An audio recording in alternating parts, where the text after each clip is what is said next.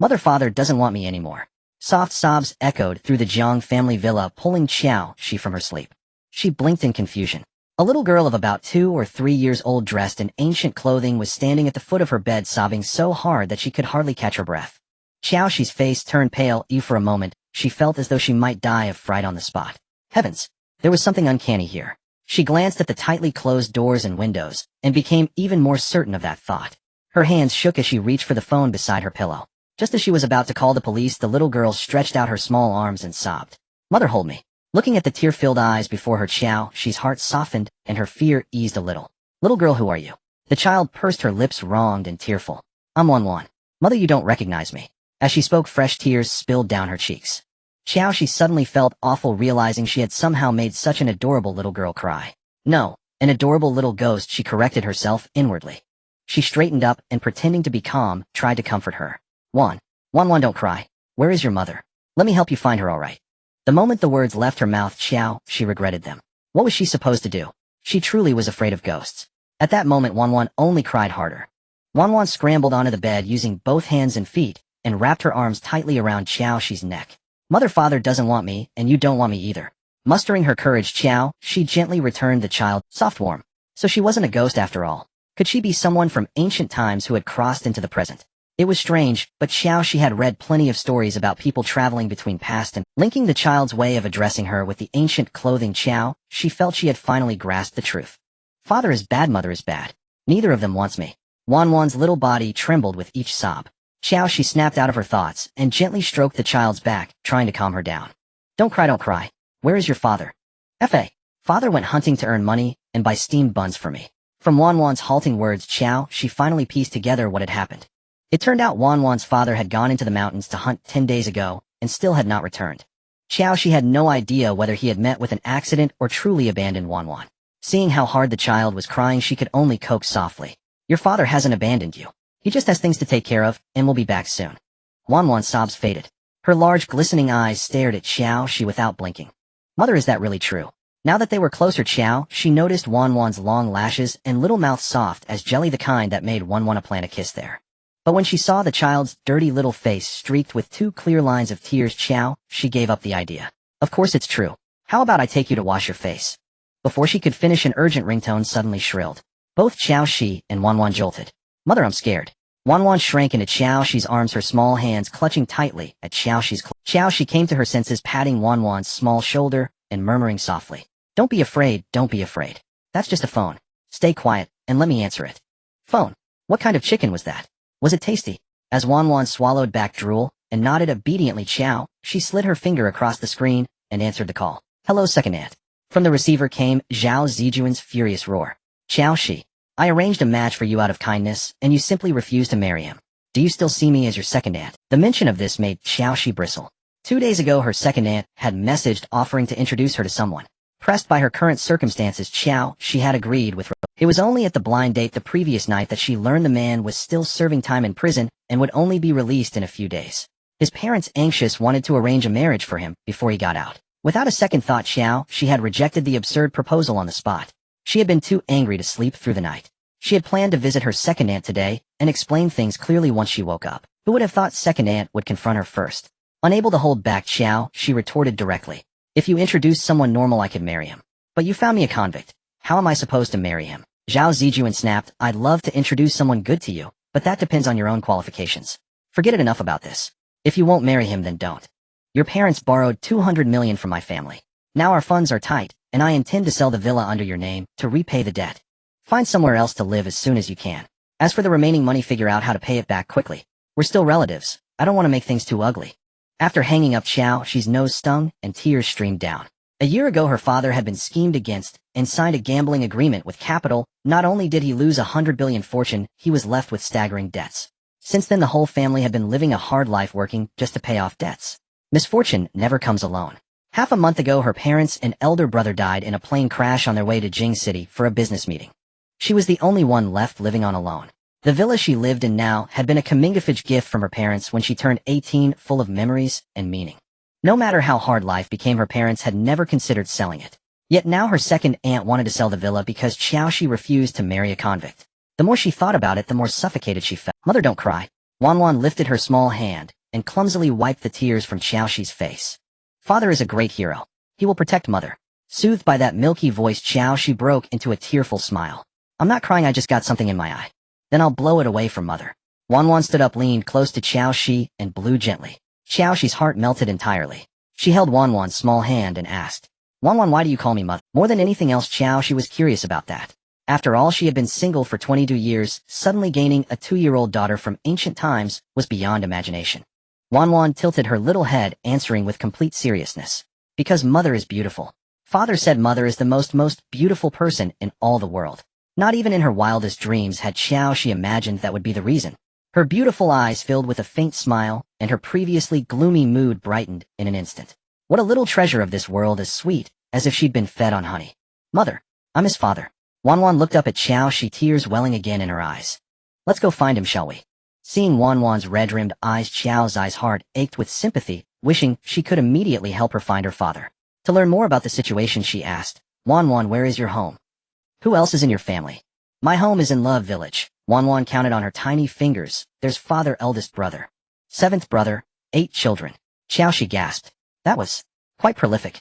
But in ancient times it was normal. She automatically pictured a decrepit old man, and continued, and your brothers? Aren't they at home? Eldest brother, 2nd brother, 3rd brother, and 4th brother went to find father. 5th brother and 6th brother went to dig for wild vegetables. 7th brother is sleeping. Qiao Xi frowned deeply at this. So only a few little kids were left at home. No wonder Wan Wan cried so pitifully. What dynasty is it in your land now? Wan Wan tilted her head, thinking, it's the Great Liang dynasty, the Great Liang. A flicker of doubt passed through Qiao Xi's eyes. She had never heard of it. It must be some alternate era. How did you get here? Qiao Xi continued to ask. Wan Wan pointed at the tightly shut bedroom door. Came from there. As if to prove her point, Wan Wan climbed off the bed and walked towards the door. Under Qiao Xi's incredulous gaze, the little girl actually passed right through the door and vanished without a trace. A few seconds later, Wan Wan came back through the door, her little face scrunched up. While father hasn't come back yet. Qiao Xi snapped back to reality, staring at the door panel, thinking, could this be the legendary portal through time and space? Curious, she got out of bed, walked to the bedroom door, reached out a finger, and tentatively poked it. Nothing happened. Mother, let's go find father. Saying this, Wan Wan took Qiao Xi's hand, ready to pass through the door. Bang! Wan Wan disappeared, but Qiao Xi had a close encounter with the door panel. Rubbing her sore forehead, she guessed this door was probably Wan Wan's golden finger. Only she could freely pass through. Mother, can't you come over? Wan Wan came through again, her obsidian-like eyes filled with a trace of confusion. Yes. Qiao Xi nodded, saying apologetically, I'm sorry, Wan Wan, if I'm not mistaken, we are probably in parallel dimensions, and I can't get to your side. Wan Wan didn't understand anything about parallel dimensions or not. She hugged Qiao Xi's leg tightly, sobbing. So mother didn't abandon me, it's just that mother can't come back. Qiao, she bent down to pick her up, wanting to explain something, but the words stuck in her throat. Wan Wan looked up at Qiao Xi, her eyes full of expectation. Mother, I'm not a child, nobody wants am I. For some reason, Qiao Xi suddenly thought of her own parents, her eyes warming as she smiled. Right, how could our good Wan Wan be unwanted? Her stomach suddenly growled. While mother's belly can sing too, Wan Wan's eyes curved into crescents, temporarily forgetting her unhappiness. Qiao Xi felt both embarrassed and amused. Human children were simply adorable. Mother, eat egg. Wan Wan pulled a bird's egg from her pocket, peeled it, and held it to Qiao Xi's lips. 7th brother said, when your belly sings you need to eat. Qiao, she couldn't hold it in anymore, completely breaking down. She buried her face in Wan Wan's small chest and cried. Ever since her family's business had problems, relatives, friends, and classmates had avoided them like the plague. It was hard not to be moved when someone finally showed her kindness. Wan Wan, thinking she was crying from hunger, patted her head and comforted her like a little adult. Mother, don't cry, Wan Wan will have brothers find lots of good bird eggs for mother to eat.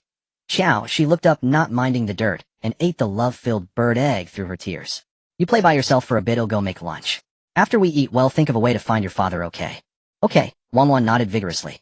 Qiao, she set her down and went to the kitchen to make brunch. Since the company went under, life had forced her from a kitchen novice into a skilled cook. Soon she returned to the bedroom, carrying a plate of egg pancakes and 2 cups of soy milk. The moment she entered, she saw Wan Wan holding her phone with a bitter look on her face. Wan Wan, what's wrong? Wan Wan frowned and waved her hand. Mother, phone doesn't taste good. It hurts my teeth. Ha ha. Qiao, she couldn't help but laugh out loud. After a moment, she stopped laughing and explained as she walked. Wan Wan, you can't eat a phone. It's a multifunctional communication tool. Wan Wan nodded, half understanding. Knowing she didn't understand Qiao, she didn't elaborate further. Wan Wan, let's go wash your hands. After we wash, we'll have our meal. At the mention of food, Wan Wan put the phone aside, her big eyes instantly brightening. Okay. Qiao Xi placed the wooden tray on the small round table and led the little girl into the bathroom.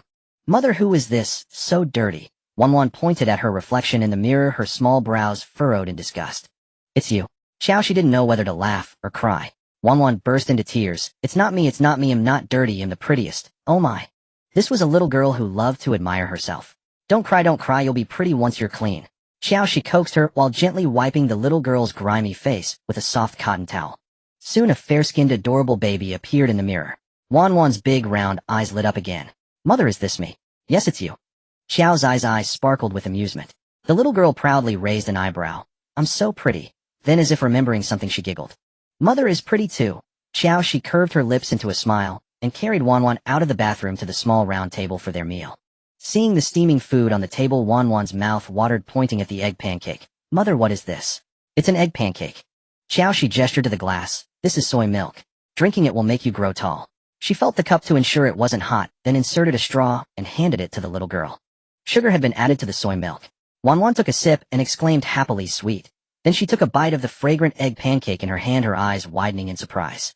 Mother, it's so yummy. Qiao Xi was pleased her cooking was praised. Eat as much as you like. Remembering the sleeping seventh brother, she asked. Wan, has your seventh brother eaten? Would you like to take him some egg pancake? He hasn't, Mother, wait for me. Wan said, holding the half-eaten pancake, and passed through the door again. In the great Liang dynasty Loha village. After 2 consecutive years of drought, many families had run out of grain, surviving only on wild vegetables and tree bark. The Song family was no exception. At this moment, 4.5-year-old Song Qilong lay in bed dreaming sweet dreams. Sixth brother said, if you sleep you won't be hungry. But why did he still feel hungry even when asleep? The little one was too hungry to sleep, so he got up and went to the yard to grab a handful of dirt. He took a bite and immediately grimaced, spitting it out. But his brothers said dirt tasted good. Why did it taste so awful to him? Then the little boy suddenly remembered he hadn't seen his sister's shadow since waking up. He quickly threw away the dirt and ran inside to look for her. Sister, where are you? He searched high and low but couldn't find her anywhere, his face turning pale with fear. Oh no. If father and brothers found out he had lost his sister, they would beat him to death. Crying, he ran to the front door, preparing to search the village for her. Seventh brother, Wan ran out of the house holding half an egg pancake. Hearing his sister's voice, Song Qilong turned and rushed to her, hugging her tightly. Sister, where did you go? You scared seventh brother to death. Wan was squeezed so tightly, she couldn't breathe, her face red as she gasped, I'm hungry. Only then did Song Qilong let go, tears glistening in his grape-like eyes. Sister, I'm sorry brother, didn't mean to. It's okay. Wan shoved the egg pancake into his hand. It's yummy, mother gave it. Mother!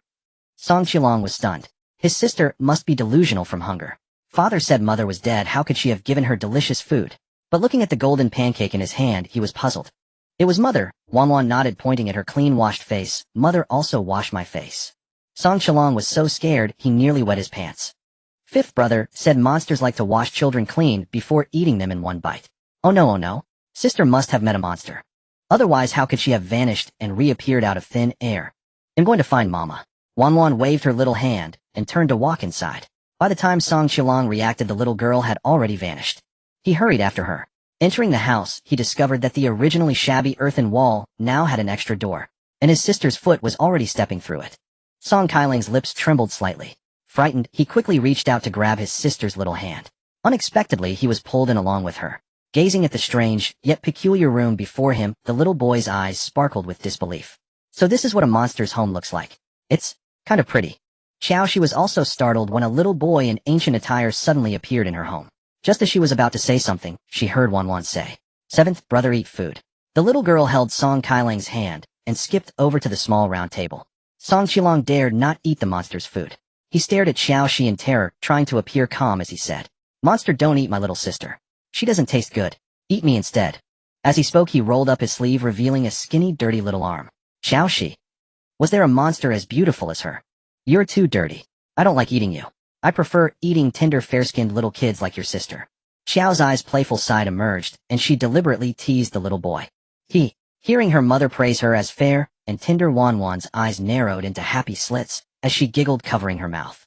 Song Qilong took her words seriously and threatened tearfully, If you eat my sister, my father and brothers will beat you to death. Then if I eat you, won't they beat me to death too? Looking at the boy's dirty, tattered clothes, Qiao's eyes' lips twitched. With the family, this poor Wan's parents still dared to have 8 children. Impressive. Song Qailing's eyes rolled, and he shook his head vigorously like a rattle drum. No. He wouldn't tell the monster that if his father and brothers knew she had eaten him, they would beat her to death too. Hearing a series of gurgling sounds from his stomach, Qiao Xi smiled knowingly. Then come over and eat something first. Once you're full, I'll eat you. Song Qilong pouted, wanting to cry, but not daring to. What should he do? He was about to be eaten by the monster. He would never see his father and brothers again. The more the little boy thought about it, the sadder he became. Meanwhile, Wanwan munched happily on an egg pancake and soy milk. Song Qilong swallowed hard. Fine. It was better to die as a well-fed ghost than a starving one. Having successfully convinced himself, the little boy reached out tremblingly for the egg pancake. His hand stopped midair as he stole a glance at Qiao Xi. As luck would have it, she happened to look at him at the same moment. Their eyes met, and a flicker of panic and embarrassment crossed the little. They'll take you to wash your hands. Qiao Xi stood up and led the little boy to the bathroom. He was so dirty. She truly couldn't stand it any longer. Song Kailing's body was tense, and he remained silent the whole time, afraid of angering the monster and getting eaten in one bite. But this monster seemed a little gentle. She not only washed his hands, but also gave him egg pancakes. Just like his mother in his dreams. Tasting the delicious egg pancake for the first time, Song Qilong couldn't help but gulp it down quickly, worried that the monster might change her mind and stop feeding him. Eat slowly. Hearing Qiao Xi's gentle voice, the little boy slowed down. He ate while carefully observing her from head. Wait a minute. Fifth brother said monsters only eat all kinds of meat, especially human flesh. Why was this beautiful monster eating egg pancakes, just like them? Feeling a bit awkward under the boy's gaze, Qiao Xi looked at him and asked, hasn't your father come back yet? Song Qilong put down the egg pancake and said with a pale face, my father doesn't taste good either. Qiao Xi. Who would want to eat some old geezer? Mama, not yet. Full and content, Wanwan remembered her missing father again. Her nose tingled, and she began to cry sadly. Qiao Xi wanted to wipe her tears, but found the tissues were gone. She got up to fetch some from the cabinet. Quick as lightning, Song Qilong seized the opportunity, grabbed his sister's hand, and fled the monster's den, leaving a dumbfounded Qiao Xi staring blankly at the door panel. At that speed, he could probably win a medal at the Olympics. Luaha village. The siblings had just returned home when they heard wailing from outside. Woo, father, hang in there. My eldest brother has already gone to fetch the doctor. The two little ones' hearts skipped a beat, and they immediately dashed toward the yard on their short legs. For villagers were carrying the unconscious Song Huaiyan into the yard. Several older brothers followed beside them, crying their hearts out. Behind them followed a few more villagers carrying wild chickens and rabbits. Father! The two little ones ran to Song Huaiyan's side, their voices hoarse from crying.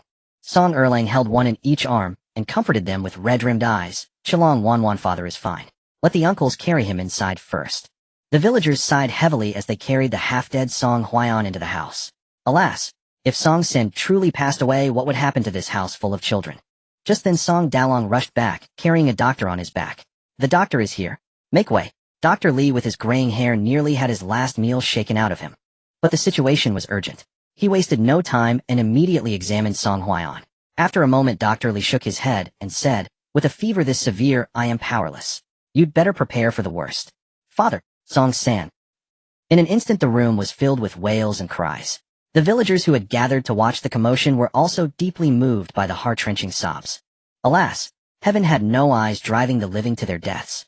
If not for the years of drought, Song Sen wouldn't have gone deep into the mountains to find food, nor would he have caught a cold and collapsed on the way. In these times, a cold was a fatal illness. And with it dragging on for days, even if he didn't die, survival was unlikely. Knowing the children had no experience, the villagers took it upon themselves to help set up a mourning hall and prepare for the funeral. But they were chased out by the Song brothers. Go away. You're talking nonsense. My father won't die. Exactly. My father will live a long life. Their good intentions were rebuffed. The villagers shook their heads helplessly and left the Song household. Once they had left, Song Dalong, his eyes red, instructed his younger brothers. Erlang, go borrow the ox cart from Grandpa Lijing.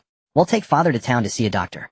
Sanling, Siling, Wulong, bring all the valuables from home. Liolong, stay here and watch over Qilong and Wan.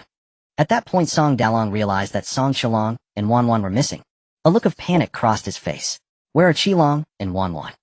Meanwhile, Wanwan was crying her heart out at Xiao Xi's house. Mama, daddy is dying. Huh? Xiao Xi was completely baffled.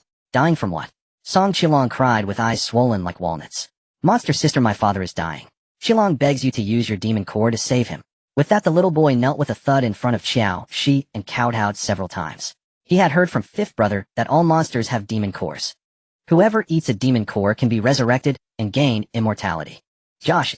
She looked at Song Qilong with a complex expression as she helped him up. Sigh. He seemed like such a clever child, so why did he keep babbling about demons? Mother, the doctor said father has a fever. Wan pouted, crying and stammering as she spoke. A fever. Josh was taken aback for a moment, then asked Song Qilong, "Your father has a fever?" "Yes." Song Qilong wiped his tears with his sleeve and recounted Dr. Li's words in full detail. Hearing this, Josh's brow relaxed, and the weight lifted from her heart.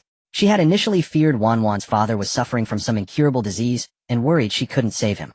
It turned out to be just a simple fever. "All right, stop crying. I have medicine for fevers here. Your father should be fine after taking it." Wan's nose was red as she sniffled. "Father won't die, right? Right?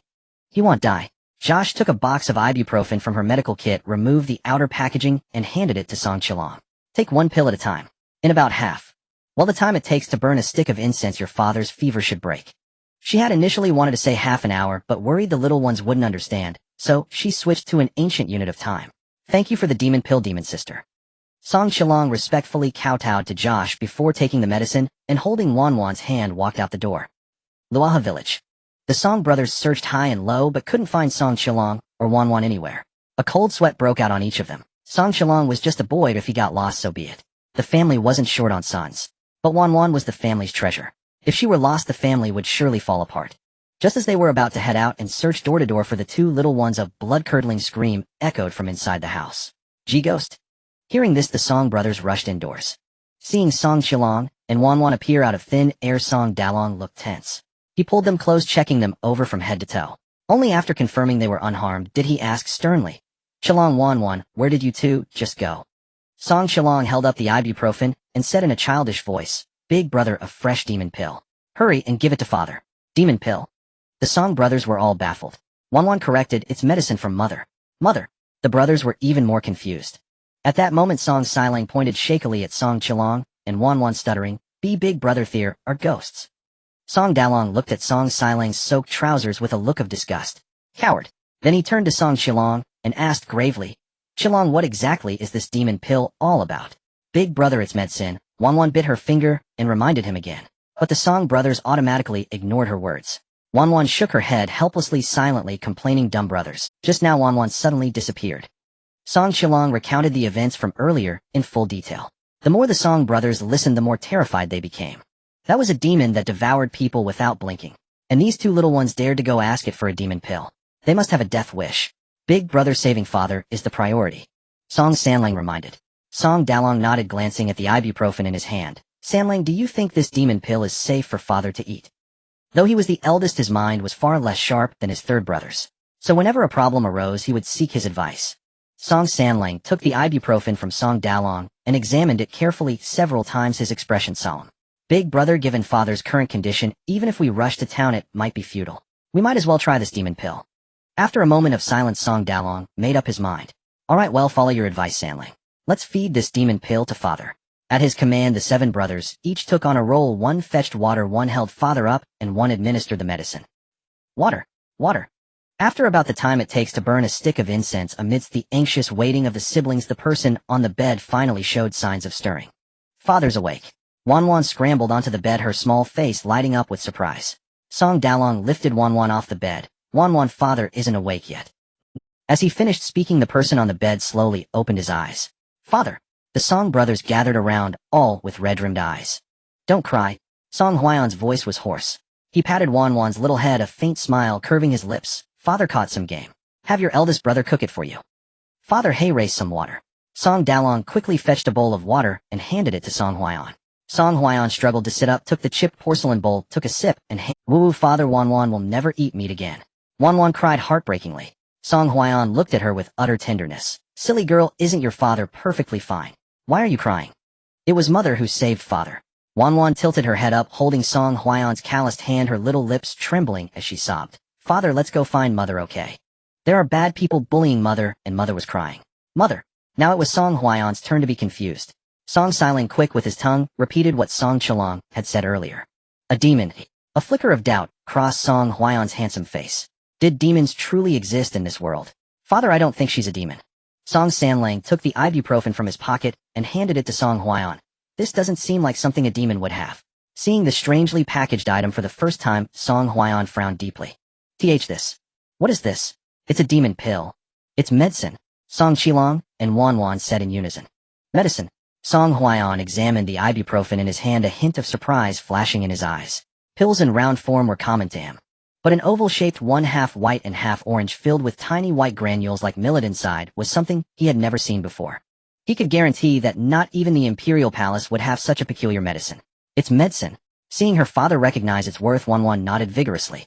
Mother's house is so big and so pretty, just like Wanwan. Song Chilong agreed. Right. The demon sister's house is the most beautiful demon cave I've ever seen. Song Huaiyan. So you've seen other demon caves before.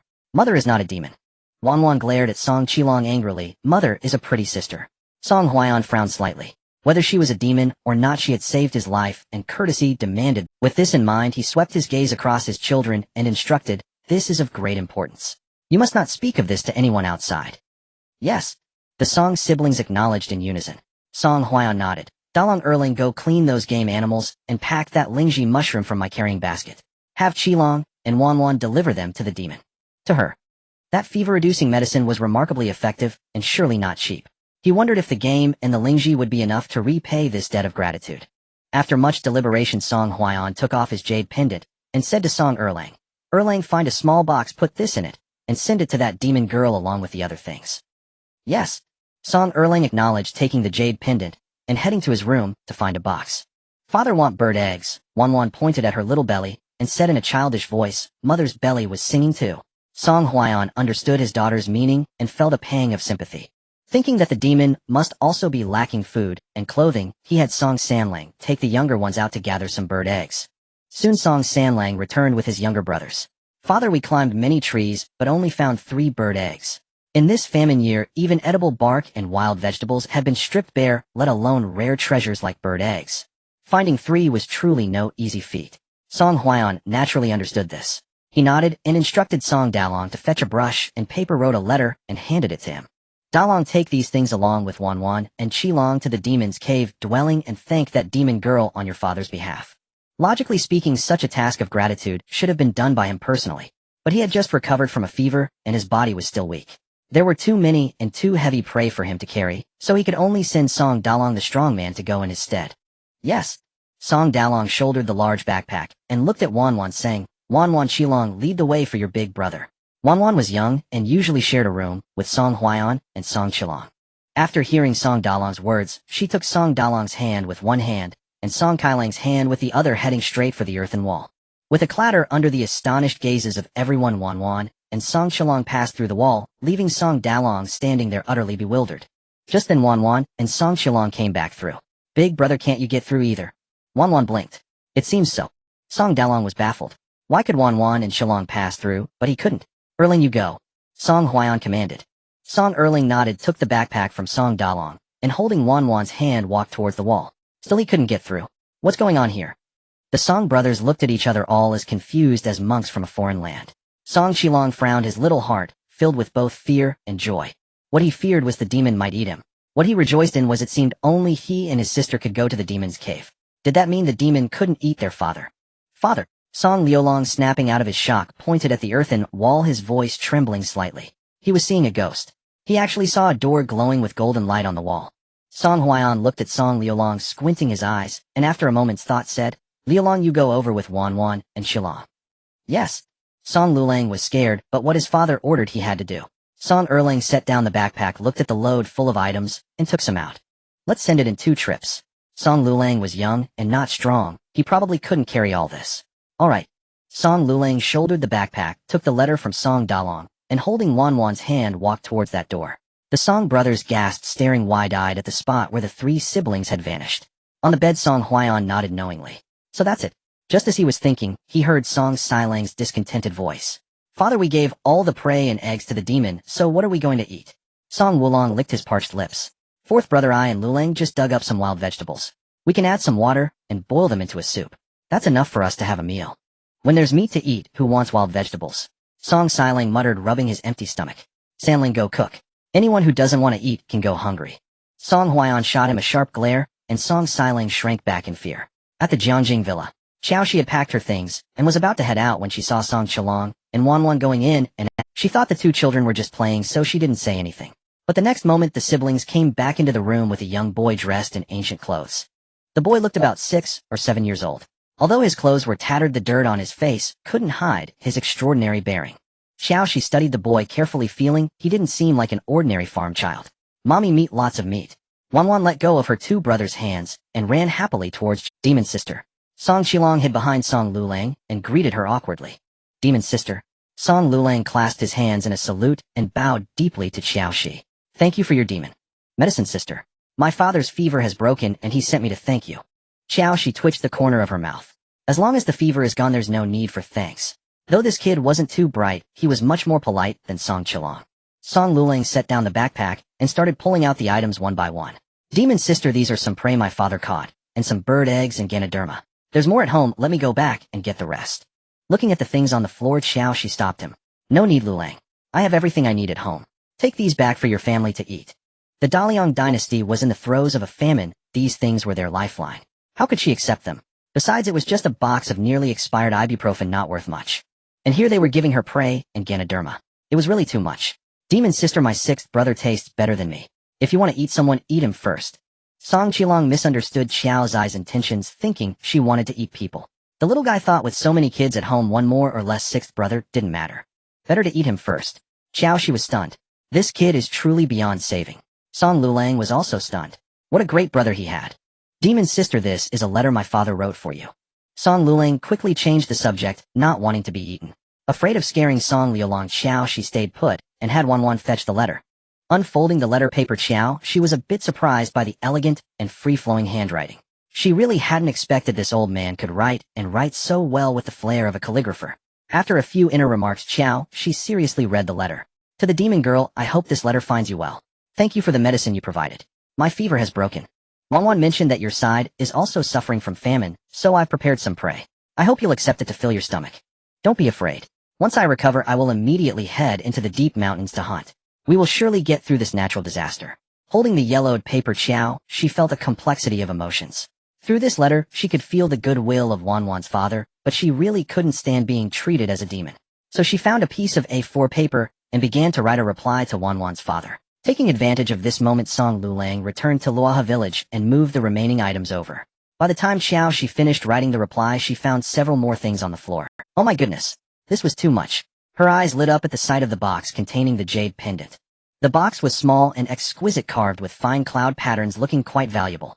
Although she loved wealth, knowing the family wasn't well off, she dismissed the idea of keeping it for herself. Liulang, please bring this letter back to your father. Yes. As Song Lulang turned to leave, Qiao Xi called out, wait a moment.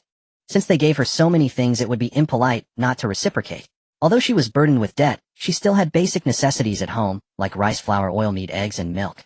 Picking up the backpack from the floor, Qiao Xi went to the kitchen and filled it to the brim with supplies, then returned to the bedroom. Liulang, take these things back. Song Lulang's eyes nearly bulged out at the sight of the whole tray of eggs in the backpack. Demon Sister Lulang cannot accept this. He knew how precious eggs were in their land now, and she was giving so many at once. This wasn't a demon sister at all. She was clearly a fairy sister. 3 tiny bird eggs had been exchanged for 30 large chicken eggs, leaving not only the Song brothers, but even Song Huaiyan utterly astounded. That mysterious girl was truly generous. Father, the demon sister also wrote back to you. Song Lulang retrieved a letter from his bosom and handed it with both hands to his father. Song Huaiyan was slightly surprised when he had written. He had worried that the girl might be illiterate. Fortunately, his sons could all read, and he had thought that if she truly couldn't, Lulang would read it aloud to her. To his surprise, not only could she read, but she had also written a reply. It was quite unexpected. Unfolding the letter, Song Huaiyan was even more astonished to see the delicate, elegant handwriting on the snow-white paper. It seemed that Sanlang was right. She was no demon, but a well-educated and cultured young lady. Filled with curiosity, he read the letter word by word. Brother Song, hello. My name is Qiao Xi, an ordinary person from the 21st century, not a demon. Also, there is no famine here, so you need not send me anything. I accept the game meat Lulang brought, but items like the Lingji and jade pendant are too valuable, so I won't take them. Wanwan told me that the famine is severe in your area. If you need, I can help purchase supplies free of charge. However, my funds are limited, so I can only guarantee the basic necessities for your family for now. Please forgive me. Funds. Song Huaiyan raised his eyebrows, pondering for a moment, then guessed it meant silver. His eyes brightened.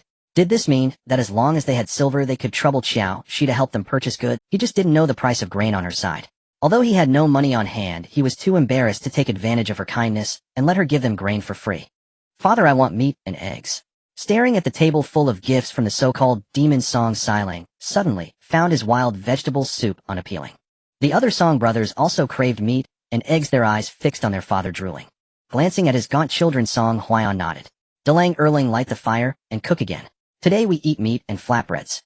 The Song brothers were stunned with joy, their eyes wide as they asked in disbelief, Father, is it true? Father, you're not lying, are you? Why would I lie to you?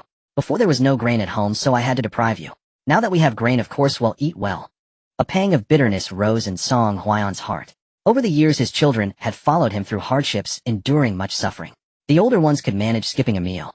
But Liulong Qilong and Wanwan, who were originally of noble birth, had suffered terribly, with him going hungry one day and full the next. Fortunately, heaven had mercy and granted the three siblings a chance. Hopefully the days ahead would be better. Wah! Song Qilong suddenly burst into tears for no apparent reason. Qilong, what's wrong? Song Huaiyan looked at him in confusion. Father, don't give Qilong to the demon. Qilong doesn't want to be eaten. Song Qilong was truly terrified, clutching Song Huaiyan's robe and refusing to let go. Aside from Song Lulang and Wanwan, the other brothers also grew anxious. Could it be that father was fattening them up to send them to the demon as a snack? Song Huaiyan was both amused and exasperated, wiping Kailang's tears and explaining, Miss Qiao is not a demon, oh, she is a human. She doesn't eat people. Off. Song Qilong stopped crying, a big snot bubble still on his nose. If she wasn't a demon, why was her home so different from theirs? Recalling what Qiao Xi had written, Song Huaiyan began to educate his children about the 21st century. Miss Qiao's world is over 1,000 years ahead of ours, so it is more developed and more civilized. After hearing this, the Song brothers were bursting with curiosity about the demon's home. Father, I want to go see the demon's house. Song Xiling was the first to speak. Song Huaiyan shot him a glance, and was about to remind him that the girl's surname was Qiao, and she was not a demon, when Wanwan said in a fierce, childish voice, Humph. Mother is not a demon. Song Huaiyan's mouth twitched slightly.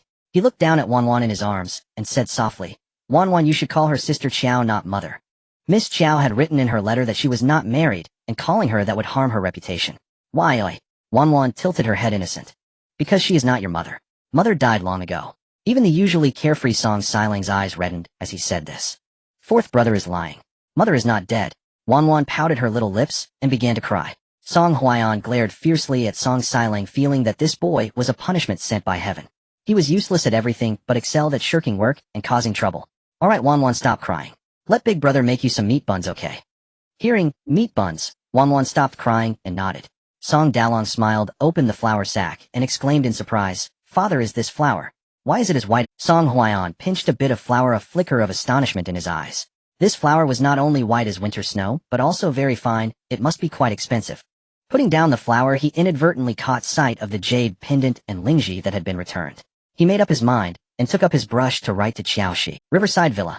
Qiao Xi stuffed the game meat sent by Wanwan's father into the fridge, then drove to the company for work. She had just graduated from university this year, and originally planned to take the postgraduate entrance exam. But her family had gone bankrupt, and she wanted to share the burden with her parents and brother, so she resolutely gave up on the exam and entered the workforce. Worried that she would have a hard time outside, her parents asked her uncle and aunt to let her work in their company. At first she disagreed.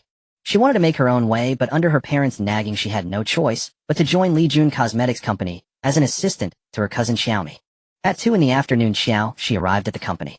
The moment she entered the office, a clerk from HR came in. Assistant Qiao, I'm sorry, but our general manager asked me to give you this. The clerk placed a dismissal notice on the desk and left. Qiao Xi guessed that her aunt was behind this, trying to force her into marrying that ex-convict. She sneered, picked up a black pen, signed the document, packed her things, and left the company without looking back. This lousy job wasn't worth keeping. She wasn't stupid. She wouldn't sacrifice her lifelong happiness for a job that made her miserable every day. Back home, she changed into loungewear, flopped onto the bed, and started browsing job listings. Mother, a familiar voice came from the doorway. Qiao Xi looked up and saw Wanwan running toward her with a smile. Song Qilong followed behind, carrying a chipped porcelain bowl filled with several steamed buns. Wanwan is here. Qiao Xi greeted her with a smile. Wanwan giggled, took a meat bun from the bowl, and stuffed it into Qiao Xi's mouth. Eat bun. Unable to resist the little girl's enthusiasm, Qiao Xi took a bite, and her expression changed slightly. A strong, gamey smell. It was simply awful. But meeting Wanwan's big, watery eyes, she forced herself to swallow. Sister Qiao. Song Qilong looked timid, but said with feigned cleverness, now that you've eaten the meat bun, you can't eat Qilong anymore, or else there will be no one to bring you meat buns in the future. Worried that Qiao Xi might not agree, the little fellow frowned, and said earnestly, meat buns are the most delicious and precious food in the world, much better than Qilong. I know. Qiao Xi let out a helpless sigh. This child was truly obsessed. Song Kailing's pupils suddenly dilated. Sister Qiao, you truly won't eat Qilong. Qiao Xi couldn't be bothered to argue with a little brat. Song Qiao was overjoyed and boldly offered a steamed bun to Qiao Xi. Sister Qiao, have one. My big brother made them, they're delicious. He swallowed his saliva as he spoke. His big brother had steamed 10 meat buns in total. They each had half, leaving 2 for their little sister. Their father had given the rest to him, telling him to deliver them to Sister Qiao. He was almost envious of Sister Qiao. What kind of blessed life was this? One person could eat 4 meat buns at once. In full, you have them. Qiao Xi hadn't missed the little one's obvious swallowing. Song Qiao licked his lips and shook his head. Qiao won't eat them, Sister Qiao can have them. Once she was full, she wouldn't have room to eat him. Haha, he was a real genius. Qiao Xi didn't try to persuade him further. She got up and went to the snack cabinet, filling 2 large plastic bags for Wanwan and Song Qiao. Staring at the large bag of brightly colored snacks, the 2 little ones' eyes lit up again and again. Mommy, what is this? Wanwan, acting like a curious little baby, pointed at a bag of tomato-flavored potato chips. Potato chips. Qiao Xi tore open the package and handed them to her. Wanwan wasn't afraid of Qiao Xi as she ate whatever was given to her, occasionally offering a few comments. Crunchy, tasty, so good. Song Qiao, however, was a bit shy, staring at the snacks in Wanwan's hands, drool nearly hitting the floor. Eat up. Qiao Xi gave the little one a Swiss roll. Take the rest back with you later, and let your father and brothers have a taste. He had treated her to meat buns, it was only proper courtesy to return the favor with snacks. Appetite eventually triumphed over restraint. Song Qiao took a bite of the Swiss roll, and was instantly blown away by its deliciousness. This thing called a roll was way too tasty. Sweet and soft, much better than the meat buns. After finishing one, the little one said, still craving more, Sister Qiao, can I have another one? Try a different flavor. Qiao Xi opened a strawberry pie for Song Qiao. Mommy, I want one too. Wanwan reached out her little hand, acting coy with Qiao Xi. Qiao Xi gave her one as well. Song Qiao choked from eating too fast. Slow down. Qiao Xi opened a can of Want milk and handed it to him. The little one took a sip, his eyes widening in shock as he stared at Qiao Xi. Was this what demons drank? It was sweet and incredibly tasty. What to do? He didn't want to go home anymore. He wanted to stay and become a demon. Qiao Xi had no idea that a few snacks had successfully won the little one over. Looking at their tattered clothes, she felt a pang of sympathy and took out her phone to buy them some new outfits on Pinduoduo. Ever since her family went bankrupt, her spending habits had downgraded too. She relied on Pinduoduo for all her daily needs. Sister Qiao. Just as she had bought a set of clothes for Wanwan, Song Lulang arrived, carrying a large basket on his back. Liulong, you're here. Qiao Xi appreciated beautiful things, so she didn't mind Song Lulang's arrival. Moreover, Song Qiao was also quite handsome. She wondered how incredibly good-looking Wanwan's parents must be to have produced 3 such stunningly beautiful kids. Song Lulang walked over and handed a letter to Qiao Xi. Sister Qiao, this is a letter from my father. Okay. Qiao Xi gave Song Lulang a bag of shrimp crackers and opened the letter to read. Miss Qiao, I sincerely apologize. Qiao was naive and mistook you for a demon. I hope you can forgive him. Thank you for the supplies you sent. On behalf of my entire family, I express our gratitude. The famine in Luaha village is severe and my children are starving. We are immensely grateful that you are willing to help procure supplies. However, I have no money on hand, only this jade pendant and some lingji mushrooms. I wonder if there is a pawn shop on your side where these could be exchanged for money to purchase supplies. If it's possible, please only use half of the money for supplies and keep the other half as your compensation. If not, wait a couple of days until I recover, and I will go to the town to exchange them for money, then entrust it to you to buy supplies. After reading the letter, Qiao's mind began to work. She had agreed to provide supplies to the Song family for free solely because of the kindness Wanwan had shown her. Since Wanwan's father wanted to pay, she wasn't going to refuse free money. After all, she was burdened with a huge debt and had lost her job. Her aunt-in-law was also urging her to move out of the villa soon.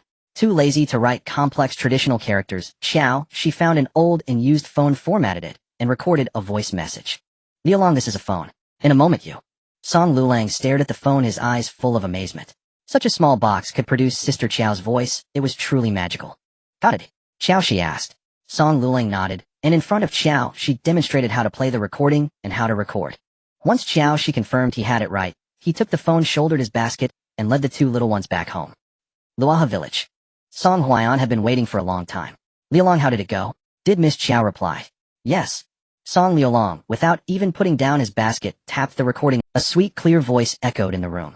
Brother Song, I accept your proposal. The Song family men were collectively stunned. Who is speaking? Song Xiling was so scared, he wet himself again. Oh heavens. Was there a ghost in broad daylight? Catching a whiff of urine, Song Huaiyan shot Song Xiling a venomous glare. If he had known this brat was such a coward, he wouldn't have picked him up in the first place. It's Mommy. Wanwan pulled out a Want rice cracker from her pocket, tore open the wrapper, and started munching on it. The Song brothers watched, drooling, but they knew it was their sister's treat, and Sis give fourth brother a bite. Song Xiling couldn't resist anymore. He leaned over to Wan Wan, his eyes fixed intently on the rice cracker in her hand. Song Xiling have some shame. Song Sanling rarely cursed unless he couldn't help it, like now. How dare you ask for something that belongs to your sister? Why not? Song Xiling picked up the crumbs Wan Wan had dropped on the floor and shoved them straight into his mouth. The sight of his shamelessness made the rest of the family's mouths twitch in disgust. Ew, Wan Wan was utterly repulsed. Fourth brother is dirty. Mommy said if it falls on the floor you can't eat it. Song Xiling didn't care. Taking advantage of Wan Wan's distraction, he broke off a small piece of her rice cracker and tossed it into his mouth.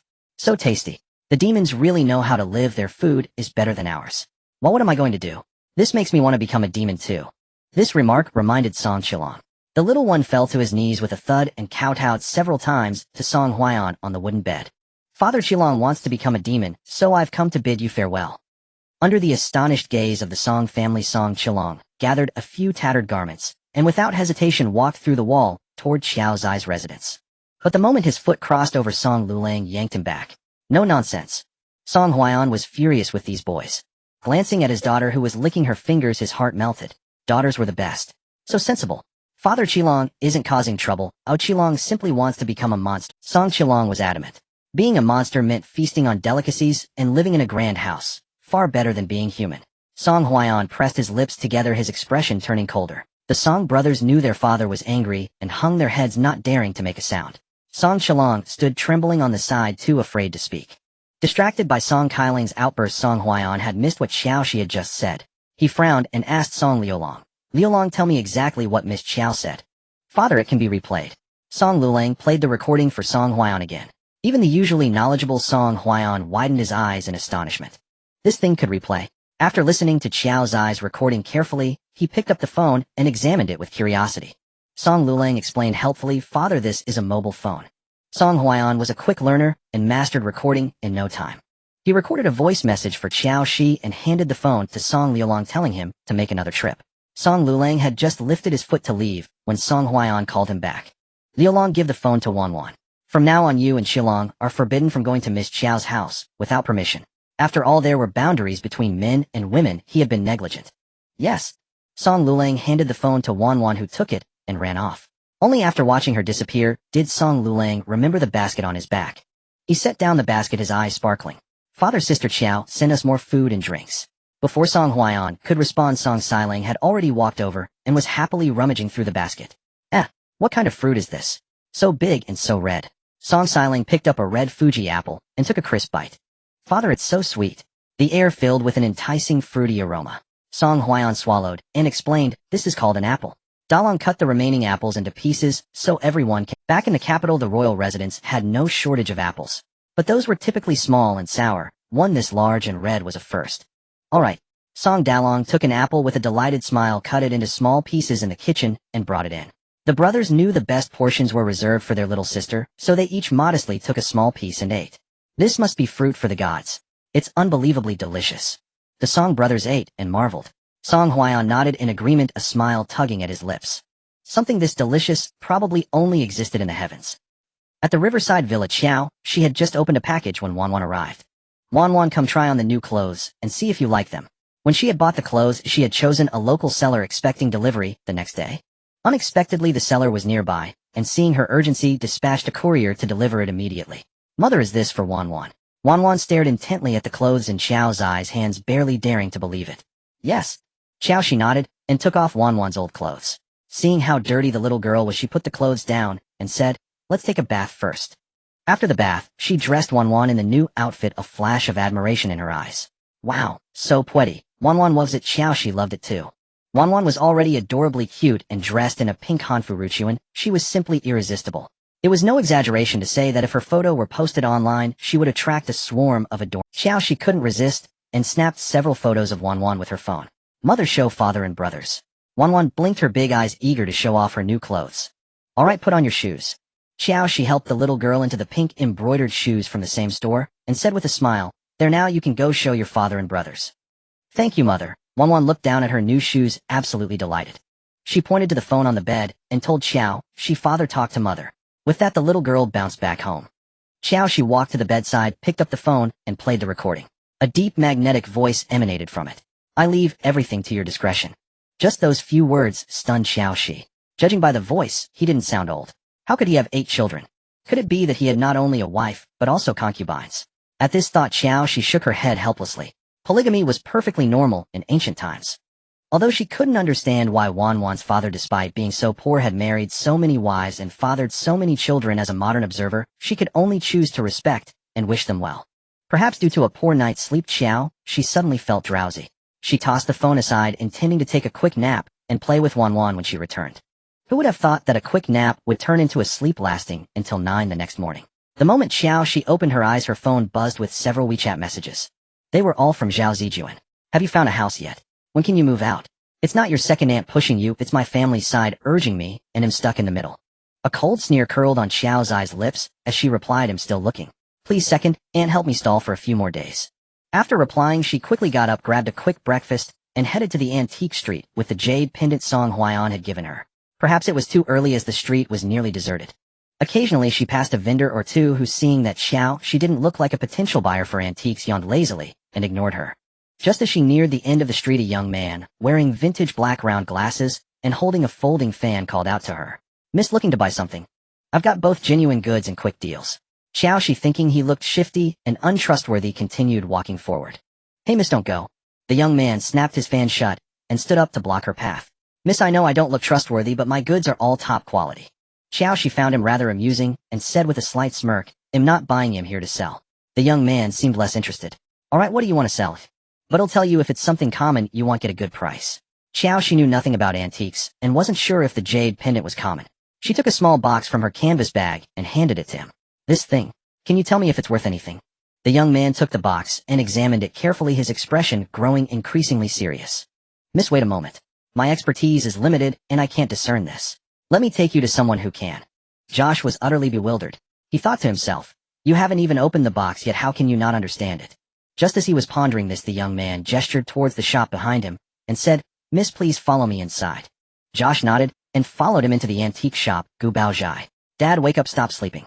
We've got a customer, the young man said, walking over to a reclining chair and nudging the middle-aged man who was snoring loudly. The man opened his eyes and glared at the young man angrily. You brat, you're asking for a beating. I had just fallen asleep. Seeing this, Josh couldn't help but frown, feeling increasingly convinced that this shop was unreliable. Take a look at this, the young man said proudly, handing a palm-sized wooden box to the middle-aged man. The man suddenly sprang up from the reclining chair, took the box, and exclaimed, This is a treasure. The young man tilted his chin towards Josh. It belongs to this young lady. Excellent, the middle-aged man nodded. Miss, please have a seat. I need to examine this carefully before I can give you a price. With that, he placed the box on the counter and began scrutinizing it intently with a magnifying glass. Josh frowned, tempted to remind the man that it was the jade pendant inside the box she wanted to sell. Just as she was about to speak, she heard the man say, Shi Yin, call your grandfather and ask him to come over. Okay. Shi Yin responded, immediately pulling out his phone to call old Master Qi. Before long, a white-haired old man in gray training clothes rushed into the shop looking flustered. Did you receive something good? Grandpa, I was the one who accepted it, Shi Yin said, flashing his white teeth, eager to take the credit. Shi Mingli gave him a glance, then respectfully handed the wooden box to old man. Dad, my eyes aren't what they used to be. I can't tell which dynasty this artifact is from. I beg you to take a look.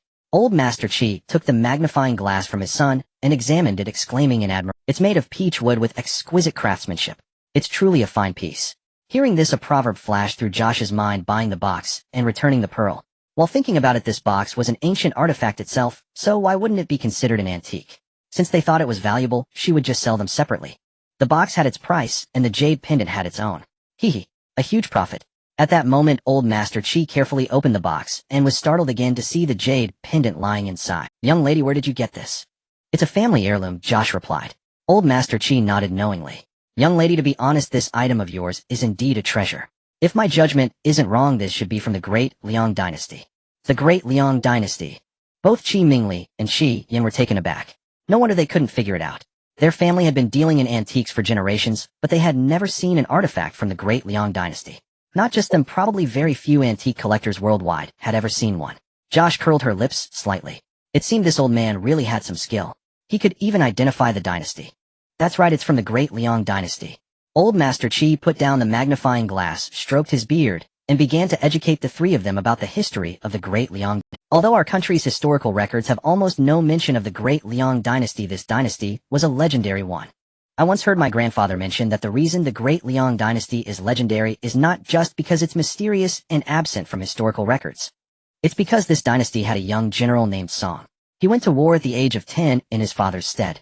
At 12, he bravely infiltrated the enemy camp alone and beheaded the enemy leader.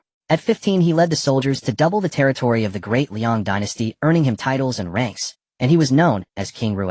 Unfortunately, heaven is jealous of geniuses, and he died in battle at the young age of 22.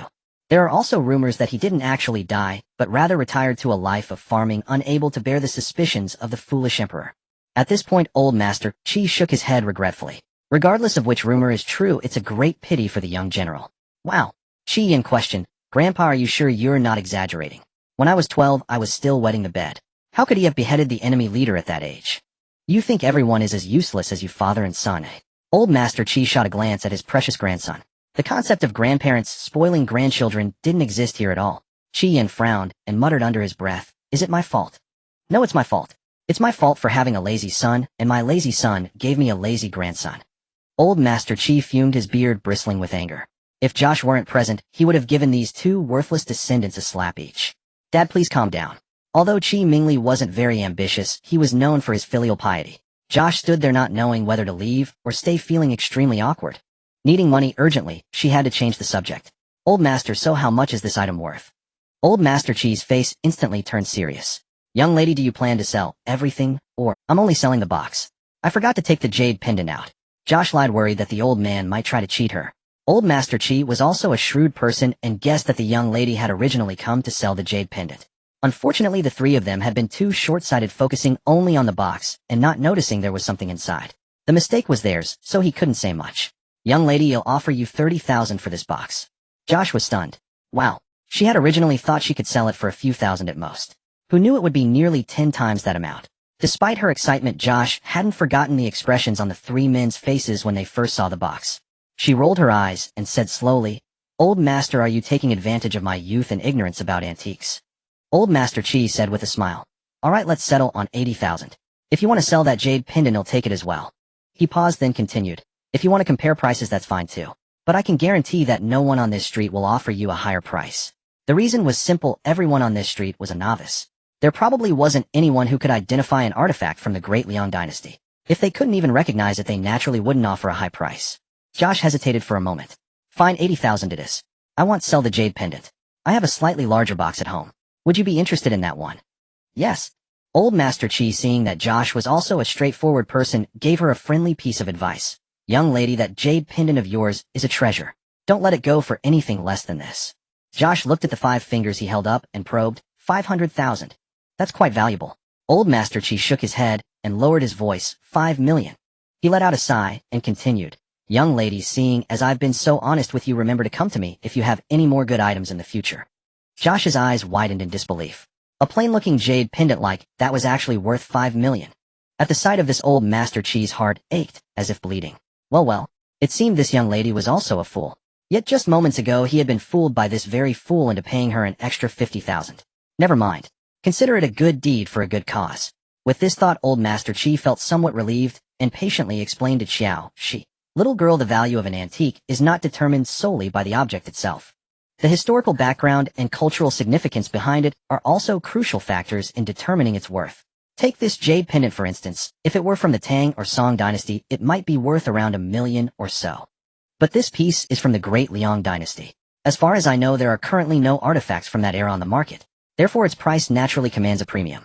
5 million is merely the base price. Qiao Xi nodded in understanding. I see, scarcity makes it precious. After speaking, her gaze drifted back to the wooden box. If that's the case, selling it for 80,000 seems like a loss. I wonder if it's too late to raise the price now. Perhaps seeing through her little scheme, Old Master Qi swiftly scooped up the wooden box, clutching it protectively to his chest. Young lady, we've already agreed on a price. No changing your mind now. A person must honor their word. Caught with her thoughts exposed, Qiao Xi rubbed her nose sheepishly. Now do I look like someone who wouldn't honor their word? Old Master Qi raised an eyebrow, seeing through her, but not calling her out. Of course not. Since you are a person of principle, let me give you some useful information. Qiao Xi gave an awkward smile. Please go ahead. Old Master Qi handed the wooden box to his eldest son, signaling with his eyes to hide it away quickly before slowly continuing. I've just examined the dragon pattern jade pendant you hold. Its material and craftsmanship suggest It wasn't something an ordinary commoner could wear. That is to say, it likely originated from a noble or high-ranking official's household in ancient times. Furthermore, it bears an engraved character song. If it indeed came from the Song family of the young general, then the value of this item would need to be multiplied. 10 million. Qiao Xi was utterly stunned. If that's the case, selling 20 such pendants would be enough to pay off the debt to her aunt's family and save the villa. That villa had always held deep significance for her, and now with Wan's arrival, she was even more reluctant to part with it. Just as she was lost in thought, old Master Qi doused her with a bucket. Unfortunately, we have no way to verify that this pendant truly originates from the Song family of that young general. Grandpa just say it is. No one has ever seen a real artifact from the great Liang dynasty. The ever-ingenious Qi Yin couldn't help but interject. Old Master Qi shot him a piercing glare. If I had that kind of power, I'd already be the director of the Cultural Heritage Bureau. You say just say it is. You never do anything serious, but you're full of these crooked tricks. Qi Yan's face flushed red from the scolding as he desperately winked at old Master. He was silently pleading for his grandfather to save him some face. Unfortunately, old Master Qi pretended not to see and continued his scolding unabated. After more than 10 minutes, Qiao Xi awkwardly interrupted him. Old Master, could we settle the payment first? I have somewhere to be. As she spoke, she cast a sympathetic glance at Qi Yan. Having such a grandfather was truly his fortune. Qi Yan gave her a silly sheepish grin, wishing he could find a hole to crawl into. Old Master Qi, seeing his grandson's pathetic state, let out a cold snort and instructed Qi Mingli to settle the bill with Qiao Xi. Suddenly remembering something, a tentative smile spread across his wrinkled face. Young lady, are you still selling that box at your place? Yes. Qiao Xi answered without hesitation. Although old Master Qi had a fiery temper, his character was decent. He could have easily kept the pendant's true value a secret and tricked her into selling it for a low price, being a businessman after all. Yet he did the opposite, revealing its true worth to her. This earned her deep respect. She was willing to continue cooperating with old Master Qi. Excellent. Old Master Qi's face nearly split with joy. Young lady, I knew I wasn't wrong about you. Qi Yin couldn't help but interject. Grandpa, it's me you should thank for having good judgment. If I hadn't struck up a conversation with her, you wouldn't have gotten your hands on such a fine piece. This just proves I'm more capable than my father. Ignoring his father's dagger-like glare, Qi Yin nodded in self-affirmation, then turned his head towards Qiao Xi with sparkling eyes. Miss, allow me to introduce myself. I'm Qi Yin, this is my father Qi Mingli, and this old gentleman is my grandfather Qi Xiangnan. Seeing him revert to his flippant demeanor, Qiao Xi frowned slightly. Qiao Xi. Qiao Xi. What a beautiful name. Qi Yin praised, then shifted the topic. Miss, let's add each other on WeChat. If you have any more valuable items you'd like to sell in the future, feel free to contact me anytime. Need help moving houses, fixing pipes, changing light bulbs? You can count on me for those too. I'm at your service. 247. Qiao Xi twitched her lips, pulled out her phone, and scanned his QR code to add him on WeChat. More friends, more paths. Who knows when she might actually need Qi Yan's help. Leaving the Gubao Zhai antique shop, Qiao Xi drove to the farmer's market. Here you could find not only grains and oils, but also vegetables, dried goods, clothes, daily necessities. Everything was available, and the prices were much cheaper than in supermarkets. Even though she now had money, Qiao Xi remained as frugal as ever. No matter what she bought, she always compared prices at 3 different stalls before haggling. With a mountain of debt hanging over her head, she had no choice but to tighten her belt. Seeing the large quantities she was purchasing, the vendors gave her small discounts and offered free delivery. Qiao Xi checked her shopping list, mentally ticking off items and pondering what else was missing. The Song family had many members, besides Wan, the rest were men. So when she bought supplies, she opted for large packages. Her main focus was on quantity and cost-effectiveness. 5 bags of flour, 5 bags of rice, 5 barrels of canola oil, 20 packs of dried noodles, 20 packs of thin vermicelli, 5 cartons of instant noodles, 10 cartons of 5L mineral water, 10 cartons of milk, 10 bags of salt, 10 bags of sugar, 10 bottles of soy sauce, 10 bottles of vinegar. As for other seasonings, Qiao Xi was worried the ancient people wouldn't be used to them, so she didn't buy any for now. She still had some hoarded stock at the villa, she could let them try those first. If they acquired a taste for them, she would buy more later. She also bought fewer vegetables. Just 5 heads of Chinese cabbage, 2 gene of green beans, 2 gene of cucumbers, and 2 gene of eggplants. It was hot weather, and without refrigerators in the past, more would just spoil. It was better to buy more once they had eaten what she provided. In addition, she also purchased some dried vegetables, cured meat, and various poultry, fish, and meat. She had initially wanted to buy clothes and shoes for the Song family man, but since she hadn't met them yet, and didn't know their sizes, she reluctantly gave up the idea. After verifying the list, Qiao Xi paid the 2350 yuan for the goods. She then gave the delivery man an extra 100 yuan to help carry everything into the villa's underground. The garage, once filled with luxury cars, was now empty, as they had all been sold to pay off debts. The Wuling Hongguang Mini she was currently driving was bought on a loan for her daily commute. Looking at the empty garage Qiao, she couldn't help but feel a pang of melancholy. However, now that she had found a way to make money, she was confident she could soon end this period of financial hardship. In Luaha village, since Wanwan got her new clothes and shoes, she refused to walk, afraid of dirtying the stalls. Her brothers doted on her. The eldest brother carried her, then the second, then the third, then the fifth. They absolutely refused to let her feet touch the ground. As for the lazy Song Silang, whenever it was his turn to carry Wanwan, he either had to pee or poop. He was full of excuses. Fortunately, Wanwan didn't care to be carried by him, who told him to shamelessly steal snacks from a child. Mother hasn't come back yet. Is she abandoning me again? Wanwan lay on Song Lulang's back, her fair face filled with grievance. Last night, after showing off her clothes to her father and brothers, she went back to find her mother. But her mother was asleep, and fearing to wake her, she returned to her own home. This morning she went to her mother's house again, but her mother was not home. She had run back and forth a dozen times in the morning, yet her mother still hadn't returned. Song Huaiyan, half reclining on the bed, consoled her. No, Miss Qiao must have gone to sell the jade pendant and the lingji. She'll be back soon. After saying this, Song Huaiyan couldn't help but worry. He wondered how much money that jade pendant could fetch, and whether it would be enough to buy 50 jin of flour. The lingji should be worth some silver, after all, it was a life-saving item. Yet even so, it probably wouldn't buy much grain. Nowadays, the great Liang dynasty was severely short of grain, and the prices of rice flour and oil were exorbitant. Not to mention the high prices the grains were all moldy old rice and black flour. To increase the weight, the unscrupulous shop owners added sand to the rice and bran to the flour. For common folks like them, it was fine as long as they filled their stomachs eating whatever was. But the soldiers at the border. Song Huaiyan frowned deeply, not daring to think further. Just then Wanwan took a small cookie and offered it to his mouth. Father, don't be sad. Eat a cookie. Song Huaiyan's tightly knit brow instantly relaxed. Father won't eat you, eat it, Wanwan. Wanwan took a bite of the cookie, shaking her head in bliss. After finishing the cookie, she went to the villa to find Qiao Xi. Mother. Qiao Xi had just returned from the garage when Wanwan rushed toward her like a little cannonball. Wanwan. Qiao Xi picked her up and kissed her cheek.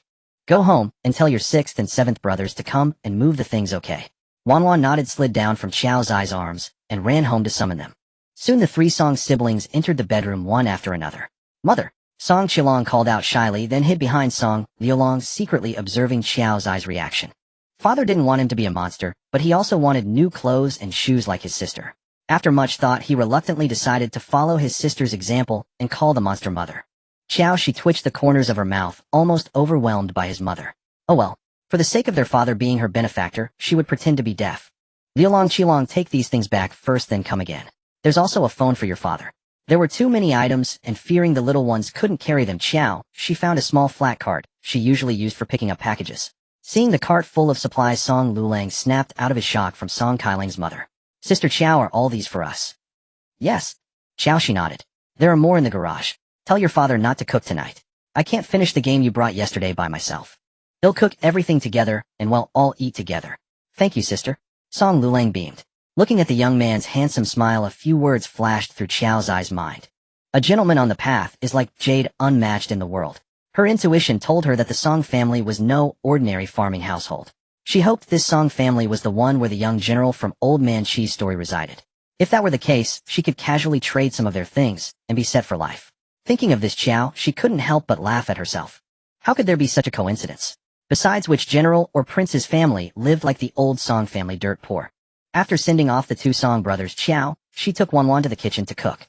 With so many people in the Song family, she planned to make a pot stew, meat and vegetables together, saving time and effort. Wanwan was a curious child, pointing at everything and asking, Mother, what's this? Can we eat it? Is it tasty? Qiao Xi was both amused and exasperated by the little foodie. She took out a watermelon she bought yesterday, cut it into small pieces, and handed it to her. That finally silenced the little girl. When Song Lulang and Song Qilong returned with the cart, Song Huaiyan and the other Song brothers were all slack-jawed. Good heavens! A jade pendant and a lingji had exchanged for so many things. If they rationed carefully, it should be enough to feed their family of 9 for several months, right? Father, Sister Qiao said there are more things. She told us to bring these back. Song Lulang handed the phone to Song Huaiyan. Sister Qiao also said no need to cook tonight, as she'll do it. Song Huaiyan snapped back to reality, suppressing his excitement, and instructed Song Dalong and the others to store everything in the cellar. Glancing at the busy backs of his sons, he tremblingly opened Qiao Xi's recording. Brother Song, hello? I haven't sold the jade pendant and lingji, yet only the box that held the pendant for 80,000 yuan.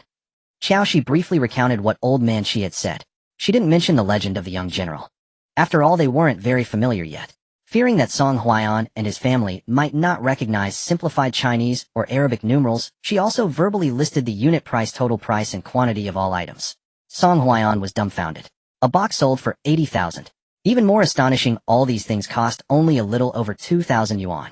Based on Qiao Xi's prices, he roughly equated over 2,000 yuan to 2 taels of silver. 2 taels of silver could buy 5 bags of flour, 5 bags of rice, 5 barrels of rapeseed oil. Song Huaiyan was stunned. This was incredibly cheap. In that case, could he ask Miss Qiao to help purchase supplies for the Song family army? Father, there's still a lot in the garage. Our cellar probably can't hold it all. Could we leave it at Sister Qiao's place and move it as we need? As he was thinking, Song Lulang returned with a new cartload of supplies and reported. Song Huaiyan nodded. Leave it there for now. He needed to think carefully about how to ask Qiao Xi to purchase supplies for the Song family army. Moreover, transporting so many supplies to the border without being noticed was also a problem. Father, Song Kailang's voice interrupted Song Huaiyan's thoughts once more. He turned to see Song Qilong emerging from behind the wall, cradling half a watermelon in his arms. The little rascal declared triumphantly, "Mother gave it to me." Song Huaiyan shot him a sharp glare. "Don't call her that. Wanwan is just a child, but you should know better." Song Qilong pouted, clearly displeased. He would call her that anyway. His little sister's mother was his mother too. Why could his sister call her that while he couldn't?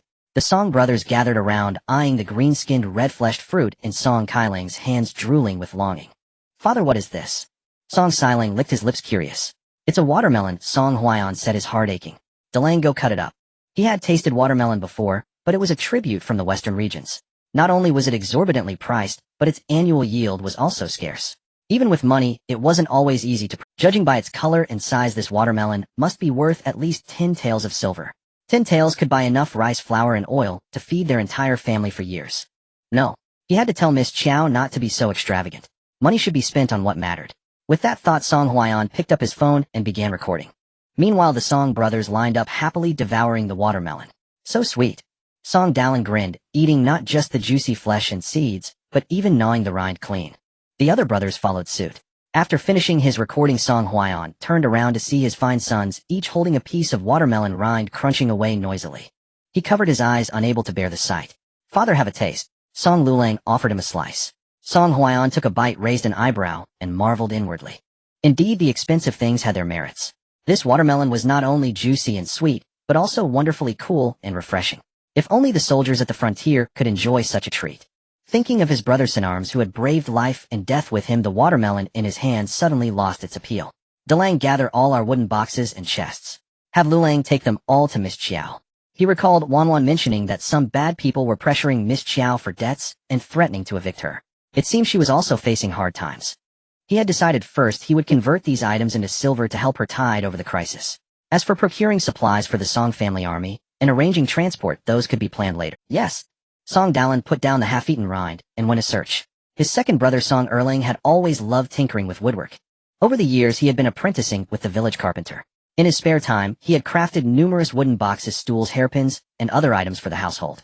Who would have thought these seemingly worthless trinkets could be exchanged for such a bounty of supplies? The very thought made Song Dalan swell with pride. His second brother was truly remarkable. Soon he gathered a pile of boxes and handed them to Song Lulang. Song Liolong, phone in hand, pulled a cart laden with wooden boxes, led Song Qilong, and headed to the riverside villa again. "Mother." Having done it once, Song Qilong called Qiao Xi without any hesitation. "Qiao Xi? Why is he getting addicted to this?" Song Lulang shot Song Qilong a glare, then turned to Qiao Xi with an apologetic expression. "Sister Qiao, I'm sorry. Father has already scolded Qilong and Wanwan. They'll report back to him when I return so he can deal with them properly." Qiao Xi didn't think much of a mere form of address, and waved it off. "It's fine." Song Lulang handed her the phone. "Father says to leave the rest of the supplies at your place for now." "All right." Qiao Xi nodded, took the phone, and played the first recording. "Miss Qiao, I have received the supplies. Please feel free to use the remaining silver as you see fit. As for that jade pendant, if you wish to keep it, do so for the time being. If you ever find yourself in dire need of money in the future, you may sell it at any time." The dragon-patterned jade pendant was a family heirloom of the Song family. Had it not been for Qiao Xi saving his life, Song Huaiyan would never have parted with it. Although Qiao Xi hadn't accepted it in Song Huaiyan's heart, she was already its rightful owner. Whether to sell or keep it was entirely her decision. Qiao Xi felt a warmth spread through her heart. Being trusted by a stranger felt truly wonderful. Now that there's a famine in the Great Liang dynasty and you are being pressured for debts, we should avoid buying extravagant things like watermelons. Spend money wisely. If you enjoy watermelon, once I have more means in the future, I'll make sure you have your fill. At this Qiao Xi couldn't help but laugh out loud. Wan's father certainly knew how to budget. But watermelons weren't considered a luxury in modern times. She had bought this one for 1 yuan and 70 cents per caddy. A 10 caddy watermelon cost only 17 yuan in total. Not expensive at all. The first recording ended and Qiao Xi played the second. Miss Qiao, there are more wooden boxes and chests at home. I'd like to ask you to sell them. Use the proceeds as you see fit. If it's not enough, we'll find other ways to help. In the future, I'll need your assistance in procuring large quantities of supplies. I hope you won't mind the trouble. Qiao Xi was moved to tears. It truly was a case of a pillow arriving just as one felt sleepy. She had been worrying about how to ask Wan's father for more items to sell. She hadn't expected him to be so kind as to offer help proactively. Since he was treating her so well, she should reciprocate. Tonight she would definitely cook an extra special meal. With that thought, Qiao Xi put down her phone and returned to the kitchen to busy herself. Song Qilong followed her around like a shadow, deliberately showing off his worn-out shoes with toes poking. Mother, I got the floor dirty.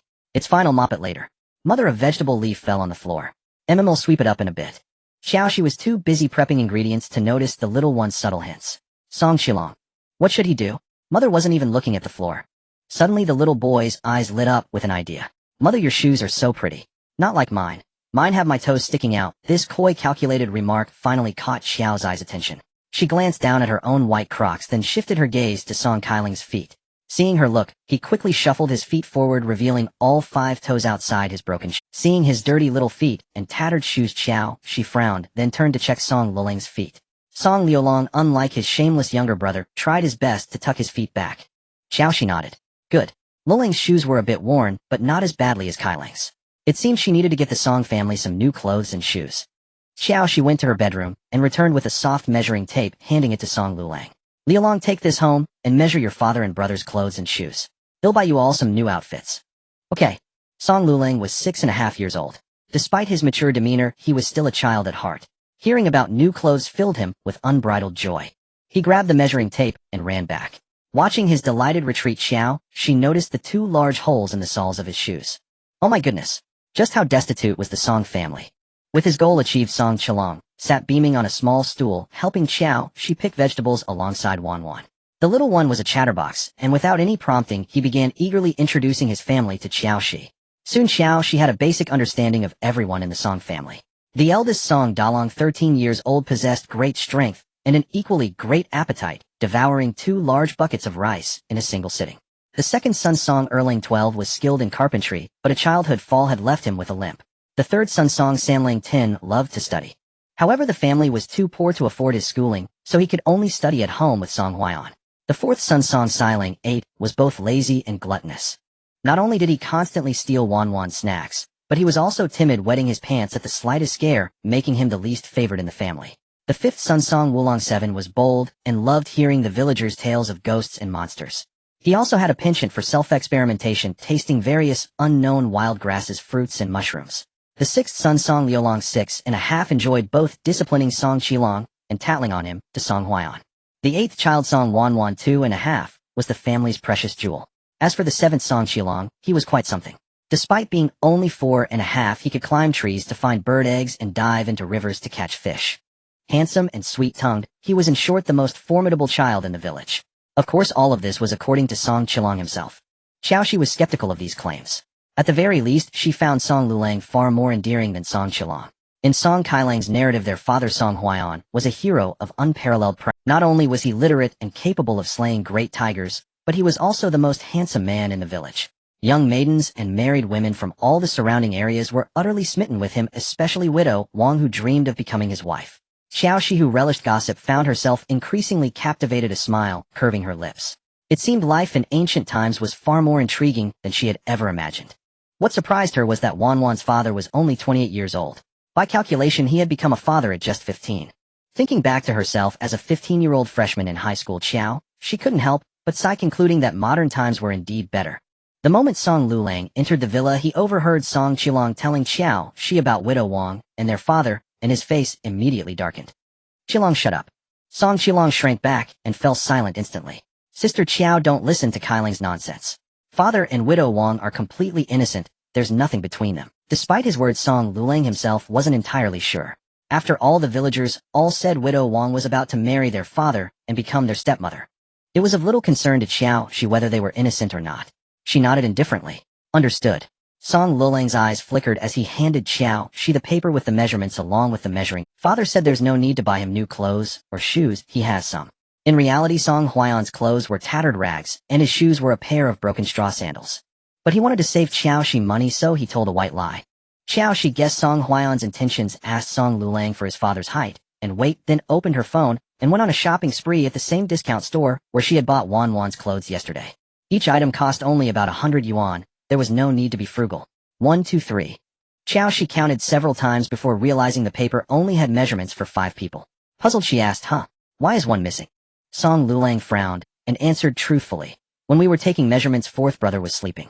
Father said he was too lazy and didn't deserve new clothes, so we didn't measure him. Qiao Xi uttered an, oh, and silently praised Song Huayan. As the saying goes, at 3 you see the child's nature, at 7 you see his future. Song Xiling was only 8, yet already this lazy. If not properly disciplined, he would likely grow up to be a good for nothing. With clear rewards and punishments, Song Huayan was doing a good job as a father. After taking Song Kailing's measurements, Qiao Xi picked out 2 of the simplest and cheapest hanfu sets, and 2 pairs of cloth shoes for each of the 7 Song males. She was poor now, so she had to spend where necessary and save where she could. As she was about to pay, she noticed the store's girls' hanfu and embroidered shoes, which were quite lovely. Unable to resist, she bought 2 more sets for Wan. After all, little girls should be dressed up prettily. As for the boys, having clothes was enough. They couldn't be picky. The clothes for the 7 males cost 23 yuan each, and the Beijing cloth shoes 12 yuan a pair, totaling 490 yuan. Wan's clothes were a bit more expensive, 50 yuan per set, and the embroidered shoes were 21.8 yuan, totaling 143.6 yuan. The total came to 633.6 yuan. Seeing Xiao Zai's large order, the shopkeeper generously discounted 13.6 yuan, and even arranged for a courier to deliver the goods to her. While waiting for the clothes, Qiao Xi also finished cooking the meal. There was a big pot of stew along with a small basin of cucumber salad, sugared tomatoes, scallion scrambled eggs, and cola chicken wings. For staples, there were rice, steamed buns, and scallion pancakes. She had initially wanted to make a soup, but found it troublesome. Fortunately, there was still some cola in the fridge, so she simply gave each of the Song family a bottle instead. In Luaha village, Song Xiling was awakened by hunger. His first thought upon waking was to ask Song Dalong, "Brother, when will the food be ready?" Song Dalong glanced at him, then stared longingly at the earthen wall. He wondered when Sister Qiao's meal would be done. He was getting hungry too. Just as he was thinking, he saw Song Lulang pulling the familiar flatbed cart through the wall. "Father, eldest brother, second brother. It's time to eat." Hearing this, the Song brothers immediately gathered around. Staring at the basins of delicacies on the cart, they were almost stunned, speechless. Good heavens! Was it New Year's today? Why was the food so lavish? No, they didn't even eat this well during New Year. Father Sister Qiao said that things like watermelon, meat, and clothes are very cheap on her side. 1 tael of silver can buy a lot. She said we can eat and wear them freely, no need to save. Song Lulang said as he handed a cup of warm milk to Song Huayan. Sister Qiao said since you haven't fully recovered you can't drink the happy soda, so she prepared milk for you. Song Huayan accepted the milk, a slight smile curling at the corners of his mouth. Understood. Thank your Sister Qiao for me. Also, you're a big boy now, you should be observant. If your Sister Qiao needs any help, remember to lend a hand. Since she had helped them, it was only right they help her in return. Yes, father. Song Lulang nodded eagerly, then suddenly remembering something, the young boy looked up at Song Huayan and said seriously, Father Qilong just told Sister Qiao about you and Widow Wang. After saying this, Song Lulang watched Song Huayan nervously. He knew that over the years his father had been thinking of finding them a mother to take care of them. But he didn't like any of those women, especially Widow Wang. He was truly afraid his father might act on impulse and marry her, which would spell endless trouble for him and his siblings in the future. Song Huayan's face darkened as if it could drip water. Brat. He really did speak without thinking. What could he possibly have with Widow Wang? Was there any need to mention that to Miss Qiao? He swept his gaze around and didn't see Song Kailing's shadow, assuming he must be at Miss Qiao's house. Song Huayan let out a cold snort. Let's eat first. He'll deal with that brat when he gets back. Hearing this, Song Lulang felt uneasy. Could his father really have taken a liking to Widow Wang? It wasn't just him. Song Dalong and the others also furrowed their brows. Lialong, what dish is this? Song Xiling, carefree and unconcerned with the trivial matters between Song Huayan and Widow Wang, pointed at the tomato salad with sugar and said, "It's sour and sweet and quite tasty." Song Lulang shot him a glare and said impatiently, "Tomato salad with sugar. Eat, eat, eat. That's all you know. Once Widow Wang steps into this house, let's see what you'll have to eat then." Song Xiling, unaware that his younger brother was silently mocking him, cheerfully shook the bottle of cola. "What about this? It's happy water for students. Water that makes you happy when you drink it." Song Xiling asked while trying to open it. After fumbling for a long time, he still couldn't get it open. Song Lulang couldn't stand it anymore. He took a new bottle twisted off the cap and took a sip. He didn't know if it could make one happy, but he knew he was far from happy right now. He would rather never have a stepmother than have Widow Wang as one. So that's how you open it. Song Silang mimicked Song Lulang and twisted the cap, but the moment he opened it the brown liquid inside burst out. It splashed not only all over him, but also onto Song Sanlang and Song Wulong beside him. The two brothers glared angrily at Song Silang. If not for their father's rule that brothers must stay harmonious and not fight, they would have long since beaten this lazy good for nothing until he was rolling on the ground. How did this happen? Song Silang was startled. Song Lulang frowned. Sister Qiao said there's carbon dioxide inside. After shaking the liquid inside will spurt out. The Song father and sons nodded in vague understanding, their eyes full of envy as they looked at Song Lulang. They didn't understand what carbon dioxide was, but they all felt Song Lulang seemed very impressive. No wait. It was Sister Qiao who was impressive, knowing everything. At this moment Song Dalong took a sip of cola and frowned. Why does it sting my tongue? It's also because of the carbon dioxide. Song Lulang explained to everyone what Qiao Xi had told him. Listening to Song Lulang's account, Song Huaiyan narrowed his eyes, a bold idea sprouting in his mind. But the time wasn't ripe yet, so he could only shelve the idea for now. Qiao Xi was skilled in cooking, and before long the Song family father and sons had devoured all the dishes, leaving not a... Sister Qiao's cooking is too delicious. Song Silang rubbed his round full belly as he lay on the bed, sighing with emotion. If only they could eat such delicious food every day. Just as he was thinking this, a burst of wailing came from outside the main gate.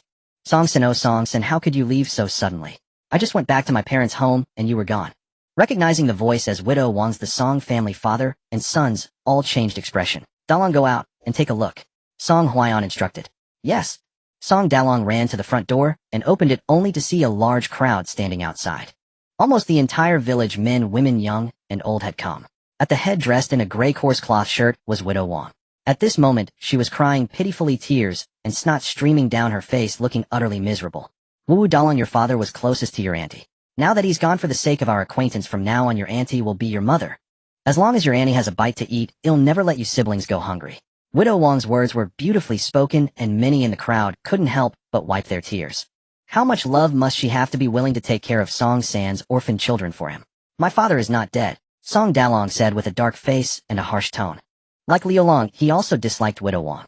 It wasn't that he minded that she was dark-skinned, plump, and looked like a bear, but rather that she not only wanted to marry his father, but also wanted him to marry her daughter Li Daya.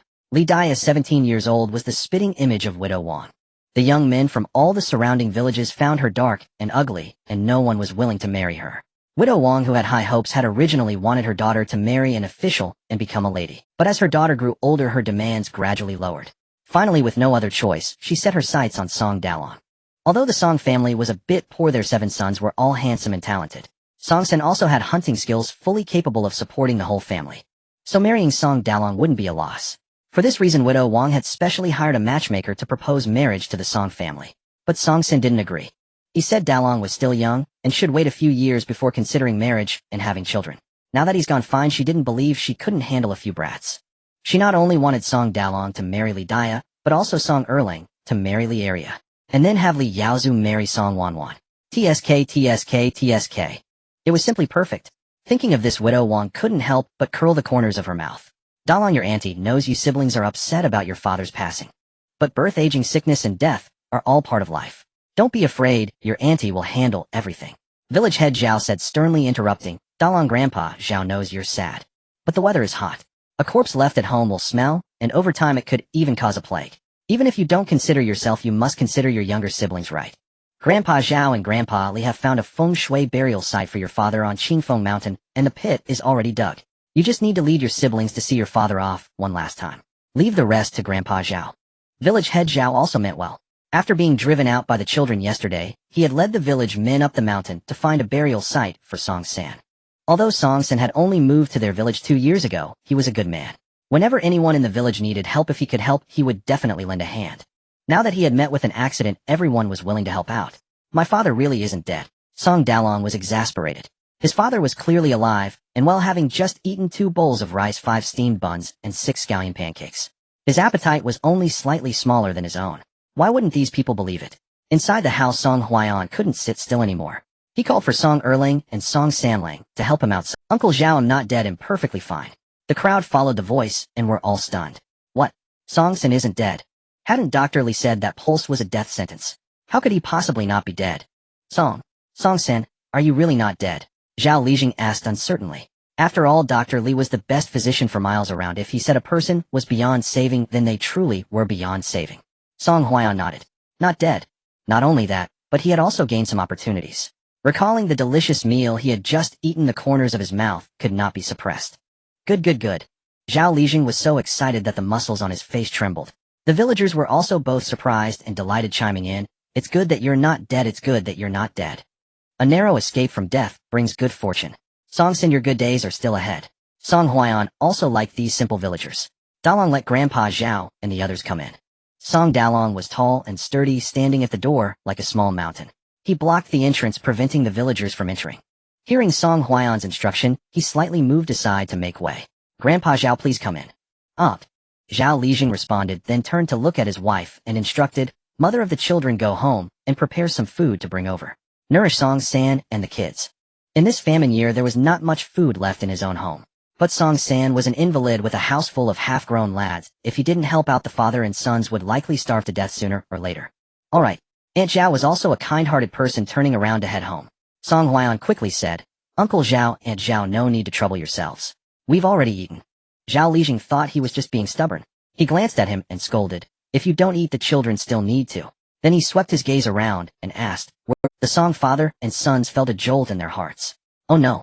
Wanwan was still at Miss Qiao's sister Qiao's home. Wanwan is sleeping. Song Huaiyan told a small lie. Just as he spoke, Wanwan's soft, adorable voice drifted from inside the room. Who's looking for me? Song Huaiyan felt no shame at having his lie exposed. Instead, he curled his lips and said to Song Sanlang, Sanlang, go bring Wanwan out. Soon Song Sanlang came out carrying Wanwan. Song Qilong followed behind them, his small eyes darting around as if lost in thought. It's Grandpa Zhao, Wanwan called out warmly. Yes, it's Grandpa Zhao. Zhao Lijing was extremely fond of Wanwan. Now seeing her dressed cleanly with a fair and tender little face, he liked her even more. In their Luaha village there was no other little girl as pretty as her. Wanwan smiled at him, then turned to look at Widow Wang, pointing at her beautiful clothes and boasting, My mommy bought this for me. Mommy hadn't abandoned her.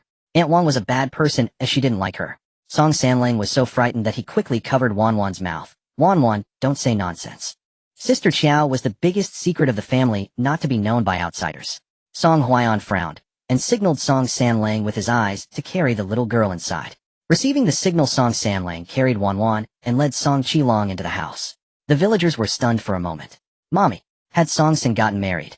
When did that happen? How did no one know? Song-san, are you really not dead?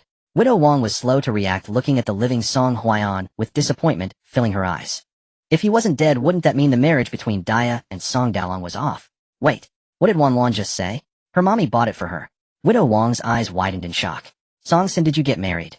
Everyone's gaze turned to Song Huaiyan, waiting for his answer. Song Huaiyan felt extremely uncomfortable under the scrutiny, his mind tangled as to how to reply. If he said yes, he truly hadn't married. If pressed, he couldn't conjure up a wife to satisfy them. If he said no, Widow Wang would pester him relentlessly. Before he could speak, Widow Wang sat down on the ground, slapping her thighs and wailing. Oh Song-san, I've remained chaste for you all these years, and you've gone behind my back to marry someone else. If he wasn't dead, then he could marry her, and Song Dalong could marry Dia.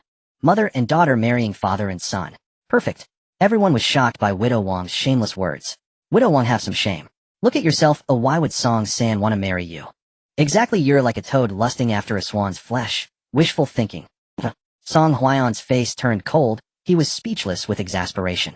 If it weren't for his principle of not hitting women, how could he let a scoundrel like Widow Wang ride roughshod over him? Wang Ho-had, if you keep making a scene and slandering my reputation, I'll report you to the authorities. Hearing report to the authorities, Widow Wang panicked, and her wailing subsided. Song Huaiyan might not be able to lay hands on her, but Zhao Lijing certainly had ways to deal with her. Li Dia, Li area, take your mother back. She's a disgrace. Laughter rippled through the crowd. Li Dia and Li area also felt their mother was embarrassing. They helped Widow Wang up from left and right and led her away. The farce was temporarily over. Zhao Lijing sighed and said to Song Huaiyan, Song-san, Widow Wang may be worthless, but her husband Li Jinsheng did our Lua village a great favor. For my sake, don't bother with her. Just ignore her. Uncle Zhao, I understand. Song Huaiyan had moved to Luaha village after Li Jinsheng had already died. He had heard from the villagers that during a flash flood that year Li Jinsheng and several other young men from the village drowned while trying to save the women and children. So over the years, no matter how outrageous Widow Wang's behavior was, the villagers only teased her occasionally and never thought of driving her and her girls out of Lua village. Good, I'm glad you understand. Zhao Lijing nodded in satisfaction and brought the topic back. When did you get married? Such a big matter. Why didn't you let me know? I didn't get married. Song Huaiyan made up a story. A few days ago an acquaintance introduced someone, but nothing is settled yet. Nothing's settled, yet she bought clothes for Wan Wan. Zhao Lijing didn't believe him, frowning. Could it be that she also finds your many children a problem? He had introduced women to Song Huaiyan before, but they all disliked his many children. Not to mention, there was also a big eater in the house. Several girls had been scared off by the sight of Song Dalong eating out of a huge rice bucket. Song Huaiyan's lips twitched, and he steeled himself. No, Uncle Zhao, just leave this matter be. Before he could finish, Zhao Lijing interrupted him. How can I just leave it? Since you've settled in Luohe village, you're one of us, and you fall under my jurisdiction. Song Huaiyan. Then should I leave? Zhao Lijing took a couple of puffs from his pipe, and continued, don't think I'm being meddlesome. I'm doing this for your own good. Dalong and the others are still young. As a man you can manage raising the boys, but Wan Wan is a girl. Do you know how to take care of her? Besides, you're getting on in years. How can you manage without a woman who understands your needs? I think Widow Wang is genuinely fond of you. Why not just settle with her? Hearing Zhao Lishang's words, the villagers also chimed in, urging Song Huaiyan. That's right, Song. Sin, you have 7 sons and 1 daughter, while Widow Wang has 7 daughters and 1 son. It's fate ordained by heaven. Who says otherwise? Widow Wang may have a fiery temper, but she's utterly devoted to you and your children. Song Huaiyan's brows furrowed so deeply they could crush a fly.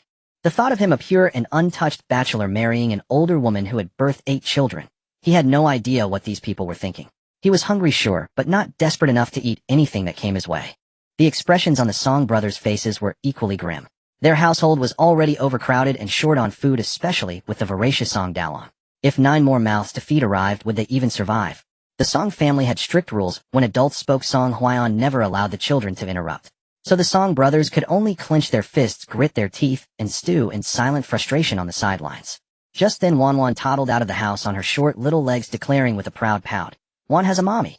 But the little girl's voice was too soft, the villagers didn't hear a word. Wan Wan turned, looking at Song Sanlang, standing in the doorway, her little mouth pursed in a pitiful pout. Song Sanlang found his sister utterly adorable, a doting smile curling at the corners of his lips. Then he patted Song Kailang's little head, signaling with his eyes that it was time to act. Receiving the signal, Song Qilong immediately ran out the door, squeezed through the crowd, and tugged on Song Huaiyan's large hand, saying, Father, Mother said you haven't fully recovered and shouldn't stand for The noisy farmyard instantly fell silent. Everyone stared wide-eyed, utterly astonished at Song San. He actually has a wife. Song Huaiyan looked down at Song Qilong, deeply gratified. This child Qilong had always been sharp-witted since he was young. Zhao Lijing exclaimed in shock, Song Sin, you really have in him. Song Huaiyan steeled himself and answered.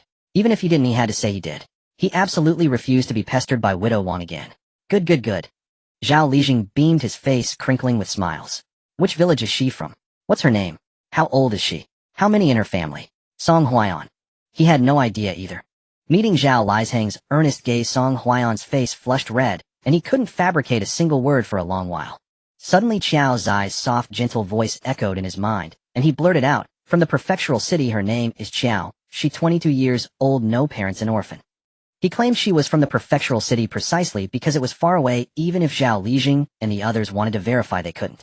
Seeing how convincingly Song Huaiyan spun the tale, the villagers believed it to be true.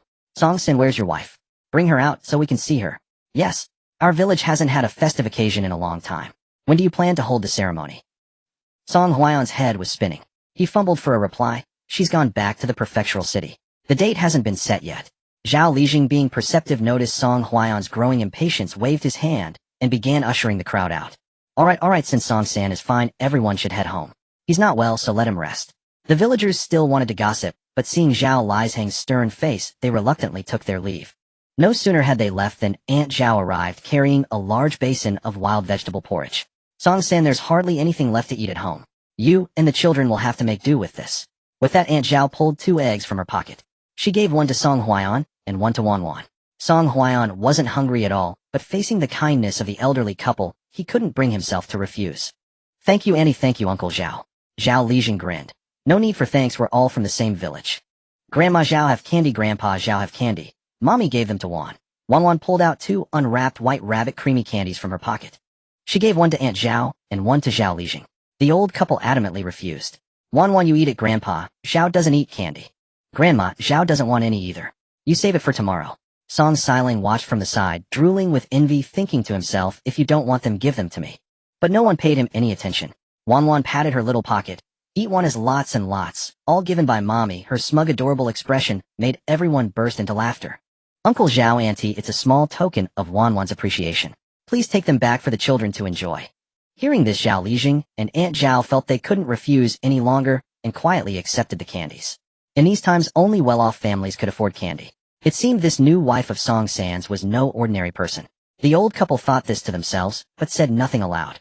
They chatted for a while longer before Zhao Lijing and Aunt Zhao got up to leave. As soon as they were gone, Song Huaiyan let out a long sigh of relief. He held Wanwan close, earnestly instructing her never to mention the matter of her mother in front of outsiders again. Wanwan agreed readily, but whether she truly took it to heart remained a mystery. Dalong, when it gets dark, take some grain over to Uncle Zhao's house. Song Huaiyan then instructed Song Dalong.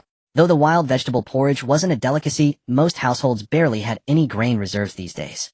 Under such circumstances, the fact that Zhao Lishang's family was still willing to share a meal with them was a rare and precious kindness. Yes, Song Dalong responded, but his gaze remained fixed on the basin of wild vegetable porridge. Seeing his eager expression, Song Huaiyan waved his hand generously. Go ahead and eat. All right.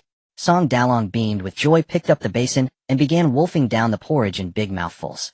Song Huaiyan. This child Dalong was perfect in every way except that raising him was rather taxing on his father. He had initially thought their grain supply would last quite a while, but seeing Song Dalong's appetite, which seemed capable of devouring an entire ox in one sitting, it would probably be gone in 10 days. Watching Song Dalong eat so heartily with loud, satisfied chomps, Wanwan felt her own mouth water. Big brother, is that tasty? Delicious. Song Dalong nodded and scooped up a spoonful to feed Wanwan. Wanwan took a happy bite, but her brows immediately furrowed. Ew, not tasty. Seeing the little girl's disgusted expression, Song Huaiyan couldn't help but frown as well.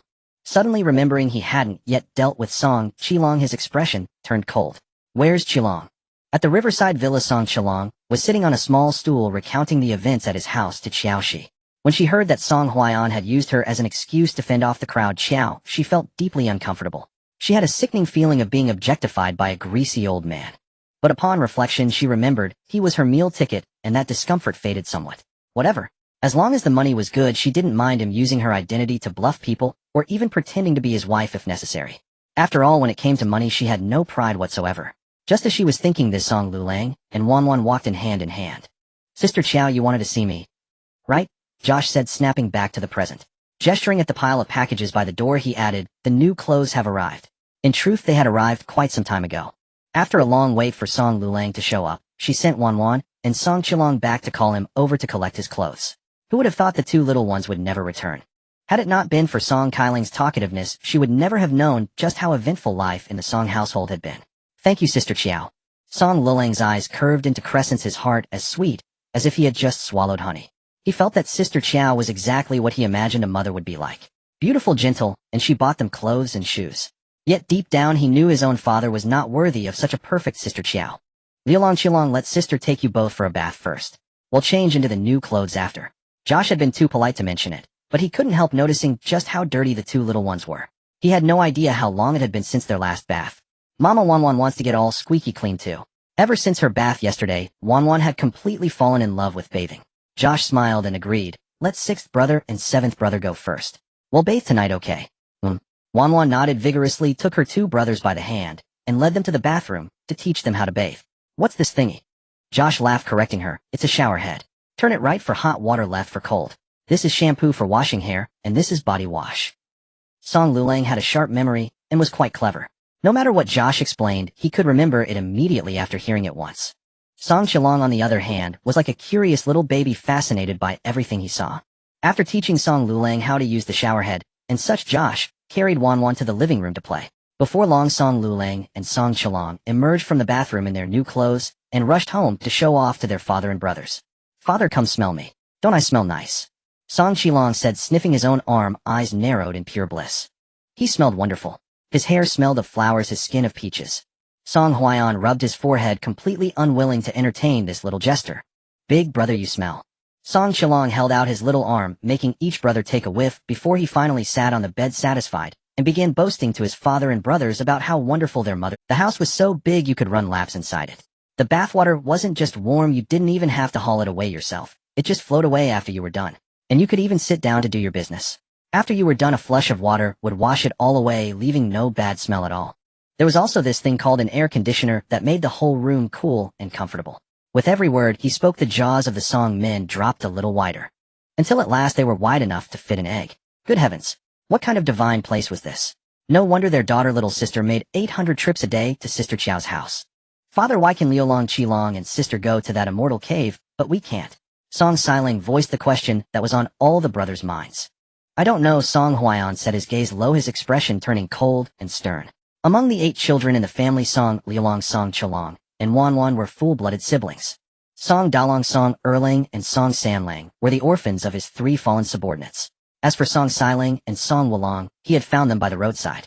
The reason he had adopted Song Dalong and the others in the first place was to protect Song Lulang and his 2 younger siblings, to pave the way for Song Lulang's future. Song Dalong was strong, a natural candidate for a general. Song Erlang was meticulous and skilled in carpentry, destined to forge weapons in the future. Song Sanlang was clever and wise, he would stay by Lulang's side as his strategist. As for Song Xiling, that piece of scrap, he could just stay a piece of scrap.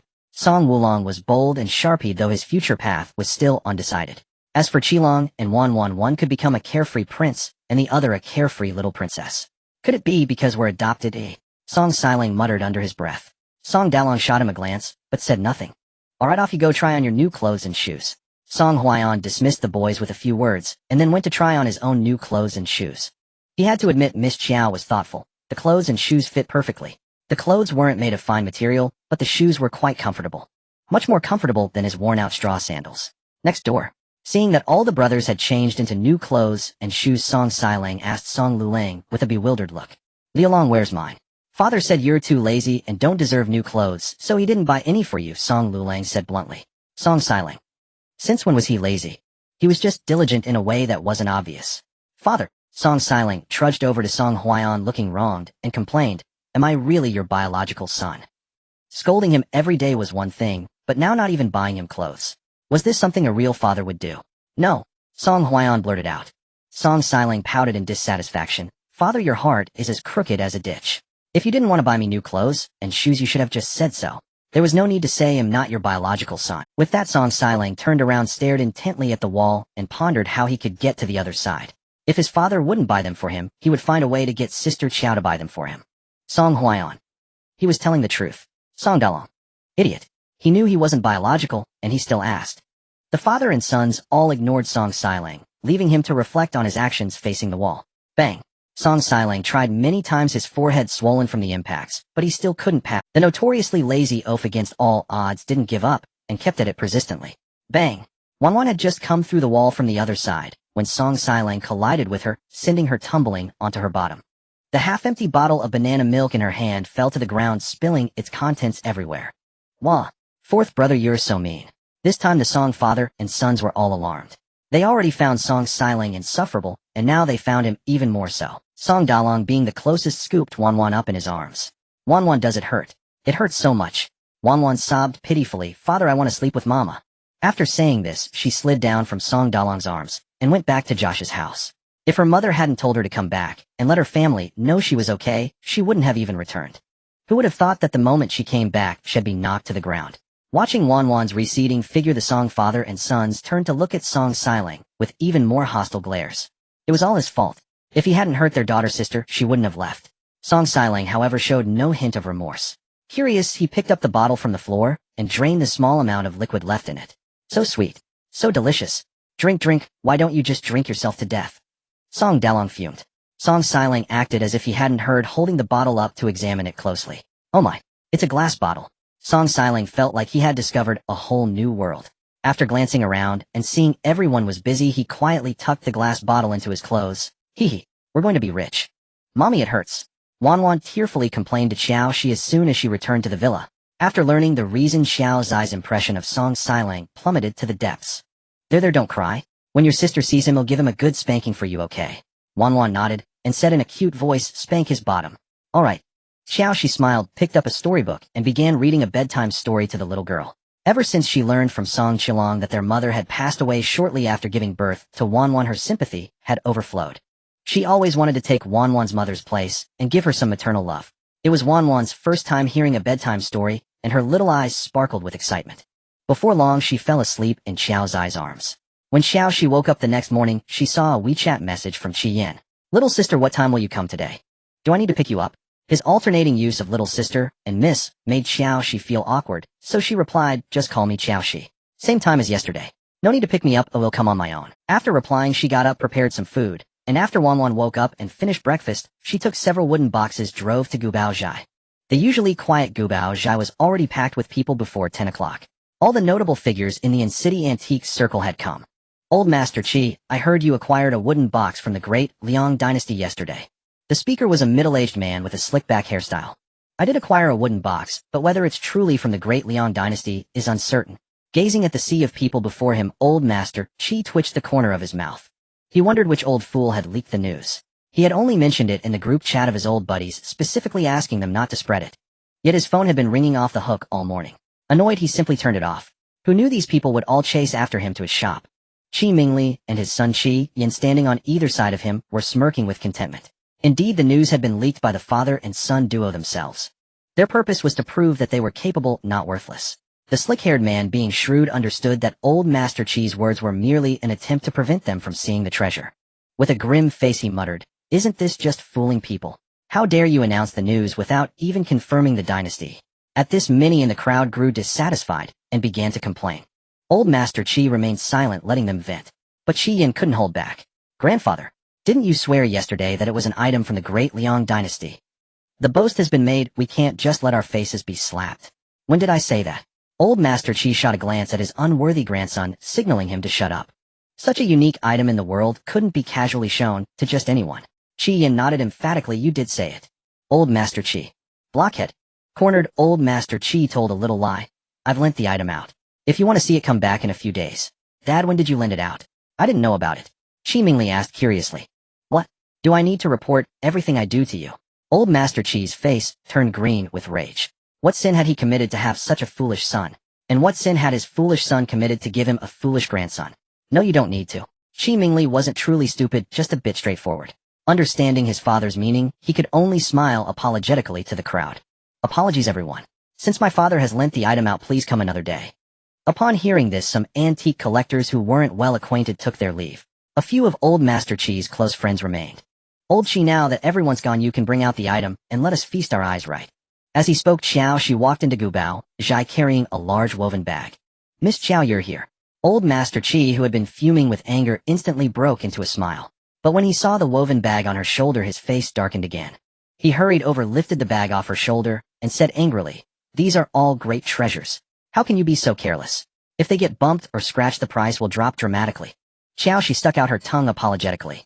Sorry. They'll be careful next time. Seeing a few unfamiliar old men in the shop, Qiao Xi nodded politely as a greeting. All right, let's go upstairs. Knowing he couldn't drive away his old buddies, Old Master Qi made a gesture of invitation. Miss Qiao, please come upstairs with us. All right. Qiao Xi nodded and followed them upstairs. Qi Mingli and Qi Yan exchanged a glance and said in unison, you mind the shop. With that, both father and son dashed toward the staircase. The weaker yields to the stronger. In the end, Qi Yan stayed to mind the shop, while Qi Mingli went upstairs. Upstairs, Old Master Qi carefully unzipped the woven bag and took out the wooden box. This time he had learned his lesson. He opened the box first to check if there was anything inside, lest he be tricked by Qiao Xi again. Seeing this, Qiao Xi couldn't help but snicker inwardly. She wasn't foolish. Before leaving, she had gone through all the boxes and confirmed they were empty before bringing them out. Old Qi, can I have a look? An old man in a tang suit stared at the wooden box in Old Master Qi's hand, his eyes lighting up. As soon as he spoke, the other old men chimed in. Let me see first. Don't fight over it, Old Qi, we're the best of friends, you have to show me first.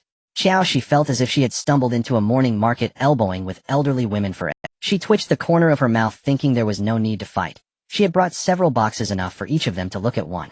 Stop arguing. Old Master Qi handed the box in his hand to Old Master Jiang, his closest friend. Old Jiang, take a look. It should be rosewood. Old Master Jiang took the small palm-sized box and nodded. Yes, it's rosewood. The craftsmanship indeed doesn't match any known dynasties of the current era. Exactly. Old Master Jiang nodded in agreement. Then he turned to Qiao Xi and asked, young lady, how much are you selling this box for? He'll take it. Before Qiao Xi could answer, Old Master Qi spoke up first. Old Jiang, you're being too unfair. Is this how you snatch something away? This item is clearly meant to be sold to me by Miss Qiao. Old Master Jiang stroked his beard and said calmly, Old Qi, didn't you buy one yesterday? Leave this one to me.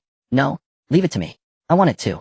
Seeing the old men arguing, Qiao's eyes darted, and she said, Elders, please stop arguing. How about this? Whoever offers the highest price gets this box. Okay. How about that? The second floor, once buzzing with chatter, fell silent in an instant.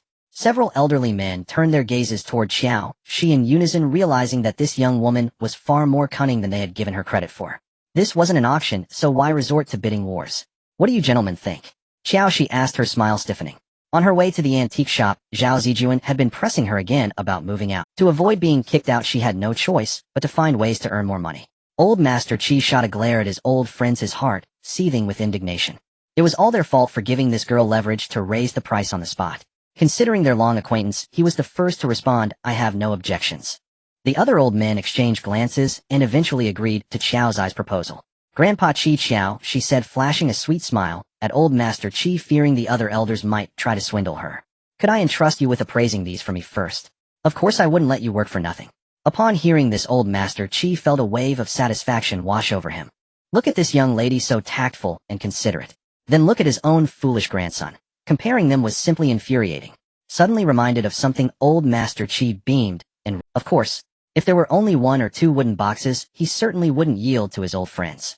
But with so many boxes now, there was no need for him to hog them all. Qiao Xi was genuinely clueless about antiques. She thanked Old Master Qi and handed the entire matter over to him. Old Master Qi, with his own agenda in mind, had no intention of deceiving her. Pointing at the wooden box in Old Master Jiang's hands, he said, this sandalwood box has a crack at the bottom, and the carving work on it is not refined, seemingly done by an I'd say it's worth about 300,000. Old Jiang, what do you think? 300,000. Qiao Xi took a deep breath. That was more than acceptable. She knew sandalwood was valuable, but a box the size of a palm being worth 300,000 was still far beyond her expectations. Old Master Jiang nodded. Although this box is made of sandalwood, the wood quality isn't great, so it's indeed worth around 300,000. Tell you what, I'll offer 350,000, and this box is mine. What do you all say? The others exchanged glances and nodded in agreement. No objections. It's yours then. I have no objections either. The bidding frenzy she had fantasized about never materialized, leaving Qiao Xi somewhat disappointed. In the end, she was too naive, underestimating these wily old men. Fine. 350,000 it was. Even a fly's leg is meat, and she wasn't about to turn her nose up at it. Just as she was mentally preparing herself, Qi Mingli, who had been a silent backdrop all along, finally spoke up. I bid 360,000. His voice was so loud it startled everyone present. Old Master Jiang patted his chest. Mingli, you already have one like this at home. Let your Uncle Jiang have this one. Uncle Jiang, ours is made of peach wood, but this one is sandalwood. As he spoke, Qi Mingli stepped forward and cradled the sandalwood box in his arms. Miss Jiao will transfer the money to your card. 370,000. Old Master Jiang said unhurriedly. 380. The bidder was still Qi Mingli. He himself didn't know why, but his grandfather had suddenly sent him a WeChat message telling him to join the bidding. Unable to fathom his grandfather's intentions, he could only obey. 390. It wasn't that Old Master Jiang was particularly fond of the box, but rather that he didn't own any artifacts from the Great Liang dynasty. 400. 450. 500. Within just a few minutes, the sandalwood box had been bid up to 800,000. Qiao Xi was so overjoyed, she couldn't suppress her smile. Downstairs, Qi Yan was itching with curiosity. Finally, he shut the door and came upstairs to watch the spectacle. 900,000. Old Master Jiang's voice was getting hoarse. He kept signaling Old Master Qi with his eyes, urging him to stop bidding. But Old Master Qi paid him no attention, instead gazing intently at another larger box in his arms. 1 million. Seeing his father's conservative bidding, Qi Yan jumped in and raised it to 1 million. Heh, it was all in good fun. Old Master Jiang's face turned black with rage. 1,100,000. A cold smirk curled at the corner of his mouth. He planned to stop at 2 million just to teach that shameless Old Master Qi a lesson. Unexpectedly, the Qi father and son fell silent. Old Master Qi put down the box in his hands and said with a smile, 1,100,000. Anyone else bidding? If not, then congratulations, Old Jiang. Clap, clap, clap. Qi and Old Master Qi and Qiao Xi applauded in almost perfect unison. Oof. Old Master Jiang knew full well he had been played by Old Master Qi. He had said not to drive up the price to keep it reasonable, but instead he had jacked it up so high. Guessing his thoughts, Old Master Qi patted his arm to console him. Old Jiang, look on the bright side. This is an artifact from the Great Liang dynasty. In the whole of China, no, the entire world, only the 3 of us have one. Spending 1 million on it is not a loss at all. Old Master Jiang mulled it over and realized it was true. Not a loss. This 1 million was definitely not wasted. Now it was the turn of the other old men to grow anxious. Although they were old friends, they were constantly competing with each other in private. If one acquired a Tang or Song dynasty porcelain bowl, another would insist on getting a silver bowl from the same era, determined to outdo the other. And so amidst their subtle rivalry, all 5 wooden boxes were sold out. Qiao Xi stared at the 10 million yuan in her bank account, feeling as if she were dreaming. Everything seemed so unreal. She secretly pinched her thigh and winced in pain. Confirmed. This was no dream, it was real. After seeing Old Master Jiang and the others off, Qiao Xi proactively offered Old Master Qi a finder's fee. Grandpa Qi, thank you so much for today. Without you I wouldn't have earned this much. Old Master Qi waved his hand dismissively. No need for thanks. We're family. Since you call me Grandpa, how could I side with them and not with you? He now looked at Qiao Xi with the eyes of a grandfather evaluating his grandson's wife, growing more pleased with each glance. This girl was sharp and clever, far superior to his own. If these two ever got together, the Qi family might just have a chance at redemption. Qi Mingli and Qi Yin were beyond saving now. His only hope now rested on a great-grandson who could inherit his legacy and lead the Qi family to glory. Unaware of Old Master Qi's thoughts, Qiao Xi insisted on transferring him 100,000 yuan as a token of gratitude. Since you're being so sincere, I'll shamelessly accept it.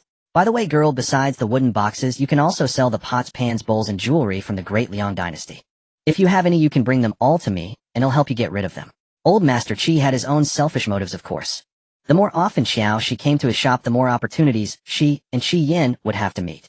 Perhaps one day a spark of love might just ignite between them. With money in her pocket, the first thing Qiao Xi did was go on a shopping spree. However, it wasn't for herself, but for the Song family father and sons. Song Huaiyan was a generous man. He had not only handed over the family savings to her, but also allowed her to spend the money as she pleased. In return for that trust, she couldn't afford to treat his family poorly. Yesterday, she bought them food, drinks, and clothes. Today she would buy them daily necessities. Shampoo, toothpaste, toothbrushes, body wash, soap. She got them all. She also bought bed sheets, mattresses, and quilts. Nothing was left out. Additionally, Qiao Xi bought gifts for the Song family father and sons to thank them for their selfless help. Song Dalong was strong, and as the eldest son bore the responsibility of caring for his younger siblings. So Qiao Xi bought him 2 axes, one for chopping wood in peacetime, and one for felling foes in times of crisis. Since Song Erlang loved carving, she bought him a set of woodworking tools. It was a pity there was no electricity in this ancient era, or else she might have gotten him a chainsaw, or something similar. Song Sanlang enjoyed reading, so she bought him a set of the 4 books and 5 classics in traditional Chinese characters, which should keep him occupied for a long time. As for Song Xiling, he was a useless lump, so she simply skipped him. Song Wulong had a fondness for wild mushrooms, so she bought him a few packs of mushroom spawn, letting him experience the joy of cultivating them himself. Song Lulang was one of her favorites. After much deliberation, she finally decided to gift him a tablet computer loaded with numerous educational videos. After all, education should start from a young age. Song Shilong and Wanwan were still little, so she bought them some toys and snacks. As for Song Huaiyan, she hadn't forgotten him either. Knowing he often went into the mountains to hunt Qiao, she bought him a flashlight, a military knife, a windproof lighter, binoculars, and more. After finishing her shopping spree, Qiao Xi's stomach began to growl with spotting a hot pot restaurant by the roadside. She walked in without any hesitation. Meanwhile, at Luaha village, the Song family father and sons were also having their meal. The meal was prepared by Song Dalong and Song Erlang. A large pot of pork stewed with cabbage accompanied by steaming white rice. On any other day the brothers would have been fighting over the food, but ever since they had tasted Qiao Xi's cooking, everyone except Song Dalong had lost their appetite. Wanwan putty food. Unable to stomach the meal, Wanwan put down her chopsticks, slid off her stool, and walked straight through the wall to find Qiao Xi. I want pretty food too. Song Qilong followed suit. Song Luling glanced around the table, then trailed behind them. The food his big brother made was simply terrible. He'd rather go find Sister Qiao and eat some pretty food. At the dining table, the father and remaining sons furrowed their brows as they watched the 3 disappear. Just then Song Xiling slammed his chopsticks on the table with a smack and stood up, declaring, I want to eat pretty food too. With that he marched towards the wall. Unsurprisingly, he ended up bumping into it and landing flat on his butt. Fuming, Song Xiling scrambled to his feet, dusted off his pants, and returned to the table to finish his meal. Ha ha! Song Wulong couldn't hold it in and burst out laughing. 4th brother, weren't you going to eat pretty food? Seeing Song Xilang's utterly sour expression, the rest of the family wore amused smirks on their faces. Was it because they were foolish and didn't want the pretty food? No. It was because they had the self-awareness to know they couldn't get through the wall. Oomph. Song Xiling pushed his rice around his bowl, feeling more and more wronged. Why though? 6th, 7th, and Wanwan could all get through, so why couldn't he? Meanwhile, at the Jiangjing villa, the 3 little ones were feeling dejected upon finding Qiao Xi not at home. 6th brother, when is Mama coming back? Wanwan propped her chin on her hand, waiting with eager anticipation. Noticing the little girl's hair was a bit messy, Song Lulang helped tidy it, while saying, Sister Qiao is busy, but she'll be back once she's done. Just as he finished speaking, the sound of a lock turning came from the door. Mama, Mama, Wanwan and Song Qilong both ran towards Qiao Xi. Qiao Xi quickly put down her things, scooped up Wanwan, and showered her with kisses on both cheeks. She had initially planned to feast at the hot pot restaurant, but worried the little girl would come looking for her, so she packed it up and brought it home instead. Seeing that Mama only hugged his sister and not him, Song Qilong felt a wave of jealousy wash over him.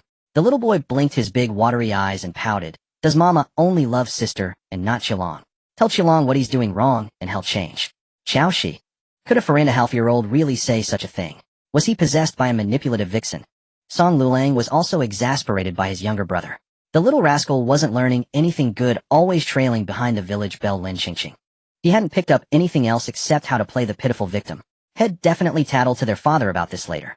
Wanwan also seemed fed up with Song Kailang's act, frowning with a look of utter disdain. Mama kiss. The little girl wrapped her arms around Xiao Zai's neck and gave her a few pecks before patting her tummy and saying, Mama belly is hungry, then let's eat. Qiao Xi set Wanwan down and carried the hot pot ingredients towards the dining table. Sister Qiao, let me help you. Song Lulang ran over to lend a hand. Thank you, Lulang. Qiao Xi didn't stand on ceremony and handed him the plastic bag from her left hand. Mama Wan too. Seeing this, Wanwan also clamored to help. All right, thank you, Wanwan. Qiao Xi smiled and gave the little girl the lightest bag to carry. As the three of them walked away, Song Qilong was left standing alone, utterly bewildered. So did Mama really not like him? Qiao Xi paid him no mind. She took out an electric hot pot from the cabinet and poured the tomato and beef tallow soup bases shed packed from the restaurant into the pot.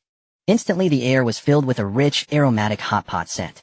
Wanwan stood beside Qiao Xi, tiptoeing and taking deep breaths of the fragrant steam. Smell good. Is tomato. No, it's tomato. Qiao Xi corrected the little girl with a smile.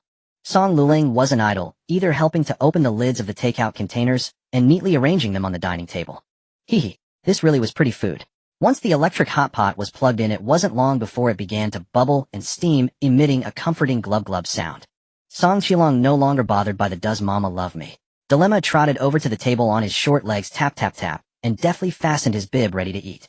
Qiao Xi prepared a bowl of sesame paste dipping sauce for each of the three little ones. Suddenly remembering she hadn't asked if Song Huaiyan and Song Dalong had eaten, she asked, Liulong, have your father and the others eaten yet?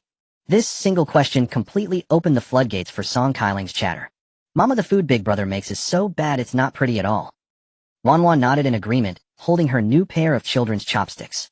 Not pretty at all. It wasn't just ugly, it was practically slop. Song Lulang thought as much, but couldn't bring himself to complain. Their eldest brother was like the old ox at home, acting as both father and mother to them. It was truly no easy. When we left, father and the others were already eating. Recalling the meat buns from that day, Qiao Xi furrowed her brow. Song Dalong's cooking truly didn't taste good. With that in mind, she picked up her phone and ordered takeout, while saying, let's eat first. I'll order some delivery and have it sent to your father and brothers. Hearing this, the three little ones obediently nodded, staring at the hot pot and swallowing hard. Qiao Xi finished ordering, then remembered the food hadn't been added yet. She quickly set her phone aside and dropped in some quick cooking ingredients for the children to eat. Mommy want meat. Wanwan, a carnivore at heart, stared at the beef before her with gleaming eyes. All right. Qiao Xi cooked a few slices of beef and placed a few pieces into each of the three children's bowls. She then added shrimp paste, tripe crab sticks. All her favorite ingredients. To her delight, the three little ones shared her exact tastes. What she liked to eat, they liked too. What she disliked, they disliked just the same. As a responsible caretaker of young children, Qiao, she certainly couldn't let them develop such a bad habit of being picky eaters from an early age. Seeing Wanwan cover her bowl, stubbornly refusing to let her put greens in it, Qiao, she chuckled slyly and warned, Wanwan, be good. No veggies, no meat. The greens were a gift from the restaurant. Oh, wasting them would be a shame.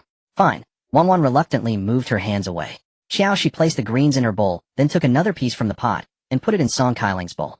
To get to the meat, Song Qilong ate the greens as if they were poison, his face twisted in agony. Qilong is such a good boy. Qiao Xi casually praised him, then added another piece of greens to Song Lulang. Hearing the praise, Song Kailang's grin nearly split his face. Mommy Qilong loves greens the most. They're way better than meat. Qiao Xi stifled a laugh. In that case, there was no need to force Wanwan and Lulang. All the greens would go to Song Qilong. Unaware of the trouble brewing, Song Qilong munched on his greens and said with a sly, innocent tone, Sister's not good and sixth brother's not good either. Qilong is the best. Qilong is mommy's good baby. Yes, Qilong is the best. Qiao Xi nodded dismissively and added a few more greens to his bowl. This made Wanwan anxious. I love veggies. Yes, yes, Wan is good too. Qiao Xi nearly burst out laughing. It seemed kids weren't that hard to handle after all. I'm good. I good. Amidst the siblings bickering, a plate of greens was quickly polished off. Watching his silly younger brother and sister Song Lulang shook his head helplessly. Two little fools. Halfway through the hot pot, the takeout ordered for the Song family arrived. Qiao Xi placed the prepared gifts along with the hot pot ingredients on the cart and had Song Lulang pull it back. She had ordered hot pot for them as well. Since there was no electricity in ancient times, she specifically bought an outdoor portable gas stove. Thinking about how there was no air conditioning in the Great Liang dynasty, and it might get hot, she also took some chilled drinks and ice cream from the fridge. Regardless, today was a day worth celebrating. There was no reason for them to feast while Song Huaiyan and Song Dalong had to make do with scraps. In the Great Liang dynasty, most of the food Song Dalong cooked went into his own stomach. Perhaps it was the heat, but Song Huaiyan, Song Erlang, and the others truly couldn't eat. After the meal, Song Dalong practiced martial arts, Song Erlang worked on his wood carving, Song Sanlang read a book, Song Silang slept, and Song Wulong went to the mountains to pick wild vegetables. Song Huaiyan, while instructing Song Dalong in the yard, worried about the three little ones. They had been gone so long without returning. Could something have happened? Just as he was thinking, Song Lulang's delighted voice came from inside the house. Father, Sister Qiao bought you a gift. Song Huaiyan rushed back in a few quick strides, his eyes sparkling, but he deliberately put on a stern face and said, waste of money. Why would you send me a gift out of the blue? Song Lulang handed the phone to Song Huaiyan. I don't know, but eldest brother and the others have gifts too. I have one too. Song Dalong entered the room drenched in sweat. Yes. Song Lulang pointed to the axe on the cart. That one. Song Dalong's mouth twitched. Are you sure there's no mistake? Who gives an axe as a gift? Did Sister Qiao have some misunderstanding about him? Song Huaiyan stepped forward, picked up the axe from the cart, and examined it closely. The handle was made of some unknown material, sturdy, yet light in hand. The blade gleamed with a cold edge sharper than any axe he had ever seen. This was a fine weapon. If it struck a person with Dalong's strength, half the enemy's body would be gone. Song Huaiyan handed the axe to Song Dalong. Dalong, go outside and test it out. See how it feels. Yes. Song Dalong took the axe, walked to the woodpile in the yard, picked a log at random, and swung down. The wood split into several pieces. Father, this is amazing. Song Dalong was startled. Chopping wood had never been this easy before. A fine tool. Song Huaiyan nodded affirmatively. Dalong, from tomorrow on, cut down one tree from the mountain each day. Yes. Song Dalong didn't ask why. He trusted that Song Huaiyan had his reasons for the request. Seeing how practical Song Dalong's gift was, Song Huaiyan was now eager to find out what his own gift was. Lialong, which one is mine? That one. Song Lulang pointed to the black hiking backpack on the cart. Lialong, where's mine? Which one is mine? The other brothers also crowded around. After handing out the gifts to everyone, Song Lulang scanned the room, saw everyone absorbed in the joy of unwrapping their presents, and resignedly began to prepare the hot pot for them.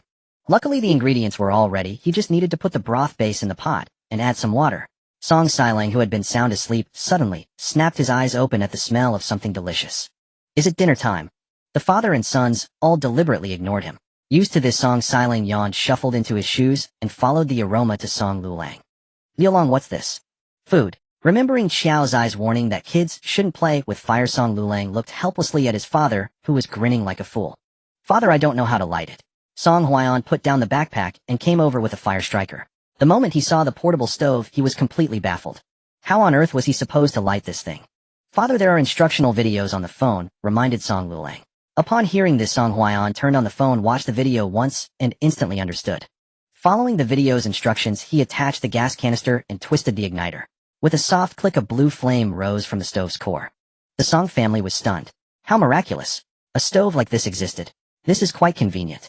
Song Huaiyan nodded in satisfaction, his curiosity about Qiao's eyes whirled, growing. Father, this bowl has sesame paste.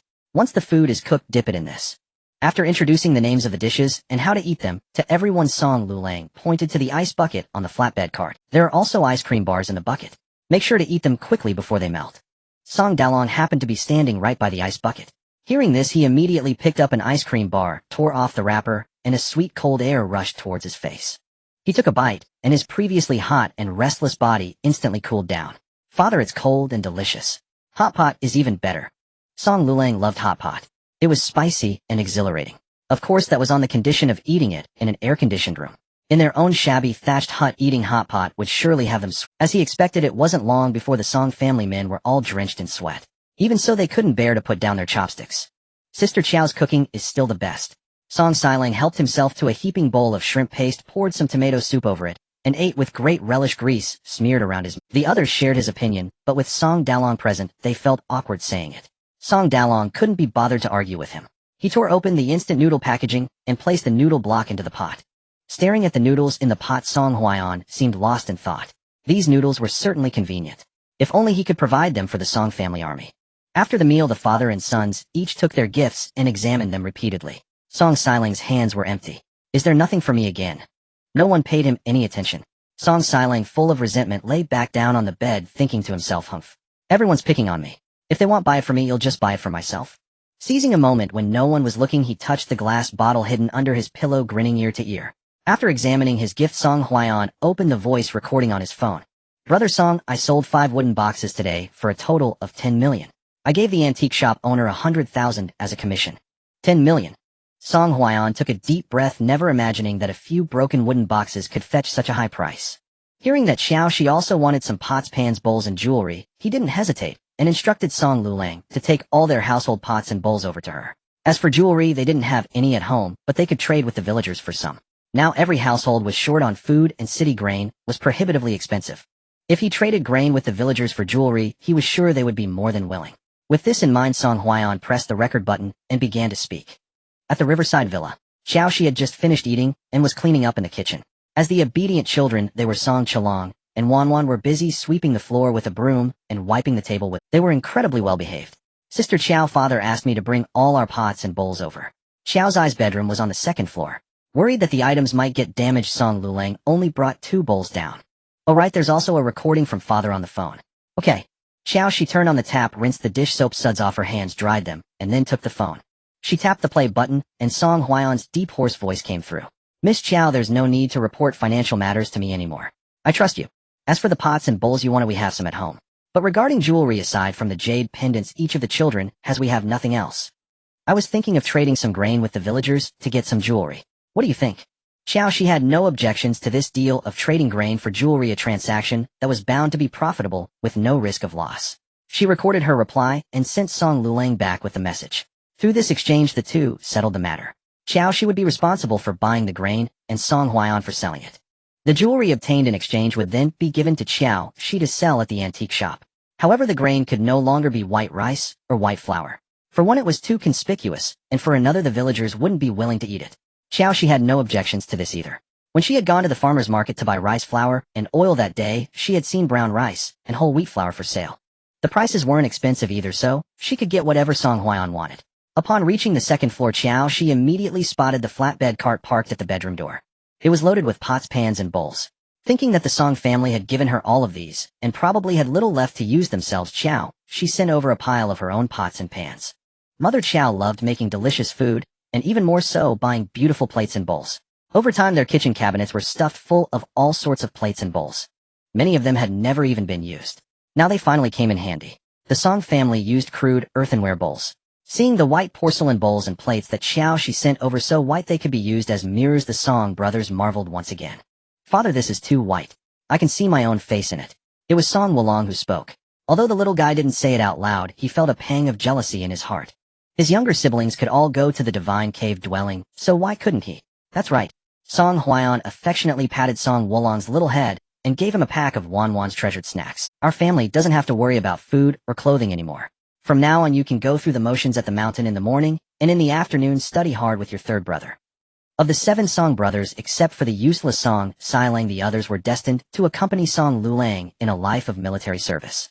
So studying and learning was a must for them. Yes, father. With snacks to eat, Song Wulong stopped dwelling on why he couldn't go. After all, whatever his younger siblings ate, he could eat too. That was enough for him.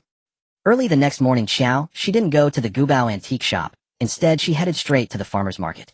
Last night, she had heard from Song Huaiyan that many villagers had long run out of food and were surviving on tree bark and grass roots. As for how much jewelry she could get in return, she didn't really care anymore. She considered it an act of virtue. When her parents were alive, they often did good deeds. Now though she was poor, she couldn't forget the base. As for how much jewelry she could get in return, she didn't really care anymore. She considered it an act of virtue. When her parents were alive, they often did good deeds. Now though she was poor, she couldn't forget the basic conscience one should have. The owner of the grain shop saw her coming and grinned, showing his gums. Little miss, what'll it be today? They'll give you a discount. Qiao Xi didn't beat around the bush and got straight to the point. Uncle, I'd like some brown rice. I need a large quantity. How much per caddy can you give me? The shopkeeper pondered for a moment. Retail is $2.50 a caddy, but if you're buying a lot, I can do $2.30. How's that? Qiao Xi had checked the price of brown rice on Pinduoduo last night, and $2.30 a caddy seemed reasonable. Adhering to the principle of saving every penny she could, she didn't agree immediately. Uncle, could you go a bit lower? Let's just be friends. In the future, I'll come to you for all my grain and oil needs. The shopkeeper waved his hand. Miss, it's not that I don't want to lower the price, it's just that I can't. The profit margin on grain and oil is razor thin. He pointed to a 50 caddy bag of flour nearby. Take that flour for instance. It looks like a big bag, but I only make a few yuan on each one. The shopkeeper rambled on, but refused to budge on the price. Alright, I'll take a look elsewhere then. Qiao Xi didn't want to cause him any trouble. Hearing this, the shopkeeper frowned, and said the best I can do is knock off another dime. $2.20 a caddy. If that's still too expensive, Qiao Xi hesitated. $2.20 was indeed quite cheap. Just then a familiar voice came from outside the door. Qiao Xi. Qiao Xi looked towards the sound, and saw Qi Yan standing at the entrance of the shop. He was wearing a white t-shirt, floral shorts, and flip-flops, holding a bag of vegetables. He looked very down. It really is you, Qi Yan said. Qiao Xi nodded. What a coincidence. You're here to buy groceries. Yeah. Qi Yan gave an awkward smile. If he had known he'd run into Qiao Xi here, he would have dressed himself up properly. But the awkwardness was only temporary. Within a few seconds, Qi Yan returned to his usual self. What do you need to buy? I'm free right now, I can help you carry it back. Qiao Xi walked out of the shop. No need.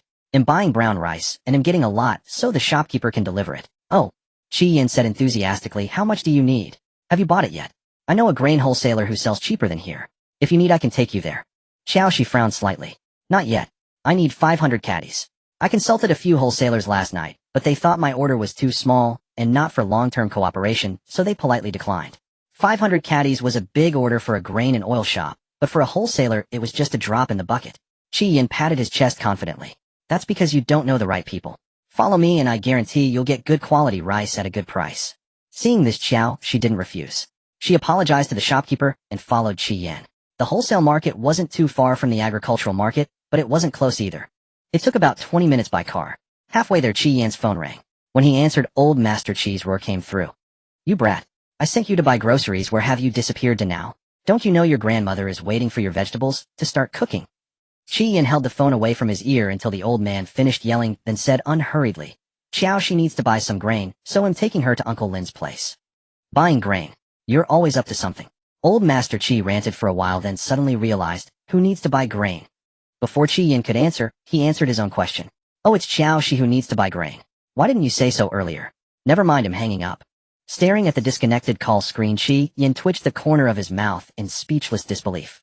The old man's favoritism truly spanned oceans. He treated Qiao Xi and him completely differently.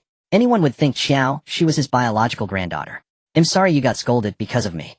Qiao Xi gripped the steering wheel, her voice full of apology. Qi Yan put away his phone and said with a grin, it's nothing. My grandfather's just got a temper. My dad and I are used to it.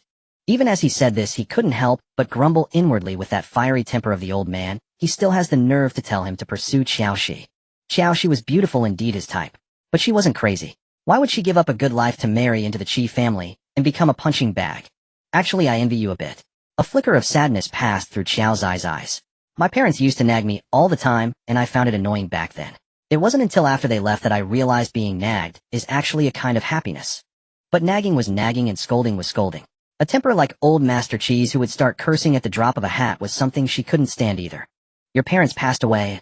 Qi Yan was taken aback. Qiao Xi didn't hide it, and briefly told him about her family situation. It wasn't to gain sympathy, but simply to have someone to talk to. In the days since her parents and brother had passed, she had thought about joining them more than once. But their affairs needed handling, and with the debts they left behind, she couldn't just abandon everything. So she continued to live on, barely getting by. He hadn't expected Qiao Xi to have had it so rough. I think you're right, Qi Yan said sympathetically. Come to think of it, the old man's scolding wasn't entirely unjustified. Ever since he was young, he had been idle and good for nothing, relying on his family's wealth. After barely scraping through university, he had fallen into a life of mooching off his parents.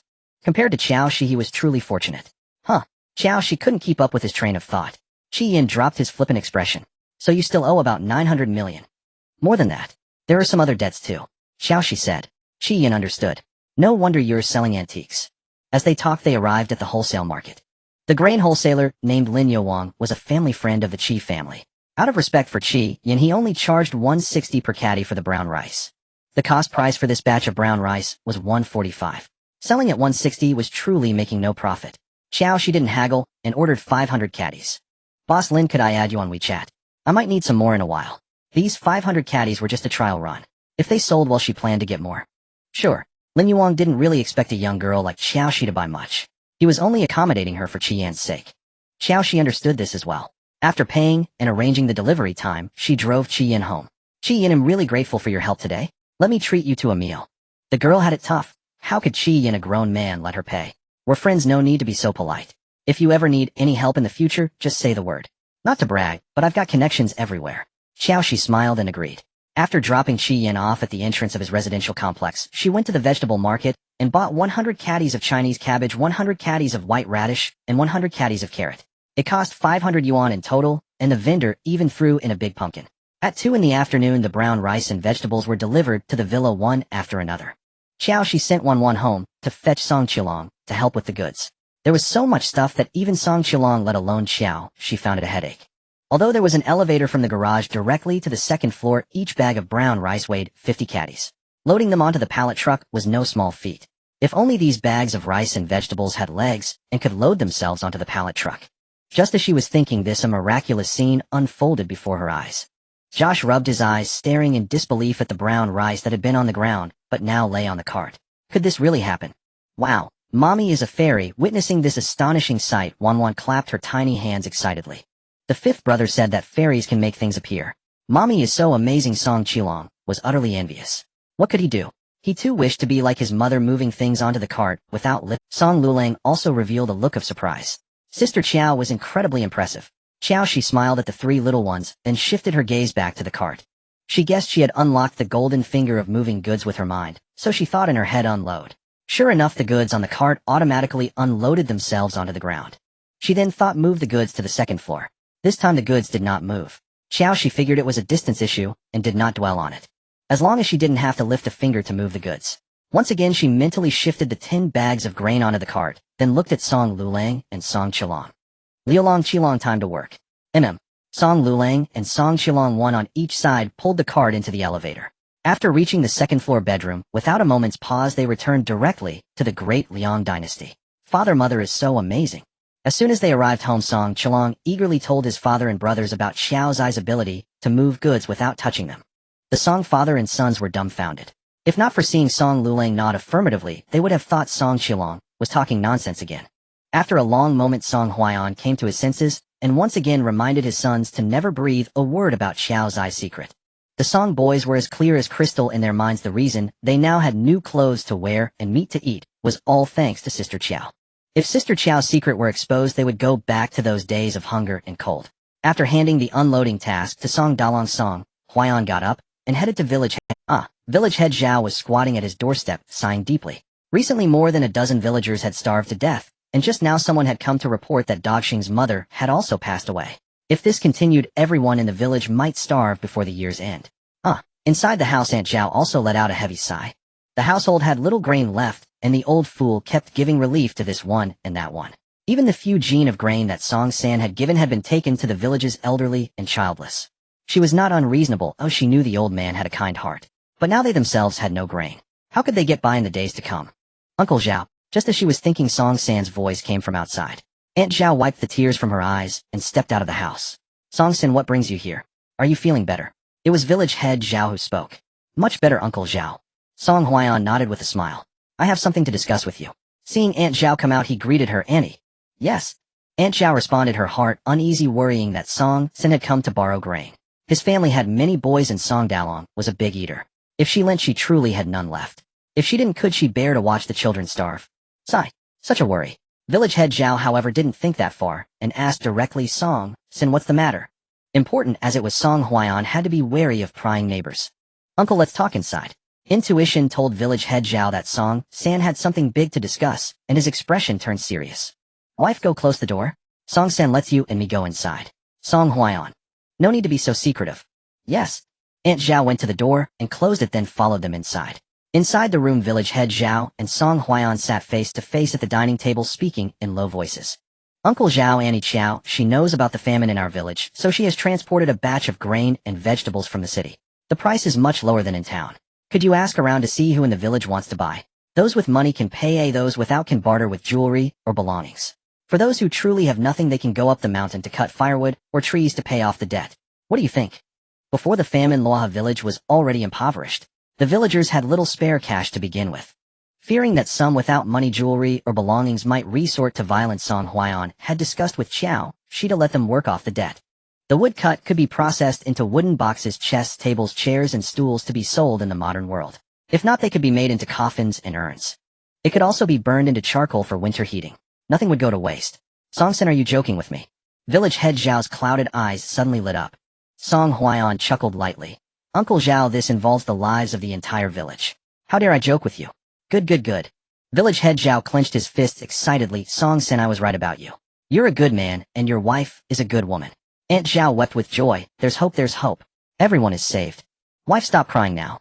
Go quickly and tell the villagers to go to Song San's house to buy grain. After instructing Aunt Zhao, village head Zhao followed Song Huaiyan to the Song residence. Seeing is believing. He wanted to see the grain with his own eyes to be at ease. In the Song courtyard, Song Dalong had placed only 5 bags of grain, 1 bag of Chinese cabbage, 1 bag of white radish, and 1 bag of red radish. The rest were hidden in their house, and some at Qiao, real grain. Village head Zhao grabbed a small handful of brown rice, his hands trembling with excitement. Seeing the fresh, crisp cabbage and radishes, he was speechless. This? Noticing this, Song Huaiyan raised an eyebrow. Uncle Zhao, I didn't lie to you, did I? No. Village head Zhao patted his shoulder and affirmed, Song San, on behalf of all the villagers of Luha village, I thank you. Rest assured, the grave plot I dug for you before is still reserved. No one else can use it. From now on, you are a lifelong member of Luha village. Song Huaiyan. Should I say thank you or thank you? Just then the villagers came flocking upon hearing the news. Song San, do you really have grain to sell? What's the price? Everyone spoke at once, giving Song Huaiyan a headache. Stop all this noise. Village head Zhao interrupted them with authority. Everyone listen to me. The boisterous crowd fell silent in an instant. Village head Zhao spoke slowly. The grain was brought from the county seat by Song San's wife, and she's selling it to us for only 5 won per caddy. The reason it's so cheap is entirely out of respect for Song San. So every one of you must remember the kindness of this couple. The price was set by Song Huaiyan. Before the famine, a caddy of coarse rice was about this price. He was afraid that if he set it higher, the villagers wouldn't be able to afford it. So he simply sold it for 5 won a caddy. It didn't matter whether he made a profit or a loss. After all, the villagers of Luha village had helped his family quite a bit over the past 2 years. He considered it repaying a debt of gratitude. When they heard the grain was 5 won a caddy, some villagers were overjoyed while others were worried. Those with money at home were happy, those without a single copper coin were troubled. Village head Zhao scanned the crowd, taking in everyone's expressions. Alright, stop pulling those long faces. Song San and his wife considered that some villagers might not have money, so they said you can also trade jewelry or other items. If you have nothing at all, then go up the mountain to chop wood or cut trees to pay off the debt. As soon as these words were spoken, a muffled sob broke out from the crowd. Third brother, can you give me something to eat first? My mother is on her last legs. Once she's fed, I'll go up the mountain to chop wood. The speaker was a man named Zhao Dao. He was 25 years old, burly and strong, but very filial. Song Huaiyan gave a slight nod, then turned his head to look at Song Dalong. Dalong, weigh a caddy of rice for Uncle Dahu, and give him a head of cabbage. Song Dalong replied yes. Thank you. Third, Zhao Dahu, while speaking, knelt on the ground and kowtowed several times towards Song Huaiyan. Get up quickly, what are you doing?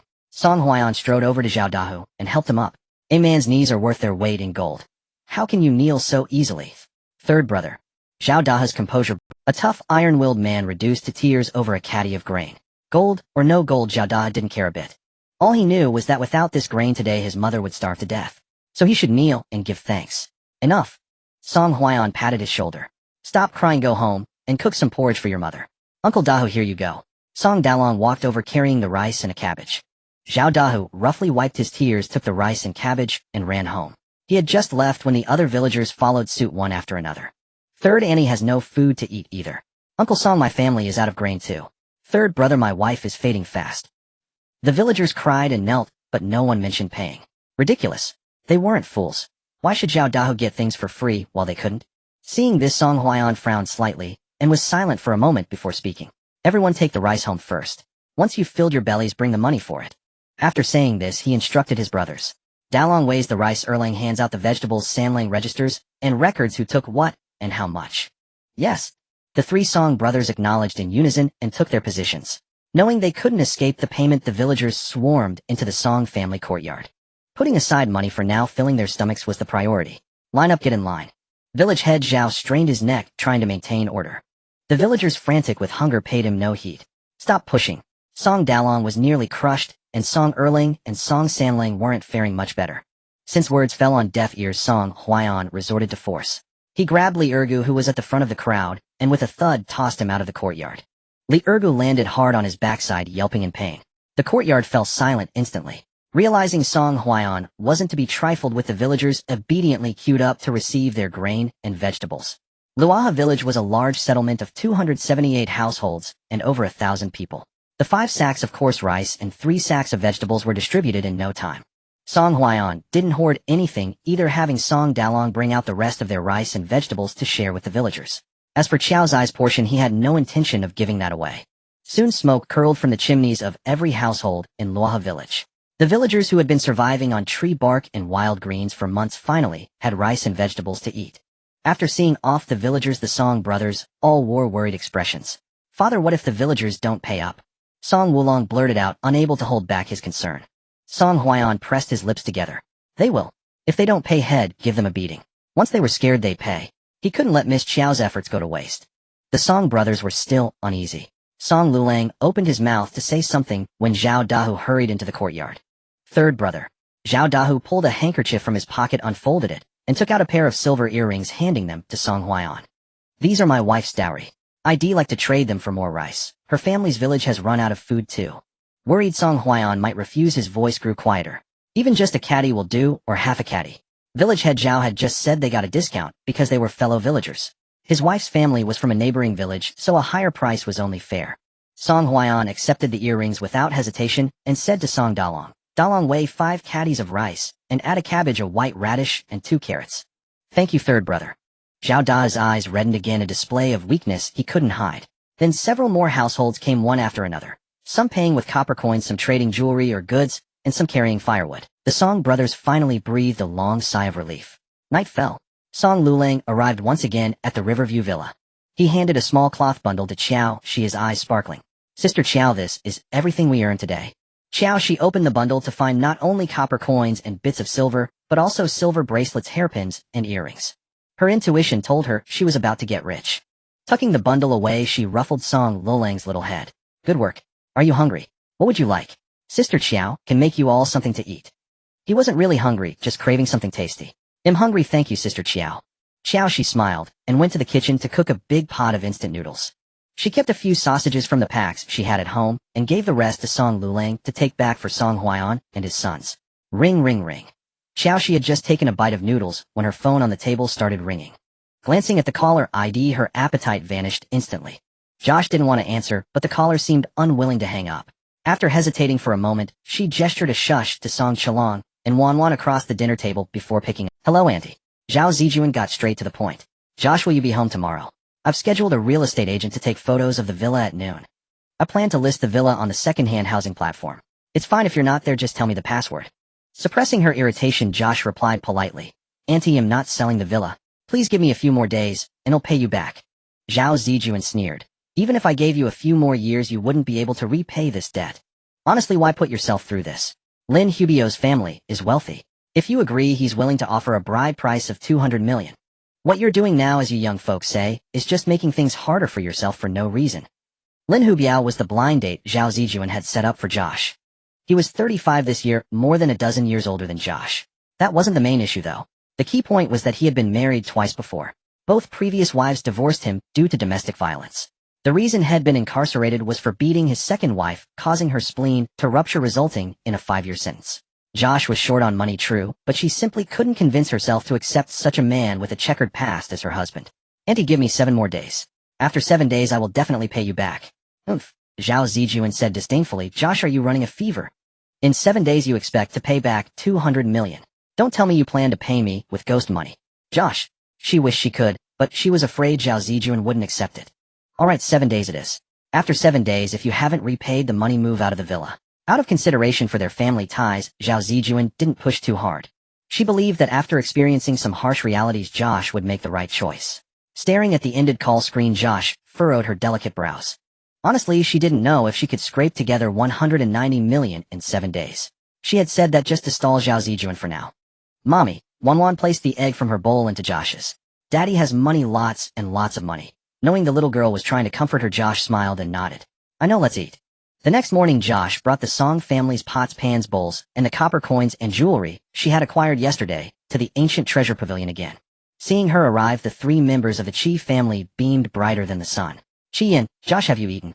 Qi Mingli, Cici, are you thirsty? Old Master Qi, Cici, come. Let's go upstairs with Grandpa. Josh, what's going on? These 3 didn't seem quite normal today. Despite her inner thoughts, she remained calm on the surface.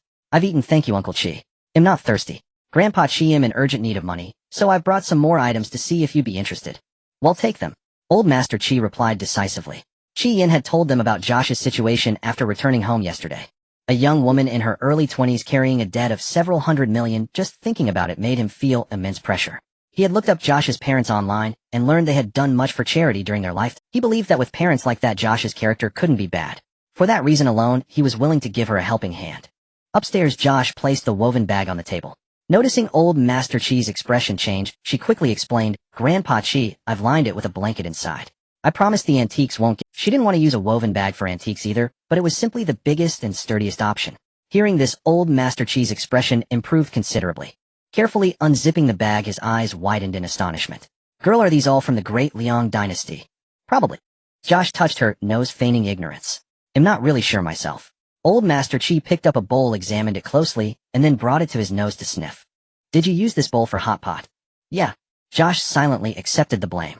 She should have washed these bowls again. Old Master Qi was fuming. You reckless girl. These are antiques. Aren't you afraid of dropping or chipping them? You'll be more careful next time. Josh stuck out her tongue apologetically. Old Master Qi shot her a glare. Next time. No. Josh quickly changed the subject.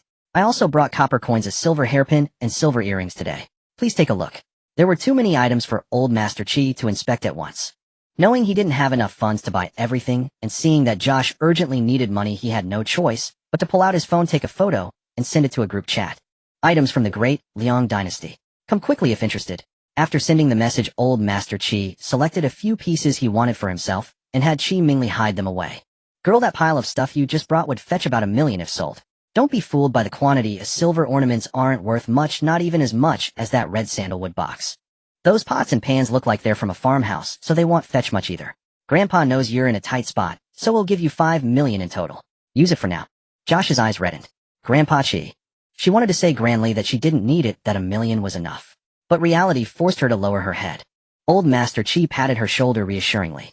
Girl, don't cry. Everyone faces difficulties in life. You just need to get through this phase. Don't worry, with Grandpa here, he'll help you gather the full amount. Thank you, Grandpa Qi. Josh said, her voice choked with emotion. Remembering the Lingji mushroom at home, she decided to give it to Old Master Qi. Suddenly recalling something, he asked, why did you buy so much brown rice? If you can't afford proper food, you can come eat at my place. Brown rice doesn't taste very good. No need, I still have money for food. Josh said half-truthfully, a friend asked me to buy it for him. He says he's processing it into some kind of snack. I don't know the specifics. Oh. Old Master Qi nodded in understanding. As they were talking, Old Master Jiang and the others arrived at the ancient treasure pavilion. Seeing the pile of antiques, they got as excited as little old friends. It seems our country's history books will need to be rewritten again. Indeed, the Great Liang dynasty was more prosperous than I imagined. Absolutely. Look at the petals on this silver hairpin, it's definitely not the work of an ordinary craftsman. As they chatted, the old men eventually started talking about that renowned young general.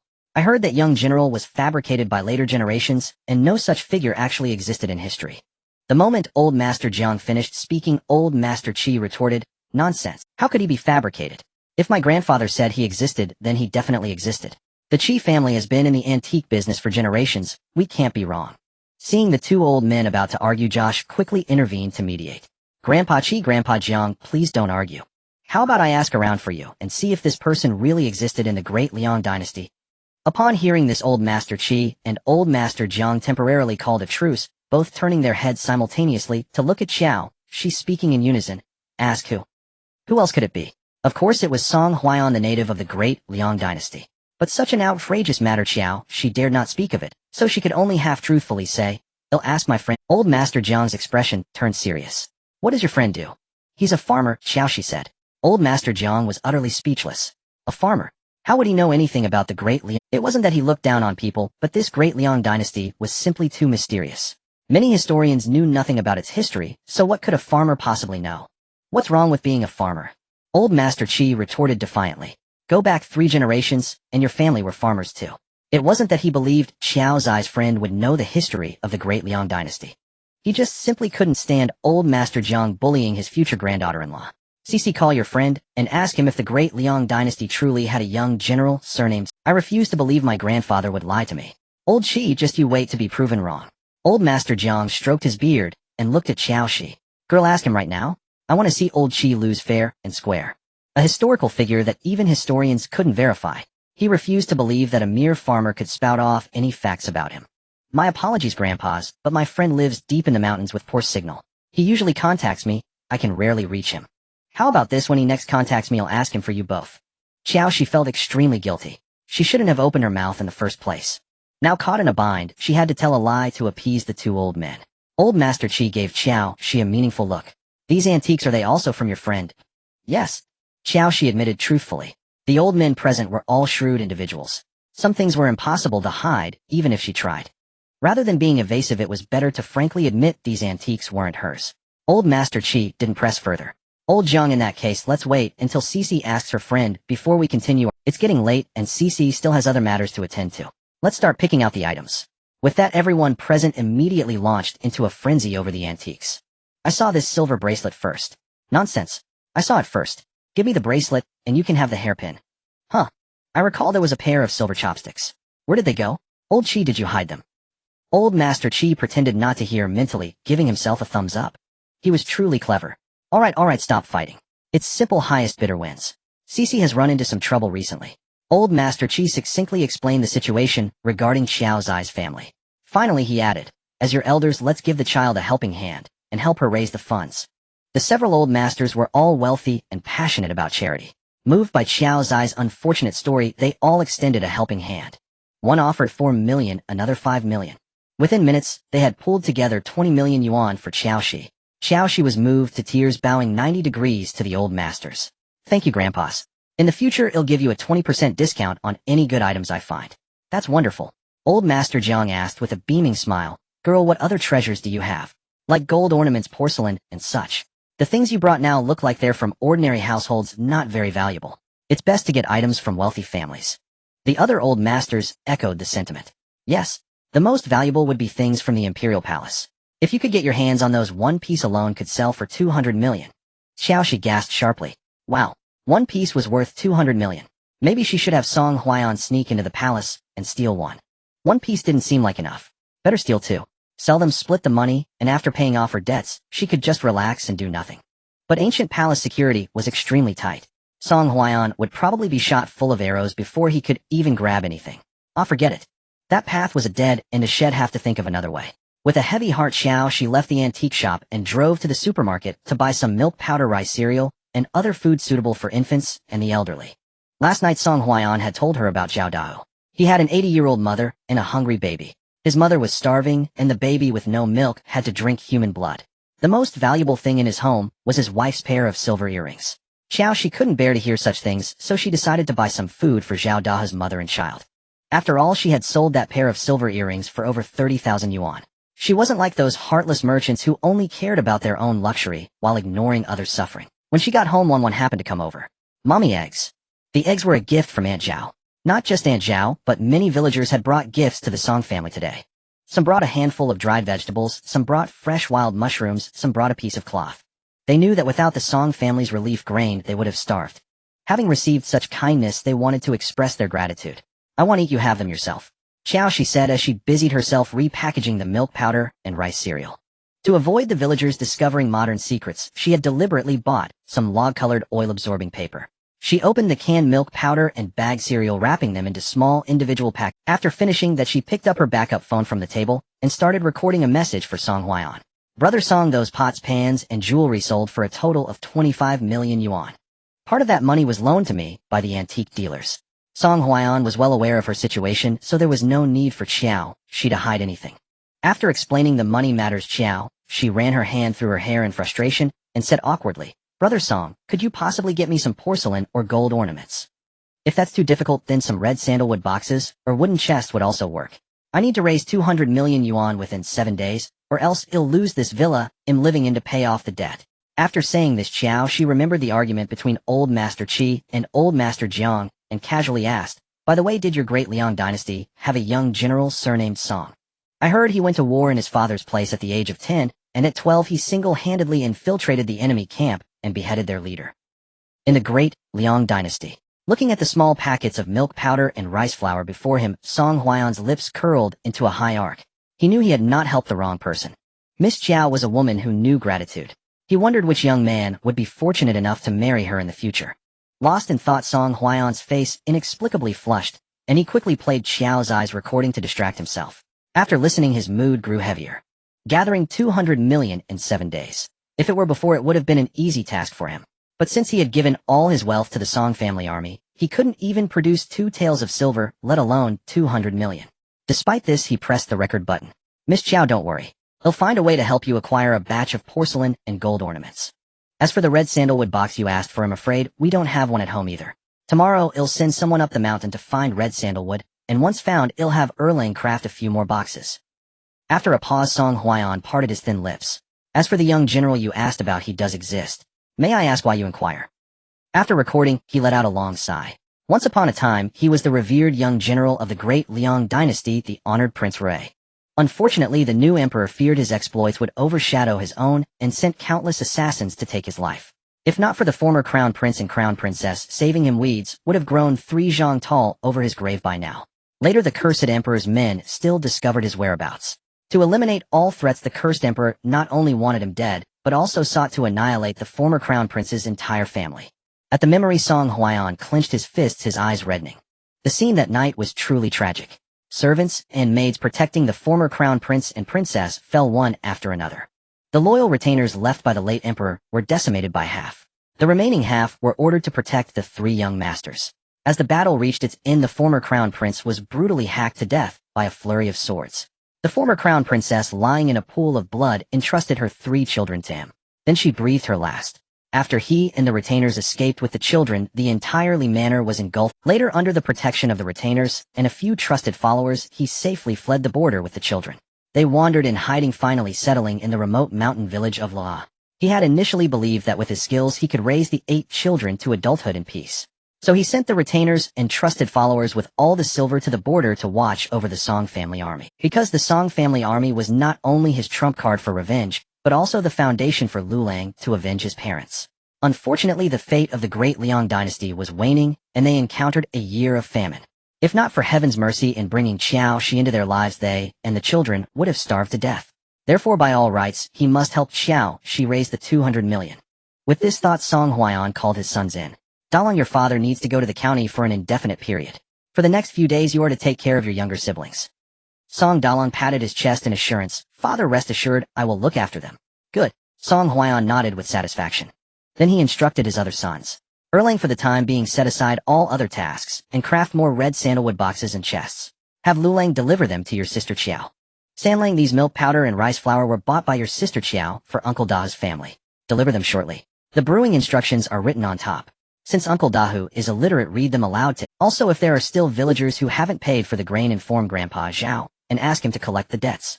After instructing Song Sanlang, his gaze passed over Song Silang and settled on Song Wulong. "Wulong, we now have plenty of food and drink at home. If you want anything, ask your eldest brother. Whatever you do, don't eat poisonous mushrooms again." He truly feared that one day Song Wulong would end up lying flat on a board. "Yes, father." Song Wulong scratched his head sheepishly. "Lulang." Song Huayan handed his phone to Song Liulong, instructing, "Tell your sister Qiao that your father is going on a long journey, and will contact her upon his return. Also keep an eye on Qilong and Wanwan. Don't let them cause trouble for your sister Qiao." Song Lulang took the phone and nodded solemnly. Wanwan and Qilong were not at home, so there was nothing more to say. He waved his hand and said, "All right, go about your tasks." At this moment, Song Siling spoke up. "Father, what about me? Don't you have any instructions for me?" Normally, he wouldn't ask such a foolish question. If there were no instructions, so be it. Even if there were, he wouldn't bother to do them. But lately, everyone had been isolating him, and he felt a twinge of panic. "Oomph." Song Huayan laughed in anger. "You're as lazy as a pig. What could I possibly instruct you? Should I tell you not to sleep, and to help your elder brothers with their work? Are you even one to do chores?" Song Siling. Clearly he wasn't. Seeing him silent, Song Huayan's anger flared even more. "Wanwan is much younger than you, yet she knows to share my burdens. What do you know? All you do is eat and sleep day in day out.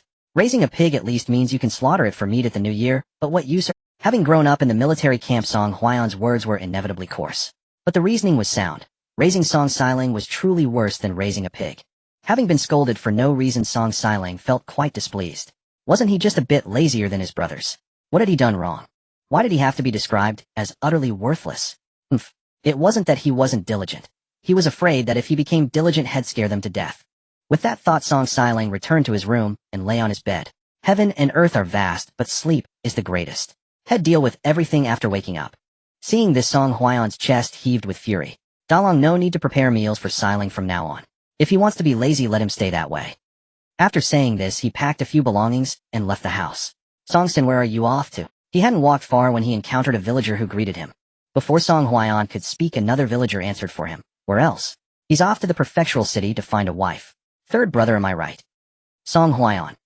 Even if wrong, it had to be right. He couldn't very well tell them he was planning to go to the county to steal something, could he? Run him off now. With that, Song Huayan hurriedly left Loha village. The other Song brothers had long been disgusted with Song Xiling's shameless behavior. They had only refrained from confronting him out of respect for their father. Now that their father had spoken, saying no meals were to be prepared for him, Song Dalong naturally complied. Not only did he refuse to cook for Song Xiling, but he also hid all the Rieditoet food in the house. Listen up, you lot. If I catch anyone giving food to Xiling, I'll cut off your ass. The other brothers nodded like pecking chicks. Song Xiling was oblivious to his eldest brother's schemes and slept soundly until noon the next day before slowly getting up. Eldest brother, is the meal ready? I'm hungry. In the courtyard, Song Dalong was splitting firewood. Hearing Song Xiling shout, he continued chopping with a blank expression. He hadn't cooked anything today.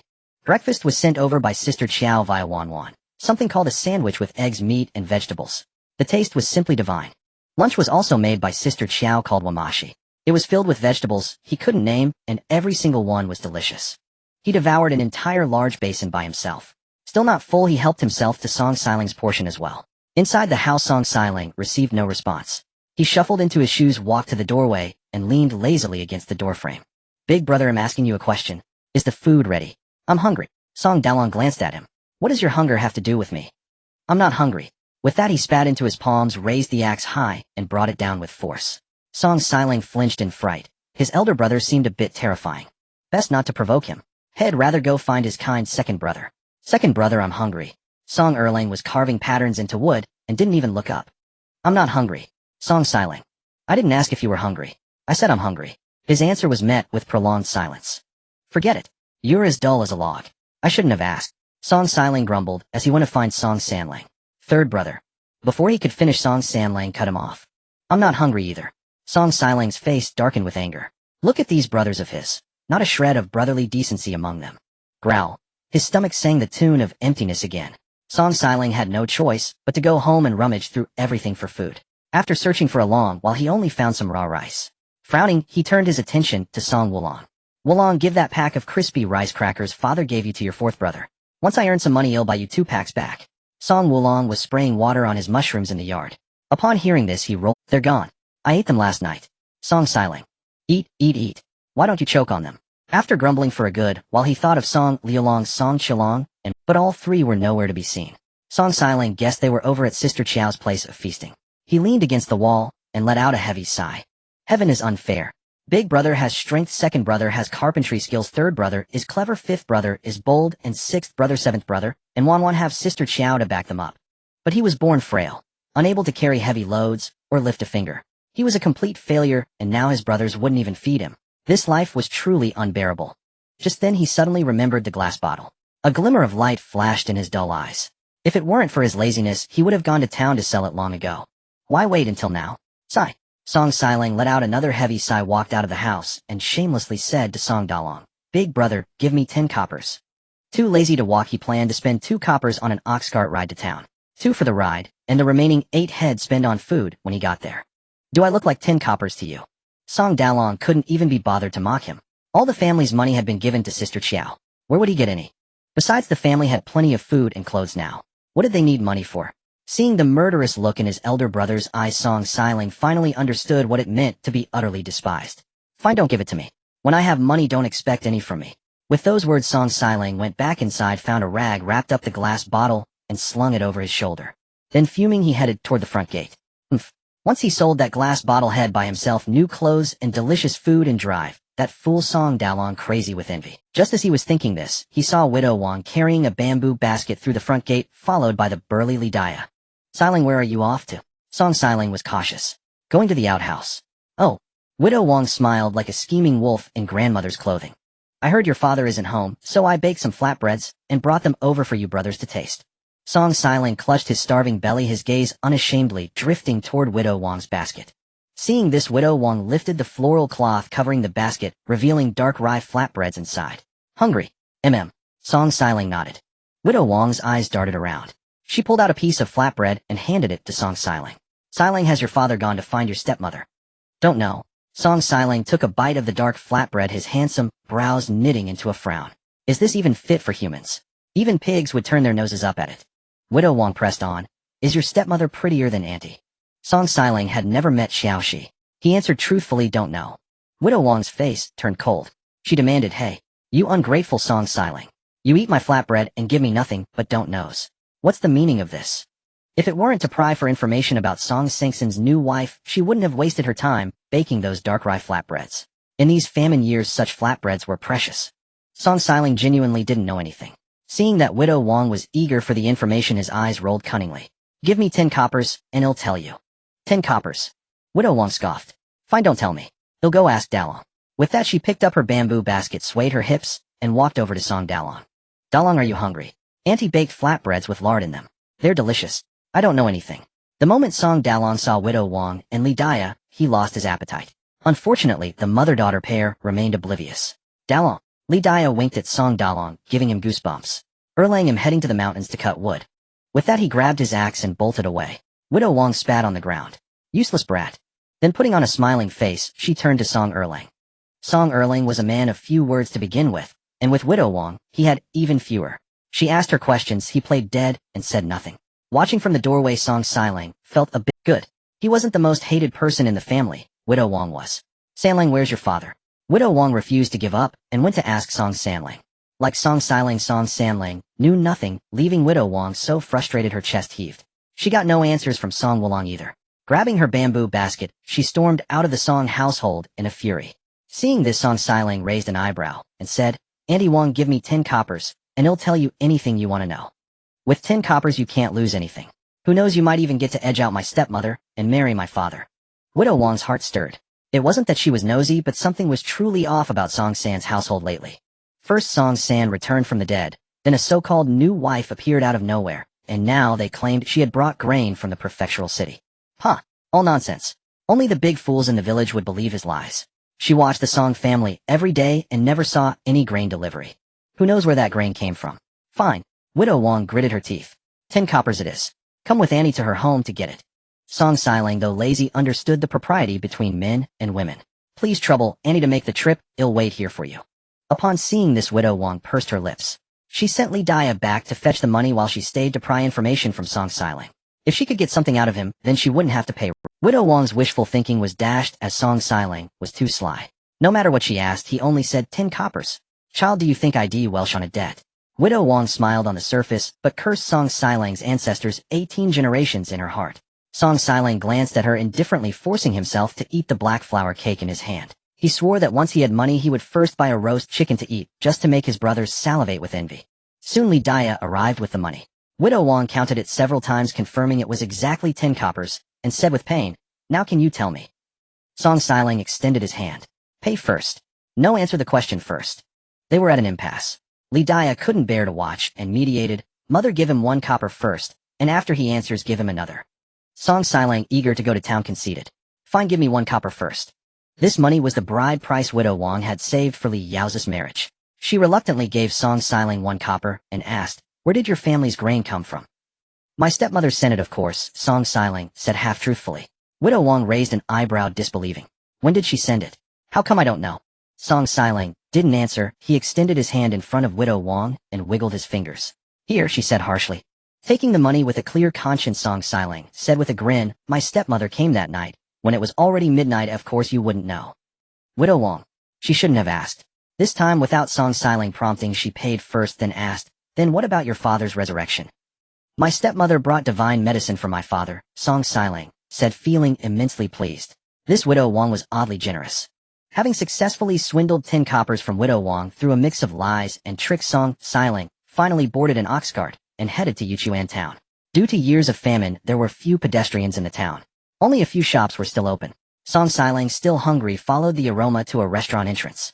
Seeing his ragged clothes, the waiter impatiently waved him away. Go. Don't disturb our business. I have money. Song Xiling pulled out 7 coppers from his pocket, thinking it should be enough for a bowl of noodles. The waiter sneered at him. 7 coppers. Kid, even a steamed bun costs 15 coppers now. What can you do with 7? Nowadays grain prices had risen, and so had the prices of buns and dumplings. This restaurant was the largest in town, usually serving wealthy and noble customers who didn't care about money. Thus, even though their prices had increased tenfold, customers still came. Song Xiling was startled. A steamed bun costs 15 coppers. Can't afford. Hey, where's the pawn shop in town? He planned to pawn the colored glazed bottle and then eat. The waiter pointed east. Go straight along this road, and you'll see it. Thanks. Although lazy, Song Xiling could recognize a few characters. Following the waiter's directions, he soon saw a shop with a large character, Dang, pawn at the entrance. His eyes lit up, and he walked straight in. Boss, I'd like to pawn something. The pawn shop owner was a white-bearded old man named Qi. Seeing that Song Xiling was young, he didn't take him seriously and asked perfunctorily what to pawn. This. Song Xiling opened his bundle and took out a milk bottle, a colored glazed bottle. Hearing this, Qi looked up at Song Xiling. The colored glazed bottle in his hand was much more translucent than any he had seen before, and his eyes widened instantly. This is a colored glazed bottle. Song Xiling's eyes darted and he nodded. That's right, this is a fine colored glazed bottle from the Western Ocean, said to be used by Western royalty. He had heard about the Western Ocean from Song Huaiyan. Song Xiling loved reading all kinds of books. Once he had read about the Western Ocean in some book and asked Song Huaiyan to tell him about it. Although Song Xiling was lazy, he couldn't help absorbing knowledge that forced its way into his mind. So when it came to lying, he did it effortlessly. Qi didn't believe Song Xiling's words, but after picking up the bottle and examining it carefully several times, he had to believe. Marvelous. Such exquisite craftsmanship truly doesn't resemble that of our Daliang dynasty. Song Xiling breathed a sigh of relief and continued to fabricate. Of course, the Western Ocean is far more prosperous than our Daliang. Not only do they have crystal clear colored glaze, but also a happiness water that makes people happy when they drink it. Even the usually knowledgeable Qi was puzzled by what Song Xiling said. Happiness water. Never heard of it. A box that can record sound. Never heard of it either. If not for the colored glazed bottle in Song Xiling's hand, he would have suspected the kid was bragging. Little brother, how much do you want to pawn this bottle for? Is it a dead pawn or a live pawn? Qi smiled with a kindly face. Song Xiling frowned and asked, what's the price for a dead pawn and for a live pawn? 5 taels of silver for dead pawn, half a tael for live. Qi wanted the bottle badly, but was reluctant to offer a high price. Seeing the boy's ragged clothes, he suspected the bottle might be stolen, so he didn't want to offer a high price. 5 taels. Song Xiling squinted his eyes. Boss, forget it, I want pawn it. He had heard from his father that colored glazed bottles were very expensive, and generally only the imperial palace could afford them. The old man thought he could fob him off with 5 taels. Impossible. The boy wasn't so easily fooled. Qi rubbed his nose and said, then he'll add a bit more. 10 taels. Not selling. Song Xiling raised an eyebrow and said, boss, you've seen it yourself, this bottle of mine is excellent in both color and craftsmanship. I have other rare items at home. If we cooperate well this time, I can bring you something else next time. Qi remained silent, furrowing his brow as he carefully scrutinized Song Xiling. The young lad before him, seemingly of tender years, and clad in tattered garments, bore the look of a filthy beggar.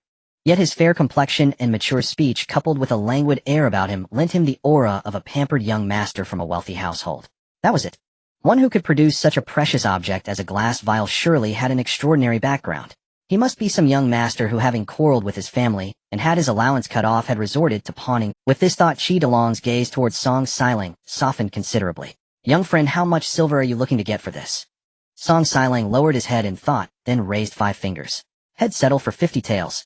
He feared asking for too much might make the pawnbroker refuse, and being weary and hungry, he had no desire to trudge to other shops to haggle. 500 taels. Qi brow knitted. Young friend, to be honest, this glass vial of yours is indeed a rare find. In the capital, it would surely fetch a handsome price. But here in Yichuan town, we're in a poor remote area. Folks can barely fill their bellies, let alone spend 500 taels on a fancy bottle. How about this? They'll give you 200 taels, and you leave it here as a dead pawn. Deal? Song Xiling was speechless. Should he tell him had only asked for 50 taels? Ah, forget it. His father always said there's no such thing as an honest merchant. 200 taels it was. Though inwardly pleased, he feigned reluctance and pointed at the plate of mung bean cakes. That plate of cakes is mine too. Done. Qi Delong's grin stretched nearly ear to ear. His instinct was right. This brat was indeed a young master from some affluent family. He might look shrewd on the surface, but he was just a clueless fool. A plate of mung bean cakes. Sure, take them all, every last one. This glass vial was a gem. Once he took it to the prefectural city, he could easily flip it for over 1,000 taels. Heh, a fortune to be made. Song Xiling harbored similar thoughts. The vial was indeed made of glass, but it was just the leftover bottle from Wanwan's milk. If he guessed right at Sister Qiao's place, a milk was worth far more than the bottle. Heh, a discarded milk bottle, and Head sold it for 200 taels. When he got home, Head have Wanwan drink more milk and save all the bottles for him. One bottle for 200 taels, 10 bottles for 2,000. Tisk tsk. Let's see who dares look down on him now. Young friend, would you prefer banknotes or silver? Qi Delong asked considerately. Song Xiling thought for a moment. Banknotes, please. Silver was too conspicuous. He feared attracting the attention of thieves. Right away. Qi Delong fetched the banknotes and personally wrapped up the mung bean cakes, then courteously escorted Song Xiling to the door. Take care, young friend. If you ever have anything else to pawn, be sure to come back to our Wanfu pawn shop. I will. Song Xiling clasped his hands in salute and headed to the ready-made clothes shop next door. He bought himself 4 complete sets of clothes and 4 pairs of shoes from head to toe, spending 20 taels in total. Emerging from the shop, Song Xiling's spine felt noticeably straighter. His brothers only had 2 sets of new clothes and 2 pairs of shoes each. But he had a full 4 sets. Truly a man must rely on himself. Humming a tune, Song Xiling swaggered back into the earlier restaurant. Waiter, bring me a roast chicken. No, make that too. Right away, sir. Please have a seat, the chicken will be out shortly. The waiter, failing to recognize him, didn't make the connection at first. A moment later, as he came to serve the food, he gasped. You are that filthy beggar from before. Song Xiling's mouth twitched. He pulled out a 50 tael note and slapped it onto the table. You're the beggar. Your whole family are beggars. Upon seeing the banknote, the waiter's face broke into a fawning smile. Yes, this lowly one is a beggar, and my whole family are beggars. But sir, 2 roast chickens come to 60 taels of silver. This here isn't quite enough, is it? Song Xiling had just torn off a large drumstick when he heard this, and suddenly the meat in his hand lost its appeal. 60 taels. How could it be so expensive? Seeing his reaction, the waiter explained, Sir, times have changed. Grain prices have soared. Fine. Song Xiling cut him off, pulling out another 20 tael note and slapping it on. This time the waiter had nothing more to say. After eating his fill, Song Xiling had another roast chicken wrapped up to take home, then boarded the ox cart back to the village with a satisfied air. The aunties and sisters on the cart, seeing him with new clothes and roast chicken, grew curious. Xiling, I hear a single roast chicken costs 30 taels. Where do you get the money for such things? Song Xiling yawned lazily. My stepmother gave it to me. The women exchanged knowing glances. That third Song's wife must be truly wealthy. No wonder she sold such fine rice for just 5 coppers. Xiling, what does your stepmother look like? Why don't we ever see her out and about? The speaker was a woman named Su Tsuihua, known to be close to Widow Wang. The two often spent their time gossiping about the Song family, especially given all the strange happenings there recently. Song Xiling couldn't be bothered to answer. He simply closed his eyes and pretended to sleep, until he actually dozed off. Su Tsuihua rolled her eyes and muttered, that Song boy is impossibly lazy. Eats and sleeps all day, never lifts a finger to work. And look at that face, soft as a little girl's. She paused, then added in a hushed conspiratorial tone, Auntie Zhang, don't you think Song San's kids look nothing like him? Do they, oi? Auntie Zhang, who disliked gossip, gave a vague reply, but the others on the cart were thoroughly intrigued. They eagerly chimed in, following Su Qihua's lead. They don't look like Song San, so they must take after their mother. Impossible. Even if they took after her, wouldn't the siblings look alike? Look at them. Only Liulong Qilong and Wanwan bear any resemblance. Daoyang Erling Sanling Xiling and Wulong all look completely different from each other. Now that you mention it, that's true. Could Song San be a human trafficker? The chatter continued. Song Xiling, roused by the noise, listened with his eyes closed, his delicate brows knitting into a frown. So he really wasn't his father's biological son. Then who were his real parents? And how had he ended up as his father's child? After pondering for a bit, Song Xiling grew tired again. He yawned and went. Whether he was blood-related or not, thinking was too much of a hassle. He'd just muddle through life as it came. The ox cart swayed along and finally returned to Luoha village before sunset. At that moment, the Song brothers were gathered around enjoying fried chicken and burgers. Seeing Song Xiling return, they instinctively shielded their food, refusing to share. Song Daliang even placed an axe on the table, as if daring Xiling to try and snatch a bite. Oomph. Song Xiling rolled his eyes dramatically, pulled out the roast chicken and mung bean cakes from his bundle, and plopped them on the table. Roast chicken. I just had 2 whole ones. Fourth brother, this isn't roasted chicken. It's crispy fried chicken. It's 100 times better, no, 1,000 times better. Song Wulong said, proudly dipping a piece of chicken into— I wonder how many servings of black pepper chicken fourth brother has had. I've only had half. Song Xiling licked his lips, staring at the pieces in his brother's hand. That black pepper chicken looked rather delicious. Wulong, I'll give you a copper coin. Let me have a taste of your black pepper chicken. No way. Song Wulong sneered with disdain. A single copper coin can't even buy a steamed bun, and you want to trade it for my chicken. Dream on. The other Song brothers also sneered. They all knew he had swindled 10 coppers from Widow Wang. When father returned, they would surely tell on him. Watching his brothers eat with such relish, Song Xiling's mouth watered. He generously pulled out a 20 teal silver note and handed it to Song Wulong. Not enough with 1 copper. How about 20 taels? He was hardly short on cash now. Song Wulong said nothing, instead glancing toward Song Dalong. Where did you get that silver note? Song Dalong's face turned cold, an intimidating aura radiating from him. Startled, Song Xiling shrank back and confessed everything about selling the glass bottle. Hearing this, the veins on Song Dalong's forehead bulged. He was clearly furious. That glass bottle belongs to Sister Qiao. Selling it without her permission is no different from stealing. Even the usually quiet Song Erling was breathing heavily with rage. Fourth brother, you. Oh, Sister Qiao has been so good to us. How could you do such a thing? Song Sanlang was livid too. Fourth brother, if we weren't brothers, I'd be the first to report you to the authorities. Who told you all to keep food from me? Song Xiling retorted with unearned confidence. If I could just eat my fill, I wouldn't have done it. With a sharp crack, Song Dalong, having lost all patience, slapped him across the face. You think you're in the right? Wulong and Luling both work the fields to help this family. What do you do? Besides sleep, what are you good for? Even Qilong and Wanwan are more sensible than you. Clutching his stinging cheek, Song Xiling felt a deep ache of sadness and grievance. It seemed he truly wasn't father's biological son. That's why no one liked him. As he wallowed in thought, a calloused hand extended before him. Hand over the money. Song Dalong's face was dark enough to drip water. Reluctantly, Song Xiling pulled the remaining silver notes from his pocket and placed them in his brother's palm. If you ever steal again, I'll beat you to death on father's behalf. We've got plenty of kids in this family. One more or less won't make a difference. Just as Song Dalong finished speaking, Song Luling came through the wall. Big brother Sister Qiao was worried you might not have enough to eat, so she made some more dumplings and asked me to bring them over. As he spoke, he set the pot of dumplings on the table. Liulong, you're just in time. Song Dalong handed the silver notes to him. Take these notes back to Sister Qiao. Tell her that Xiling secretly sold her glass bottle, squandered most of the money, and this is all that's left. Taking the notes, Song Luling shot Song Xiling a reproachful look. Fourth brother, you've gone too far. Father always said a man should be upright and honorable. How could you stoop to such sneaky behavior? Song Xiling hung his head, sobbing in choked bursts. He felt utterly miserable. He would run away from home and find his real parents. He couldn't stand this wretched household for another moment. Fine, it's all my fault. He'll just leave all right. With that, he packed up the fried chicken and mung bean cakes, grabbed his new clothes and shoes, and stormed off without looking back. A flicker of worry crossed Song Luling's eyes. Big brother, fourth brother. Never mind him. Song Dalong was utterly disappointed, convinced his brother was beyond redemption. Go deliver the money to Sister Qiao. That's all you need to worry about. Yes. Clutching the silver notes, Song Luling turned and left. Song Erling grew uneasy. Big brother, should I go look for Xiling? No need. Let's eat.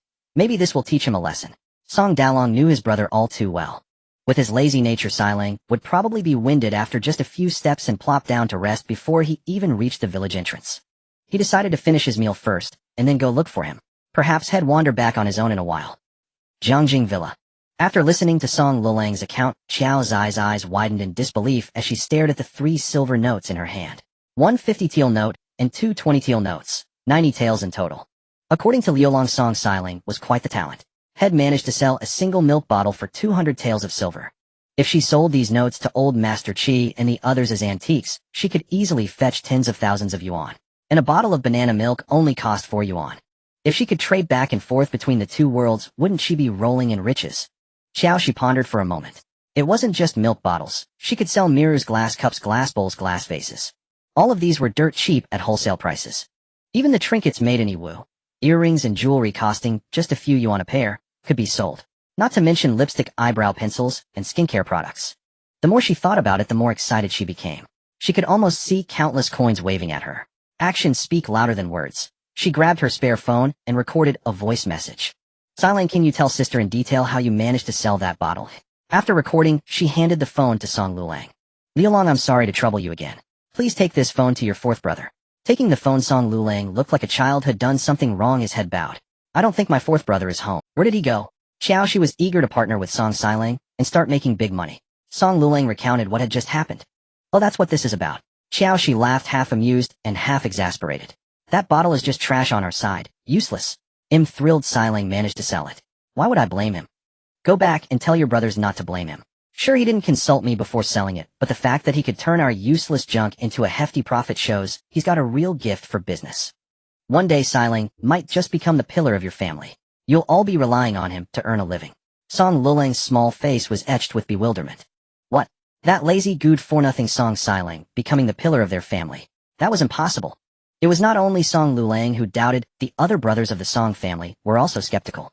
Song Wulong curled his lips. I used to think Sister Qiao was the cleverest person in the world, but now I see she isn't so remarkable. Wulong, a gentleman, does not speak ill of others behind their backs. Song Sanlang glared at him. I know, Song Wulong said, sticking out his tongue. I think the pillar of our family is father.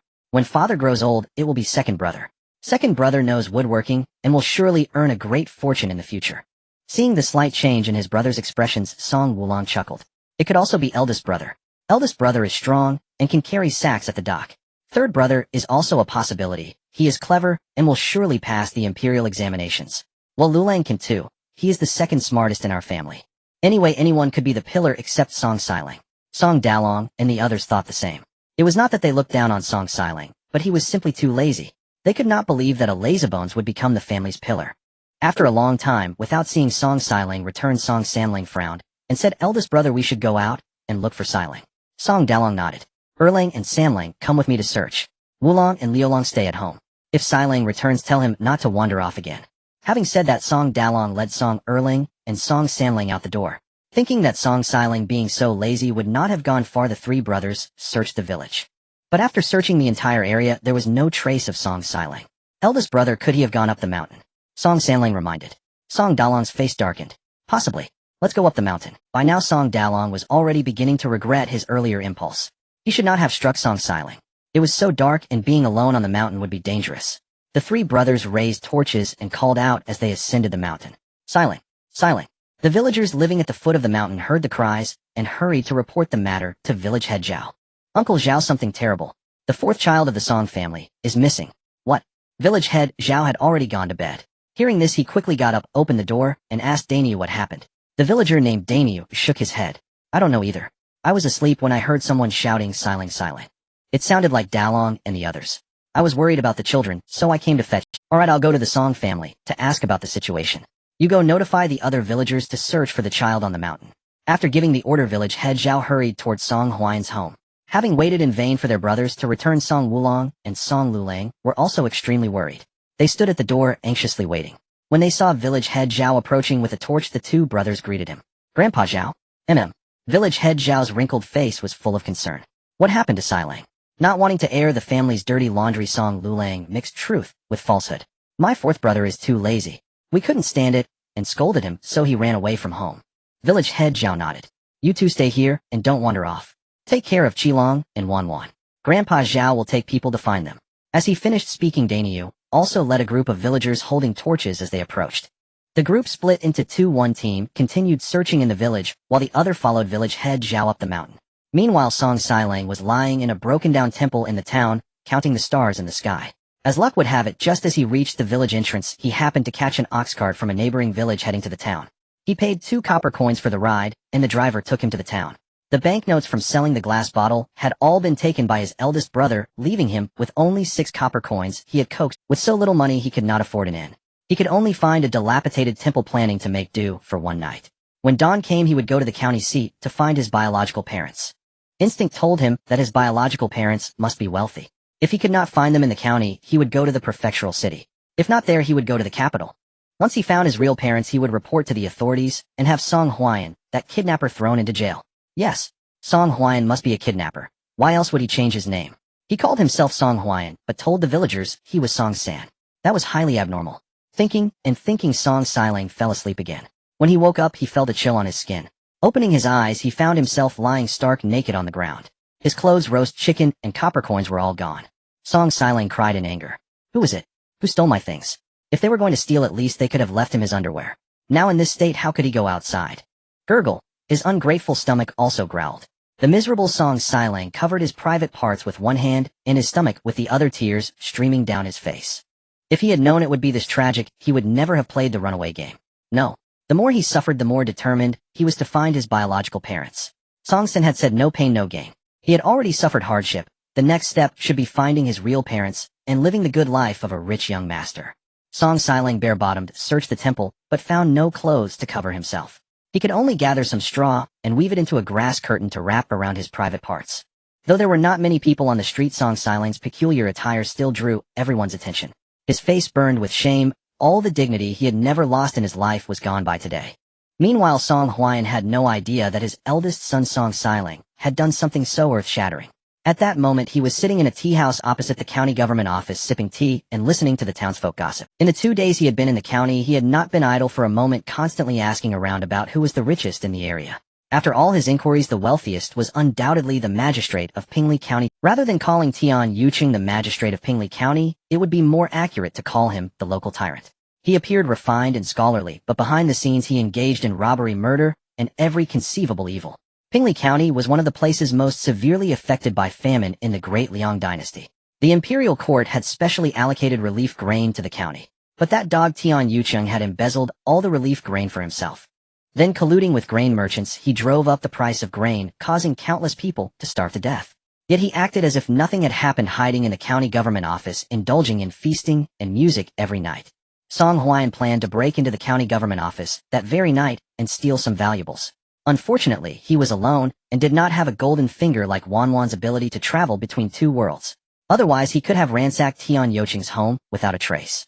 Thinking this, Song Huayan shook his head helplessly. He wondered if Miss Qiao had any way to move those things without being noticed. The thought of Qiao Xi made the corners of Song Huayan's mouth uncontrollably lift. At the stroke of midnight, Song Huayan found a place, donned his night clothes, and scaled the wall into the county office. He noticed a constable not far off urinating. He stealthily approached, covering the constable's mouth with one hand, while pressing a dagger against his neck with the other. "Don't move. Where is the county magistrate's study?" The dagger gifted by Qiao Xi was exceptionally sharp. Without applying much force, the constable's neck was already nicked, blood oozing out.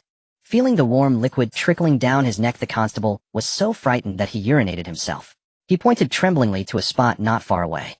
Song Huayan struck the man unconscious with a palm strike, then used his lightness skill to reach the door of the study. After confirming no one was around, he quietly opened the door and slipped inside.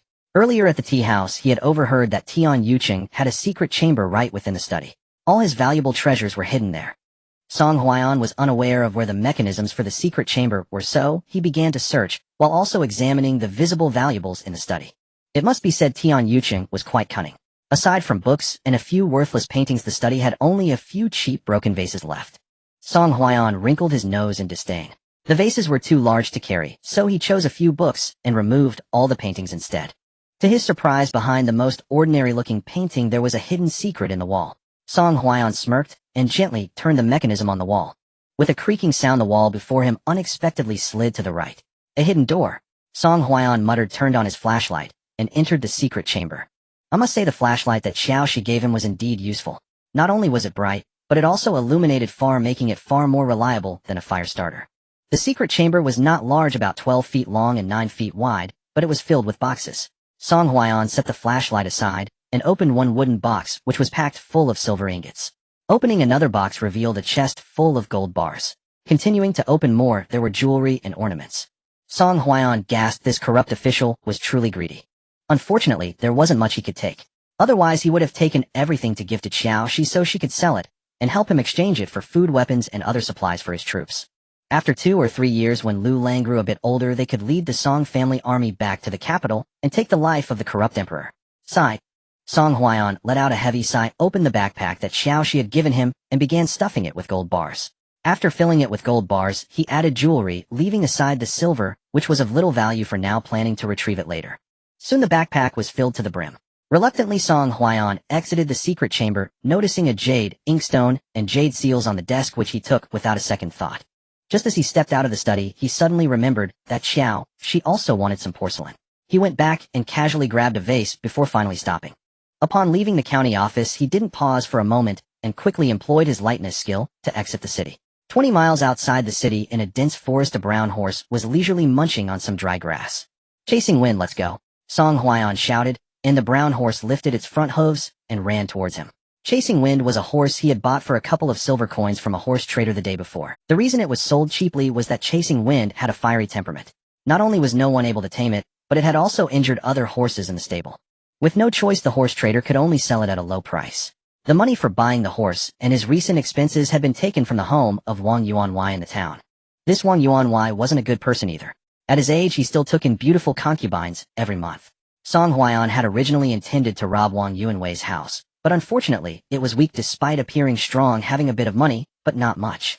Once on the horse, without waiting for Song Huaiyan to give any commands, Chasing Wind had already galloped forward. Chasing Wind faster. Song Huaiyan urged, worried that something might happen to Qiao Xi. Chasing Wind was exhausted, but dared not slow down, running for its life. It was afraid that if it ran too slowly, it would be beaten. After about half an hour's journey, Song Huaiyan spotted a naked child lying in the middle of the road, only wrapped in a circle of straw around his waist. Believing that saving a life was better than building a 7-story pagoda, Song Huaiyan called out. Chasing Wind stopped in front of the boy, gasping heavily. Song Huaiyan jumped down from the horse, and upon closer inspection, he realized that the dazed boy was actually his eldest son, Song Xiling. Although he didn't know what Song Xiling, just the thought of his son in such a state after wandering such a long distance made Song Huaiyan feel that his old face had been completely disgraced. He didn't want this son at all. Xiling, wake up. Song Huaiyan patted Song Xiling's cheek. Song Xiling opened his eyes groggily and weakly said, "Am I seeing things? I actually saw my father. No, Song San can't be my father. My father should be the richest family in the county. Song San is a human trafficker, a kidnapper, who specializes in abducting children. Once I find my real parents, I'll report him to the authorities and have Song San arrested." Song Huaiyan. He had known this would be his thought, and he shouldn't have picked him up in the first place. In a hurry to return home, he tossed Song Xiling onto the horse's back, then climbed up himself, and continued heading towards Lua village. Oh! The jostling on the horse made Song Xiling fully regain his senses. "Who are you? Let me go. My father is the wealthiest man in Pingli County. If you dare to kidnap me, you're finished." As he spoke, he accidentally urinated. The urine splattered all over Chasing Wind, causing it to snort and complain incessantly. Song Huaiyan's pants were not spared either, getting stained with his son's urine. Slap. He raised his hand and gave Song Xiling a hard slap on the buttocks, teasingly saying, "How come I didn't know your father was the richest man in Pingli County?" Song Xiling yelped in pain, crying out, "Ow, ow. Uncle, let me go. I'm so pitiful. I never had a mother, and my father and brothers at home don't like me." Failing to threaten, Song Xiling shifted to a sob story. "I just found out yesterday that my father isn't my real father. He's a trafficker. I'm going to the county to find my real parents, but when I woke up, my clothes and shoes were stolen. I'm so unfortunate, Uncle. I haven't eaten anything all day. Please let me go, and if you can give me some money once I find my biological parents, I will definitely thank you with a heavy reward." Song Huaiyan was hearing Song Xiling's smooth talking for the first time. If he wasn't the trafficker he spoke of, he might have really been deceived. Slap. He gave Song Xiling another slap. "Who are you calling a trafficker?" Song Xiling wept bitterly, yet suddenly felt the voice was familiar. It sounded like the voice of the trafficker Song San. He struggled to lift his head and glanced at the figure on horseback. This was none other than the trafficker Song San. No, wait, who else could it be but his dear father? "Father, I've suffered so terribly. Eldest brother beat me, second and third brothers scolded me, and even Song Lulang dares to bully me relentlessly."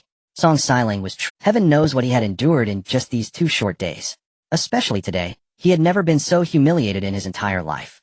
"Enough, stop your wailing," Song Huaiyan said with a disdainful curl of his lip. "Aren't you off to find your wealthy birth parents? Now that you're awake, go on then." With that, he ordered his horse, Zhuifeng, halt. The horse obediently stopped, but Song Xiling clung tightly to Song Huaiyan's leg, refusing to let go. "Father, I'm not going anymore. You are my real father. Who else would I go to?" He said this aloud, but inwardly mused, "I wasn't prepared this time. Once I am fully ready, I'll go searching again." Song Huaiyan's face turned cold. "Have you thought it through? This opportunity comes only once. If you don't go to find your birth parents, then once we return home, you'd better work hard for me. You know very well that I am a trafficker, and traffickers are not good people. If you dare to disobey me again, I'll sell you to the slave market." "No, father. It'll be good." Song Xiling burst into loud, terrified sobs. He certainly didn't want to be sold to the slave market. Although Song San was a trafficker, he had never beaten him except for those few slaps today. If he were sold to the slave market with his lazy nature, he'd probably be beaten every single day. What a disgrace.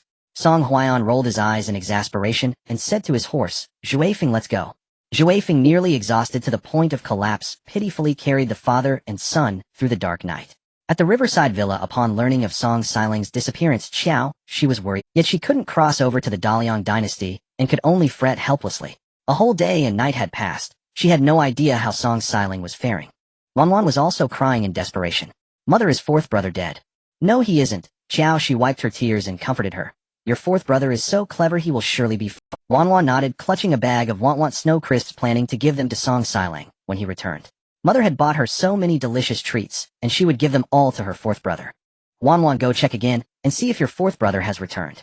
Okay. After sending Wanwan away, Qiao Xi stroked the clothes, shoes, and snack hampers she had bought for Song Xiling. Today her heart filled with guilt. After all, Song Xiling was only 8 years old, still just a child. It was natural for a child to have some rebellious tendencies. She had bought clothes, shoes, and gifts for all the other children of the Song family, but had deliberately left him out. If she were in Song Xiling's shoes, she would also feel hurt and sad. Disciplining a child was one thing, but discipline should be reasonable and targeted. Clearly the current approach she and Song Huaiyan were taking with Song Xiling was not suitable. Back at the Song residence, the brothers were also engaging in self-reflection. It's my fault. I shouldn't have hit Xiling, Song Dalong choked out. They had searched the mountains all night, and spent the entire day scouring the town and neighboring villages, yet found no trace of Song Xiling. Some villagers speculated that perhaps someone driven mad by hunger had eaten Song Xiling. Since Song Xiling rarely went outside and was not often exposed to the sun, his skin was fair and clean. He looked like he would be delicious. Many people agreed with this view. It wasn't that they insisted on thinking the worst, but times were so harsh that many households had run out of food. If one didn't resort to such extremes, they would starve to death. It's my fault. I shouldn't have said those things about him. Song Erling wiped his tears, his eyes filled with self-reproach. Song Sanling's eyes were red-rimmed. It's my fault too. My fault. I shouldn't have refused to give fourth brother the chicken nuggets. Song Wulong sobbed, his voice hoarse from crying. Song Lulang sniffled. I shouldn't have said those things about fourth brother either. Alas. Song Qilong let out a long, heavy sigh, his small body trembling with sobs. If only he had known fourth brother wanted the chicken nuggets, he would have given him his own portion yesterday. Just then Wanwan came through the wall. Has fourth brother still not returned? The brothers all shook their heads in unison, each looking more miserable than the last. Wah, fourth brother. Wanwan cried until her nose was red. Don't cry. Fourth brother will be back soon. Song Liolong, being the closest to her, bent down to pick up his little sister and soothe her softly. Wanwan pouted and asked, really? Just as the words left her mouth, the sound of urgent hoofbeats came from outside the door. Following that, Song Xiling's familiar voice drifted in. Zhuifeng, can't you run a bit slower next time? You nearly rattled my intestines out. It's fourth brother. Wanwan exclaimed excitedly, pointing outside. Xiling, fourth brother. The Song brothers filed out of the house, and upon seeing Song Xiling and Song Huaiyan, they all grew. Father, hide me from their view. Song Xiling cowered behind Song Huaiyan, too embarrassed to let his brothers and sister see him in such a sorry state. Oomph. Song Huaiyan paid him no mind. He only cared about his own dignity now. Where had that been earlier? He strode forward, walked up to Song Liolong, and scooped up his daughter to plant a kiss on her. Wanwan, did you miss your father? Yes. Before Wanwan could finish her sentence, she caught sight of the naked Song Xiling. He, fourth brother, is a pervert. The little girl giggled so hard that a snot bubble burst from her nose. A pervert? Song Huaiyan frowned, pondering for a moment before realizing his daughter meant fourth brother is a pervert. Why don't you get back inside and put some clothes on? The Song brothers, who had been crying moments before, couldn't help but burst into loud laughter at the sight. Ha ha, fourth brother, where are your clothes? Xiling, is that grass wrapped around your waist? Song Xiling covered his private parts, his face flushed crimson with shame, wishing he could crawl into a hole in the ground. If he had known he'd be ridiculed, he would have waited until everyone was asleep before returning. Back in his room, Song Xiling suddenly remembered that his old clothes and shoes had been left behind at the ready-made clothing. That was the only set of clothes and pair of shoes he owned. How tragic. With no clothes to wear, he had no choice but to tear off his bedsheet and wrap it around himself. With no shoes, he had to go barefoot. After the Song brothers had their fill of laughter, they filed in one by one to apologize. Xiling, I'm sorry. Eldest brother shouldn't have hit you. Second brother shouldn't have said those things to you either. Fourth brother, have a cookie. Seeing his brothers bow their heads in apology and his sister offer him a snack, Song Xiling's heart felt like a overturned condiment bottle, a complex mix of emotions. Although his brothers shouldn't have hit or scolded him, he was also at fault for secretly pawning Sister Qiao's glass bottle. With that thought, he also apologized to his brothers. I was the one in the wrong first. I don't blame you all. A glimmer of relief flickered in Song Huaiyan's eyes. It seemed this lad wasn't entirely beyond redemption, still capable of distinguishing right from wrong. There was hope for him. Alright, I'll let it slide this time. But if anything like this happens again, every single one of you will answer to me. Song Huaiyan neither sided with anyone nor reprimanded anyone. The matter of fourth brother's runaway was thus laid to rest. Fourth brother, Sister Qiao left you a message. With that, Song Lulang hastily retrieved his phone from under his pillow and played the recording Qiao Xi had left. Song Xiling was quite surprised, and even more so after listening to the entire recording. Sister Qiao didn't blame him.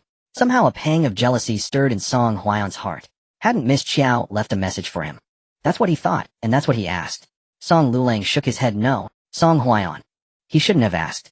Feeling displeased, Song Huayan took it out on Song Xiling. Xiling, even though Sister Qiao doesn't blame you, pawning her crystal vase without permission was wrong. Spending the money you got from pawning it without asking is even worse. You should sincerely apologize to her. If anything like this happens again, it'll break your legs. Song Xiling shot a fearful glance at Song Huayan. What's wrong with father? He actually threatened to break his legs. How terrifying. He should have never come back with him, and instead continued searching for his biological parents in the county town. Liulong, how do I record this? Song Xiling's voice was as faint as a mosquito's buzz, afraid that one wrong word might provoke his father's wrath again. Song Lulang thought for a moment, and said, "I'll teach you how to record a video. That way she can see your expression, which makes it seem more sincere." He had been tinkering with his tablet ever since Sister Qiao gifted it to him. Taking photos and recording videos was no challenge for him. Song Xiling blinked his big confused eyes, and curiously asked Song Liulong, "What is recording a video?" "I know." Song Chilong excitedly raised his little hand, boasting, "Mother recorded a video of me today too. She said she'd show it to my future wife when I get married." The little fellow cleverly omitted the fact that he was recorded because he had wet his pants. The Song family members.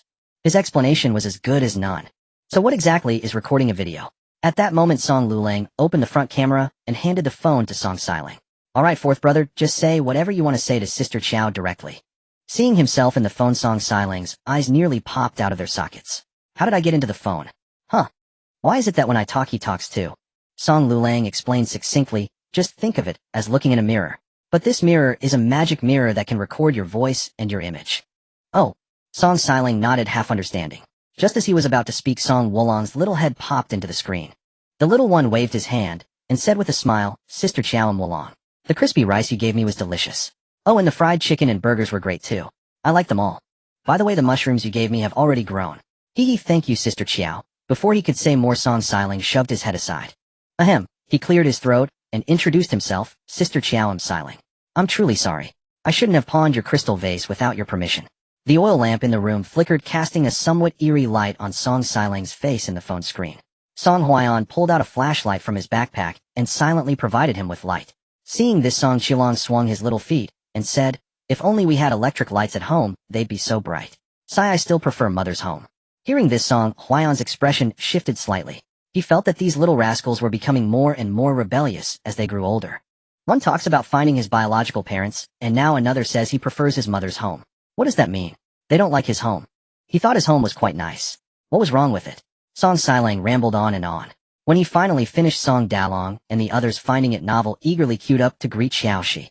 Song Huayan waited patiently until Song Samling finished. Just as he was about to take the phone to speak with Qiao Xi, Song Lulang grabbed the phone and ran off. Song Huayan. So all his effort washing his face and changing clothes was for nothing. They wouldn't even give him a chance to show his face. On the other side, Qiao Xi hadn't gone to sleep, yet waiting for Wanwan to come and report the news. But after waiting and waiting, there was still no sign, and her worry deepened. Mother, just as she was lost in thought, Song Liulong, holding Wanwan's hand, reappeared in the bedroom. "Fourth brother is back, and father, he's back too," Wanwan said in her sweet childish voice. "Good, they're back." Qiao Xi's anxious heart finally settled. "Are they hurt?" Song Lulang shook his head and handed the phone to Qiao Xi. "No, they're fine. Sister Qiao, my fourth brother recorded a video for you." Wanwan, remembering what had just happened, covered her mouth and giggled uncontrollably. "Mother, fourth brother rode a horse. Came back without any pants, huh?" Qiao Xi took the phone, utterly confused. Song Lulang didn't want to mock his fourth brother in front of Sister Qiao, but the scene had been so hilarious that he couldn't help but burst out laughing as well. Qiao Xi was even more puzzled now. "What are you all laughing about? Can you tell me? I want to laugh along with you." Hearing this, Song Lulang stifled his laughter. "Sister Qiao, you'll understand once you watch the video." "Alright." As soon as Qiao Xi opened the video, she saw Song Xiling's fair and handsome face. Wow, another handsome young man. Struck by his good looks, Qiao Xi's impression of Song Xiling improved considerably. What could she do? She was someone whose morals followed her eyes. Then Song Wulong's delicate and cute little face appeared in the video. Qiao Xi's lips curled up. Wulong was also very handsome. Seeing the delighted little expression on his face as he mentioned the mushrooms growing, she immediately decided to buy him another batch of mushroom spawn. "I lied. I know I told the pawnshop owner that it was a crystal vase from a Western royal palace, and he believed it." Listening to Song Xiling recount how he had tricked the pawnshop owner, Qiao she inwardly praised him with a 666. A moment later when she heard him say that his clothes and shoes had been stolen by a thief forcing him to wrap himself in a straw mat to get home Qiao, she burst out laughing again. No wonder the two little ones were laughing so hard earlier. If she had witnessed that scene she'd probably laugh for 3 days and nights straight. It was a pity such a hilarious moment wasn't captured on video. Otherwise, when Song Xiling got married, she could have shown that most embarrassing moment to his wife. Then Josh saw Song Dalong, Song Erling, and Song Sanlang in turn. Each of the brothers was more handsome than the last. Josh was moved to tears by envy. Who would have thought that she didn't have a single son this handsome, yet Song Huaiyan had 7 of them. If this were modern times, he could send any one of his sons into the entertainment industry and live a life of ease for the rest of. Song Huaiyan himself didn't appear in the video, and Josh found that a pity. She was genuinely curious how handsome he must be to have fathered 8 such beautiful children. Curious as she was, she wouldn't push it since he didn't want to appear on camera. Since the children had recorded a video for her, shouldn't she record one in return to get to know them? With that thought in mind, Josh tidied her hair and began recording a video for the camera. Hi Dalong Erling Sanlang Xiling Wulong, hello. I'm Josh. It's a pleasure to meet you. She started with a string of pleasantries before getting to the point. Xiling, I think you have a real talent for business. Would you like to go into business with me? I can supply you with some novel trinkets like small mirrors and water cups, and you can handle the selling on your end. Of course, you can also decline. However, I want to tell you that no matter where or when, without money you'll find it hard to take even a single step. Take the famine in your great Liang dynasty for example. It's the common folk at the bottom who starve to death while the nobles and officials continue to live in splendor. Because they have money, they can buy rice and grain at high prices. After recording the video, Josh made 2 bowls of scallion oil noodles and had Song Lulang deliver them to Song Huaiyan and Song Xiling. Song Xiling was famished. Holding his bowl, he slurped up the noodles noisily. So delicious. Father, just for the fact that I can eat Sister Josh's cooking at home, he'll never run away from home again. Haha, truly delicious. Song Huaiyan. Stay or leave, it's all the same to him. Actually, it'd be better if he left. Song Huaiyan hadn't been particularly hungry, but the aroma immediately whetted his appetite. He picked up a chopstick full of noodles and stuffed it into his mouth. He wasn't exaggerating. He thought Josh's cooking was even better than the imperial chefs in the palace. Song Lulang watched his brothers, his mouth almost watering, and quietly played the video Josh had recorded to divert their attention. Hi Dalong Erling. The moment Josh's voice sounded, all the father's and son's eyes snapped toward the phone. In the phone, a beautiful girl with flowing hair was speaking, her lips moving. So this is Sister Josh. Song Xiling stopped eating, his eyes glued to the phone. Song Lulang nodded. Yes, that's Sister Josh. Song Xiling exclaimed, oh my heavens, Sister Josh is so beautiful, just like a fairy. Suddenly remembering Widow Wang asking him who was prettier, her or his stepmother, he complained, it's hilarious. Widow Wang wants to compete with Sister Josh in looks. If she knew Josh was this beautiful, she'd probably be too embarrassed to leave her house anymore. Hearing this, Song Huaiyan moved his gaze from the phone screen to Song Xiling, shot him a glare, and said coldly, don't gossip about others behind their backs. Oh. Song Xiling shrank his neck. He wasn't gossiping, he was just stating the truth. Song Huaiyan turned his attention back to the phone screen. He thought Song Xiling was right. Miss Josh was indeed beautiful. Fair skin, big eyes, a high nose bridge. She was more striking than all the imperial consorts, and Widow Wang wasn't even qualified to be compared to her. For some reason, Song Huaiyan suddenly felt his heart pounding like a war drum, and his cheeks inexplicably began to burn. Strange. Could he be falling ill? I'd have to find Dr. Lee for a checkup another day. Xiling, I think you have a real talent for business. Upon hearing this, Song Xiling was immensely pleased. He believed he indeed had a knack for business. Among the 7 brothers at home, his elder brothers, the eldest, second, and third, were much older than him, yet none of them thought of trading the glass bottle for money. Only he had. If that wasn't talent, what was? Father, I want to go into business with Sister Josh. Song Xiling couldn't suppress the smile at the corners of his mouth. Sister Josh had good judgment. She could see his brilliance, and he certainly didn't want to disappoint her. Song Huaiyan narrowed his eyes thoughtfully. Had never noticed before that Song Xiling had a talent for business. Going into business together is fine, but can you stick with it? Huh. Song Xiling scratched his head, looking at his father with a puzzled expression. Song Huaiyan said sternly, business requires endurance. Waking up early and sleeping late is the bare minimum. If the business grows bigger, you'll have to travel all over the country. Can you handle? If you can, then agree. If you can't, then don't. The worst thing is to give up halfway. Think it over first, and once you've made up your mind, reply to Sister Josh. Though he said this, he was actually quite in favor of Song Xiling partnering with Josh. Maintaining an army of hundreds of thousands was no small expense. He couldn't pin all his hopes on Josh either. If the connection between the two worlds were suddenly severed one day, how would he support his army without money? So the best approach was to have someone on his side who could also earn money. Earn money ceaselessly. And from the looks of it, Song Xiling was the most suitable candidate. Song Xiling ate his meal in silence, pushing the rice around his bowl. Sister Qiao was right. Without money, not a single step could be taken. But if he went into business, he'd have no time to sleep at all. What a headache. Song Dalong and Song Erlang watched him, as well, their hearts a mixture of envy and worry. They envied his knack for making money, yet feared he might turn down Sister Qiao. Song Huaiyan paid his sons no mind. He finished his noodles, quickly washed his face, then returned to his room. It's late. All of you go to bed. Lialong, stay a moment. Later, help your father deliver some things to your sister Qiao. Yes. The brothers acknowledged in unison and filed out of Song Huaiyan's room. Song Huaiyan unlocked his phone, opened the camera, and just as he hit the record button, Song Kailing's little face popped. Father, what are you doing? Song Huaiyan's face paled with fright, but he forced calmness into his voice. Starting tonight, go sleep in your eldest brother's room with them. That way he wouldn't be disturbed, while whispering sweet nothings to Miss Qiao. No way. Song Qilong pouted, utterly reluctant. His brothers all stank, one worse than the next. He was far too fragrant to be tainted by them. Under his father's piercing glare, Song Qilong fled barefoot to find the third most fragrant person in the family, Song Lulang.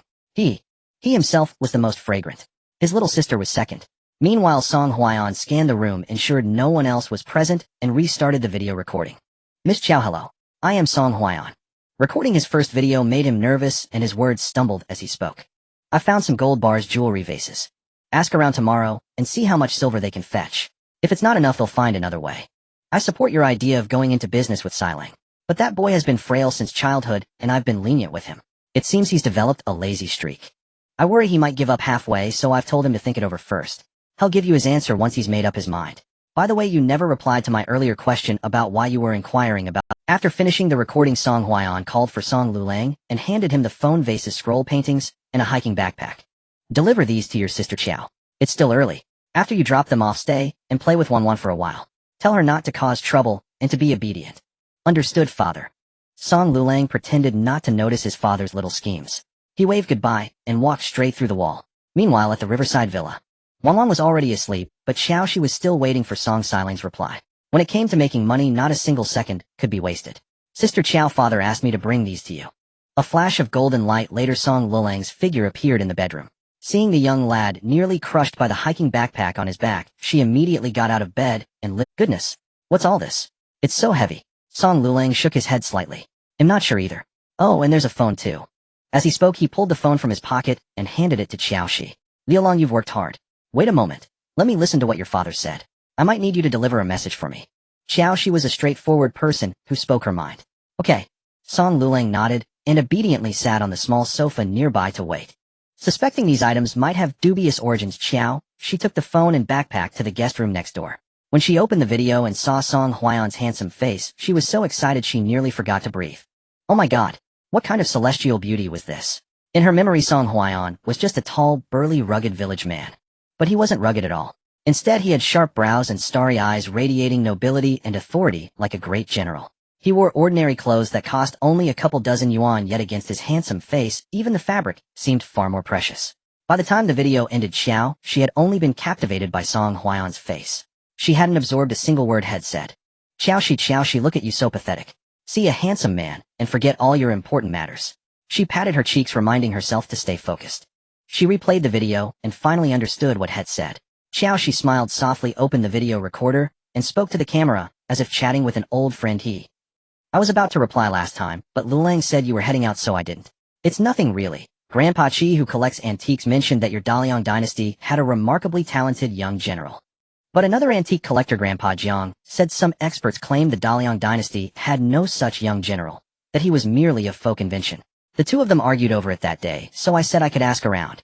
After saying that, Qiao Xi grabbed the hiking backpack, unzipped it, and began unboxing the mystery items on the spot. The first item was a gold hairpin glinting with dazzling light. Oh my god, is this pure gold? Next came a jade bracelet. Judging by its quality, it must be worth a fortune.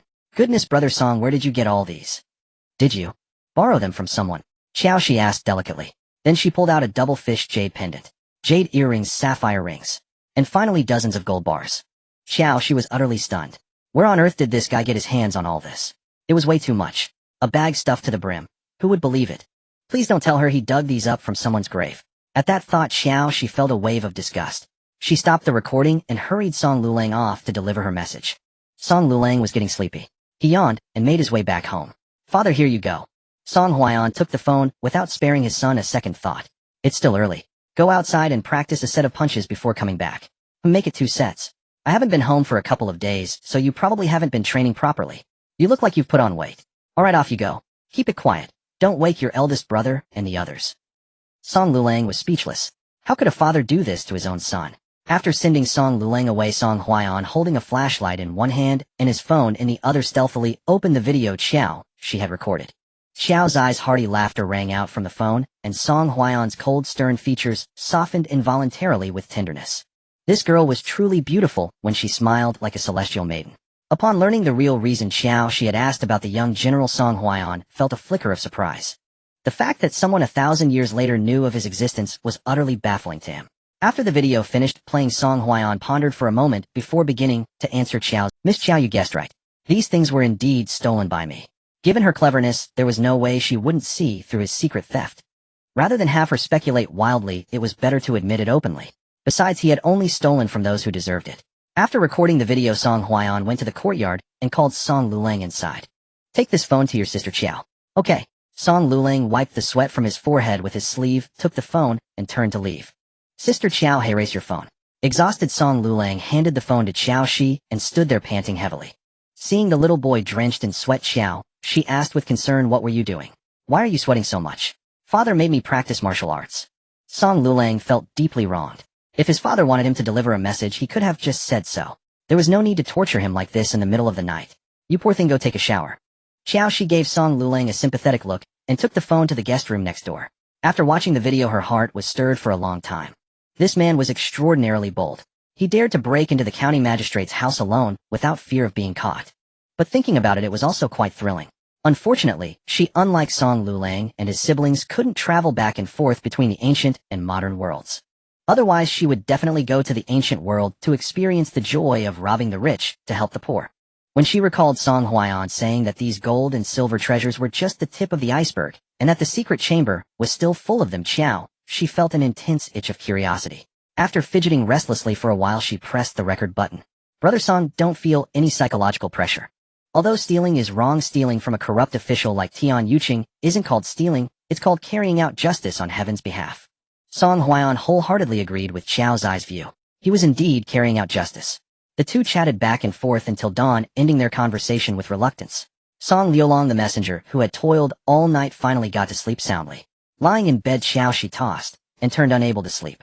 At the time, she was too focused on discussing business cooperation with Song Xiling to scold that brat.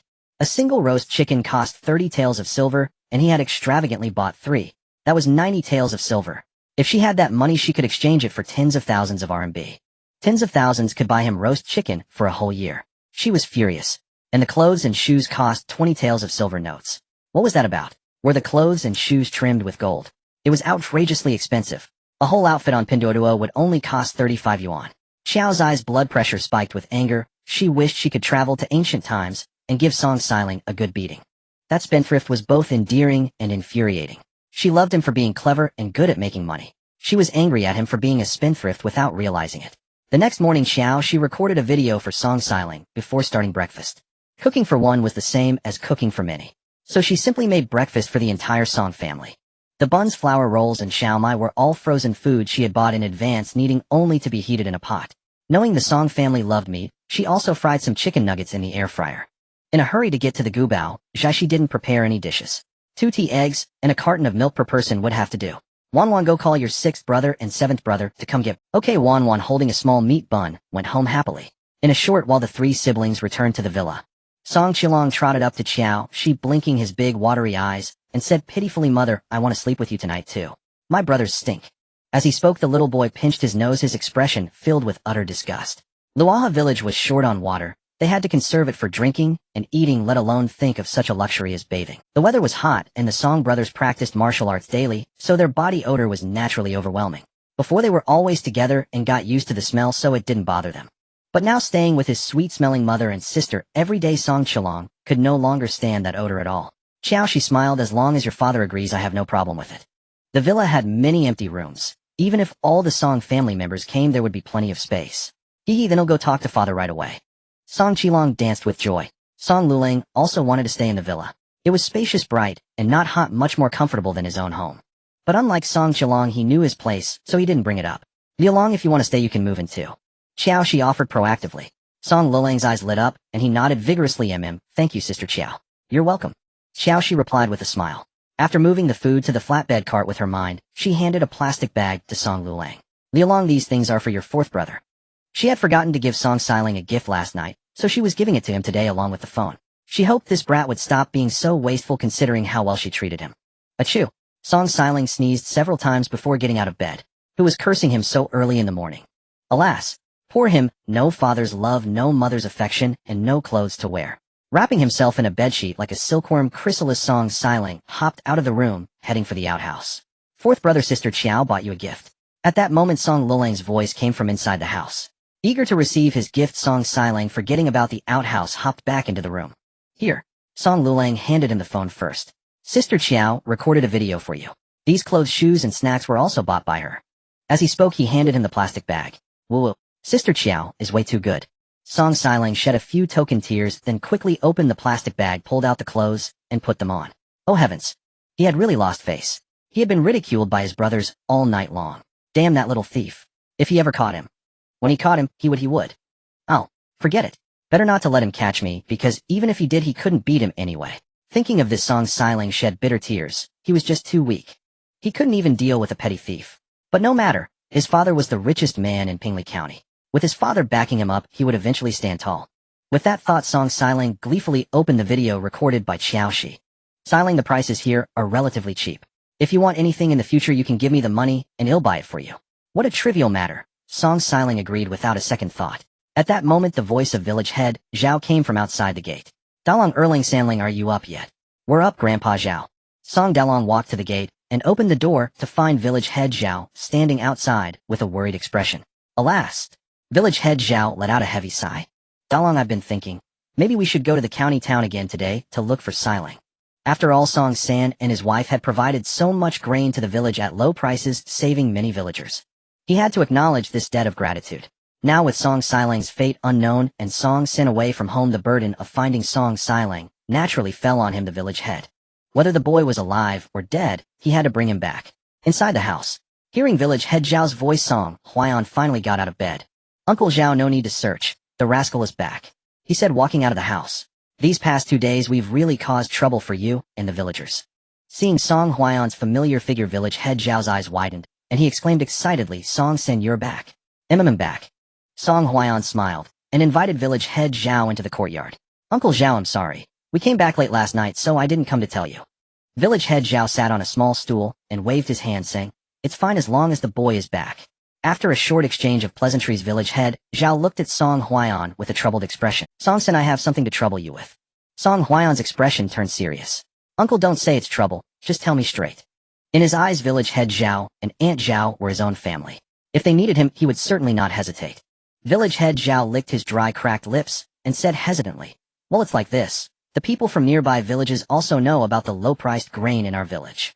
These past few days, the village heads and chiefs from those villages have been coming to ask me if they could buy some low-priced grain.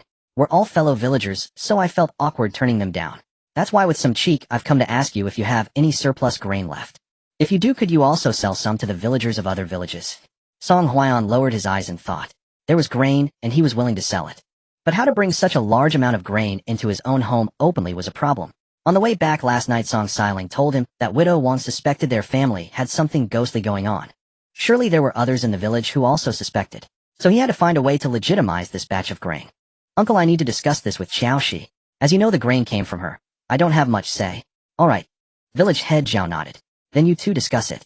By the way, next time Qiao the girl comes, bring her to my house for a visit so she can get to know the place. You with no parents, no one to arrange your marriage. AI. Song Huaiyan. Heartache. Tell one lie, and you have to make up countless more to cover it. After seeing off village head Zhao, Song Huaiyan recorded a video and sent Song Lulang to deliver a message. Qiao Xi had no objection to this. She could provide unlimited amounts of grain oil. The prerequisite was that she must be given the capital to purchase the goods. She also wanted to do charity and donate supplies to the villagers for free, but she was still in debt for hundreds of millions. She simply didn't have the means. As for how to transport so much grain, she was also a bit troubled. After sending a reply to Song Huaiyan Xiao, she slung a woven bag over her shoulder, got into her Hongwang Mini, and drove off. Ancient Treasures Pavilion. Old Master Qi had not been idle these past 2 days either. To help his beloved grandson get married, he had been shamelessly borrowing money from every direction. His family wasn't short of money, but most of it was tied up in antiques, so the cash they could free up was limited. That unreliable Qi Mingli had also been borrowing heavily from his fair-weather friends these past 2 days. Of course Qi Yin too. In 2 days the three of them, father and sons, had borrowed 50 million, not much, but not little either. Qi Yin gives Cici a call, and asked her to come to the shop for a while. No sooner had he spoken than Xiao Zai's clear voice came from outside the door. Grandpa Qi, you wanted to see me? Yes. Old Master Qi wore a smile that looked utterly cheap. Come, let's talk upstairs. Mingli, you mind the shop? Qi Yin, come upstairs with us. Old Master Qi wanted to create more opportunities for Qi Yin and Qiao Xi. Coming. Qi Yin responded with a grin, following Old Master Qi and Qiao Xi upstairs. Second floor. Qiao Xi carefully placed the woven bag on the table. It contained the only piece of porcelain that Song Huaian had swiped from the magistrate's house, so she had to be careful. As for the jewelry, she had selected some with the rest still at home. Grandpa Qi, could you invite Grandpa Jiang and the others? My friend gave me some more good things to sell for him. Old Master Qi's eyes shifted. Let me have a look first. With that he unzipped the woven bag, and instantly caught his breath. This is an antique, a cultural relic. How could you pack it so casually? Oh. Qiao Xi rubbed her nose. Don't be angry, don't be angry. Qiao Xi pulled out a 20 teal banknote from her pocket, and handed it to Old Master Qi. Snapping back to reality, he gave her a look of disappointment at her lack of care. This is an antique, a cultural relic. How could you pack it so casually? Oh. Qiao Xi rubbed her nose. Don't be angry, don't be angry. They'll be careful next time, I promise. Old Master Qi gave a heavy snort, then took the banknote from Xiao Zai's hand. It's indeed from the Daliang dynasty. Look, it says Daliang dynasty right here. His voice was filled with uncontrollable excitement. Yesterday some so-called experts questioned me on how to prove these things are from the Daliang dynasty. Haha, with this banknote I can prove it. The Daliang dynasty truly existed. It's not a legend. Qiao Xi patted his back to soothe him. Grandpa Qi, don't get excited. The Daliang dynasty indeed truly existed. And that young general you mentioned also truly existed. Your grandfather didn't deceive you. No sooner had she finished speaking than Old Master Qi had already dialed Old Master Jiang's phone number. Old Jiang Cici said that the young general is a real historical figure. My grandfather didn't lie to me.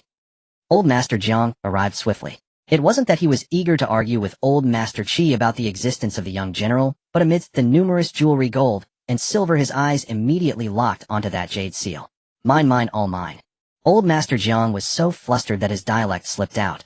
Old Master Qi was equally unyielding. How is it yours? I saw it first. In truth, he hadn't noticed the seal at the beginning. But then again, Xiao, she had brought so many treasures that he was spoiled for choice. Tian Yucheng. Old Master Qi held the seal, saying with a hint of pride, Yoching Yoching, where there's a will there's a way. It's a good name. Xiao Xi rubbed her chin. The name is decent, but unfortunately, he was a notorious corrupt official. No wonder the jade of this seal is of such fine quality. Old Master Qi's gaze towards Qiao, she held a glimmer of curiosity. However, he didn't press her on how she knew about the seal's owner. Ignoring Old Master Jiang's face, which was as dark as the bottom of a pot, Old Master Qi silently pocketed the seal and pointed to the scrolls of calligraphy and painting, saying, Old Jiang, do you want the scrolls? If not, I'll take them all. Old Master Jiang was so angry his beard bristled, but he had to calm himself. I want them. These scrolls held immense significance for researching the history and culture of the great Liang dynasty. How could he possibly give them up? The few old masters picked and chose, but ultimately realized that with their available funds they couldn't possibly pay for everything in one go. Knowing Xiao she was short on money, they were too embarrassed to suggest an installment plan. Left with no choice, Old Master Jiang suggested, how about we call the president? Let him come and pick out a few treasures. I think that's a good idea.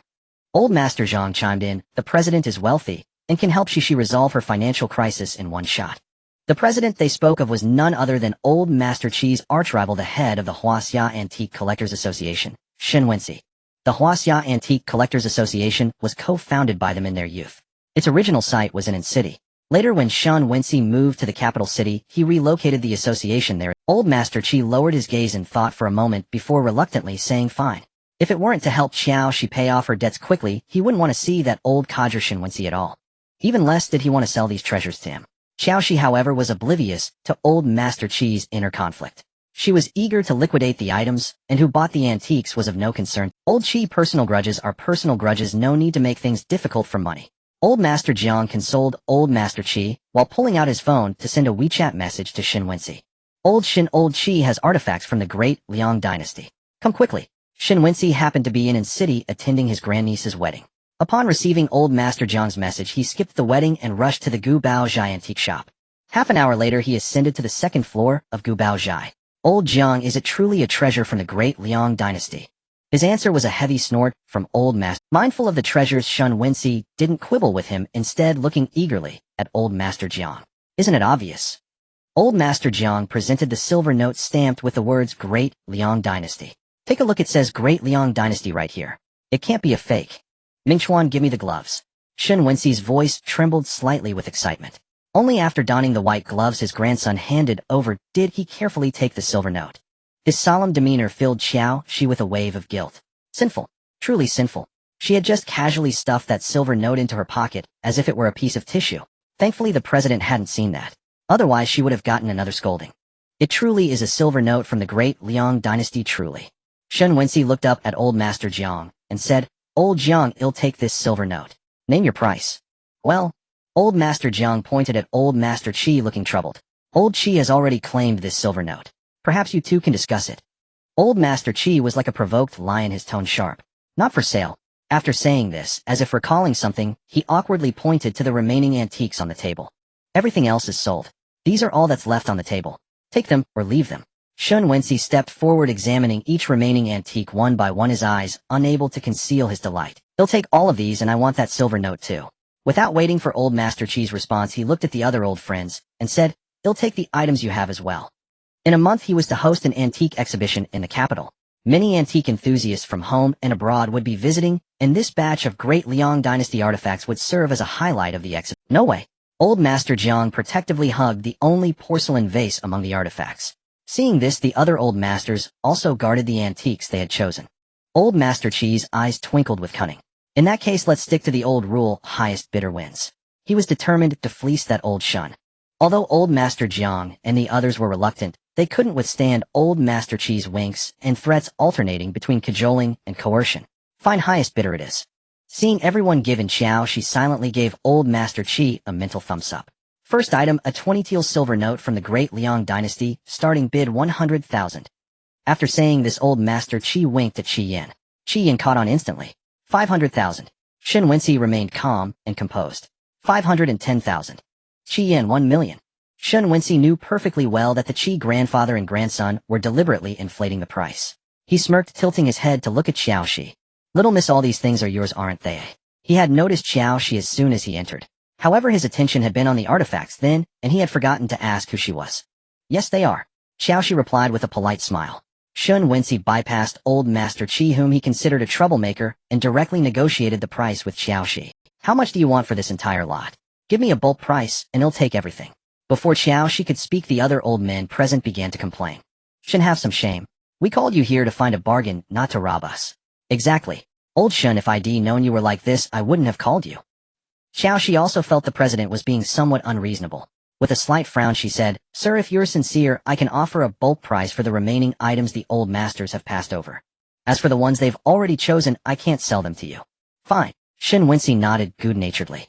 Then name. He had no quarrel with Qiao Xi, so there was no need to make things difficult for her. His earlier attempt to grab everything was partly to spite old Master Qi, and partly out of annoyance with his old friends. He knew perfectly well that they had been secretly collecting treasures from the great Liang dynasty behind his back.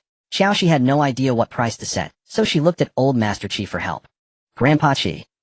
Grandpa Qi gave Qiao Xi a reassuring look, then raised 3 fingers at Shun Wenxi. A flat price, 300 million. Take it or leave it. Xiao Zai's eyes widened, and her mouth formed an O. Good heavens. Grandpa Qi sure dared to ask for that much, not afraid of scaring the buyer away. All right, 300 million it is. Shun Wenxi agreed readily. After all, artifacts from the Daliang dynasty were rare treasures.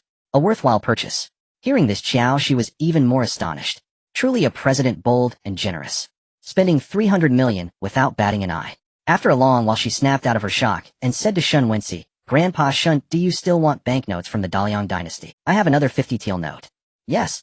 Shun Wenxi cast a brief glance at Qiao Xi, thinking to himself how pragmatic this girl was. Just moments ago she called him old sir, but after spending 300 million she immediately switched to Grandpa Shun. Great. He'll go home and fetch it for you now. Qiao Xi beamed with a sycophantic smile. The reason she sold a banknote to Shun Wenxi was purely to curry favor with him. After all, he was wealthy and might become her super VIP client in the future. Grandpa Qi fumed, giving Qiao Xi a heavy snort. He had just helped her earn 300 million, yet she turned into Shun's lackey in an instant.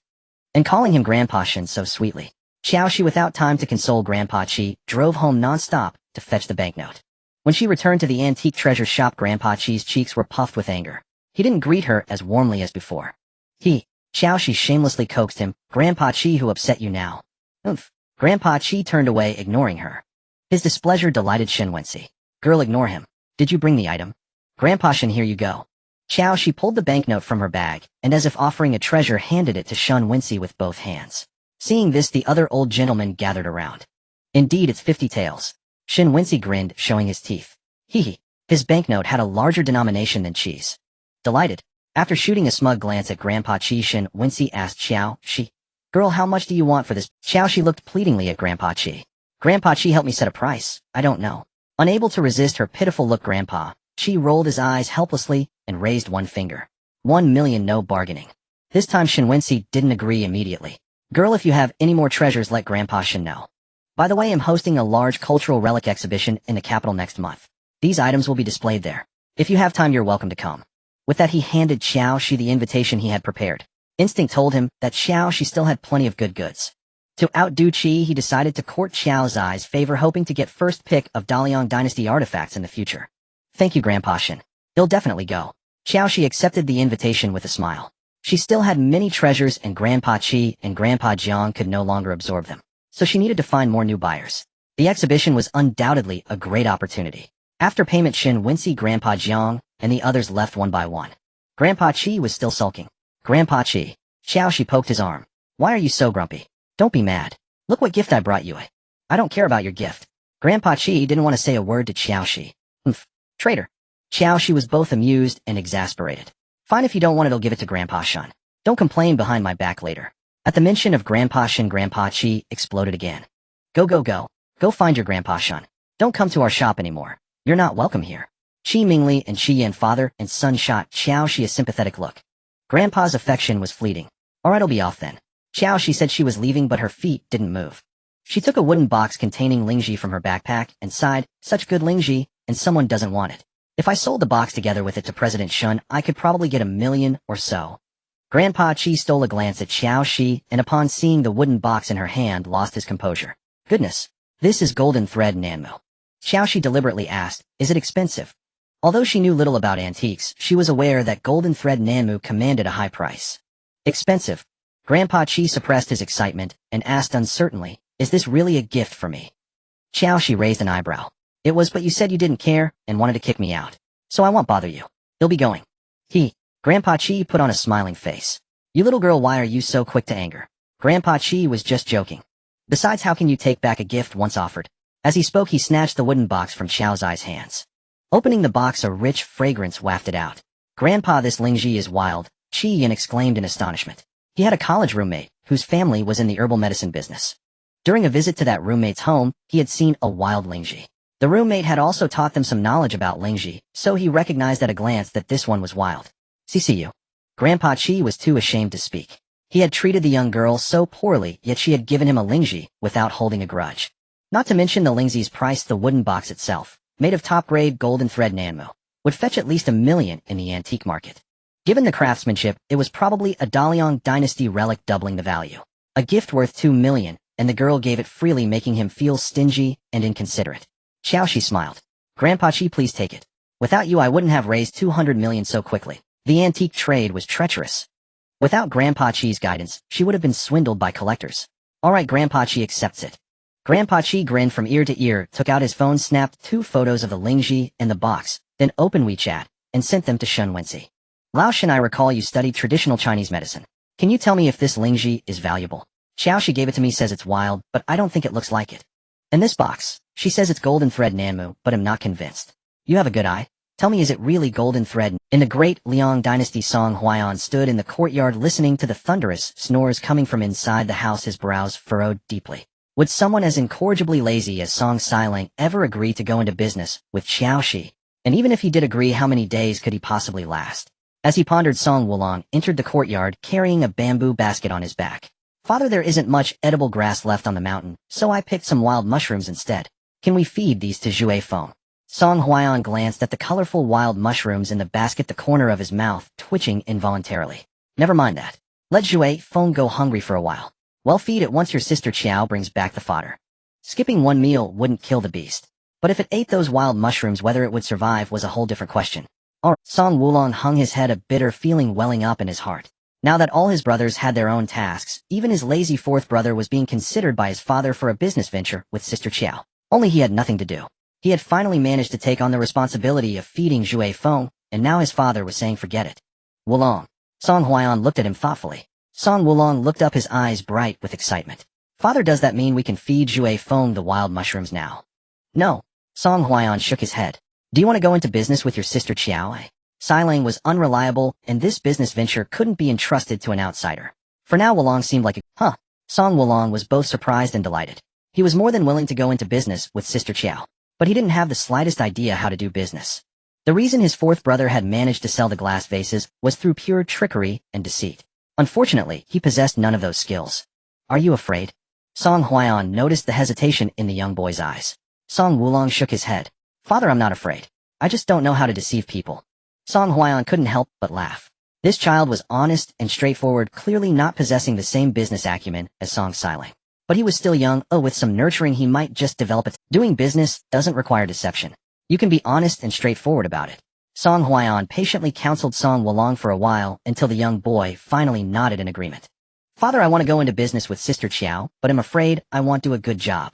It's alright if you don't do well. Song Huaiyan lifted the bamboo basket from Song Wulong's shoulders.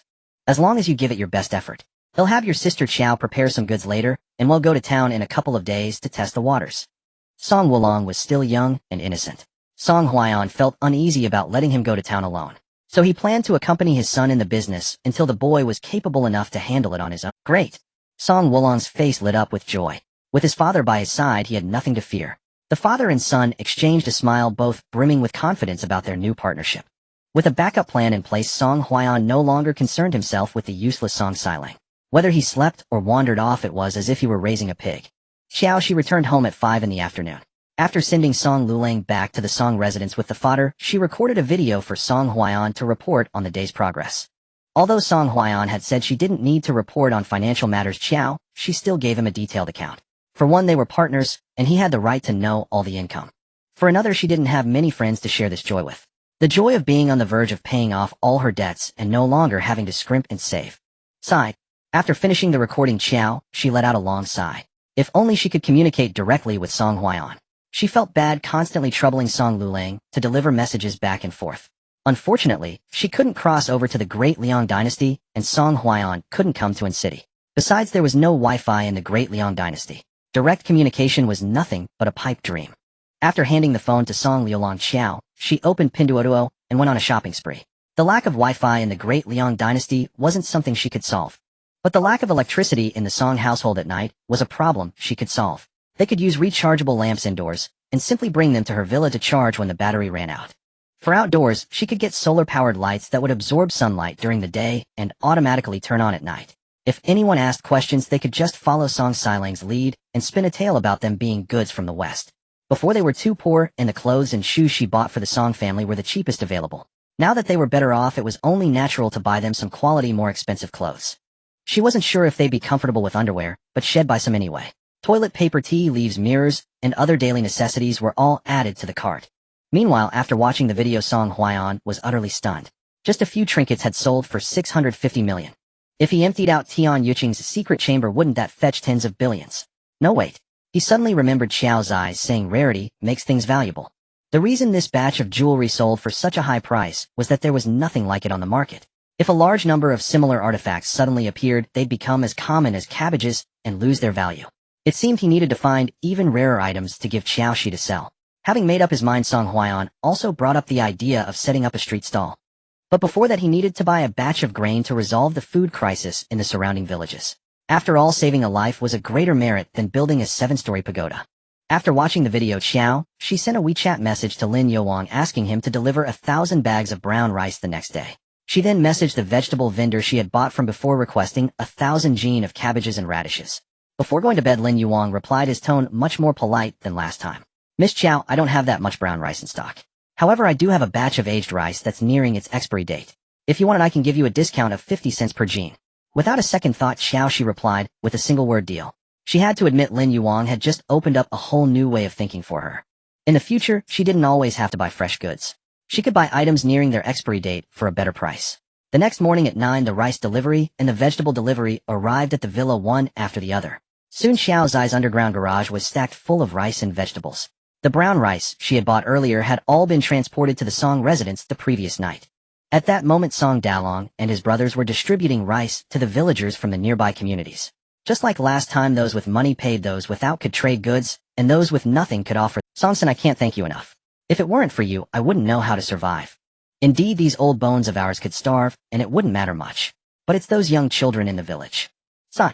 The village heads and chiefs from other villages surrounded Song Huaiyan, expressing their gratitude, with tears streaming down their faces. As they spoke, the crowd began to curse the reigning emperor. Pa, blame that dog of an emperor who does nothing but raise taxes all day. I believe heaven itself abhors his deeds, which is why it sent this calamity to destroy our great Liang dynasty. Who's to say otherwise? When Prince Rui was alive, which neighboring kingdom dared to make a move against our great Liang? But he went and had Prince Rui killed. Now look at us. Famine grips the entire court, and war looms at the borders. I've heard that many soldiers didn't die in battle but starved to death alive. I've heard that too. I also heard that rebellions have started in the south, and the court has sent troops to suppress them. Shoo. Keep your voices down. Village head Zhao scanned the surroundings and whispered, You've got quite the nerve discussing court affairs. Aren't you afraid of losing your heads? Village head Su of Daya village said, Let them take our heads. We're bound to starve to death anyway. Death is death. What's a few curses before I go? Exactly. Village head Wang of Xiaohe village chimed in, If not for that worthless emperor's inaction, would we common folk be going hungry? Cursing him is the least of it. Push me too far, and I'll join the rebellion myself. Village head Zhao. Every last one of them. They truly have a death wish. If you want to curse, go do it elsewhere. Don't drag me and Song Sin into it. We're not ready to die yet. At this moment, Song Huaiyan's brows were furrowed, his heart weighed down with immense gloom. In the future, she didn't always have to buy fresh goods. She could buy items nearing their expiry date for a better price. The next morning at 9, the rice delivery and the vegetable delivery arrived at the Villa 1, his Song family army. He wondered how they were faring. As he pondered, a burst of commotion interrupted his thoughts. Hey, I'm talking to you, Song Dalong, you little rascal. It's not like I'm not paying you. Why won't you sell me grain? Widow Wang stood with her hands on her hips, her expression as fierce as it could be. Several fellow villagers who had come to buy grain also glared menacingly at the Song brothers. Exactly. We're all from the same village. Why sell to outsiders, but not to us? Song Dalong was slow of speech, and the more flustered he became, the less he knew how to explain. Just then Song Sanlang set down his brush and said politely, Elders, uncles, and aunties, it's not that we refuse to sell to our fellow villagers. It's that we're prioritizing the outsiders first. A few days ago, folks from our village already bought a batch of grain. If you ration it carefully, it should last you several more days. But the villagers from outside have already run out of food for days, so. Before he could finish, Widow Wang cut him off with a torrent of curses. I don't care about that. I'm buying grain today, and that's final. As she spoke, she didn't forget to incite the other villagers. Folks, there's only so much grain. If outsiders buy it all up, we'll have nothing left to eat. If you don't want to starve, drive these outsiders out. At her words, the villagers of Luoha village snapped back to reality. That's right. If the cheap grain all goes to outsiders, won't we have to buy it at exorbitant prices again? That won't do. Outsiders, get out of our Luoha village. That's right, get out. Leave the grain you bought behind. This grain belongs to our village. Luoha village, don't go too far. Since when is this your village's grain? It clearly belongs to the Song brothers. They haven't said a word, so why are you all making such a fuss? Exactly. When your village was hit by floods, our Day village came to your aid. Have you all forgotten that? The villagers bickered back and forth, dissolving into chaos. Those with short tempers even rolled up their sleeves, ready to throw punches. Everyone shut up. Song Huaiyan snapped, his face cold. The clamorous crowd fell silent instantly. Rest assured, there's plenty of grain left. Enough to see everyone through this famine. Song Huaiyan had intended to soothe the crowd, but some villagers from Luoha village weren't buying it. Widow Wang in particular. Songson, don't talk big, or you'll bite your tongue. Who knows how much longer this famine will last? How dare you tell us to rest easy? What if this famine drags on for another 3 to 5 years? Can you guarantee we'll still have food then? Song Huaiyan furrowed his brow in deep thought. Widow Wang had a point. If the famine persisted for another 3 to 5 years, he wondered if Xiao Zai's provisions would still be enough to sustain them. Seeing Song Huaiyan remain silent, Widow Wang assumed he truly had no grain left. Song San, since you can't guarantee it, then don't stop us from blocking outsiders from buying grain. Folks, the grain these outsiders are buying right now is our lifeline. Listen to me. Grab your tools and fight them. If they want to take our lifeline, they'll have to step over my Wang Hohat's dead body first. With her incitement, the villagers of Loha village snatched up whatever tools they could find, blocking the outsiders from buying grain. Village head Zhao's face turned green with rage. Everyone stop. The village chiefs and heads of the other villages also held back their own villagers. Don't fight. Let's talk this out calmly. Whatever you do, don't resort to violence. But when faced with life and death, who would heed their words? Some swung their fists, others grabbed a stray piece of wood, all poised for a brawl. Watching the chaotic scene, a sly smirk flickered in Widow Wang's eyes. Seizing the moment of confusion, she hoisted a sack of coarse rice onto her shoulder and tried to slip away. Annie, what do you think you're doing? Song Dalong reached out and snatched the sack of grain from her shoulder. Caught red-handed, Widow Wang let out an awkward laugh. Dalong dear, your Annie has no rice left at home. Consider this sack as the betrothal gift for Daya. They'll take the grain home and send Daya over to you shortly. You two can consummate the marriage tonight. Originally, she had wanted to marry Li Daya to Song Dalong solely because he was simple and easy to control. But things were different now. She not only valued his simplicity and docility, but also the fact that his family had grain and meat. Her home wasn't far from the Songs, and lately, at every mealtime, she could smell the aroma of meat wafting from their house. Once Daya married into the family, she'd have Daya sneak her some, and she could finally satisfy her cravings. Song Dalong was almost scared to tears by her. Who the hell would want to marry Hurley Daya? He wanted to marry the village belle Lin Xingxing. Soft and gentle, just looking at her made one's heart ache. With that thought, Song Dalong bellowed at the top of his lungs, Grandpa Zhao. Widow Wang is stealing my family's grain. Hey, you little brat. Who's stealing your family's grain?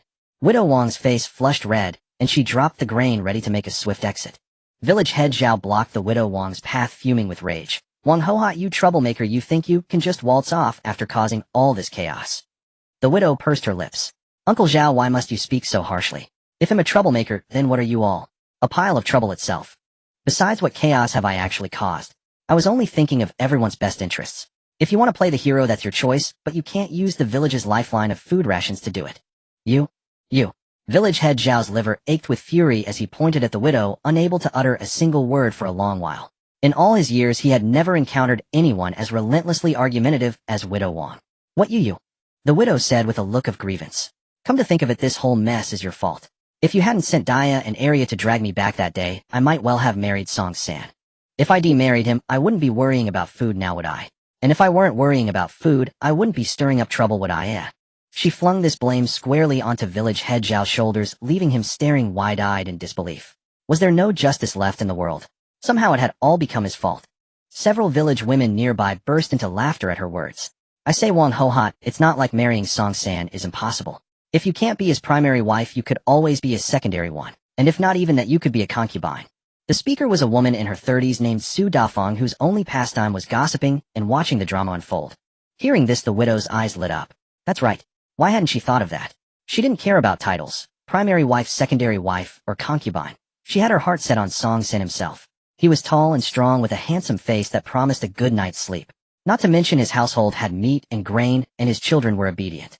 Once she married into the Song family, wouldn't she be living a life of ease and comfort? Unaware that the widow was still scheming over him, Song Huaiyan kicked aside a few brawling troublemakers before him and declared coldly, anyone who dares cause more trouble won't leave my doorstep alive. In an instant, the crowd froze as if struck by a spell. It wasn't that they were cowards, it was that Song San's kick had been absolutely awe-inspiring. Seeing the crowd settle down, Song Huaiyan waved his hand. Those who wish to buy grain, get back in line. 2 caddies per person, no exceptions. As for those who want to cause trouble, feel free to step forward. The purchase limit was Qiao Xi's suggestion from the previous night. Since they were selling grain at a low price, she worried that someone might exploit the situation by buying in bulk at low cost and reselling at a so she wanted to nip the problem of profiteering in the bud. Everyone present knew they were no match for Song San, so they obediently lined up again to continue buying grain. Seeing this, village head Su covered his ears and quietly sidled up to village head Wang. Old Wang, do your ears hurt? I swear mine were ringing something fierce when Song San spoke just now. In his youth, village head Wang had served in the military and knew a bit of martial arts. From that one kick, he could tell Song San was a formidable martial artist, and so he warned, old Su, Song San is no ordinary man. Go back and tell your villagers not to provoke the Song family. Huh. Village head Su looked bewildered. What's so extraordinary about him? Village head Wang pointed to his own ears. When he spoke just now, he used his inner force. That's why everyone's inner force. It wasn't the first time village head Su had heard the term, but it was the first time head witnessed someone possessing it. Village head Wang nodded. Not only does he have inner force, it's remarkably profound. I suspect he's a master among masters. That explained how he could send 5 or 6 men flying with a single kick. Should we tell old Qiao about this? Village head Su asked with a grave expression. It was unthinkable that a peerless martial artist was hidden away in their remote, impoverished region. Whether this was a blessing or a curse remained to be seen. You think he doesn't already know? Village head Wang scoffed. Old Qiao really is something else, keeping such a big secret from the two of us. It would have been one thing to hide it from others, but the three of them had been childhood friends. In truth, however, village head Qiao had no idea that Song Huaiyan possessed such extraordinary martial prowess. He had originally allowed him to stay in Luoha village solely out of consideration for the 8 children. Wang Ho hot for Jinsheng Sake, I'm giving you one last chance. If you stir up trouble again, pack your things and get out of our village for good. Li Jinsheng had indeed saved many villagers, but over the years everyone had also looked after the widow and her family. Not to mention anything else, her fields were planted and harvested by the villagers themselves. In times of famine like this, who didn't want to survive? The widow smugly believed she was acting for the village's survival, but in truth, she was making enemies for everyone. When people are starving, they are capable of anything. Just imagine, if every other village had no grain, while Luoha village had plenty, wouldn't they become a target for all? Of course, such deep reasoning was beyond village head Qiao. He was simply acting out of his innate kindness, wanting to help as many villages as he could. Had Song Huaiyan not brought it up, he likely wouldn't have thought so far ahead. Uncle Qiao, I was wrong today, and I apologize, to you and to brother Song San. The widow's eyes darted about slyly, clearly plotting something. Song Huaiyan cast her a brief, indifferent glance before approaching village head Qiao with a solemn expression. Uncle Qiao, there's something I'd like to discuss with you and the other village heads and elders. Just from his expression, village head Qiao knew it must be serious, so he quickly called the others together and headed to his own home. Given the gravity of the matter, Song Huaiyan wasted no time. As soon as they entered village head Qiao's home, he spoke up. Uncles and elders, you all witnessed what just happened. Everyone nodded, waiting for him to continue. Song Huaiyan pursed his lips and went on. In times like these, grain is worth more than gold or silver. Incidents like today will only become more frequent. Today we were lucky. No one tried to seize the grain, they bought it honestly. But it won't be long before people for miles around learn that we have food. If they're willing to pay, that's fine. What worries me is that refugees and bandits might try to exploit the chaos and steal our grain. If we're faced with such desperate outlaws, I doubt we'd be able to protect what we have. Hearing this, everyone's brows furrowed deeper and deeper. Stealing grain was one thing, but in other places there were already reports of two-legged sheep being taken as food. The so-called two-legged sheep weren't actual sheep. They were living, breathing people. Seeing that no one spoke, village head Qiao broke the silence. Song Sen, you called us all here. Does that mean you already have a plan to protect our grain? Song Huaiyan nodded slightly and said with solemnity, the solution is to form a guard force. A guard force. Village head Wang's eyes lit up. That's a good idea. Village head Su nodded in agreement. I may not know why it's good, but if old Wang says it's good, then it must be a fine plan. Village head Qiao shot Su an exasperated glare. With that blockhead of yours, I wonder how you ever became a village head. After speaking, he turned his gaze to Song Huaiyan. Song Sin, tell us the specifics. The idea of forming a guard force had been decided on the spot by Song Huaiyan moments earlier. For one, the grain in the hands of the common folk indeed required protection. For another, he harbored his own private motives. The Luoha village area situated in the north was home to men who were naturally tall and strong, ideal material for soldiers. He planned to raise a brand new Song family army on the spot, ready for any contingency. I suggest each village draw from its able-bodied young men to form a guard force. Split into day and night shifts, patrol the village entrance, and if any suspicious character is spotted, take control of him immediately. This way danger can be nipped in the bud at the earliest opportunity. Of course, the villages must also keep in communication with one another. If any village comes under attack, the others can rush to its aid at once. The world is in turmoil now, only by banding together can we survive.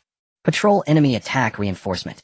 These familiar words only solidified village head Wang's conviction that Song San was no ordinary man.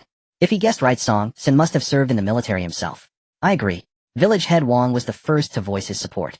Village head Qiao, unwilling to lag behind, chimed in. Seeing this, the other village heads and elders also voiced their assent. Uncles and elders, this is a matter of great importance. It's best we get the guard forces organized as soon as possible, Song Huaiyan reminded them once more. The crowd nodded and hastily rose to leave village head Zhao's home, heading back to their villages to arrange matters. After they had gone, village head Zhao looked at Song Huaiyan with earnest eyes. Song San, am getting on in years. In leaving the formation of our village's guard force to you. I can see you're a capable man. You'll surely lead the guard well and protect our village's grain. It wasn't that he was shirking responsibility, rather he intended to groom Song Huaiyan, thinking of him as the next village head. Even if village head Zhao hadn't said a word, Song Huaiyan was already prepared to take charge of forming the Luhe village guard force. For one, he needed trusted men under his command. Choosing his own people gave him confidence. For another, it was a fine opportunity for training, and he wanted to put Song Dalong through his paces. Uncle, I'll take this on then. If there's anything I do poorly, please do offer me your guidance. Village head Zhao thumped his chest in a promise. No problem at all. Shall we gather the villagers for a meeting right now? All right. Song Huaiyan acknowledged, rising to follow village head Zhao out the door.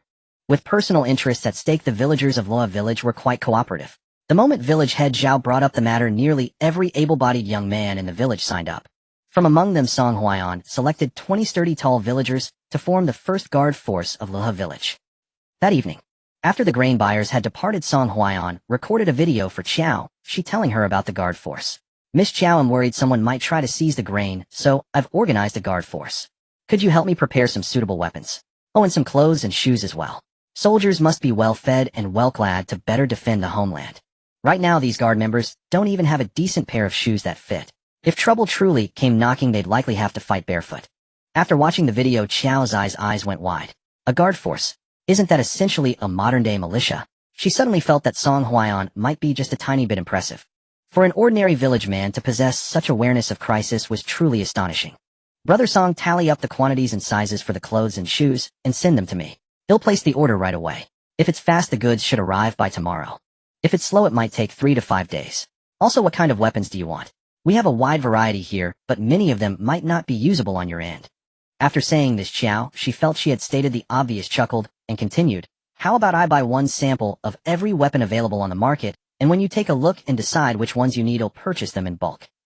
After recording the video, Qiao Xi handed her phone to Song Lulang and began searching online for posts about weapons, wondering what kind would be more suitable for ancient people. Soon Song Huaiyan replied, Miss Qiao, everyone has turned in for the night, so we'll send you the sizes tomorrow. As for weapons, the dagger you gave me last time is excellent, and the axe for Dalong is also very good. Besides those two, I'd also like some long knives. For other weapons, you can buy some samples first, and let me have a look. Oh, and you'll need some flashlights, binoculars, and lighters as well. The villagers don't know martial arts, so common weapons like long knives, daggers, and axes suit them better. The reason Song Huaiyan had Qiao Xi buy more samples was precisely to select suitable weapons for his previous unit. Although she couldn't quite understand why Song Huaiyan wanted samples of other weapons when had already asked for long knives, Qiao Xi didn't pry further. Familiarity was one thing, but boundaries were another. She knew well what was appropriate to ask, and what wasn't. Worried that buying too many weapons at once might draw unwanted attention, Qiao Xi deliberately sought out local merchants, asking if she could pick up the order in person given the large quantity, or if not via logistics, could they arrange their own delivery. The merchant subtly left his WeChat ID, hinting that Qiao Xi should discuss it with him there. After adding him on WeChat, Qiao Xi arranged to pick up the items at his store at noon the next day. As for the flashlights, binoculars, and lighters, she ordered them all on Pinduoduo. By the time she finished all this, it was already past midnight. For the sake of her hairline, she quickly turned off her phone and went to bed. The next day, Qiao Xi was roused by an urgent phone call. Hello. She answered groggily, and Zhao Zijin's voice came through the line. Qiao Xi, I'm calling to remind you that the 7-day deadline is almost up. How's the money coming along? Don't blame your aunt for being cold-hearted. It's just that my family's been pressing me hard. Qiao Xi yawned. Send me your card number, and I'll transfer it to you now. Zhao Zijin didn't believe Qiao Xi had the money and sneered. You're not still dreaming, are you? That's 200 million we're talking about. With that flippant tone of yours, anyone would think you actually have the money to pay it back. Josh raised an eyebrow, muttering inwardly, I'm just rich. I have nearly 400 million in my bank account plus over 300 million in outstanding debts owed to me. There's also a stash of antiques in the villa that I haven't sold yet worth at least 1 billion yuan. How is that not being rich? However, she had no intention of explaining herself to Zhao Zijun. After all, when she was down and out, Zhao Zijun, her own second aunt, not only failed to lend a helping hand, but actively kicked her while she was down. Once the debt was settled, their familial bond would be set. Account number. Josh's tone was cold and hard, devoid of any emotion. Zhao Zijun was angered by her tone and snapped back. He'll send it to you right now. Let's see how long you can keep up this act. With that, she hung up and sent the account number to Josh's WeChat. After transferring the money, Josh took a screenshot and sent it to Zhao Zijun. Transfer complete, please confirm. He'll come by your place another day to pick up the IOU and the property deed. After sending the message, she put her phone on silent, hugged the soft and fragrant Wanwan, and meanwhile Zhao Zijun was sitting in a bright and spacious dining room, elegantly eating breakfast. That good-for-nothing niece of yours is truly ungrateful. The Lin Hubiao family has such great conditions, and she still looks down on them. Qiao Xi picked up his coffee cup, took a sip, and said slowly, "If the Lin Hubiao family's conditions are so good, why don't you introduce your own niece to him? You are just bullying our Qiao family for having no one." Smack. Zhao Zijuan slammed her knife and fork heavily on the table. "Qiao Xi, what exactly do you mean by that?" "Nothing much." Qiao Xi frowned slightly, trying to soothe her. "Don't overthink it." "What could I possibly mean?" Zhao Zijuan's eyes reddened, and she said pitifully, "I'm doing all this for you. If you had any ambition, I wouldn't have to hold my head down in front of my own family." As she was speaking, her phone buzzed several times with a ding-ding-ding sound. Glancing at the screen and seeing it was a WeChat message from Josh, Zhao Zijuan momentarily forgot her complaints against Qiao Xi. She picked up the phone to check her bank balance. A few seconds later, she looked at Qiao Xi with shock in her eyes. "Your niece actually transferred the money to me." "Huh. You must be joking." Qiao Xi sneered. "Do you know how hard it is to scrape together 200 million in 7 days? Even I, a company CEO, don't have that capability. Do you really think Josh, a powerless orphan little girl, can manage it?" Zhao Zijuan handed him the phone. "Don't be so skeptical. See for yourself." "Final see for myself." Qiao Xi took the phone, looked at the numbers in the balance, and counted them one by one. 1, 2, 3. 8 zeros. "It really is 200 million. She shot Qiao Xi a glare. "Do you think I'd lie to you?" Suddenly recalling something, her expression turned cold. "Qiao Xi, you haven't been secretly giving your niece money behind my back, have you?" Beyond that, she couldn't think of any other way Josh could have gathered 200 million in such a short time. "Whether I have money or not, don't you know?" Qiao Xi felt utterly wronged. Despite his flashy exterior, wearing designer suits worth hundreds of thousands, and eating imported food, he didn't even have 5 yuan in his pocket. All the money at home and in the company was managed by Zhao Zijuan. Even if he wanted to treat a friend to a meal, he had to submit a request form to Zhao Zijuan in advance to apply for it. If she was in a good mood, she would approve it quickly. If not, she wouldn't approve it at all. Zhao Zijuan thought for a moment. "That's true. So where did your niece's money come from?" "How should I know?" Qiao Xi's tone was very impatient. At that moment, Xiaomi came downstairs. "Dad, Mom, what are you two arguing about so early in the morning?" "Mimi, did you give Josh some money?" Zhao Zijuan asked. Xiaomi walked over and sat down at the table. "No, why would I give her money for no reason?" "That's strange." Zhao Zijuan pursed her lips, pondering. "Then where did she get all this money from? Could she have sold the villa?" "Impossible. The property deed for the villa is still in my hands. How could she sell it? Even if she could, that villa is worth at most 100 million. Where did the other 100 million come from?" "What money?" Xiaomi took a bite of her bread and said belatedly, "Don't tell me Josh has paid back the 200 million that uncle borrowed from us." Back when Qiao Xiyuan came to borrow the money, Zhao Zijuan was reluctant to lend it. It was only out of consideration for Qiao Xi that she agreed to lend it to him. Worried that Qiao Xiyuan wouldn't pay it back, she lied and claimed the money was from her own family. Zhao Zijuan nodded, her expression turning unusually grave. Now that the little wretch has paid back the money, how can she still control her? How can she force her to marry Lin Hubiao? Xiaomi's eyes widened. "No way. Where did she get the money? Don't tell me she sold herself." "Watch your mouth." Qiao Xi shot Xiaomi a sharp glare. "No matter what she is still your cousin." Xiaomi shrugged nonchalantly. "So what if she's my cousin? If she does something shameful, am I not allowed to say a few words about it?" Knowing that her daughter had always been at odds with Josh, Zhao Zijuan didn't scold her, but stated matter-of-factly, "Even if she sold a kidney, she couldn't possibly scrape together 200 million in such a short time, right?" "Oh my god." Xiaomi suddenly gasped, looking tense. Could Fu Siki have given it to her? Damn, that little wench.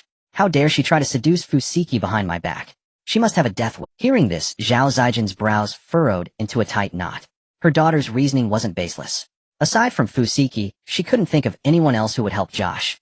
At the Riverside Villa, Josh dozed off for a while, then got up to start preparing breakfast. Last night, while scrolling through videos, she saw a blogger making meat and egg burgers that looked pretty delicious, so she mixed up some batter and made a few. With limited energy, she only made enough for 4 people. As for the Song family, father and son, she ordered some takeout for them. Things like pan-fried buns, youtiao spicy soup, rujiamo vegetable sandwiches. She ordered a few of each so they could try something different. If it weren't for the villa's secrets, she would have hired 2 maids. One dedicated to cooking and one dedicated to cleaning. After all, the point of making money is to enjoy life better. Now that she was rich, it was time to enjoy life to the fullest. Halfway through the meal, Zhao Zijuan called. Josh opened the door. "I'm here to bring you the IOU and the property deed." Hanging up, Josh looked at the 3 little ones eating at the table. "Lialong, take your younger brother and sister back inside for now. Your sister has a guest coming." "Okay." Song Lulang stuffed his unfinished meat and egg burger into Song Kailang's hands, scooped up Wanwan in his arms, and headed towards the 2nd floor. Song Chilong held a few leftover meat and egg burgers, looking reluctantly at Josh. "Mommy, you'll miss you. You have to remember to think of Chilong too." Qiao Xi was speechless. The same words from Wanwan filled her heart with joy, but from Song Chalong they evoked a strong sense of discomfort, so cloyingly insincere. After the three Song siblings left Qiao, she used the remote control to open the gate. Soon Zhao Zijuan and her daughter Qiao Mi carrying the latest Hermes handbags entered the villa. Second aunt sister Mi. Qiao Xi greeted them politely. Zhao Zijuan gave a slight nod, her gaze appraising as she said, "Are you the only one home?" Qiao Xi hummed in acknowledgement and issued a dismissal. "You can give me the things. I have matters to attend to, so I won't." Zhao Zijuan ignored her words and probed Qiao Xi, "Where did you get the money? Your second aunt warns you, don't engage in anything illegal or criminal." "Borrowed it," Qiao Xi replied succinctly. Zhao Zijuan exchanged a glance with Qiao Mi, both further convinced of their earlier speculation. Apart from the wealthy Fu Siki, even if others wanted to lend, they likely lacked the capability. Qiao Mi, tired of arguing, said coldly, "Qiao Xi, give the money back to Fu Siki and stop contacting him from now on, got it?" "Huh, I didn't borrow money from him." Qiao Xi had almost forgotten about Fu Siki until Qiao Mi brought him up. Fu Siki was Qiao Xi's childhood friend and the one she was betrothed to by their parents. After the Qiao family went bankrupt, when Qiao Xiyuan asked his brother for a loan, Zhao Zijuan set two conditions: use the villa as collateral and break off the engagement with the Fu family. Qiao Xiyuan refused to annul the betrothal and simply walked away. Later Qiao Xi learned of this and voluntarily told her father she wanted to call off the engagement because she didn't like Fu Siki and Fu Siki didn't like her either. Under financial pressure, Qiao Xiyuan finally agreed to break the engagement with the Fu family. After that, Qiao Xi had little contact with Fu Siki. "Qiao Xi, you're such a pretender. You promised me you wouldn't contact Siki anymore. Why are you breaking your word?" Qiao Mi's meticulously made-up face twisted with anger. "Pretending? If you don't believe me, call Fu Siki and ask him yourself." Qiao Xi was fed up. She had initiated the annulment precisely because Qiao Mi kept harassing her. She could see that Fu Siki was also interested in Qiao Mi. So she decided to get it over with, call off the marriage, and let them be together. A flicker of disgust passed through Qiao Mi's eyes. "You can continue living in the villa, and we won't demand the money for now. But if I catch you having any contact with Siki again, don't blame me for being rude." Qiao Xi ignored her, expressionlessly dialing Fu Siki's number. Soon a teasing voice came through. "Miss Qiao, suddenly calling your ex-fiance. Need some help. Qiao Mi is looking for you." With that, Qiao Xi handed the phone to Qiao Mi. "If you have something to ask quickly. I'm in a hurry to go out." Qiao Mi took the phone, her voice instantly turning syrupy. "Hey darling, you go ahead with your work. I'm just free and came to hang out with Cici." Qiao Xi was disgusted. She frowned and stared at Qiao Mi in disbelief. "Oh, I'm going to a meeting," Fu Siki said coldly. After hanging up, Qiao Mi returned the phone to Qiao Xi, shooting her a provocative look. "He's your future brother-in-law, and you're his future sister-in-law. Know your boundaries, understand?" Qiao Xi took the phone, and right in front of Qiao Mi blocked all of Fu Siki's contact information. "Anything else? If not, feel free to leave." She still had to buy weapons for the guard squad, and had no time to waste with her. "I'll have my mom transfer the money to you. Remember to return it to Siki, and don't contact him again. Don't say I told you to do this, got it?" Qiao Mi crossed her arms, eyeing Qiao Xi's cheap nightgown, and continued focus on making money instead of always trying to seduce men. "If you must seduce someone, go for Lin Hubiao. I heard he's out of the detention center. The Lin family isn't as rich as the Fu family, but they're not bad either. Once you marry him, you can at least afford some decent clothes." Qiao Xi was speechless. "Are you leaving or not? If not, I'll call Fu Siki to come pick you up." "Fine, we're leaving." Qiao Mi rolled her eyes dramatically. "Ungrateful.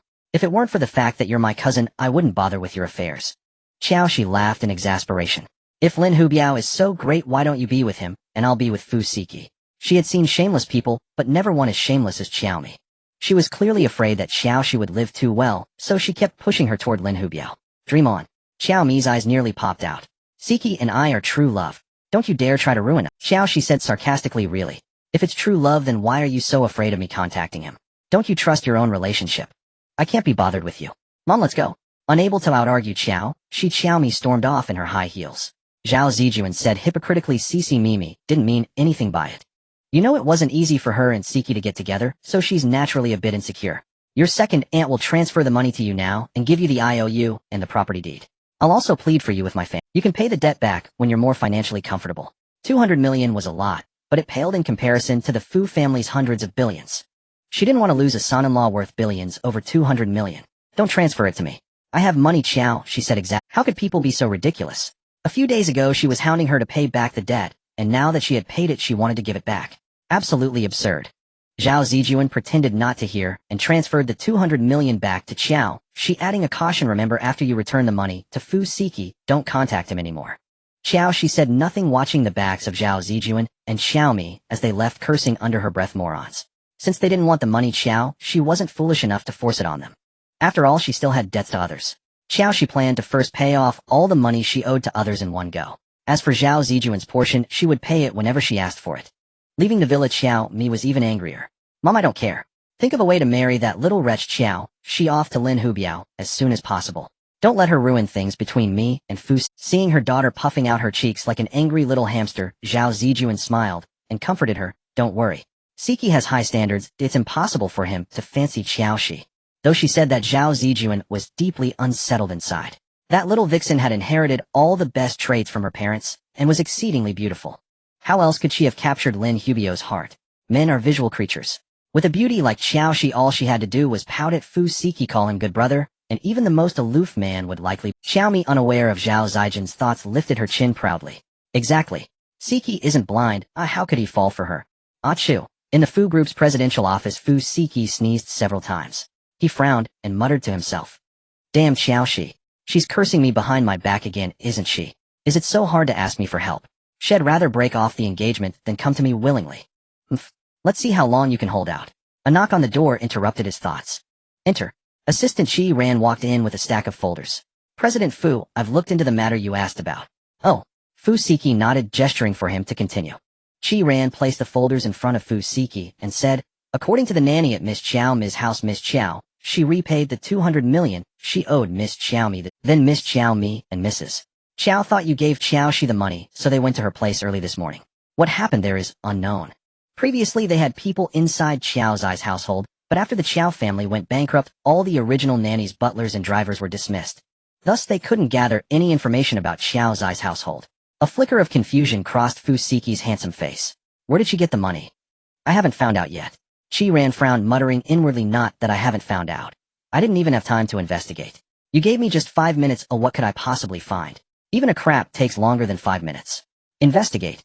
Fu Siki's gaze turned cold, a foreboding feeling rising in his heart. Could that damned Qiao Xi have latched on as some rich benefactor? Otherwise, where did she get so much money? President Fu. Qi Ran hesitated and reminded him. This is exactly when Miss Qiao Xi needs help the most. If you keep ignoring her, you might end up in the crematorium chasing after your wife. Fu Siki narrowed his eyes, exuding a chilling aura. Are you teaching me how to do my job? No, sir. Qi Ran paled, regretting his loose tongue.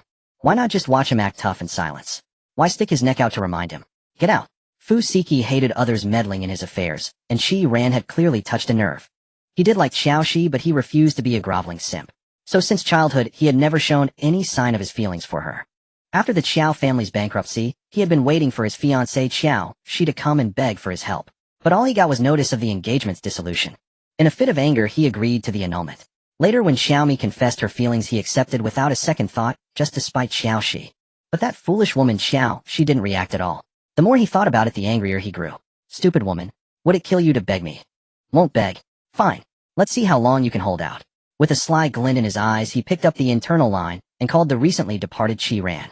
Notify all of Qiao Xi's creditors. Tell them to demand payment from her, and make sure she pays off all debts within 7 days. Yes, sir. Qi Ran twitched his mouth speechlessly. He had seen people courting disaster, but never one so adept at it. Chasing his wife through the crematorium. Impossible. This man was destined to die alone. At the riverside village, Qiao Xi had just finished cleaning the kitchen and was about to head to the weapon shop when her phone buzzed urgently. She saw it was Jiang Sudong, an old friend of her father's. Answering the call, she said politely, "Hello, Uncle Jiang." Jiang Sudong's tone was hesitant.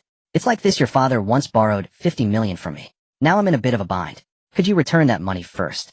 Qiao Xi readily agreed. "Sure, send me your account number. They'll transfer it to you now. Is 50 million enough? If not, I'll send more for you to handle the emergency." She was flush with cash now and wanted to settle as many debts as possible so her parents could rest in peace without worrying about unpaid obligations. "That's enough. More than enough." Jiang Sudong replied, embarrassed. He and Qiao Xiyuan had been childhood friends with a good relationship. Logically, since Qiao Xiyuan was gone, he as an uncle should look after his only daughter. But Fu Siki was no one to trifle with. To protect his own livelihood, he had to play the part of a fair-weather friend. After hanging up, he sent his account number to Qiao Xi. Within minutes, he received a transfer notification. Just as he wondered how she had so much money, another 5 million transfer came through. The sender was Qiao Xi. Then a WeChat message popped up. "Uncle Jiang, the 50 million is repayment of the principal. The extra 5 million is a loan for you. Use it as needed, and let me know if you need more."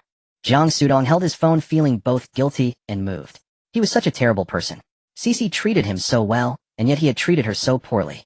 On the other end, Qiao, she had just finished transferring money to Jiang Sudong when her phone rang again.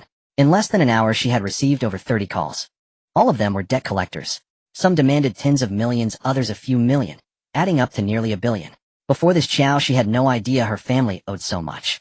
She kept $1 million for emergencies and used the remaining 30-some million to repay debts, still leaving $600 million unpaid. So many people pressing for payment at nearly the same time. Even Qiao Xi, naive as she was, sensed something was off. Her first thought was that Zhao Zijuan and Xiaomi were behind it.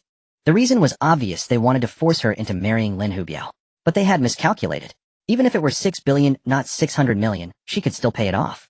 After all, with Song Huaiyan, a partner from the Great Liang dynasty, she had no shortage of funds.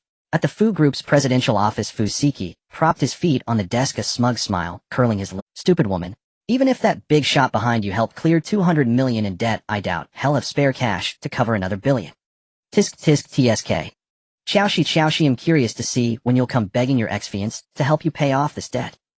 In the Great Liang dynasty, Song Huaiyan, the powerful figure backing Qiao, she stood in the courtyard with a furrowed brow, his heart filled with anxiety and worry. He had just heard from the 3 children that Qiao's creditors had come knocking, claiming they were there to return the IOU and property deed. His instincts told him this was far from simple. He guessed they must have seen Qiao's sudden wealth and wanted to investigate. He wondered how many of them had come and whether they posed a threat to her. He also worried whether Qiao had enough money to settle the debt. If not, he would go to the county magistrate's residence to borrow some more. If the magistrate's coffers ran dry, he could turn to the prefect. If the prefect's funds proved insufficient, he would travel to other places. He was determined that the money could always be gathered, the debt settled, as long as they didn't harm Qiao. As he mulled this over, the sound of Song Silang's tattling reached his ears. Father, sister won't give me any of her meat egg muffin. Song Silang's little face drooped with these past 2 days the whole family had treated him like a precious treasure. Whatever he wanted to eat, Song Dalong would make for him. Most importantly, Song Huaiyan didn't scold him either. He could sleep as long as he wanted. This indulgence, far from instilling any guilt in Song Silang, only fueled his arrogance. When Song Dalong cooked, he would be picky about the food. When Song Erling worked on his woodwork, Head complained the sawing was too loud and disturbed his sleep. When Song Sanlang studied at night, he said the lamp was too bright and kept him awake. When Song Lulang secretly gave Song Wulong 2 packs of snacks, he took them, openly tore open the packaging, and crunched them loudly right in front of Song Wulong. The brothers were angry but dared not speak up. After all, he was the family's pillar of support. They still counted on him to make a fortune and treat them to a life of luxury. Little did they know Song Silang had long given up on the idea of doing business. Wasn't business just for food and clothing. Now he had plenty to eat and wear and could sleep in every day. Why bother? Only fools worked hard to earn money. Smart people like him enjoyed life early. Song Huaiyan had also been angered by this unfilial son these past few days. After all, he had raised the boy for 8 years and held some affection for him. Had he not feared another runaway like last time, he would have strung him up and given him a good beating long ago. But instead of staying out of trouble, the boy came to complain. He had tolerated his bullying of his brothers, but daring to bully Wanwan. That was unforgivable. Just as he opened his mouth to scold Song Silang, Wanwan came out of the house, holding half a meat egg muffin. This ish, my mommy made it for me. Go ask your mommy to make one for you. After saying this, the little girl took a bite of the cold muffin, swaying her head as she chewed. Hee hee, even cold mommy's cooking was delicious. Oomph. Song Silang darkened his face and snorted coldly. Fine, I'll go find her. If you want share your muffin, I want share my mommy's food with you. When Song Huaiyan. This boy's intelligence seemed even lower than Kailang's, and he expected him to go into business. Huh. Had better focus on nurturing Wulong instead. Mention of a mother sparked Song Chilong, who had been watching ants fight, into excitement. The little one trotted over to Song Silang on his short legs to da-da, and declared proudly, my mommy can make meat egg muffins. Can yours? My mommy can also make hot pot. Can yours? My mommy can even make iron pot stewed goose. Can yours? Song Silang was nearly in tears. How was he supposed to know what his mommy could make? He had never even met her. My mommy can make everything. With that, Song Silang stormed back to his room to pack. He had made up his mind. He was going to find his biological parents. Once he found his mommy, he'd have her make him meat egg muffins, hot pot, and iron pot stewed goose every day. Seeing him about to leave, the Song brothers all panicked. Father! Song Dalong looked at Song Huaiyan uneasily. Without a word, Song Huaiyan returned to his own room and pulled out a wooden box from under his bed. Opening it, he took out a jade pendant and held it in his palm. Silang, come in. I have something to tell you. Song Silang, in a fit of pique, threw down his clothes and entered Song Huaiyan's room. You're right. I am not your biological father. I found you by the roadside, and this jade pendant was on you at the time. Judging by its quality, your real parents must be of noble status. Since you insist on finding them, I won't stop you. Take this pendant. I hope you find your biological parents soon. Song Xiling took the jade pendant stunned into stillness. At this moment he couldn't describe his feelings. He felt both happy and sad. Of course the happiness far outweighed the sadness. After a long silence, Song Xiling clenched his fist and said with resolve, Uncle Song, I'm leaving. Once I find my real parents, I'll return to thank you for your kindness in raising me. Yeah, right. Once I find my real parents, I'll come back and throw you in jail. Hearing the address, Uncle Song Huaiyan felt a mix of emotions. This boy truly was an ungrateful wretch. Well, fine. It was better to see his true colors while he was still young rather than have him betray the whole family when he grew up. No need. Song Huaiyan sighed. Once you find your real parents, remember to be diligent. With that he waved his hand, signaling Song Xiling to leave. Outside the room, except for Song Dalong and Song Sanling, the other siblings stared with wide eyes, utterly shocked. What? Xiling, fourth brother, wasn't father's biological child. Come to think of it, it made sense. Their parents were so hardworking, they couldn't have produced such a lazy child. Song Sanlang scanned the area, noticed his eldest brother's calm demeanor, and quietly approached. Big brother, we aren't father's children, either are we. Song Dalong was taken aback. How did you know? Just a guess. Song Sanlang gave a wry smile, pointing at his own face. He had noticed from a young age that none of them looked anything like their father. Apart from Liulong Qilong and Wanwan having slightly similar features, the other five shared no resemblance in their facial features at all. After settling in Loha village, he had also heard some rumors. But since father treated them well, and the brothers got along harmoniously, he had never dwelled on the matter. Yes. Song Dalong nodded firmly. He had been over 3 years old when Song Huaiyan adopted him, old enough to remember things. So he knew that none of them were father's biological children. Song Xiling didn't have much luggage, just 2 sets of clothes and 2 pairs of shoes that Qiao Xi had bought him. He packed in no time. Suppressing his excitement, he waved goodbye to his siblings. I'm off. Once I find my real parents, I'll come back and take you all to my new home to play. Hee. He'll take you to my house to watch me eat delicious food. Huh. That'll make you green with envy. As Song Xiling prepared to leave, the Song siblings did not try to keep him. If only they had firecrackers at home, they would have loved to send the god of sleep off with a bang. He, the troublemaker, has finally left, and now no one will snatch my snacks. Looking at the receding figure of Song Xiling, a smile that couldn't be suppressed appeared at the corners of Song Wulong's mouth. The reason they had always given way to him was out of brotherly affection, as they shared the same mother. Since he was not the biological child of their father and mother, there was no brotherly bond to speak of. It's just as well that he left. He didn't want a lazy and gluttonous brother. The Song siblings didn't say anything, but they all felt quite pleased. Song Dalong. He finally no more serving a pig. Song Erling. Tsk tisk, I can finally work with wood openly. Song Sanling. Haha, I can study under the lamp at night now. Song Liulong. Haha, finally no more squeezing together when going home to sleep. Song Qilong. Haha, fourth brother isn't even our father's biological son, I can gossip with mother again. Wanwan. Oh, the bad brother is gone, no one will bully me anymore inside the house. Song Huaiyan wore a stern expression as he packed some instant noodles, bread and biscuits into his backpack, also stuffing in some silver coins and 2 gold bars at the bottom. After checking several times to ensure he hadn't forgotten anything, he shouldered the bag and left the house. That ungrateful wolf named Song Xiling, as a father, he couldn't just ignore him. At present he had to take care of several children at home, while also worrying about Qiao Xi. He had to manage the affairs of the guard team as well. He was really stretched thin, so he could only find someone to help escort Song Xiling. Zhao Dahu was honest and capable, undoubtedly the best choice. Just as luck would have it, he had just arrived at the door carrying a bundle of firewood and was heading towards Song Huaiyan's home. Dahu, I told you not to deliver wood to my house anymore, why are you here again? Song Huaiyan frowned slightly. Zhao Dahu was too honest. He had said several times that the silver earrings were enough to buy grain, yet he still brought wood to offset the debt every day. Zhao Dahu grinned wide, showing his big white teeth. Third brother, I'm not giving it for free, I want to exchange it for some milk powder to help Xiao'er recover her health. Xiao'er was his wife. After giving birth, they encountered a year of famine. He couldn't even feed himself, let alone nourish the child, which took a toll on her health. He had seen his mother and son improve visibly after drinking milk powder. Therefore he also wanted to buy some for Xiao'er. Yes, I'll have Dalong deliver it to your home tomorrow. After thinking of Song Xiling, Song Huaiyan quickly got to the point. Dahu, I need to ask you for a favor. Zhao Dahu placed the firewood on the ground and looked at Song Huaiyan with a serious expression. Third brother, what do you need? Song Huaiyan recounted in detail about Song Xiling wanting to find his biological parents. Upon hearing this, Zhao Dahu's face darkened. This kid Xiling is really ungrateful. His parents don't want him, yet he still wants to find them. Song Huaiyan pulled at the corners of his mouth helplessly, saying, perhaps his parents have some unavoidable difficulties. What kind of difficulties could there be? Zhao Dahu detested parents who abandon their children, even more so people like Song Xiling, who didn't understand gratitude. Even if he was just an 80-year-old child, it didn't prevent him from disliking him. Alright, let's not talk about that anymore.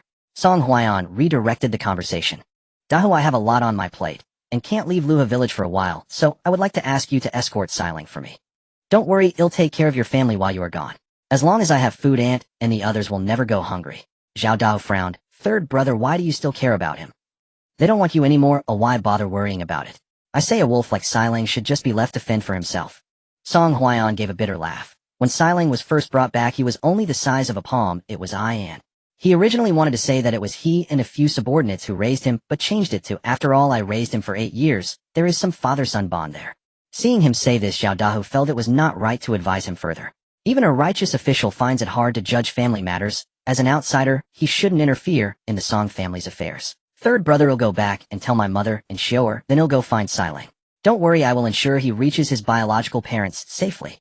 No, you just need to follow him from a distance and make sure he doesn't die. As for whether or not he can find his biological parents, that depends on his own fortune. Father-son affection is one thing, but if the son is unfilial, the father must teach him a lesson. Understood. Zhao Dahu grinned and patted his chest in assurance. Third brother, don't worry, I will make sure this brat knows why flower. Song Huayan instructed with concern. No matter whether Xiling finds his biological parents or not, you must return to the village in 3 months. Zhao Dahu also had an elderly parent and young children. Asking him to escort Song Xiling for 3 months was already quite a burden. As for where Xiling would go after 3 months, that was none of his business. As a foster father, he had done all he could. Got it, third brother. Zhao Dahu nodded. Song Huayan opened the backpack he was holding. Inside is the supplies I prepared for you. This is bread, or just tear open the packaging, and you can eat. Seeing so many strange items for the first time, Zhao Dahu's eyes widened. Although he was curious, he didn't ask too much. He took the backpack and slung it over his back. Third brother, you should go back. I'll leave this to me, don't worry. Alright. Song Huayan patted Zhao Dahu's shoulder and said earnestly, if any danger arises, prioritize your own safety. Remember, Shoer and the child are still waiting for you at home. That brat insists on seeking his own death. There's no reason to drag others down with him. Zhao Dahu smiled foolishly. Sigh. After sending Zhao Dahu off, Song Huayan sent Song Lulang to check if Qiao Xi was at home. The milk powder and rice flour she sent earlier had long been distributed to the village's children and elders. Now that Zhao Dahu was helping him, he had to buy some more milk powder for Shoer. On the other side, Song Xiling, carrying his luggage, slowly walked to the village entrance, only to realize he had not a single coin on him. Not only did he have no money, but he also had no food. Sigh. How careless of him. The young boy sighed, just hesitating whether to return home to ask Song Huayan for some money and food, when he saw Widow Wang and Li Dia getting off a bullock cart. His eyes flashed as a cunning plan formed in his mind. Hee. First he would trick Widow Wang into giving him some small change, and when he got to the town, he could sell the bottle of soda, and wouldn't that give him some? Why bother going home to see that human trafficker? Song Huayan's face.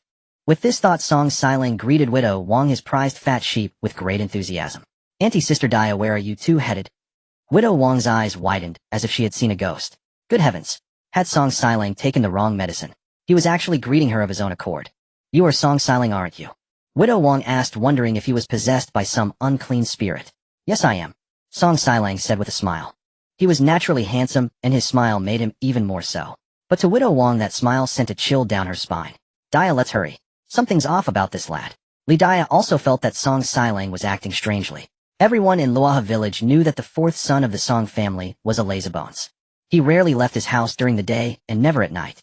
Seeing them about to leave, Song Xiling grew anxious. Auntie, don't you want to know about my stepmother? I've seen her. You can ask me anything you want to know. Widow Wang halted, her eyes darting around cunningly. You're not lying to me, are you, you little brat? Why would I lie to you? Song Xiling crossed his arms and said lazily, it's not just me. My eldest and second brothers have seen her too. Go ask them if you don't believe me. But it would be a waste of time. They wouldn't tell you anything. Widow Wang looked him up and down, skeptical. When did you see your stepmother? Song Xiling extended his hand palm up. Usual rules. 1 question, 1 copper coin. Widow Wang laughed in exasperation. You brat, you're really obsessed with money. Catching a glimpse of the bundle on his shoulder, she suddenly understood. You little rascal, don't tell me you're planning to run away from home again. Are you going to ask or not? If not, I'm leaving. Song Xiling said impatiently. He was in a hurry to sell the bottle of Fat House Happy Water in town. I'll ask. Widow Wang fished out 2 copper coins from her pocket and placed them in his hand.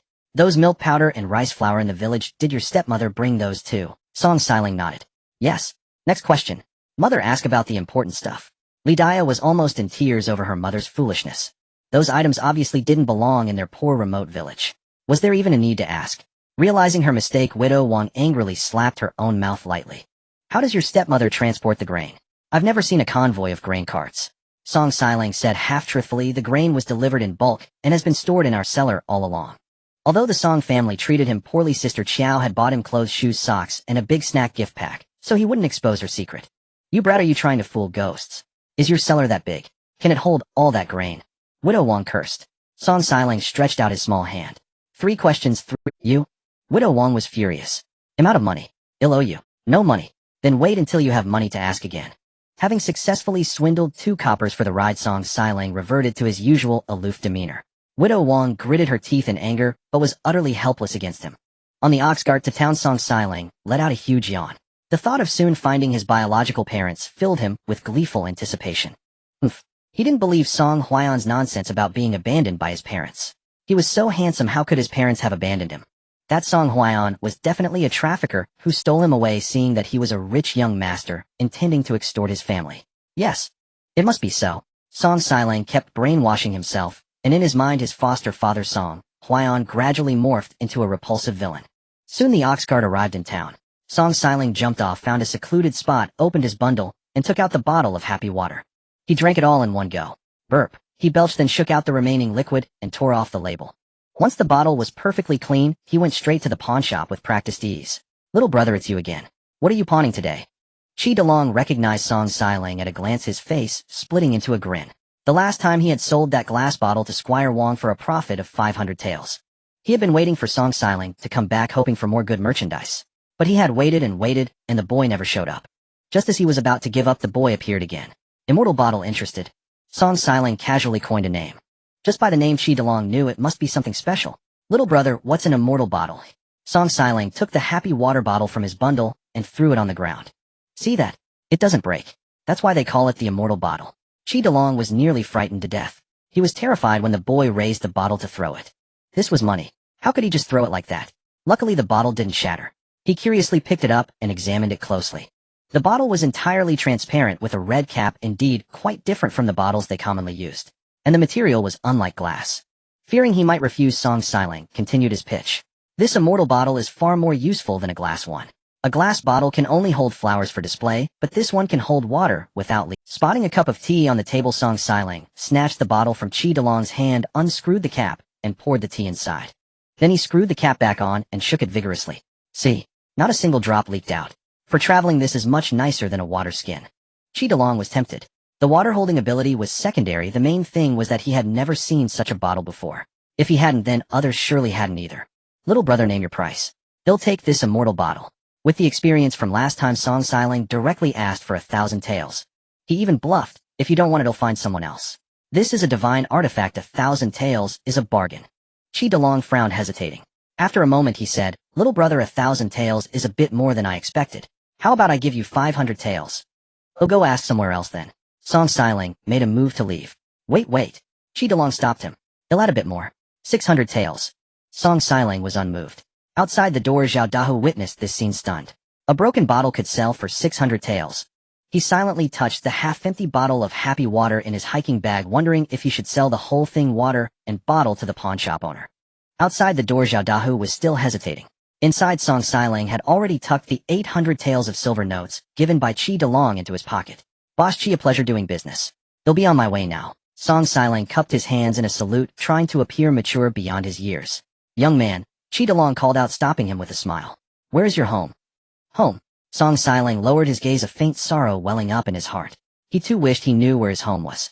Seeing this, Qi Delong thought he was reluctant to say, and quickly explained. Young man, don't misunderstand. I just thought that once I sell this divine vase, I could look to you for more quality goods. Song Xiling understood. But he was about to leave Yuchuan town, and whether he would ever return, or when, was still uncertain. The faces of his siblings suddenly flashed through his mind. He pursed his lips, and answered truthfully. I'm leaving this place. If you want more divine vases, go to Luaha village, and find Song Wulong. He's my younger brother. Even though his siblings had treated him poorly, he would still send them some silver for the sake of their sibling bond. Besides, he had a whole stash of divine vases back home. It was better to sell them to Boss Qi for money to help the family than to let his brothers use them as chamber pots. Luaha village. Qi Delong repeated the name, delighted. Good. They'll remember that. Young man, until we meet again. Until we meet again. With that, Song Xiling strode out of the pawn shop with great flair. Seeing this, Xiao Dahu, who had been hesitating, quickly dodged aside to hide. Only after Song Xiling had walked a distance away did Xiao Dahu let out a regretful sigh. That kid had a heart blacker than coal. He had sold a bottle that once held sweet water for 800. If only he hadn't hesitated earlier, he could have sold the water and the bottle together to the pawnbroker for 700 taels. Forget it. For now, he should focus on protecting this ungrateful wolf with the black heart.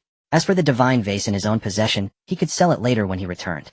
It was still early, so Song Xiling decided to set off immediately for Pingli County. He had heard Song Huaiyan mention that Pingli County was very large.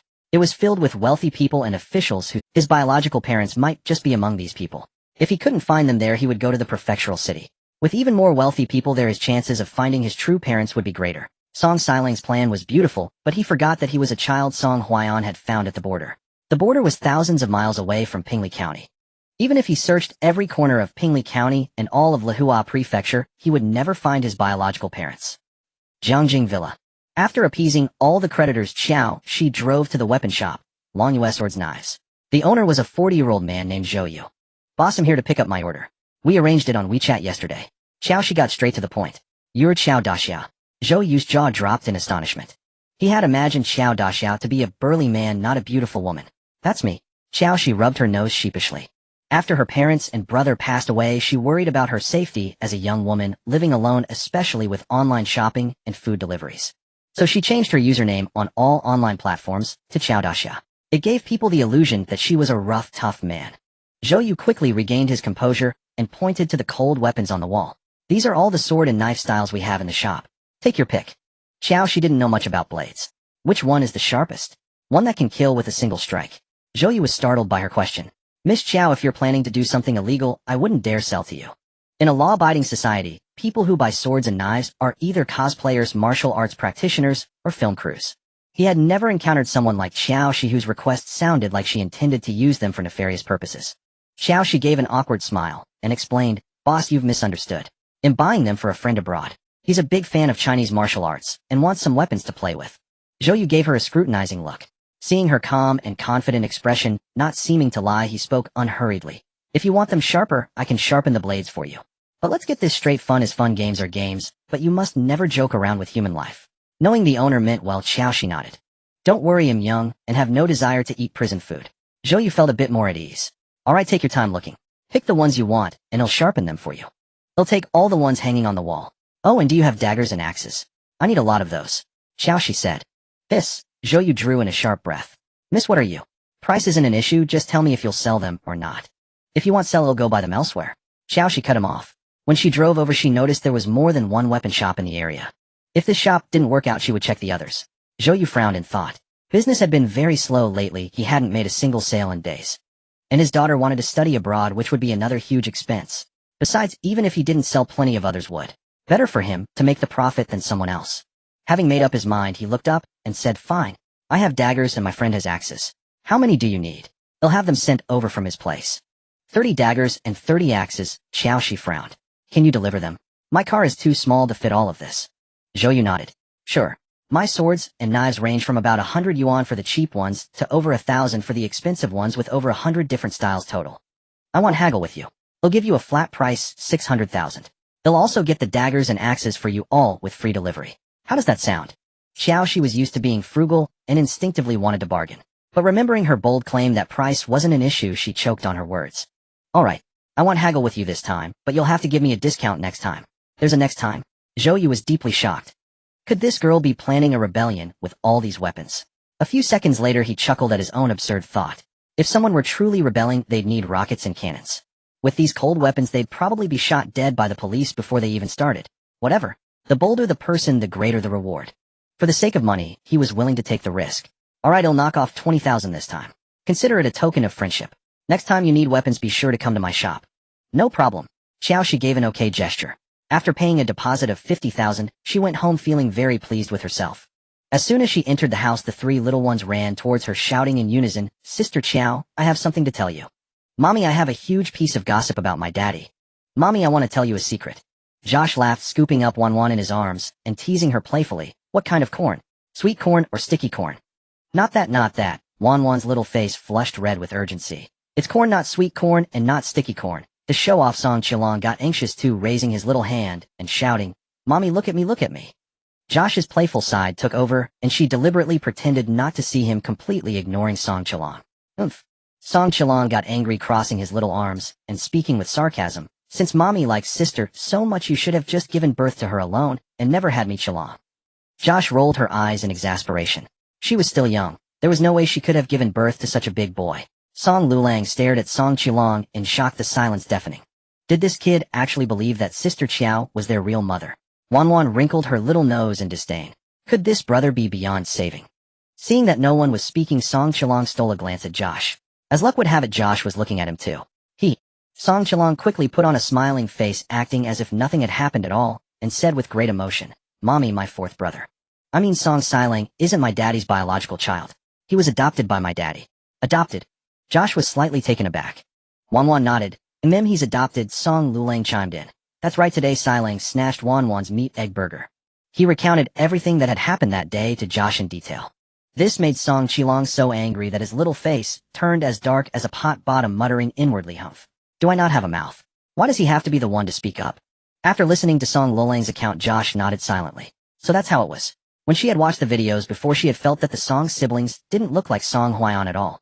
She had assumed they took after their biological mother's looks, but who knew that Song Xiling wasn't even Song Huaiyan's biological son? If that was the case, could it be that the other 7 weren't his biological children either? Soon she dismissed the idea. Song Huaiyan wasn't running an orphanage. How could all 8 children not be his own? Besides, people married early in ancient times. There was no way he was still single at 28. Sighed. After a long moment, Josh let out a sigh, feeling somewhat disappointed in Song Xiling. Setting everything else aside, Song Huaiyan had raised him for 8 years, yet he left without a second thought, showing no consideration at all. It was truly disheartening. With that in mind, she pulled out her phone, opened the food delivery app, and ordered some braised duck and beer. She also recorded a video and asked Song Lulang to deliver it to Song Huaiyan. In the Great Liang Dynasty, ever since Song Xiling left, Song Huaiyan had been sad for a brief moment, then threw all his focus into training the guard team. "Uncle Song, I can't hold on much longer." The speaker was Zhao Pingan, the grandson of village head Zhao. He had originally thought that joining the guard team just meant patrolling and standing watch, never expecting to have to learn martial arts. And even if he had to practice, he didn't expect to start with a quarter-hour horse stance. Who could endure that? "Hold your stance." Song Huaiyan's expression was stern, scaring Zhao Pingan into immediately. Just then Song Lulang came running from a distance. "Father Wanwan is looking for you." Song Huaiyan guessed that Josh had returned and looked at Song Dalong, instructing, "Dalong, take over the training. I'm going home to check on Wanwan." "Yes." Song Dalong acknowledged. Song Huaiyan hurried back home in quick strides. "Father, Sister Qiao said you were feeling down, so she specially bought you some delicious food." Song Lulang pointed at the braised duck on the table, deliberately emphasizing the word specially. "Oh." Song Huaiyan raised an eyebrow. "Since you've got nothing better to do, go practice your horse stance in the yard. I'll call you when I need you." Song Liolong. He shouldn't have come back at all. Suddenly remembering something, he walked to the bedside, picked up the underwear Josh had bought, and brought it to Song Huaiyan. "Father, these are the underpants Sister Qiao bought for you. They're like the undergarments from their place. She said they're comfortable to wear and should be changed and washed frequently." Staring at the gray fabric in front of him, Song Huaiyan's face flushed red, and he waved his hand awkwardly. "All right, go attend to your own business." After Song Lulang left, he coughed lightly, picked up the underwear, and examined it closely. The curve at the corner of his mouth grew more and more pronounced. It seemed a household really needed a woman who otherwise no one would take care of such trivial matters for him. Setting the underwear aside, he finally opened his phone and played the video Josh had recorded. "Brother Song, I heard from Lulang about Xiling's matter. Don't be too upset. Partings in life are all normal. It just means that Xiling's bond with you is fated to be shallow. I bought you some liquor and snacks from our side. After you eat and drink, have a good sleep. Wake up tomorrow, and all your worries will be gone." Hearing this, Song Huaiyan's eyes reddened, and he almost burst into tears. In his 28 years of life, no one had ever cared about his joys and sorrows like Josh did. It wasn't that the children didn't care, but their care was simply different from Josh's. As for what exactly was different, he couldn't quite articulate it. After watching the video, he recorded one in return for Josh. "Miss Qiao, thank you for your concern. I'm fine. You're right, Xiling and I were fated to have a shallow bond." Looking at the handsome man in the video, Josh let out a helpless sigh. His eyes were red like that, and he still said he was fine. Men. Their mouths were the hardest part of their bodies. Josh didn't call him out on it, and instead recorded another video to comfort him. Song Huaiyan, who had been feeling sad and upset over Song Xiling's departure, had now completely forgotten about Song Xiling. His mind and heart were entirely filled with Josh. "Miss Qiao, I heard from Lulang that your creditors came to see you today. Did they give you a hard time? Do you have enough money? If not, just say the word, and he'll find a way to gather some more for you. Having someone genuinely care about her warmed Josh's heart. They didn't give me a hard time. They came to return the IOUs and the property deed. I have enough money. Josh didn't want Song Hwayeon to worry about her, so she only shared the good news. But Song Hwayeon was sharpied and could tell at a glance that she was putting on a brave front. He didn't say much, but immediately decided to pay another visit to the county magistrate's residence. At the Fu Group's CEO office, Fu Siki's slender fingers tapped rhythmically on the desk. A few minutes later, he picked up the internal phone and called his special assistant Qi Ran. Let the front desk and the butler know that if Qiao Xi comes to the company or to my house to see me, there's no need to announce her. Just bring her straight in. Qi Ran hesitated for a moment, then said in a low voice, Boss, Miss Qiao probably won't come. She's already paid off the 400 million debt, and for the remaining 600 million, she said she'll definitely have it paid within 7 days. The vast office was eerily silent. Qi Ran nervously placed the investigation report in front of Fu Siki. Boss, Miss Qiao's eyes backers are not just one person. Fu Siki, his face dark, opened the folder. The first page displayed Grandpa Qi's personal information. Your grandpa. Boss, don't curse at me, it's my second grandpa. Qi Ran felt bitter. He never expected one of Miss Qiao's eyes backers to be his own second grandpa. On one side was his boss who paid his salary, on the other his blood relative, his second grandpa. If they were to fight over a woman, whose side should he take? Fu Siki lifted his gaze, glancing at Qi Ran. What's the relationship between your second grandpa and Qiao Xi? Why has he transferred so much money to her? I don't know. Qi Ran's face flushed red, thinking to himself, what else could it be besides a sponsorship arrangement? It couldn't be a buyer-seller relationship, right? His second grandpa's family dealt in antiques. As far as he knew, Miss Qiao's eyes family didn't have any antiques to sell. If she had any, she would have sold them when the Qiao family went bankrupt. It wouldn't have waited until now. Fu Siki sneered. Is it that you don't know, or don't dare to say? I really don't know.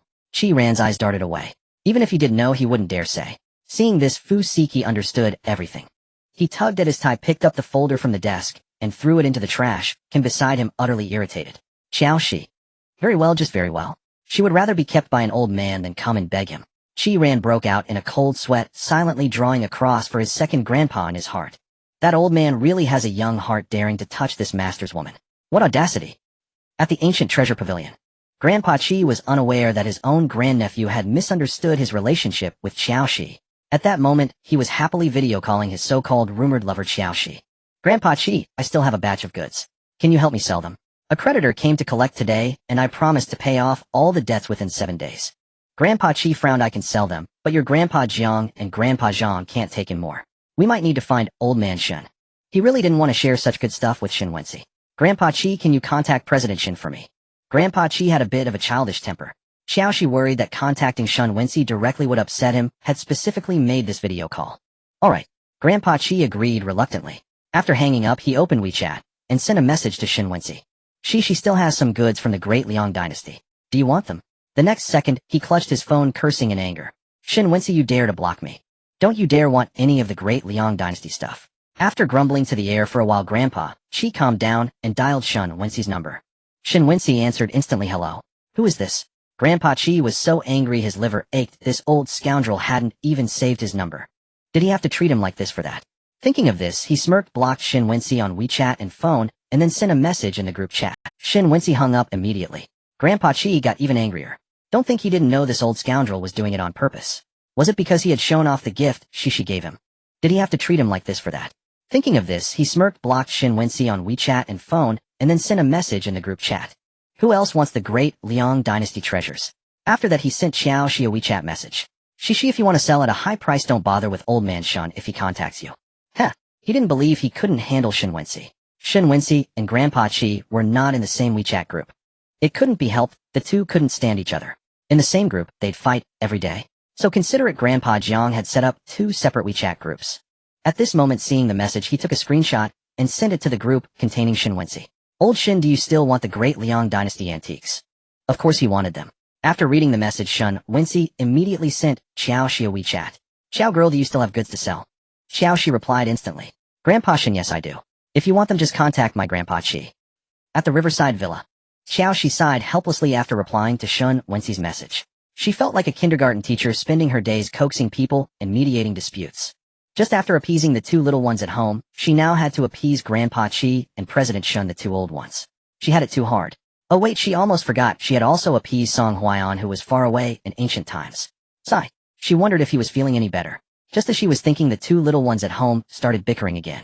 Wan was holding the remote control, shouting at Song Chilong, mine Song Chilong. Tried to reason with her. You've been watching Pleasant Goat for a long time, it's my turn to watch Ultraman. Oof. Bad brother. Wan hugged the remote, her eyes glued to the cartoon on TV. Mother, look at sister, she's watched for so long. Chilong hasn't watched even once. Song Chilong, unable to wrestle it away, came to complain to Qiao Xi. Qiao Xi rubbed her temples, regretting teaching them to watch TV yesterday, knowing they'd get addicted to cartoons. At least Lulang was worry-free. Ever since he got the tablet, whenever he had free time, he'd hide in the study and study by himself. Wan, turn off the TV and go play with your toys with your brother. She didn't know how people in ancient times raised children, so she just followed modern parenting ideas and bought some educational toys for the two little ones, so they could pass the time during their leisure. Wan usually listened to Qiao Xi. She turned off the TV and came over to massage her legs and back. Mommy, are you tired? No. Qiao Xi looked at the little girl with sparkling eyes, wondering what she was plotting. Wan giggled. Mommy, could you lend me a little bit of money? Borrow money. Qiao Xi was puzzled. What do you need money for? Her money was in RMB. Even if she gave it to the little girl, she couldn't spend it. Wan covered her mouth with her little hands, shaking her head like a rattledrum. Can't say it's a secret. Hearing it was a secret, Qiao, she became intrigued. Tell me what the secret is, and I'll lend you the money. Wan tilted her little head and thought for a moment. Send third brother to school. Third brother will become the top scholar and buy flowers for me and mother to wear. This was the first time she had fed Qiao Xi such a grand promise, and Qiao Xi found it both amusing and heartwarming. The little girl was worth all the care. She even knew that once her third brother became the top scholar, he would buy her flowers. Suddenly remembering that there was still a 20 teal silver note at home that hadn't been sold, Qiao Xi happily agreed. All right, sister will lend you the money. Thank you, mother. Wan's eyes curved into crescent moons. Taking the silver note, she went home with a joyful heart. In the great Liang dynasty, Song Sanlang was in his room, deeply engrossed in a copy of the Analects. Third brother. Hearing Wan's voice, he set down the book and looked at her with fondness. Wan, is something the matter? Wan nodded, waving the silver note in her hand. Third brother here. Go to school, become the top scholar, and buy flowers for me and mother to wear. A flicker of surprise passed through Song Sanling's eyes. Wan you. Before he could finish, Wan had already stuffed the silver note into his hand. I'm off. After a few steps, she turned back, pointing at the little bun on her head, and reminded him anxiously, buy flowers to wear. Song Sanling's eyes glistened as he smiled and nodded. All right. When third brother becomes the top scholar, he'll buy flowers for you and sister Qiao to wear. Before this, he had never thought of becoming the top scholar. He simply loved reading. But since his little sister and sister Qiao wished for him to achieve it, he would go ahead and win the title. He would buy them the most beautiful velvet flowers. Wan nodded contentedly and turned to leave. Song Sanling's heart could not calm down for a long time. He knew his sister meant well, but sister Qiao was in urgent need of money now, so the funds should go to her first. With this thought, he rose and went to find Song Huayan's silver note in hand. Father. Song Huayan had drunk some beer and his head was spinning. Sanling, what's the matter? The silver note my sister gave me. Song Sanling recounted exactly what Wan had said. Song Huayan's eyes softened and warmth filled his heart. Daughters are truly the best. So thoughtful. At such a young age, she already worries about her brother's future. Since Wan gave it to you, keep it for now. Tomorrow we'll go to town and see if any schools are still enrolling students. In these famine years, with barely enough to eat, many schools had to close. Song Sanling's eyes lit up instantly. Father, can I really go to school? The moment he spoke, his eyes dimmed again. Sister Qiao needs the money. Let her use it first. My schooling can wait. Song Huayan felt deeply gratified. Fortunately, the other children at home were kind and righteous, unlike that ungrateful Song Sanling, who always felt, keep it for your tuition. They'll find a way to handle your sister Qiao's matters. Hearing this, Song Sanling bit his lip, his face troubled. Father, you once said that stealing is not the act of a gentleman. Apart from theft, he couldn't imagine where his father could get so many jewels. Being so openly exposed by his good son Song Huayan felt a bit embarrassed. Knowing he couldn't hide it from Song Sanling, he raised his eyes and glanced at him casually. Have you heard of the way of the righteous thief? Song Sanling shook his head. No. Indeed, theft is not a gentleman's act, but if the purpose of stealing is to save lives, then it becomes the conduct of a chivalrous hero. The purpose of letting you study is to help you distinguish right from wrong, to become a learned and cultivated person. But in this world, right and wrong are often hard to judge. Books are dead, people are alive. Use your brain, don't stick to rigid principles. When a person is starving to death, does it matter whether he is a gentleman or a scoundrel? Song Sanling's eyes cleared with understanding. He bowed respectfully. I understand, father. All these days he had been tormented by this. Having a thief for a father filled him with, but the kindness of upbringing outweighed that of birth. His moral sense restrained him from walking away like Song Xiling. Now that the matter was openly discussed, he felt a great relief. Yes, when a person is starving to death, does it matter whether he is a gentleman or a scoundrel? Why hadn't he thought of that before? Seeing Song Sanlang still standing there dumbly, Song Huaiyan rubbed his anything else. Song Sanlang pressed his lips together. Father, are my biological parents still alive? He didn't want to seek them out, he just wanted to know why they had abandoned him. Why give birth if they wouldn't raise him? A flicker of surprise crossed Song Huaiyan's handsome eyes. It seemed he had underestimated the boy's intelligence. They're gone. Song Huaiyan let out a long sigh. Your father was a remarkable hero who died guarding the border, and your mother was a woman of great courage. After your father fell in battle, your mother, upon learning the news, jumped into the river to follow him. As he spoke of the past, a deep sorrow settled on Song Huaiyan's brow. Those tragic scenes flashed through his mind one after another, kindling the hatred in his heart. One day, he would trample the 4 kingdoms and avenge his fallen brother. Father. Song Sanlang's voice choked. He had thought he was like Song Xiling, a child picked up from the roadside. Unexpectedly, his biological father was a man of iron will. And his biological mother was no less admirable. Song Huaiyan stood up, patted Song Sanlang on the shoulder, and comforted him. The man who killed your father has been slain by me, but the one who ordered the killing is still alive. So we still have work to do. The house wasn't well soundproofed, so Song Sanlang knew about Song Huaiyan's plan to buy weapons. At first he truly believed it was for the escort team. Only now did he realize that Song Huaiyan was preparing for something momentous. Yes, no wonder he had made the brothers practice martial arts since childhood, never stopping regardless of weather. Everything had been foreshadowed, he simply hadn't noticed before. Song Huaiyan took out a wooden box from under the bed and handed Song Sanlang the keepsakes left by his parents. This jade hairpin is a token your father gave your mother. From now on, yes. Song Sanlang's tears fell like broken beads hitting the ground one by one. He clutched the jade hairpin tightly, silently vowing to avenge his tragically slain parents. Just as he was thinking, Song Dalong's voice came from nearby. Father, what about my parents? Did they leave any keepsakes for me? Song Dalong had always known that his biological father was a deputy general and his mother an ordinary peasant girl. After his father died in battle, his mother raised him for half a year before succumbing to illness. After that, he was sent to live with Song Huaiyan, eating and sleeping together. Yes. Song Huaiyan took out a wooden sword from the box. Your father made this for you with his own hands. Unfortunately, it never reached you. At that moment, Song Erlang also walked in. Father, am I not your biological son either? Your father, just like the fathers of Dalong and Sanlang, was one of the bravest warriors of our Daliang dynasty. Looking at the simple and honest Song Erlang, Song Huaiyan felt a pang of guilt. Among the 9 children, he was the only one he had wronged. His life had been saved by Erlang's father, yet he had failed to take good care of his child. He had caused Erlang to break his leg, leaving him with a hidden ailment. And my mother? Song Erlang's voice trembled with a hint of tears. After a moment of silence, Song Huaiyan told him the truth. Not long after your father died in battle, your mother abandoned you and remarried. Song Erlang's throat tightened, an indescribable pain welling up in his heart. He would rather never know his own origins than have a mother who gave birth but never raised him. This is what your father left for you. Song Huaiyan walked up to Song Erlang holding a Lu Ban ruler. Your father was just like you, fond of tinkering with wood. The wooden sword that Dalong's father made for him was crafted using skills learned from your father. Taking the Lu Ban ruler, Song Erlang could no longer hold back his tears. Father. The usually taciturn and reserved youth let out a heart-wrenching cry at that moment. This roar was merely the result of emotions pent up for too long. Woo-woo. Song Wulong walked in crying, Father, what about me? Am I not your biological? This roar was merely the result of emotions pent up for too long. Woo-woo. Song Wulong walked in crying, Father, what about me? Am I not your biological child either? Song Huaiyan nodded, handing over the golden lock that had been on Song Wulong when he found him. You and Xiling were both picked up by me by the roadside. As for your parents' names, I know nothing.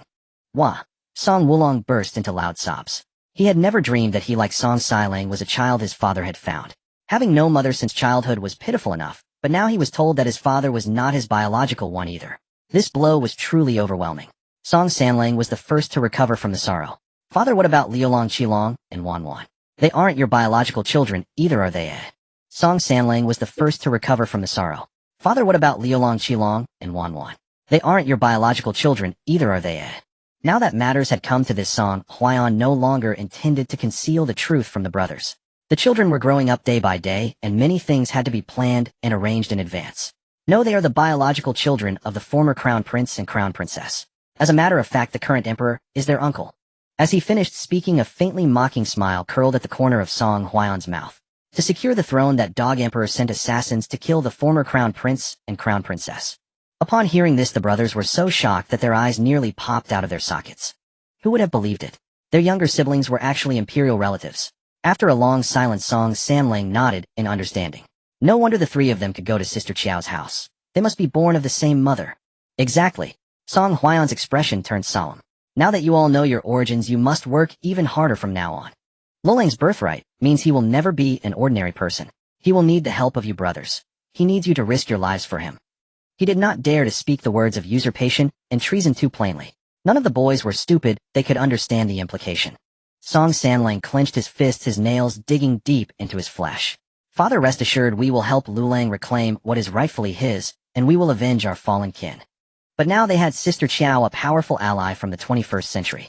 Helping Lulang ascend the throne, or even conquering the four kingdoms and unifying the realm. But now they had Sister Qiao, a powerful ally from the 21st century. Helping Lulang ascend the throne, or even conquering the four kingdoms and unifying the realm was not an impossibility. The usually gentle Song Sanlang felt his blood boil at that moment. He felt that he was about to accomplish something great. Something that would change history and leave his name immortalized. Song Huayan nodded with satisfaction. Like father, like son. You, like your father, are both intelligent and courageous. Father, what about me? Song Dalong looked at Song Huayan with eager eyes. Am I like my father too? Song Huayan raised the corner of his mouth. Yes, you are just like your father. All brawn, but no brains, only brute strength. Song Dalong. That didn't sound like a compliment. Song Erlang remained silent, gazing at Song Huayan with pleading eyes. Your father was a clever man. Many of the weapons in the army were forged by his hands, but he was too honest. That arrow back, then, was clearly meant for him. But Erlang's father threw himself over him, and was shot dead by a hail of arrows. Song Erlang murmured in acknowledgement, silently resolving to be as intelligent as his father. To forge countless weapons and assist Lulang in claiming the throne. Wah! Song Wulong cried even harder than before. The biological fathers of his three elder brothers were all great heroes. What about his father? Could it be a big bear? No, a bear couldn't give birth to a human. So who was his father? Was he like Song Silang's father, a wealthy man? Forget it, he didn't care. He thought Song Huayan was a good enough father. He even gave him snacks that the other brothers didn't get. Alright, Lulang was also good giving him snacks too. If Lulang became emperor in the future, then he would be the emperor's brother. That would be far more impressive than Song Silang's wealthy brother. At this thought, Song Wulong stopped crying, and even blew a big snot bubble from joy. Now he had only one wish for his dear little brother to become emperor as soon as possible. Seeing this, Song Huayan was both amused and exasperated. He pulled out some tissues, handed them to Song Wulong, and said gravely, the identities of Liulang Chalong and Wanwan are rather sensitive. For our safety, you must never speak of them to outsiders. As for the three of them, we should keep it from them for as long as we can. Song Sanlang frowned. Father, when Lulang first came to our home, he was old enough to remember things. Logically, he should know his own background. Song Huayan narrowed his eyes, recalling the tragic scene at the Li Prince's mansion that night. That night, Lulang witnessed the entire process of his parents' brutal death, then fell unconscious. When he woke up, he had forgotten everything about the past. He felt it was better that way, so he never brought it up again. The brothers fell silent. Compared to Song Liulang, they were fortunate. The agony of watching one's parents die before one's eyes, just thinking about it made them feel suffocated. Father, what about you? Could you be the young general Sister Qiao mentioned? Song Sanlang's eyes were filled with wonder and uncertainty. Song Huayan twitched the corner of his mouth, suddenly feeling as if he were completely exposed before these children. How was it that they knew everything he said to Qiao Xi? He might as well have written to her instead. But if he wrote letters, he couldn't see her face. And if he couldn't see her face, he felt restless all over. He sighed. It seemed he needed to hurry and build a bigger house, then move all the older children into the new place. He would stay in the old house with the three little ones. Glancing at Song Dalong, who had grown nearly as tall as himself, Song Huayan felt the pressure weighing down on him. Once the house was built, he would probably have to start arranging a marriage for the eldest son. Good heavens. He was still a young man, untouched by marriage, yet in the blink of an eye his son was already of age to take a wife. No. After building the house, he needed to find himself. Otherwise, when his sons established their own families, and Wanwan married off, he would be left alone as a lonely old man for the rest of his days. Pulling his thoughts back, Song Huayan nodded. Yes, my identity is just as sensitive as Lulang's. Do not mention it to outsiders lest it bring a deadly disaster upon us. Song Wulong blinked his big round eyes and asked curiously, can't we even tell Sister Qiao? Your Sister Qiao is not an outsider, Song Huayan said in a calm tone. The implication was clear, she could be told. He didn't feel comfortable saying it himself, so he could only rely on the children to let her in. Song Sanlang could easily read between the lines of his father's words. The next morning when Wanwan returned home, he waved her over and led the little girl aside. Wanwan, third brother, is going to tell you a secret. Don't tell anyone, especially Sister Qiao. Okay. Wanwan said, a lollipop in her mouth and her eyes sparkling. Third brother, what's secret? Catching a glimpse of Song Huaiyan sneaking a glance his way, Song Sanling's eyes darted around, and he gave an awkward smile. I forgot. When third brother remembers, he'll tell you. Haha. Revealing that secret was something his father should do himself. He would rather focus on his studies past the imperial exams and buy flowers for Sister Qiao and Wanwan to wear. On the side, having not heard what he wanted, Song Huaiyan rolled his eyes dramatically. He had thought Song Sanling was clever, but it seemed he was nothing special after all. After breakfast, Song Huaiyan took the 5 glass bottles left over from drinking milk and headed to town with Song Sanling and Song Wulong. Wulong, have you remembered everything father taught you? To nurture Song Wulong's business acumen, Song Huaiyan decided to start with selling the glass bottles. In his view, if that ungrateful wretch Song Sanling could do it, then Song Wulong certainly could too. Yes, father, I've remembered. Song Wulong said with a serious look on his face. Since you've remembered, go on in. Your father and I will wait for you right here. Song Huaiyan gestured with his chin toward the pawn shop. Song Wulong hummed in acknowledgement, slung his bundle over his shoulder, and walked toward the pawn shop. Inside, Qi Delong was slumped in a chair, clutching his chest and groaning in pain. Oh heavens above. I, Qi Delong, have been in the pawn business all my life, and now at the end of it all I've been swindled by some fool. That damn immortal bottle was all a lie. Ouch, ouch, my 800 tails. Qi Delong was beside himself with grief. Just now Squire Wang had come looking for treasures for his young wife. Knowing the man had money to burn, Qi Delong had eagerly presented the immortal bottle like a prized gem. He had planned to make a killing, but who knew that damn bottle would shrink into a ball the moment it touched boiling water. And worse, the water splashed out and scalded Squire Wang's hand. Not only had he earned nothing, but had also had to compensate the man 200 taels. Father, stop your groaning. We need to find that little brat first. Qi Dongyang's face darkened, his chest heaving with fury. When he got his hands on that little brat, he was going to give him a thorough beating. Just as he was thinking this, a tentative voice came from the entrance. Boss, do you buy glass bottles here? At the mention of glass bottles, Qi Delong stopped his groaning, exchanged a look with Qi Dongxiang, and immediately sprang up from his chair. We do. The money had lost had to be recouped from somewhere else. Song Wulong set down his bundle and took out the glass bottles one by one, lining them up on the counter. 200 taels, each 5 bottles for a total of 1,000 taels. Boss, pay up. Seeing that the bottles before him looked exactly like the ones that fool had brought, Qi Delong narrowed his eyes. Are you from Lua Village? How did you know? Song Wulong asked in surprise. Qi Delong's mood suddenly brightened. Your name is Song Wulong. MHM. Your brother swindled me out of 800 taels of silver. I was just about to go to your house to demand the money back, and here you come. Huh. Song Wulong's small face was full of big question marks. Seeing this, Qi Delong feared had been tricked again, and hastily asked, do you have a brother? Fair-skinned, a little taller than you, carrying a bundle the same color as yours, and said he was running away from home. No. Song Wulong shook his head flatly, refusing to admit he had such a brother. Qi Delong's face changed dramatically. He opened his mouth to say something when Song Wulong said with complete seriousness, he's not my brother. He's a thankless wretch my father took in. Lazy, greedy, and a thief. Having thoroughly trashed Song Siling's reputation, Song Wulong felt immense satisfaction. He shouldn't have kept stealing his snacks. That's what he got for having his name dragged through the mud. Not that he had much of a reputation to begin with. Upon hearing this, Qi Delong's briefly lifted spirits sank once again. From the sound of it, his money wasn't coming back. Wulong, what's going on? Growing impatient, waiting for Song Wulong to come out, Song Huaiyan entered the pawn shop with Song Sanling. Father, the boss says Song Sanling swindled him out of 800 taels of silver, Song Wulong reported truthfully. Song Huaiyan was furious. That ungrateful wretch was truly asking for trouble. How dare he pull a stunt like extortion? Before he even found his birth parents, he was going to land himself in prison. Brother, let me explain. Seeing that the man could produce 5 glass bottles at once, Qi Delong guessed they were no ordinary people and recounted the whole story to Song Huaiyan with the utmost courtesy. When he finished, he handed the deformed immortal bottle to Song Huaiyan and said indignantly, take a look. I'm not lying to you. Taking the bottle, Song Huaiyan's mouth twitched slightly. He had to hand it to Song Siling. That kid's brain really worked. A worthless bottle that once held soda pop, and he could spin it into gold. A name like Immortal Bottle. Only he could have come up with that. Honestly, even he would want to buy one just to see what was so miraculous about it. It wouldn't be right for a father not to clean up the mess his son had made.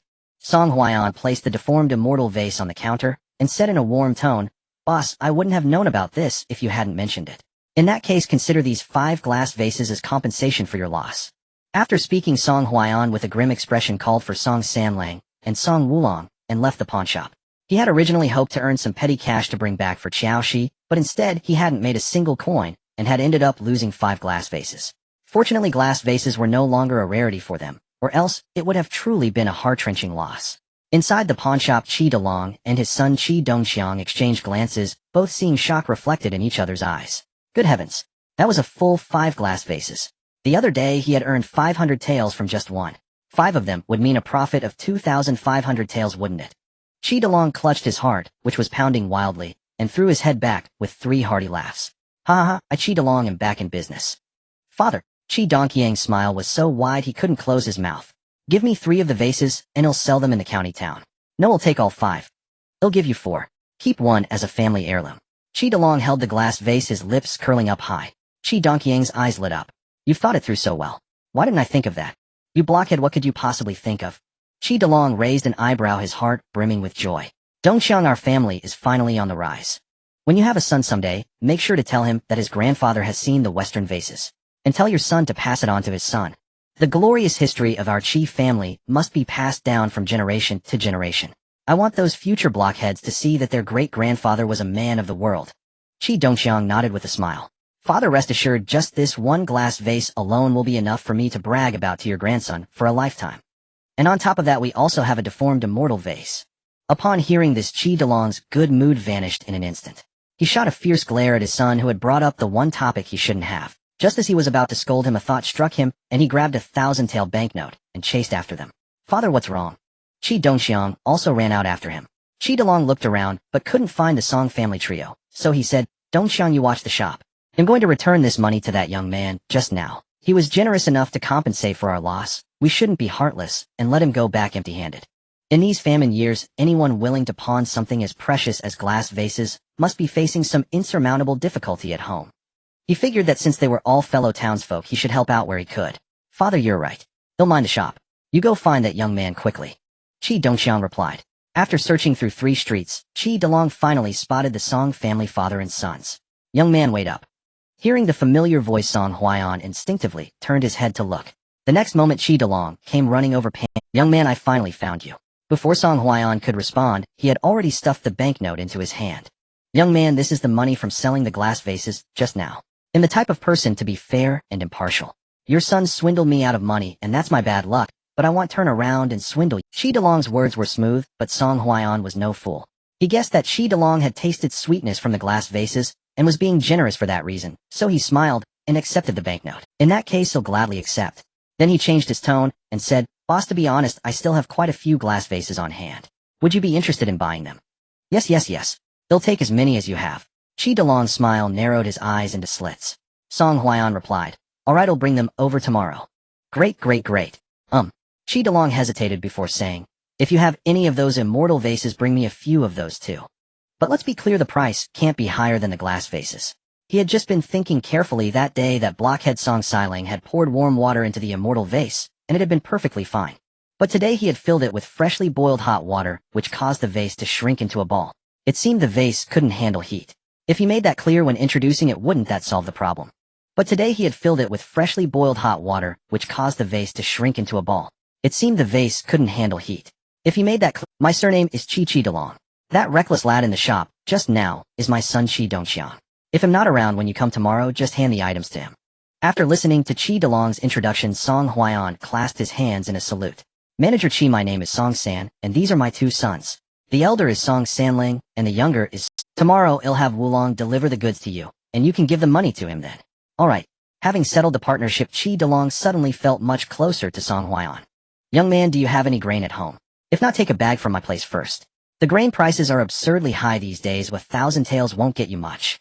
He had always had the foresight to prepare for times of need, so he stocked up on grain every year. When the new harvest came in, had consumed the old stock, and this was his yearly routine.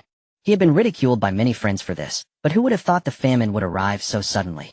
Those who had mocked him couldn't manage a smile now.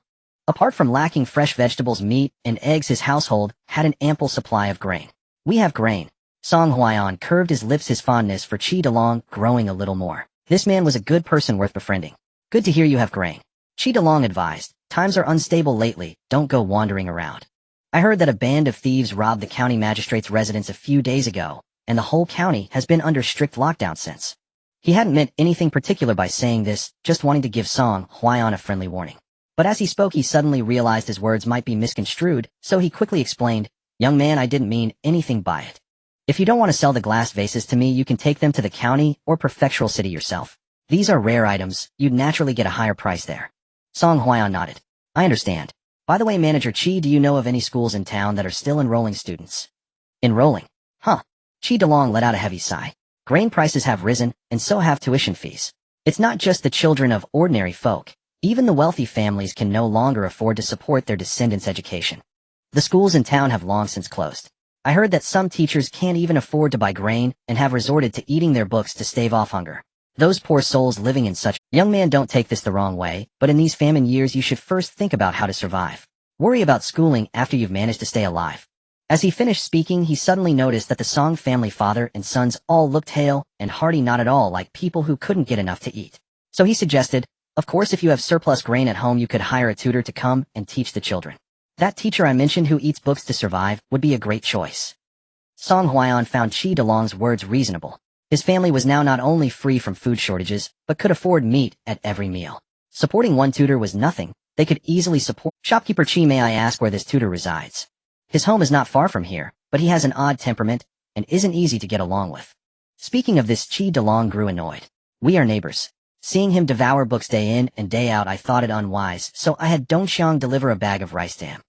Who would have thought that instead of showing gratitude, he would drive Dongxiang away and toss the rice out his front gate? Qi Delong shook his head helplessly. But then again, he has the right to be eccentric. I've heard others say he is a former grand tutor to the crown prince with genuine knowledge in his belly. Former grand tutor to the crown prince. Song Huayan's pupils constricted slightly. He never imagined he would encounter an acquaintance in this remote corner of the world.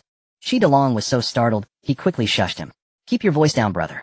This matter is not to be mentioned lightly, mind your head. I understand. Song Huayan rejoiced inwardly. Xie Changxian indeed had substance in his mind. Otherwise he could not have nurtured such a virtuous former crown prince. It was a pity his temperament was so odd, otherwise with his talents he wouldn't have been reduced to filling his stomach with books. At this thought a flicker of delight passed through Song Huayan's eyes. Shopkeeper Qi, could you trouble yourself to lead the way? I wish to visit this former grand tutor. Oh, what an unfortunate timing. He said he went to the prefectural city to visit an old friend the day before yesterday and hasn't returned yet. Tell you what, once he returns, I'll have someone send you a message and you can come back to town then, Qi Delong said. Deal. Song Huayan agreed and headed home with Song Sanlang and Song Wulong. As soon as he got home, he recorded a video recounting Song Silang's glorious deeds to Qiao Xi. Good heavens. A measly drink bottle sold for 800 taels of silver. Qiao Xi's jaw nearly dropped to the floor. Following this logic, couldn't she become a billionaire just by flipping drink bottles? Heh, how is making money off these ancients easier than making money off modern people? I wonder which poor fool was so generous. That's what she thought, and that's what she asked. Song Huayan smiled, his eyes brimming with amusement. The poor fool's surname is Qi, named Qi Delong. He runs a pawn shop in town called Gubao Pavilion. After watching the video, she was utterly dumbfounded. Wow, could this be a coincidence? Could this poor fool be old Master Qi's ancestor? With this thought, Qiao Xi immediately sent a WeChat message to old Master Qi. Grandpa Qi, has your Gubao studio always been named this throughout the generations? Old Master Qi replied instantly. No, before the founding of the nation, it was called Gubao Pavilion. After the founding, it was changed to Gubao Studio. Damn. Qiao Xi jumped up from the sofa in shock. That old man Qi Delong really was old Master Qi's charming ancestor. If old Master Qi ever found out his ancestor spent 800 taels on a plastic bottle, would he be— Just as she was thinking, another message popped up on her phone. Old Master Qi, girl, why do you ask? Qiao Xi paused for a moment, then replied, nothing, just thought the name sounded nice. After replying, Qiao Xi, torn between laughter and tears, recorded a video for Song Huayan. Brother Song, if I'm not mistaken, the owner of Gubao Studio who I've been working with is a descendant of the owner of Gubao Pavilion who you're working with. I just asked, and Gubao Studio's predecessor was indeed Gubao Pavilion. Song Huayan was also stunned. The Qi family truly were poor fools generation after generation. The ancestor bought a bunch of modern junk bottles at high prices in ancient times, and the descendants buy a bunch of ancient broken wooden boxes and jewelry at high prices in modern times. It certainly benefited the two of them, being the middlemen. After chatting for a while, they each went back to their own business. Over the next few days, She stayed at Gubao Studio busy. Old Master Qi, meanwhile, was busy auctioning off the treasures She had brought one by one. Don't ask him why he did it. The answer was simply that he couldn't stand that man surnamed Shan. Want to buy up all these antiques at a low price? No way. Qi Yin, the trusty tool, was still responsible for driving up the prices every time. Even if the bid reached 10 billion and Shun Wenxi backed out, he remained completely unfazed. His main goal was just to toy with him and make his old man happy. Of course, most importantly, he wanted to earn more money for Qiao Xi. Shen Wenxi was furious with the Qi grandfather and grandson, but he couldn't do anything about it. Who could blame anyone but himself for not meeting Miss Qiao first? After clearing all the debts, Qiao, she still had 1 billion yuan left in her account. Just as she was about to lie flat and give up, Jiang Sudong called her asking to meet. Qiao Xi assumed he had a huge funding gap and wanted to borrow money, so she agreed without a second thought. They met at a very inconspicuous little tea house. Jiang Sudong had dark circles under his eyes, looking like he hadn't slept for days. Uncle Jiang, how much more money do you need? Don't worry, you'll figure something out for you. Hearing Qiao's eyes words, a flash of regret crossed Jiang Sudong's eyes. These past few days he hadn't been able to eat or sleep well. He felt he had wronged Qiao Xi and Qiao Xiyuan, so he had asked her out to apologize. CC, Uncle Jiang doesn't need money. It was President Fu of the Fu Group who had someone call me telling me to pressure you for the debt. I asked the others. They also received calls from the Fu Group, which is why they all came to you at once. Fu Siki. Qiao Xi was momentarily stunned. Jiang Sudong nodded. It was him. Qiao's eyebrows furrowed slightly. In an instant she understood the intricacies of the whole scheme. Indeed, birds of a feather flocked together. That bastard Fu Siki, in order to curry favor with his future mother-in-law, had actually forced her creditors to put pressure on her. They wanted to corner her until she had no way out, forcing her to agree to marry Lin Hubiao to pay off her debts. But they had miscalculated. The more Qiao Xi thought about it, the angrier she got, and she slammed her hand hard on the table with a smack. Seeing how furious she was, Jiang Sudong tried to soothe her. CC, don't be angry. President Fu is not someone we can afford to offend. Before he could finish his sentence, Qiao, she had already sprung to her feet. Uncle Jiang, thank you for telling me all this. I have something to attend to, so I must be going. She was going to settle the score with that bastard Fu Siki. Barging all the way into Fu Group, Qiao's eyes fury reached its zenith the moment she laid eyes on Fu Siki. Fu Siki, you're something else. You'd stoop to any despicable trick just to curry favor with your future wife and mother-in-law. Fu Siki furrowed his brow slightly. Though he had no idea what Qiao Xi meant by currying favor, it didn't stop him from venting his anger at her. Right back at you, Miss Qiao. Aren't you using every trick in the book to pay off your debts? Tisk tisk tsk. How many old men are you entertaining at once these days? Is your body holding up? Should I find a doctor to check you for any nasty diseases, eh? Even as he spat out these venomous words, his heart ached with unbearable pain. The thought that Qiao Xi would rather debase herself with a few filthy old men than come crawling to him made him sick. He had reflected on his own actions, but no matter how much he pondered, he still believed he was in the right. It was Qiao Zai's own stubborn pride that kept her from begging him. How was that his fault? Her self-degradation was her own lack of self-respect, not something he forced upon her. In short, the fault lay entirely with Qiao Xi, and he, Fu Siki, was completely blameless. Qiao Xi was stunned for a moment, then rolled her eyes dramatically. Fu Siki, if your brain is broken, go get it fixed. Don't go around slandering people. Old Master Qi and the others are my friends despite the age gap. It's not as sordid as you imagine, understand. She could tolerate the damage to her own reputation, but those old gentlemen were prominent figures in the city. She couldn't bear to tarnish their good names. I don't understand. Fu Siki narrowed his eyes, a dangerous glint flashing within them. Friends despite the age gap. Huh. Qiao Xi, you're really good at sugarcoating your relationship. What kind of friendship would make those old men give you millions, tens of millions, even hundreds of millions? Other than a romantic relationship, I really can't think of any other possibility. Qiao Xi was beyond speechless. If she had known Fu Siki was this idiotic, she wouldn't have come to confront him at all. Not only had she failed to vent her anger, but she was even more furious than before. She opened her mouth to hurl a few choice insults at Fu Siki when a knock sounded at the door. A second later, Qi Ran walked in, his face ashen. Boss. He shot an apologetic glance at Qiao Xi before continuing. I just called my cousin. It turns out we've misunderstood Miss Qiao. Her relationship with my second uncle and the other gentleman is purely transactional. At this, Qiao Xi tilted her head to look at Qi Ran. Come to think of it, he really did bear a striking resemblance. Not only did they look alike, but they also seemed to share a similar lack of brainpower. She figured that Fu Siki's misunderstanding was largely thanks to this guy's contribution. Just as she was thinking this, Fu Siki's mocking voice reached her ears. I know. Fu Siki sneered. They pay, she sells. That's a transaction, all right. Seeing his boss face darken like the bottom of a pot, Qi Ran knew he had gotten the wrong end of the stick. No, not that kind of transaction. Miss Qiao has a collection of antiques from the Great Liang dynasty, and the old masters are her clients. What did you say? Fu Siki's eyes widened in utter disbelief. Qiao Xi crossed her arms, looking at the handsome man seated in his office chair, and said with dripping sarcasm, tell him his second uncle is my sugar daddy. What's the matter, President Fu? Planning to pressure my sugar daddies into not buying antiques from me just to corner me and force me into marrying a convict to please your future mother-in-law and wife.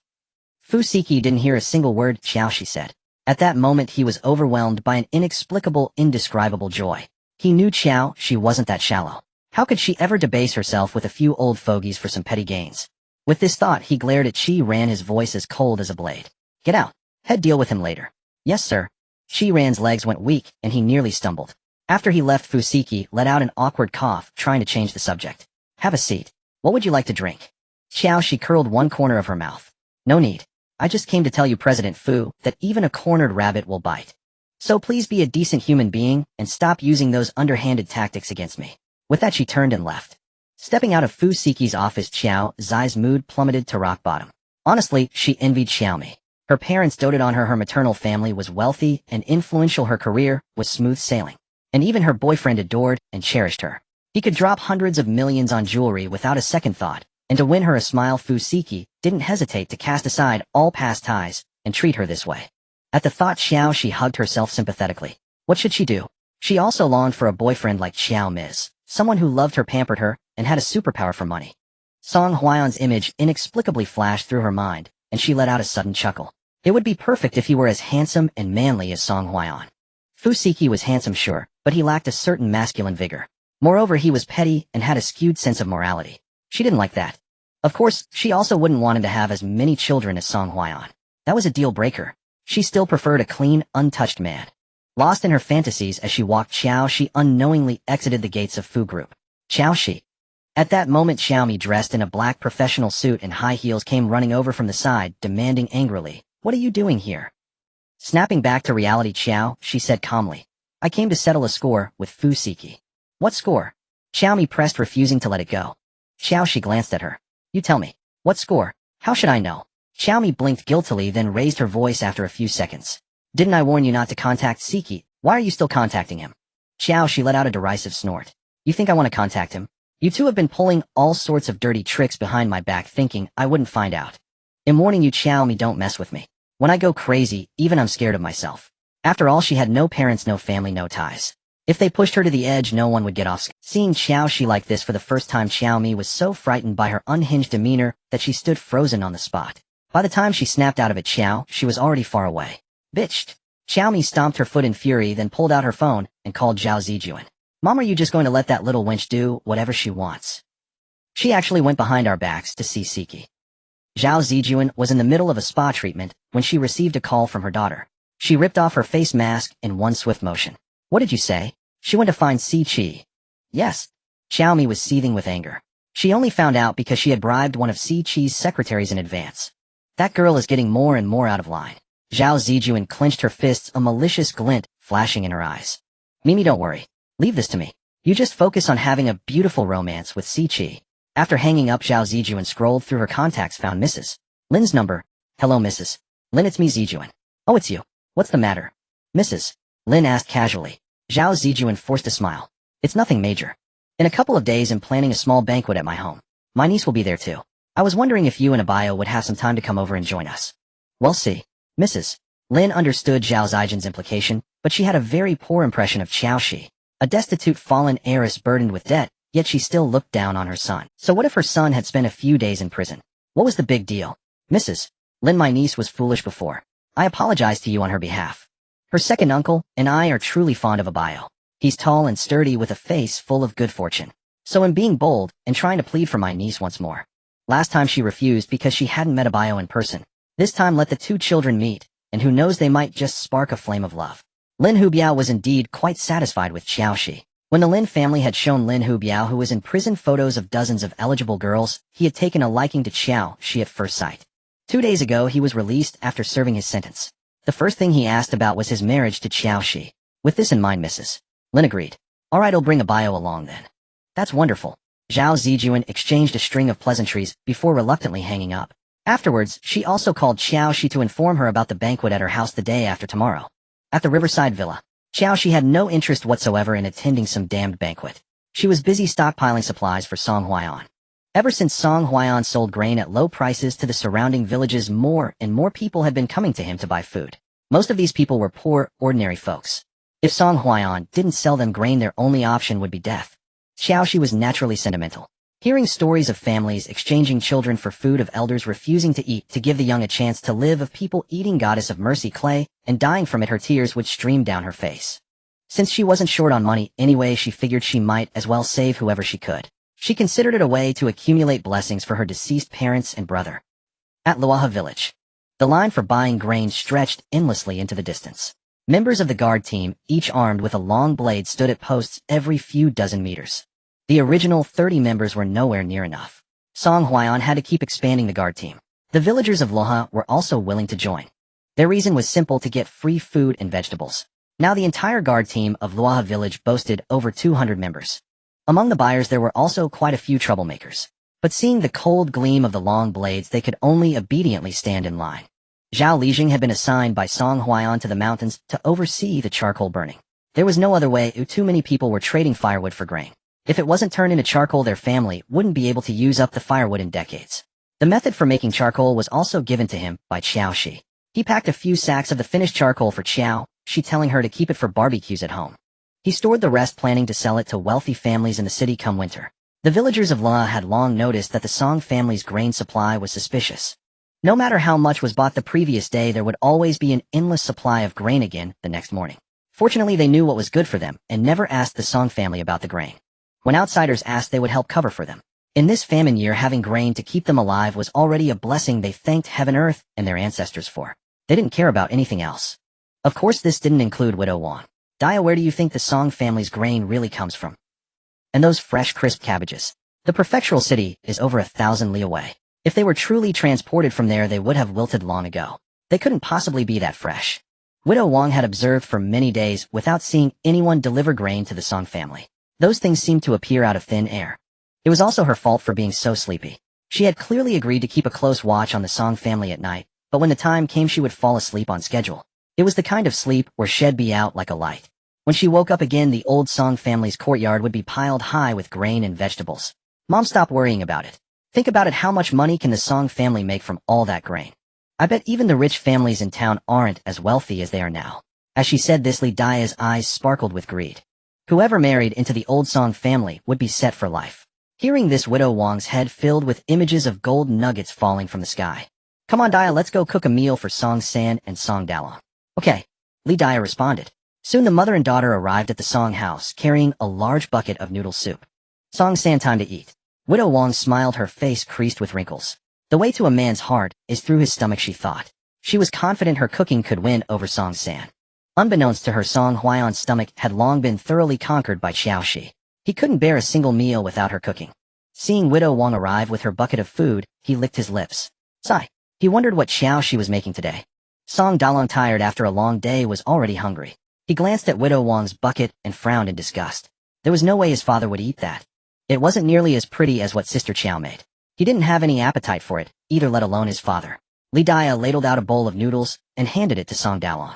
Dalong, have some noodles. I made them myself. After saying this, she gave a shy smile. Unfortunately, she was dark-skinned and stout, and the smile appeared somewhat frightening to Song Dalong. Brother Dalong. At that moment, a sweet, delicate voice called out from the distance. Song Dalong followed the sound and saw a young girl in a pink top carrying a food box walking slowly towards him. The girl was fair-skinned with bright eyes and white teeth. Song Dalong's heart pounded wildly at the sight. How could there be such a beautiful person in this world? Even prettier than Sister Qiao. Song Dalong scratched his head, grinning foolishly too, elated to know what to say. The young girl walked up to him, pouted, and said coquettishly, "Oh, so someone was already bringing you food. I shouldn't have come then." Song Dalong's face turned pale as he hastily explained, "Ching Ching, don't misunderstand. Li Dia didn't come to bring me food." Before he could finish, Li Dia angrily retorted, "Song Dalong, I've brought the meal right to your doorstep, and you dare say I didn't bring it for you. If not for you, then who? For the pigs." Her unreasonable demeanor was a perfect replica of Widow Wang's. Song Dalong was both angry and embarrassed. "Who asked you to bring me food?" The customers waiting to buy grain watched them with amused interest. Even the villagers from Luaha village, drawn by the commotion, came over to watch the spectacle. Noticing Song Dalong's predicament, Lin Qingqing stepped forward to mediate.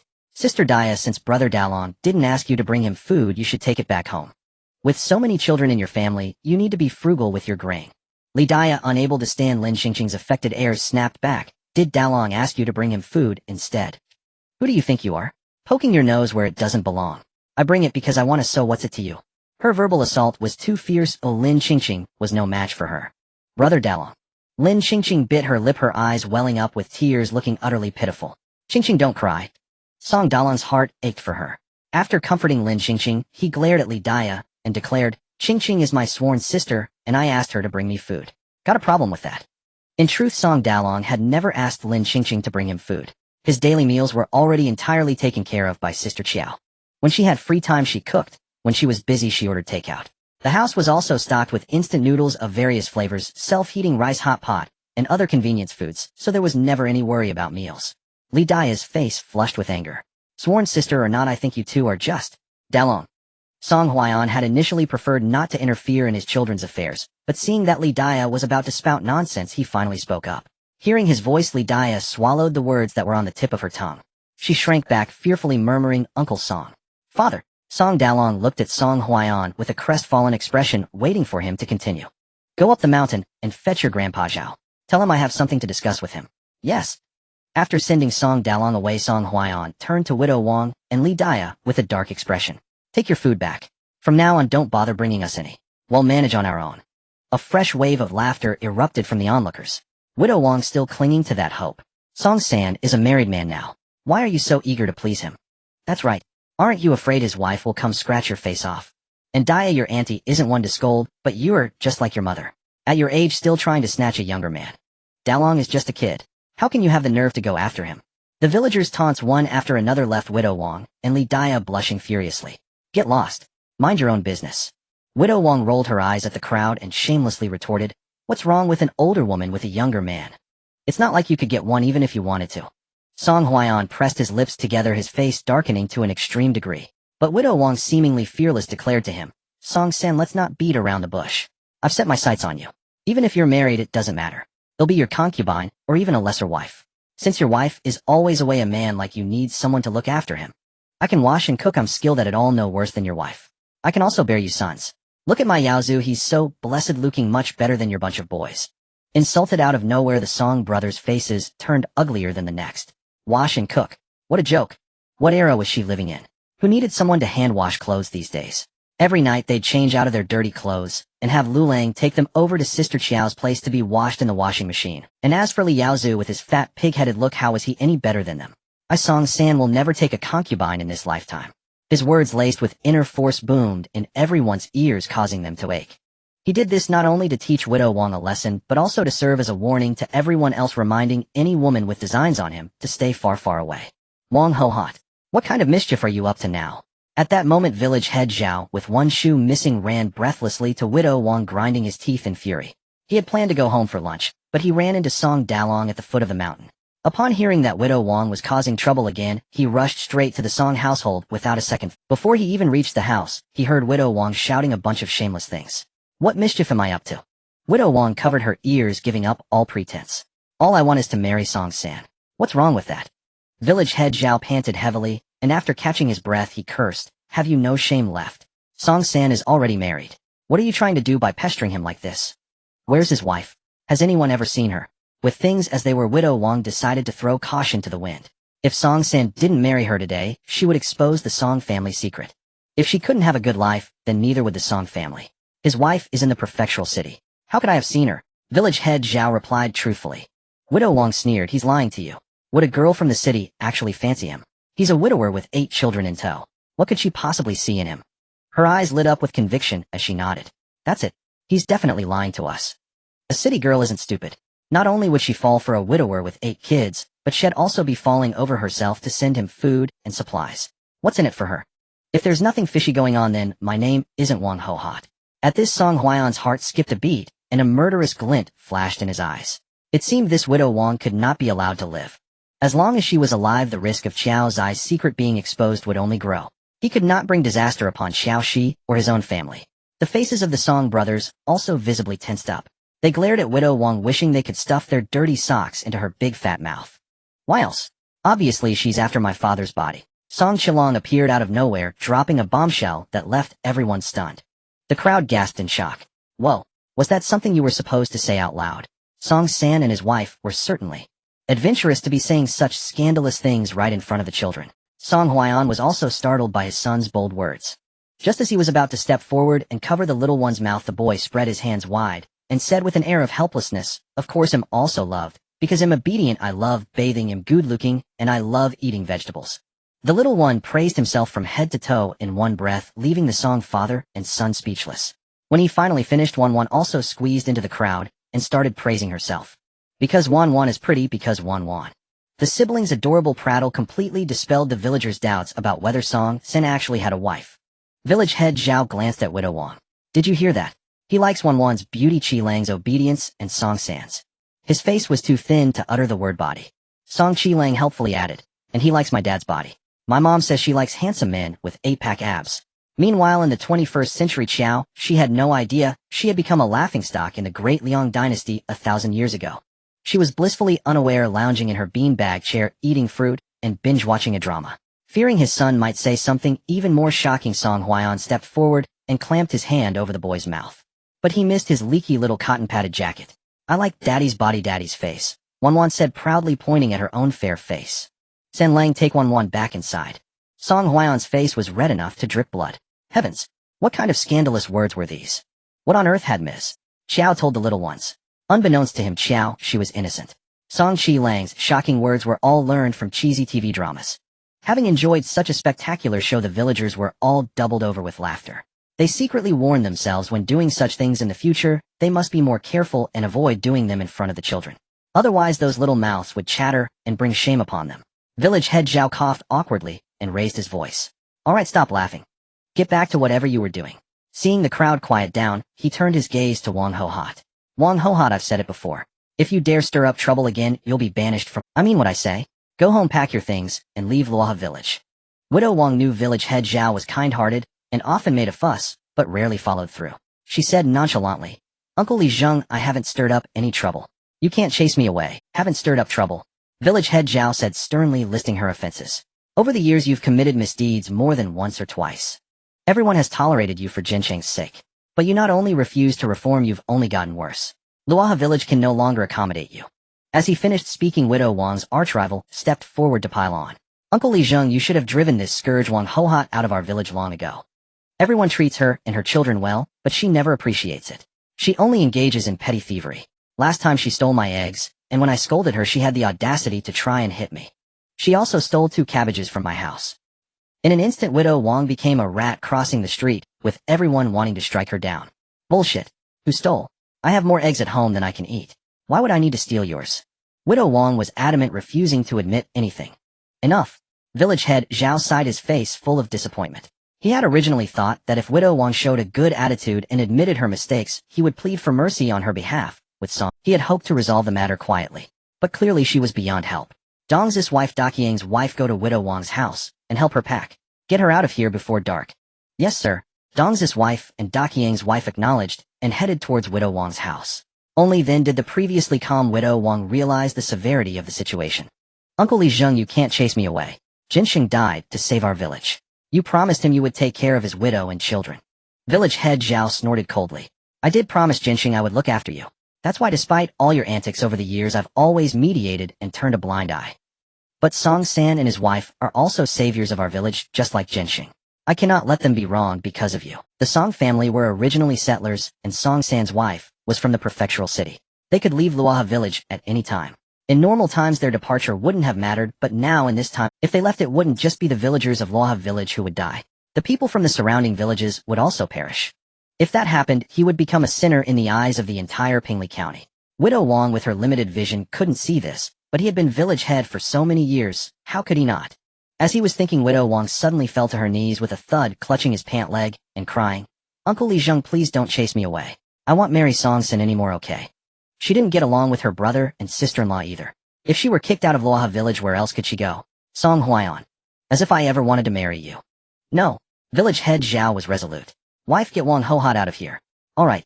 Aunt Zhao stepped forward, hoisted Widow Wang up, and shook her head helplessly. "You have a good life. Why do you keep stirring up trouble all day long?" "Grandpa Zhao, Grandma Zhao, please don't chase my mother away. I won't marry Song Dalong either." Li Dia was also frightened, kneeling on the ground, crying with snot and tears. Although Widow Wang wasn't a good person, she was a good mother. Through all the hardships over the years, she had never once considered abandoning her children. That's why the Li siblings were deeply attached to her. Grandpa Zhao, Grandma, Zhao, don't chase our mother away. The rest of the Li children squeezed through the crowd and knelt down as well. Village head Zhao turned his back, refusing to look at them. He knew in his heart that being soft-hearted now would only harm everyone. Seeing this, some soft-hearted villagers couldn't help but plead for Widow Wang. Uncle Li Zheng, maybe that's enough. Widow Wang has had a hard time raising so many children all by herself. She just wanted to find a man to rely on. There's nothing wrong with that, right? We're all fellow villagers. Let her apologize to Song San, and let's call it a day. Song Huaiyan stood aside, his eyes lowered in contemplation. If not for Qiao Xi, he could have taken the children and left Luohe village, finding a new foothold far from all these troubles. But he needed Qiao Xi's help, and she needed his. So he could not leave Luohe village yet. Besides, he was reluctant to offend most of the villagers over a single person like Wang Hohat. Of course, that did not mean the villagers could morally blackmail him.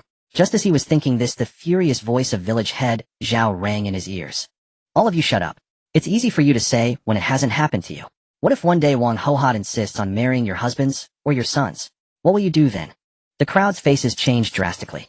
That won't do. I already have too many children who I can't afford to feed Wang Hohat and her 9 kids.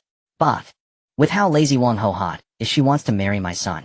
Dream on. She's so ugly my man would never fancy her. The corner of Song Huaiyan's mouth curled into a sardonic smile. These people were truly amusing. When the knife didn't cut them, they felt no pain at all. But once a small scratch was made on their skin, they would scream and shout. Still, it was good. Since they now understood the pain, they would not make things difficult for him. Wang Hohat's emotions seesawed. A moment ago, she was floating on cloud 9, grateful that someone had pleaded for her, and she wouldn't be driven out of Luohe village. The next moment, she plummeted to the depths. Her eyes blazing with fury, she burst into curses. You sons of bitches, daydreaming. Even if you wanted me to marry into your families, I wouldn't be willing. These words stirred up the crowd again. You ungrateful wretch, Wang Hohat. Who are you calling a son of a bitch? Go to hell. I shouldn't have pleaded for you just now. Uncle Li Jing, drive her out. Li Daya and her sisters were almost infuriated by the widow. They had knelt and kowtowed. After much effort, they had managed to stir some sympathy among the villagers and were about to convince village head Zhao. But she had to go and offend everyone again with a single sentence. Mother, please stop talking. After saying this, Li Daya turned around on her knees to face the villagers. Grandpas and grandmas, uncles and aunties, elder brothers and sisters-in-law, I, Li Daya, swear that my mother will never cause trouble in the village again. Lin Qingqing curled her lips and said in a nonchalant tone, what guarantee do you have? In her opinion, they should drive out Wang Qihua's entire family. That Li Daya, with her bear-like appearance, dared to compete with her for a man, utterly overestimating herself. Li Daya turned her gaze and glared viciously at Lin Qingqing. Shameless little slut. Not only did she dare to snatch her man, but she also kicked her when she was down. She really had a death wish. Brother Dalong. Lin Qingqing hid behind Song Dalong, her voice sweet and alluring, almost making Song Dalong lose his soul. Grandpa Zhao, I also agreed to drive Wang Hohat out of Luohe village. Song Dalong, who usually never spoke without his father Song Huaiyan say so, for the first time volunteered his opinion without consulting his dad. But he forgot that in such a situation his stance represented not only himself, but also Song Huaiyan. Even heroes struggle to resist a beautiful woman's charms. Song Huaiyan gained a profound understanding of that saying for the first time, and his expression turned grave. This Lin Qingqing was definitely not a good match. Nor was she a suitable match for Dalong. Dalong was destined to inherit his biological father's legacy, to become a mighty general to protect the nation and guard the great empire for Lu Lang. His wife need not be as brave and responsible as the former crown princess, nor as intelligent and knowledgeable as Qiao Xi. She only needed to be as kind and gentle as Aunt Zhao, capable of managing the household for Dalong. At this thought, Song Huaiyan let out a long sigh in his heart. An excellent general should not be swayed by a woman's emotions. It seemed Dalong still had a long way to go. Wife, since Dalong has said so, don't dawdle. Hurry up and drive them out. Village head Zhao issued the final ultimatum. Aunt Zhao hesitated no longer and dragged Wang Hohat toward the gate. Don't drive me away. Oh, I was wrong. I was really wrong. Grandpa Zhao, Grandma Zhao, don't drive my mother away. Chaos erupted once more. Suddenly the widow shook off Aunt Zhao. Since you're driving me away, I don't want to live anymore. With that, she charged like a mad bull, smashing her head against the earthen wall nearby. The widow collapsed to the ground, blood streaming down her forehead, a horrifying sight. Mother! Li Daya and her siblings stumbled to their feet and ran to the widow's side, crying, Mother, wake up. Doctor, call a doctor. The crowd paled in terror. But the only doctor in the region Dr. Li had left for the county town to stay with relatives right after treating Song Huaiyan. Now to see a doctor they had to go to the town. Dalong harnessed the cart. Since the incident happened in his own yard, Song Huaiyan felt it was unlucky, but could not ignore it. Yes, Song Dalong responded, and hurried to the backyard to bring out Juefeng. It took half an hour to get the widow to the clinic. Fortunately, she was fine and regained consciousness shortly after. With such a scene, village head Zhao dared not bring up the matter of driving Wang Hohot away again. Song-san, what a mess this is. Oh, it's my fault. Song Huaiyan was also helpless. Uncle, it's not your fault. Let her stay in the village. If she dared to provoke him again, he would not hesitate to show no mercy. Village head Zhao scratched his head, his eyes full of apology.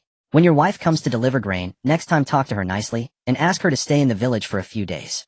Women's affairs need women to handle, what's hard for a man like you to manage. Besides, with her at home, the gossip in the village will be silenced.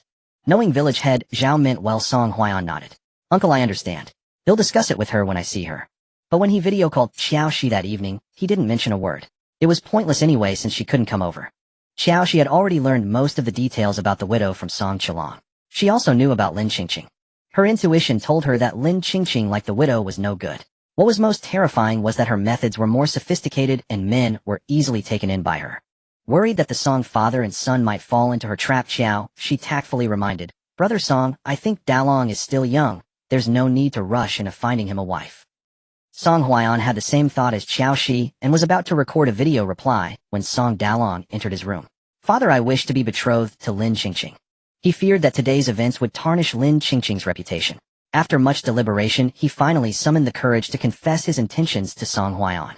Hearing his eldest son's words, Song Huaiyan felt utterly exasperated. Truly, sons grow beyond their father's control.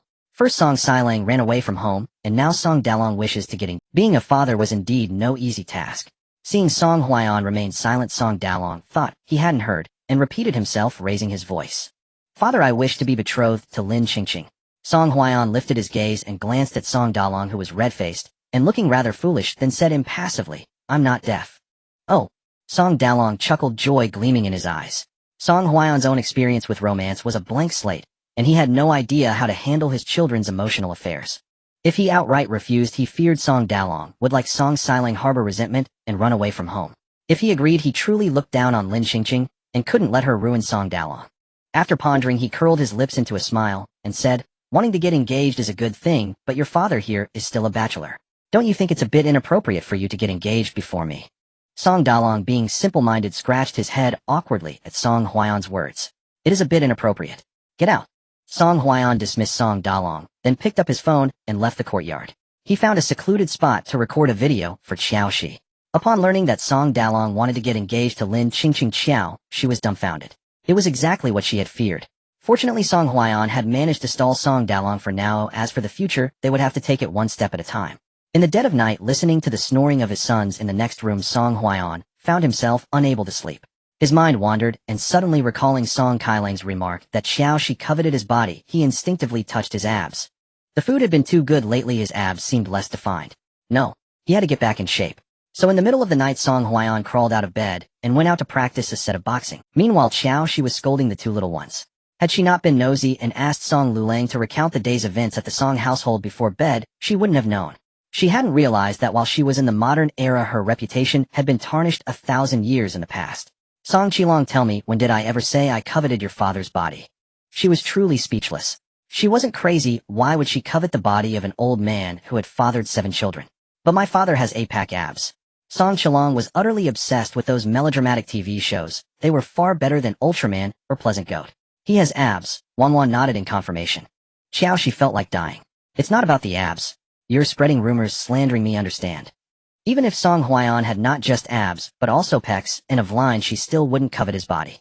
What she coveted was his money. Song Qilong pouted and said with feigned innocence, if mother says she doesn't covet it, then she doesn't. As long as mother is happy, it's fine if Qilong suffers a little injustice. Qiao Xi was speechless. What should she do? She wanted to punch someone. Song Lulang couldn't bear it anymore either. Sister Qiao Qilong learned all this from Lin Qingqing. Song Qilong, like Qiao Xi, was a sucker for good looks. As it happened, Lin Qingqing was the prettiest girl in the entire village. Before meeting Qiao Xi, Song Qilong loved to follow her around like a little shadow. Over time, his way of speaking had become just like hers. Hearing this from Song Liulong, Qiao Xi's impression of Lin Song Qilong, don't talk like that from now on. A real man should act like one. Alright, whatever mother says goes. Qiao Xi was exasperated. Forget it. She'd leave the headache of disciplining the children to their biological father, Song Huaiyan. The next day, Qiao Xi received another phone call from Zhao Zijuan. Cici, don't forget to come to your second aunt's house for the banquet tomorrow. Remember to dress up nicely. The balance in her bank account gave Qiao Xi plenty of confidence. She couldn't be bothered to waste words with Zhao Zijuan, and said bluntly, no time. Then she directly blocked Zhao Zijuan's number. She wasn't stupid as she knew it was a trap. On the other end of the line, Zhao Zijuan stared at the hung-up call on her phone screen, a flicker of anger passing over her meticulously made-up face. Slap. She slammed her phone onto the table and said to Qiao Xi, look at your good niece. She's really gotten cocky, now hanging up on me without a second thought. Qiao Xi tried to soothe her. Don't be angry, don't be angry. Cici has always had a bad temper. I don't care, Qiao Xi. If your niece doesn't show up at the banquet tomorrow, we're getting a divorce. Zhao Zijuan's chest heaved with anger, clearly infuriated by Qiao Xi. I've worked my fingers to the bone for our daughter's affairs. Isn't it time you as her father did your part? Qiao Xi frowned. Fine. He'll call her and talk to her, all right. With that, he dialed Xiao Zi's number and said in a commanding tone, Qiao Xi, your second aunt is hosting a banquet at home tomorrow afternoon. Make sure you come on time. As he was about to hang up, Xiao Zi's mocking voice came through the phone. Oh, second uncle, how kind of you to still remember your niece. After my parents and brother passed away, you didn't make a single call. Why are you thinking of me now? Qiao Xi's face burned with shame, but he steeled himself and said, what nonsense are you talking about, child? After your parents and brother passed, didn't I run around helping you arrange the cemetery and the crematorium? Qiao Xi felt a pang of bitterness. When she needed family the most, Qiao Xi had been nowhere to be found. Now he suddenly pops up to disgust her. Yes, you did run around. Not only that, you also stood by and watched your wife try to set me up with an ex-convict and watched her demand debts from me. Should I send you a banner of gratitude for all your care? Qiao Xi feigned anger. Why are you being so unreasonable, child? Your second aunt is only doing this for your own good. You're burdened with so much debt now. If you don't find a rich man to pay it off for you, what do you plan to do? Get listed as a defaulter? Besides, does your second aunt meddle in other people's affairs? She's only willing to help you out of respect for you being my niece. Cici, you need to learn to be grateful, understand? Qiao Xi rambled on for a long time, but got no response from Qiao Xi. He looked at his phone and realized she had already hung up at the riverside villa. Qiao Xi rubbed her temples, feeling both irritated and depressed. She couldn't understand why those so-called relatives and friends would pressure her into doing things she didn't want to do, all under the guise of for her own. If they truly cared about her well-being, why didn't they ask if she had eaten, if she had money to spend, if she was happy or content? At this thought, Qiao Xi suddenly remembered Song Xiling. The little one had run away from home over 10 days ago now. She wondered if he had eaten, if he had money, if he had found his biological parents. After all, they had crossed paths, and she couldn't be as cold-hearted as Qiao Xi's family. In the great Liang dynasty, Song Xiling, clutching his nearly empty stomach, was also thinking of Qiao Xi. The little guy licked his chapped lips, imagining the taste of hot pot stewed iron pot dishes and snack gift boxes. Having been away for so many days, Song Xiling had regrets. Not about running away, but about not bringing Sister Qiao along when he did. Sister Qiao was wonderful, like a treasure chest that had everything one could want. He wondered if, after finding his parents, he would still be able to see her and taste the delicacies from her world. Just as he was thinking, a rich aroma of bread wafted into his nose. Song Xiling sniffed and muttered to himself, I'm so hungry, I'm starting to hallucinate. How could there possibly— Bread was something from Sister Qiao's world, not from his own. Not far away, Zhao Dahu, who was eating bread, froze in place, too scared to move. Having followed Song Xiling for so many days, he had realized that this kid not only had a glib tongue, but also an incredibly sharp nose. Several times when he was eating, the boy had accurately named the food. Fortunately, the kid was too lazy to get up and search for the source, or he would have been exposed long ago. Gurgle. His stomach growled again. Song Xiling grabbed a handful of dirt, and while eating it cried, Father, Mother, where are you? Wah? Father, Mother, your son's money has been stolen again. They are so wicked, always stealing my money while I sleep. The more he spoke, the more aggrieved he felt. He had originally thought that the 800 taels of silver notes from selling the immortal bottle would be enough to comfortably find his parents. But who knew that those damn thieves would steal his money again? Fortunately, this time the thieves didn't strip his clothes, and they hadn't found the 50 taels of silver notes he had hidden in his shoe. With these 50 taels, he searched for his biological parents in Pingli County while engaging in some small-scale trading. Although he had visited all the wealthy families in the county, none had lost a son. However, his trading business had earned him over 2,000 taels. With money in hand, he hired a carriage and set off for the prefectural city. But just 2 days into the journey, his silver was stolen again. This time the despicable thief had cleaned him out completely, not leaving a single copper coin. He asked the coachman for a loan to buy a steamed bun, promising to repay him tenfold upon reaching the city. Not only did the coachman refuse to lend him money, but he also dumped him on the roadside, worried he couldn't pay the remaining fare. Stuck in the middle of nowhere, what was he supposed to do now? Hearing Song Xiling's cries, the despicable thief, Zhao Dao, smirked. Dealing with an ungrateful wretch like this, he needed to learn his lesson. He wanted to ride comfortably in a carriage. Dream on. But honestly, he had to admit the kid's mind was sharp. He had bought some strange trinkets cheaply from the villagers and then sold them at a high price to those idle rich young masters. Those young masters were foolish. The moment they heard from the west, their eyes widened. They nearly came to blows fighting over these worthless items. After finishing the bread, Zhao Dahu took a sip of the happy water. Ah, this stuff is sweet, really good. Too bad there's not much left. I wonder if it'll last until we reach the city. Ugh, father, mother, this dirt tastes terrible. As Song Xiling spoke, a few strangers carrying luggage approached from not far away. One of the women chuckled, silly child, if dirt tasted good, why would we bother growing crops? As she spoke, she pulled out half a piece of coarse black bread from her pocket. Here, child, I don't have much food left myself. Eat this sparingly. Taking the black bread, Song Xiling cried, even louder. Annie, you are a good person. From now on you are my own aunt. Once I find my parents, I will surely repay you well. Zhao Dahu shook his head helplessly.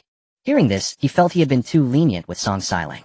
Third brother had raised him with great difficulty, yet the boy had never uttered a word of gratitude, and had even badmouthed him constantly along the way. Now a mere half piece of black bread from a stranger moved him to such gratitude. Calling him an ungrateful wretch was an insult to ungrateful wretches everywhere. No need for thanks. The woman's eyes flickered as she probed, child, did you get separated from your family? Song Xiling bit into the black bread hard as a brick and swallowed with a pained expression. No, I was kidnapped by slavers. I'm going to the prefectural city to find my parents. The woman asked thoughtfully, what kind of slaver is so kind? They kidnapped you, but didn't sell you. Ouch, the bread was too hard. Song Xiling pulled at it with force and accidentally yanked out a tooth, crying out in pain. My tooth, my tooth. Wah, father, mother, my tooth is gone. Song Xiling held a bloody front tooth, his mouth covered in blood. Seeing him cry so loudly, the woman frowned slightly. Child, stop crying. That's just a baby tooth. It will grow back. Really? Song Xiling lisped. The woman nodded. Are you alone? We're heading to the prefectural city too. Would you like him alone? Auntie will travel with you. When I find my parents, I'll have them give you 1,000 taels, no 5,000 taels of silver. Song Xiling agreed readily. The auntie gave him bread, so she was a good person. Alright, I'll be waiting for that then. The woman exchanged amused glances with her companions, thinking this kid must be simple-minded. Song Xiling glanced at his blistered feet, and said with an embarrassed look, Auntie, can you carry me on your back? My feet are blistered and I can't walk anymore. The woman was speechless. Did she look like a fool? Child, it's not that your auntie won't carry you, it's that she can't. Alright then. Song Xiling said listlessly. Auntie, please don't keep calling me child. It sounds odd. Just call me Fuguwei. Fuguwei was the new name he had given himself. Fuguwei, Fuguwei, it sounded rich, just saying it. Much better than that lousy name Song Xiling. Fine. Fuguwei am Zhang Chunhua. You can call me Aunt Chunhua from now on. Okay, Aunt Chunhua. After introducing themselves, the two resumed their journey to the county seat. Song Xiling's feet ached terribly, and he limped as he walked. But the road to the county seat was flanked by mountains, and with nightfall approaching, he feared wolves. He gritted his teeth and hurried on with Zhang Chunhua and the others. After walking for what felt like an eternity, Song Xiling's feet went numb. Finally the group stopped. We'll rest here for the night. The speaker was a middle-aged man in his 30s with a long, gruesome scar across his face. Song Xiling was afraid of him, and quietly sat down to rest as far away from him as possible. When he took off his shoes, he saw that his feet were bloody and mangled. Song Xiling cried out in pain, tears streaming down his... He had never suffered so much in his entire life. What was he to do? He missed home. He missed his home in Luaha village. After a moment he wiped his tears and told himself he couldn't cry. He was sure he would find his birth parents and enjoy a life of wealth and luxury. Fuguwei, why are you crying again? Zhang Chunhua walked over and handed him a bamboo tube of water. Here, thirsty. Have a drink. Song Xiling took the tube and said politely, Thank you, Aunt Chunhua. I miss my parents. After taking a sip, he began to pour his heart out to her. He complained endlessly about his adoptive father Song Huaian. Zhang Chunhua listened until her ears were numb.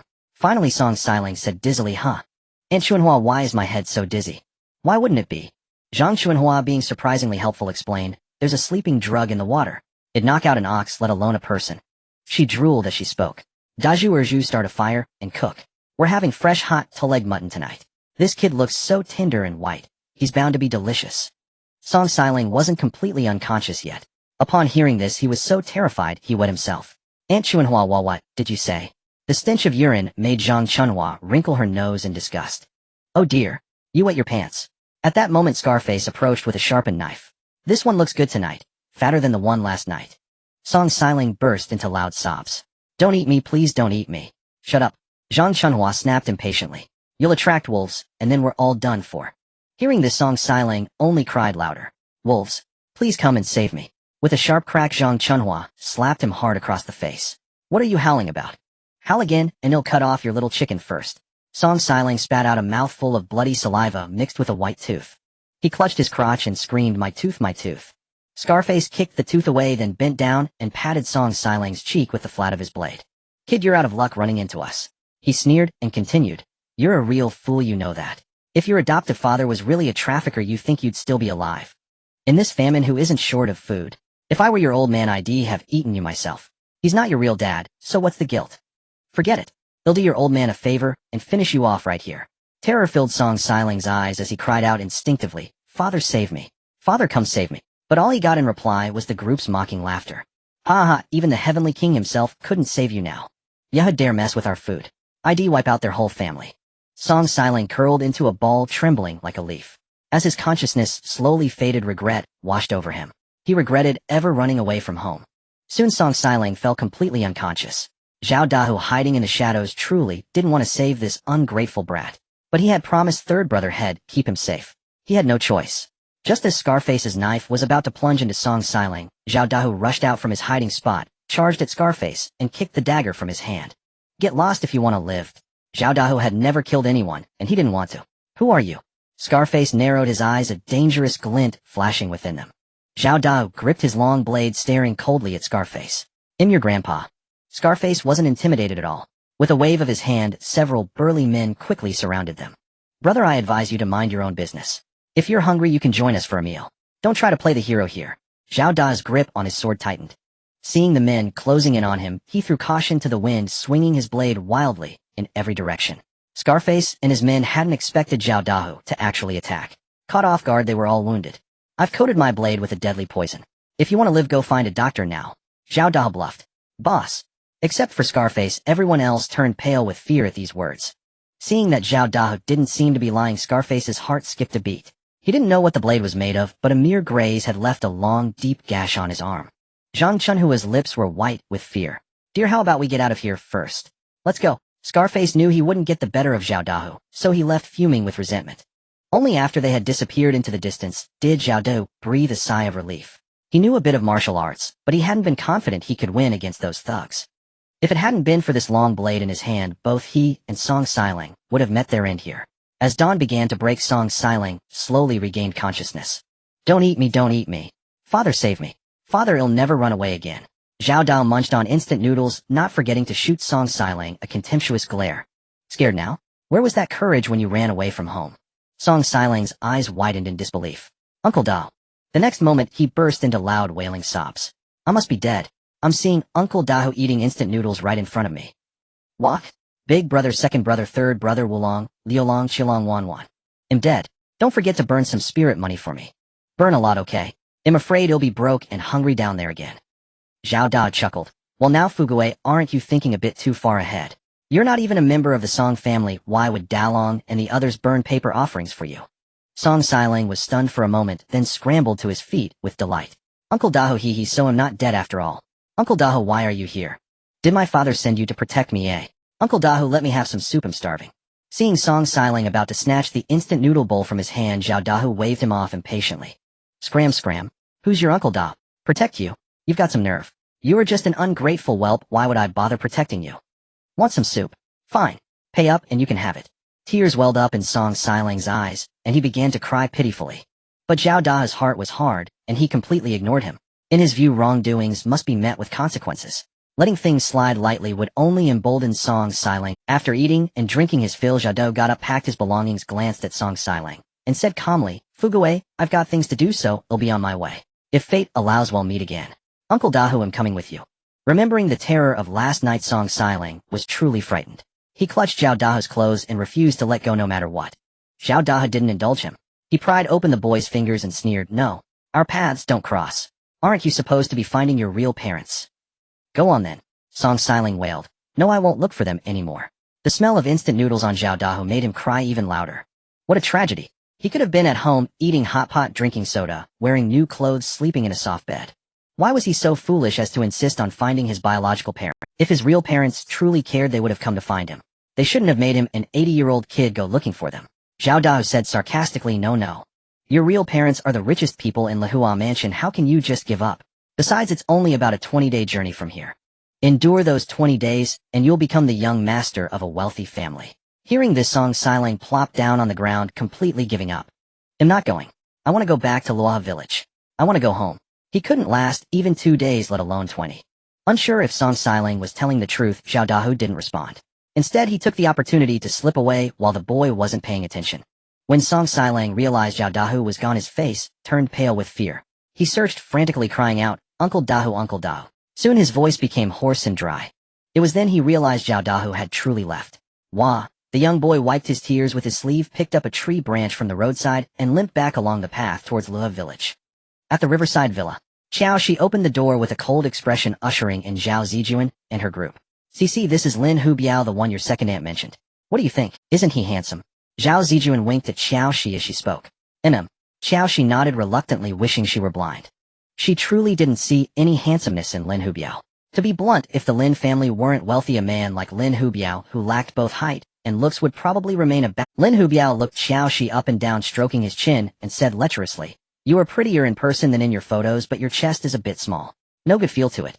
Tell you what'll give you 5,000 to get breast augmentation. They'll deduct it from the bride price." Qiao Xi, is he talking to me? Zhao Zijuan. This guy is way too blunt. Xiaomi. Ugh, where did this foul-smelling man come from? Good thing he's not my date. Also, after we're married, you're not allowed to work. You'll stay at home and bear children for me. And you must respect my mother. Whether she hits you or scolds you, you can't talk back. Lin Hubiao completely disregarded Xiao's eyes, feelings, spouting off a long list of demands. Zhao Zijuan and Xiaomi listened, their mouths agape. Qiao Xi gave a sarcastic smile. "Wake up, the old dynasty ended long ago. And for the record, I haven't agreed to marry you. This is just a meeting." 10 minutes ago, Zhao Zijuan had messaged her from a new number saying that if she agreed to meet Lin Hubiao, she would return the heirloom jade bracelet that her grandmother had given her mother. Qiao Xi hesitated, then agreed. She had planned to meet at a cafe, but Zhao Zijuan said they were already on their way to her house. She was told to wait at home. Just as Qiao Xi was about to refuse, the doorbell rang. Left with no choice, she opened the door and let them in. What she hadn't expected was for this Lin Hubiao to be even more outrageous than she'd imagined. She couldn't stand it even a little. Lin Hubiao curled his lips into a playful smirk. "If you didn't agree to marry me, why did you invite me to your place?" "Sorry, you misunderstood." Qiao Xi tried to explain, but was cut off by Zhao Zijuan. "Cici, come with your second aunt for a moment."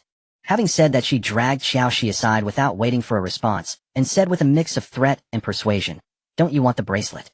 This bracelet is a family heirloom from your mother's side. She only sold it to me back, then to pay off your father's debts. And I'm not saying you have to marry Lin Hubiao right this second. You two can date for a while. If it really doesn't work out, you can break up then. Sorry, I already have a boyfriend." Qiao Xi clenched her fists, a flash of annoyance in her eyes. Her grandmother had passed away early, and this bracelet was the only keepsake she had left for her mother. She knew how much her mother treasured that bracelet. She had originally planned now that she wasn't short on money to try and buy back the jewelry her mother had sold, just to fulfill her mother's wish. But who would have thought the buyer of this bracelet would be Zhao Zijuan? And even more unexpectedly, she would use it to threaten her. "Alright, stop sulking. Just sit down and chat with Lin Hubiao. Get to know him better, and you'll discover his charm." Completely ignoring what Qiao Xi had said, Zhao Zijuan kept nagging for a while. Then she waved at Xiaomi. "Mimi, let's go. Let your cousin and Abayo have some time alone." She deliberately emphasized the word alone, the implication all too clear. "Okay." Xiaomi picked up her bag, walked over to Qiao Xi, and teased, "Cousin sees the opportunity. There are plenty of women who want to be the mistress of the Lin family." Guessing the true intentions of Zhao Zijuan and her daughter, rage surged through Qiao Xi like a volcanic eruption. She grabbed Xiaomi, who was about to leave, and said coldly, "I'll say it one more time. I have a boyfriend. I've already called him, and he's on his way. If you don't want me to call the police, get these people out of here." Just last night, Fu Siki had broken up with Xiaomi, claiming he was in love with Qiao Xi. Now Qiao Xi was saying she had a boyfriend. This made Xiaomi suspect that Qiao Xi and Fu Siki were together. "Call the police." "Fine, go ahead." Xiaomi let out a sinister laugh, pulled an unknown spray from her bag, and sprayed it at Qiao Xi. The next second, Qiao Xi lost consciousness and collapsed to the floor. Still furious, Xiaomi viciously kicked her. "You cheap slut. You think you're worthy of competing with me for Siki?" After cursing, she looked at Lin Hubiao beside her, and said expressionlessly, "Her room is the second bedroom on the left on the second floor. Remember to film a video for me. I have a use for it." She planned to post the video online to ruin Xiao Zai's reputation, to socially destroy her. If she dared to steal her man, she had to be prepared for revenge. "Got it." Lin Hubiao licked his lips, a lewd smile curling at the corner of his mouth. Rubbing his hands together, he walked over, scooped up Qiao Xi, and carried her upstairs. Watching their retreating figures, Zhao Zijuan felt a pang of unease. "Mimi, isn't this going too far?" Xiaomi gritted her teeth and said, "How is it too far? She was the one who tried to steal Siki from me first. Alright. It's not too far, not too far. Just don't get angry. Seeing her daughter's face darken with fury, Qiao Zijuan patted her shoulder in an attempt to calm. Let's head home first. Your father can't handle all those guests by himself. She regretted throwing the banquet at all, knowing that wretched girl truly dared not to show up. It was a waste of her money and an exhausting hassle. In the second-floor bedroom, Lin Hubiao tossed Qiao Xi onto the bed and hastily stripped off his clothes. My little beauty, your husband is here. With that, he climbed onto Qiao Xi's bed stark naked. Craving more excitement, he patted her face, trying to wake her up. Wake up, your husband is here to take you on a wild ride. Qiao Xi's head was groggy, and a strong stench of bad breath hit her. She fluttered her eyelids, open only to see Lin Hubiao's ugly face. Get lost. She mustered all her strength to push him away. But her arms felt weak and limp, completely devoid of power. To Lin Hubiao, this was nothing but flirtation. Lin Hubiao reached out and touched Qiao Xi's cheek. Heard you're still a virgin. Don't worry, you'll be gentle. It won't hurt a bit. Get away. Qiao Xi's face was deathly pale. Thinking about what was about to happen, she sobbed uncontrollably. She realized she had been far too naive. She never imagined Qiao Zijuan and Xiaomi could be so wicked. Even more, she hadn't expected them to break the law, so blatantly daring to drug her. Qiao Xi screamed with all her might, but Lin Hubiao had no intention of letting her go. He had been celibate for years, and now that he finally had a chance for pleasure, why would he just walk away? Besides, Qiao, she was his betrothed wife. Whether he slept with her sooner or later, it was all the same. He needed to inspect the goods first to see if she was worth the 2 million yuan bride price. Help! Qiao Xi screamed until her voice was hoarse. However, in the vast villa there was no one else besides her. 6th brother, 7th brother Wan. Save me. Unable to rely on anyone in the modern world, she could only pin her hopes on the ancients. In the great Liang dynasty, Song Lulang and his 2 siblings were helping their older brothers distribute grain to the villagers under the big locust tree at the village entrance. Ever since Widow Wang had hit the wall that day, Song Huaiyan had moved the grain-selling spot to under the tree. Delang, keep an eye on things. Your father needs to go home for a bit. For some reason, Song Huaiyan's eyelid had been twitching since he got up this morning. He felt as if something was about to happen. After instructing Song Dalong, he hurried to the doorstep and heard a cry for help. The voice sounded familiar, like Qiao Xi's. Song Huaiyan's heart leaped. He strode into the house and saw a golden glowing door had appeared on the previously bare earthen wall. Qiao Xi's voice was coming from behind that door. Without a second thought, he stepped through. He saw a strange naked man bending down about to kiss Qiao Xi. Song Huaiyan was furious. He strode to the bedside, grabbed Lin Hubiao by the shoulder, and casually flung him to the ground. The event was so sudden that Lin Hubiao, caught completely off guard, slammed hard against the wall. Then he fell to the floor, writhing in pain. Ouch! Get away! Help! Qiao Xi's eyes squeezed shut, was unaware that Lin Hubiao had been thrown aside by Song Huaiyan. Her hands flailed instinctively. Seeing the usually cheerful girl, now crying so miserably, Song Huaiyan felt as if a knife was twisting in his heart. Miss Qiao, it's me. Don't be afraid, I'm here to save you. At the sound of this reassuring voice, Qiao Xi gradually calmed down. She squinted through her tears and saw a strikingly handsome man in ancient robes sitting before her. Brother Song, Qiao Xi said in disbelief. Song Huaiyan nodded. It's me. Don't be afraid. Before he could finish, Qiao Xi threw herself into his arms, clutching his waist tightly, and sobbed. Brother Song, they bullied me. Qiao Xi clung to Song Huaiyan's clothes as if he were her lifeline, crying uncontrollably. She dared not imagine what would have happened if he hadn't come. Song Huaiyan's body stiffened, and he remained motionless for a long time. After a while, his ears turning red, he patted Qiao Xi's shoulder and gently coaxed her, just as he would Wan. It's alright, I'm here. The next instant, her arms around his waist tightened. Woo! Qiao Xi trembled as she cried. Brother Song. She didn't know what else to say, as she just felt wronged and heartbroken. Song Huaiyan's Adam's apple bobbed, and a fierce, murderous intent flashed deep in his eyes. Anyone who dares to touch his woman deserves to die. Ouch! Lin Hubiao felt as if every bone in his body was broken, yet he still managed to threaten. Kid, do you know who I am? How dare you hit me? Seeing his ancient attire, Lin Hubiao sneered. Playing cosplay, huh? Trendy kid. Go ahead, tell me your name. He'll make sure you're dead. As he finished speaking, a pillow flew at him. He felt a violent impact on his chest, the pain nearly taking his breath away. Uffed. Lin Hubiao spat out a large mouthful of blood, his face filled with terror. Who are you?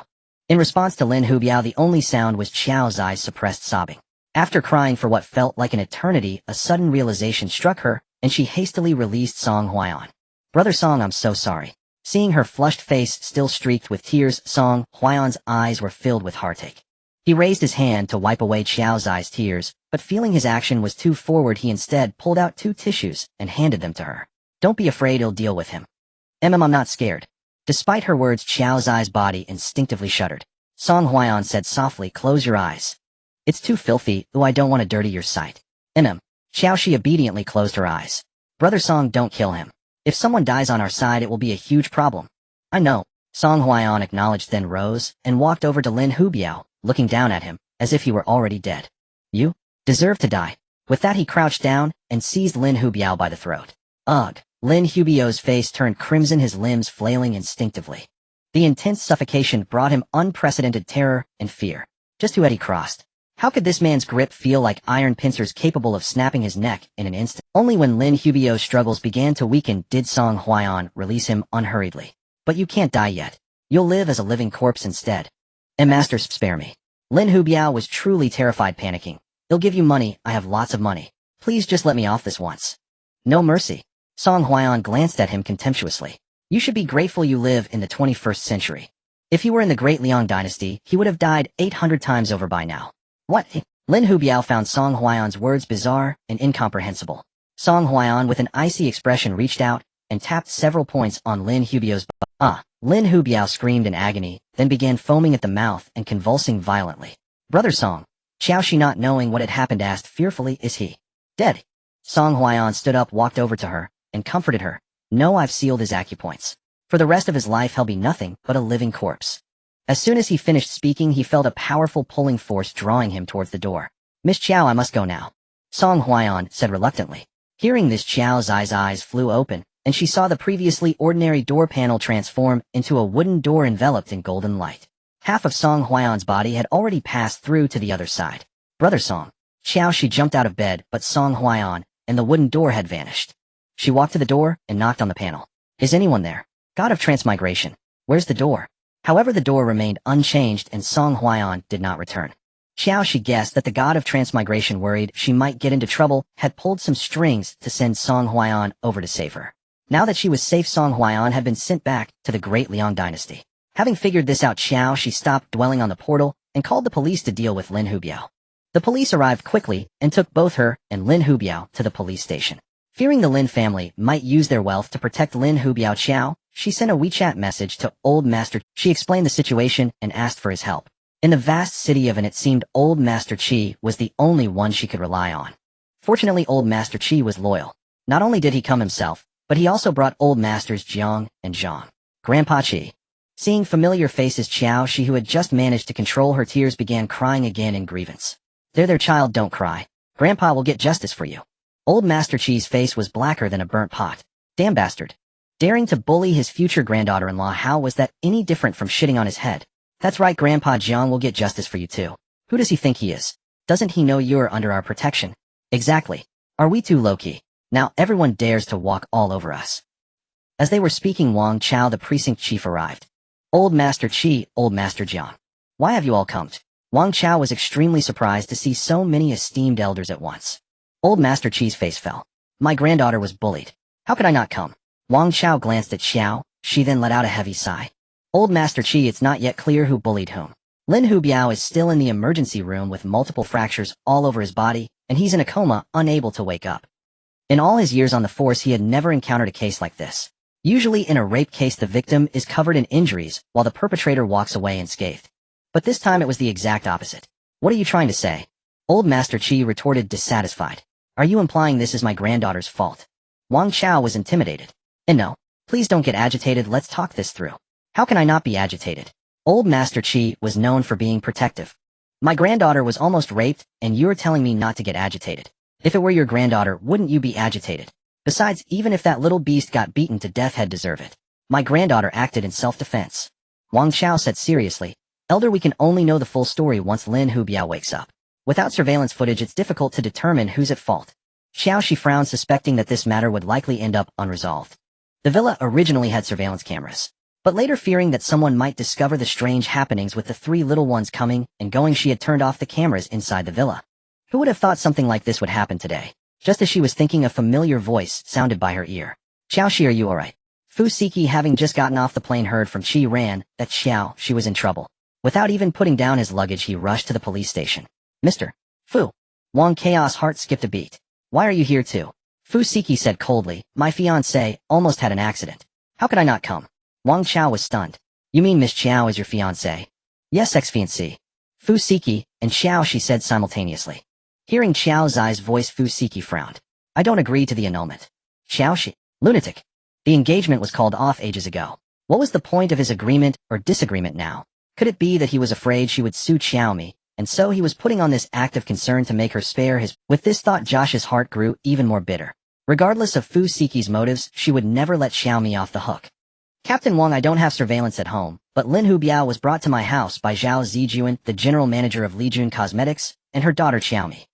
As I mentioned in my statement, I nearly fell victim to Lin Hubiao, because Xiaomi sprayed me with an unknown substance causing me to lose consciousness. You can investigate from this angle. As for why Lin Hubiao is unconscious, I can only say that I did hit him, but it was in self-defense. Josh said nothing about Song Huaiyan. The matter was simply too bizarre. If she mentioned it, she might be sent to a mental hospital. Wang Chao frowned, but his tone became more polite. Miss Chao, we will investigate and verify everything you've said. However, your claim of self-defense seems a bit implausible.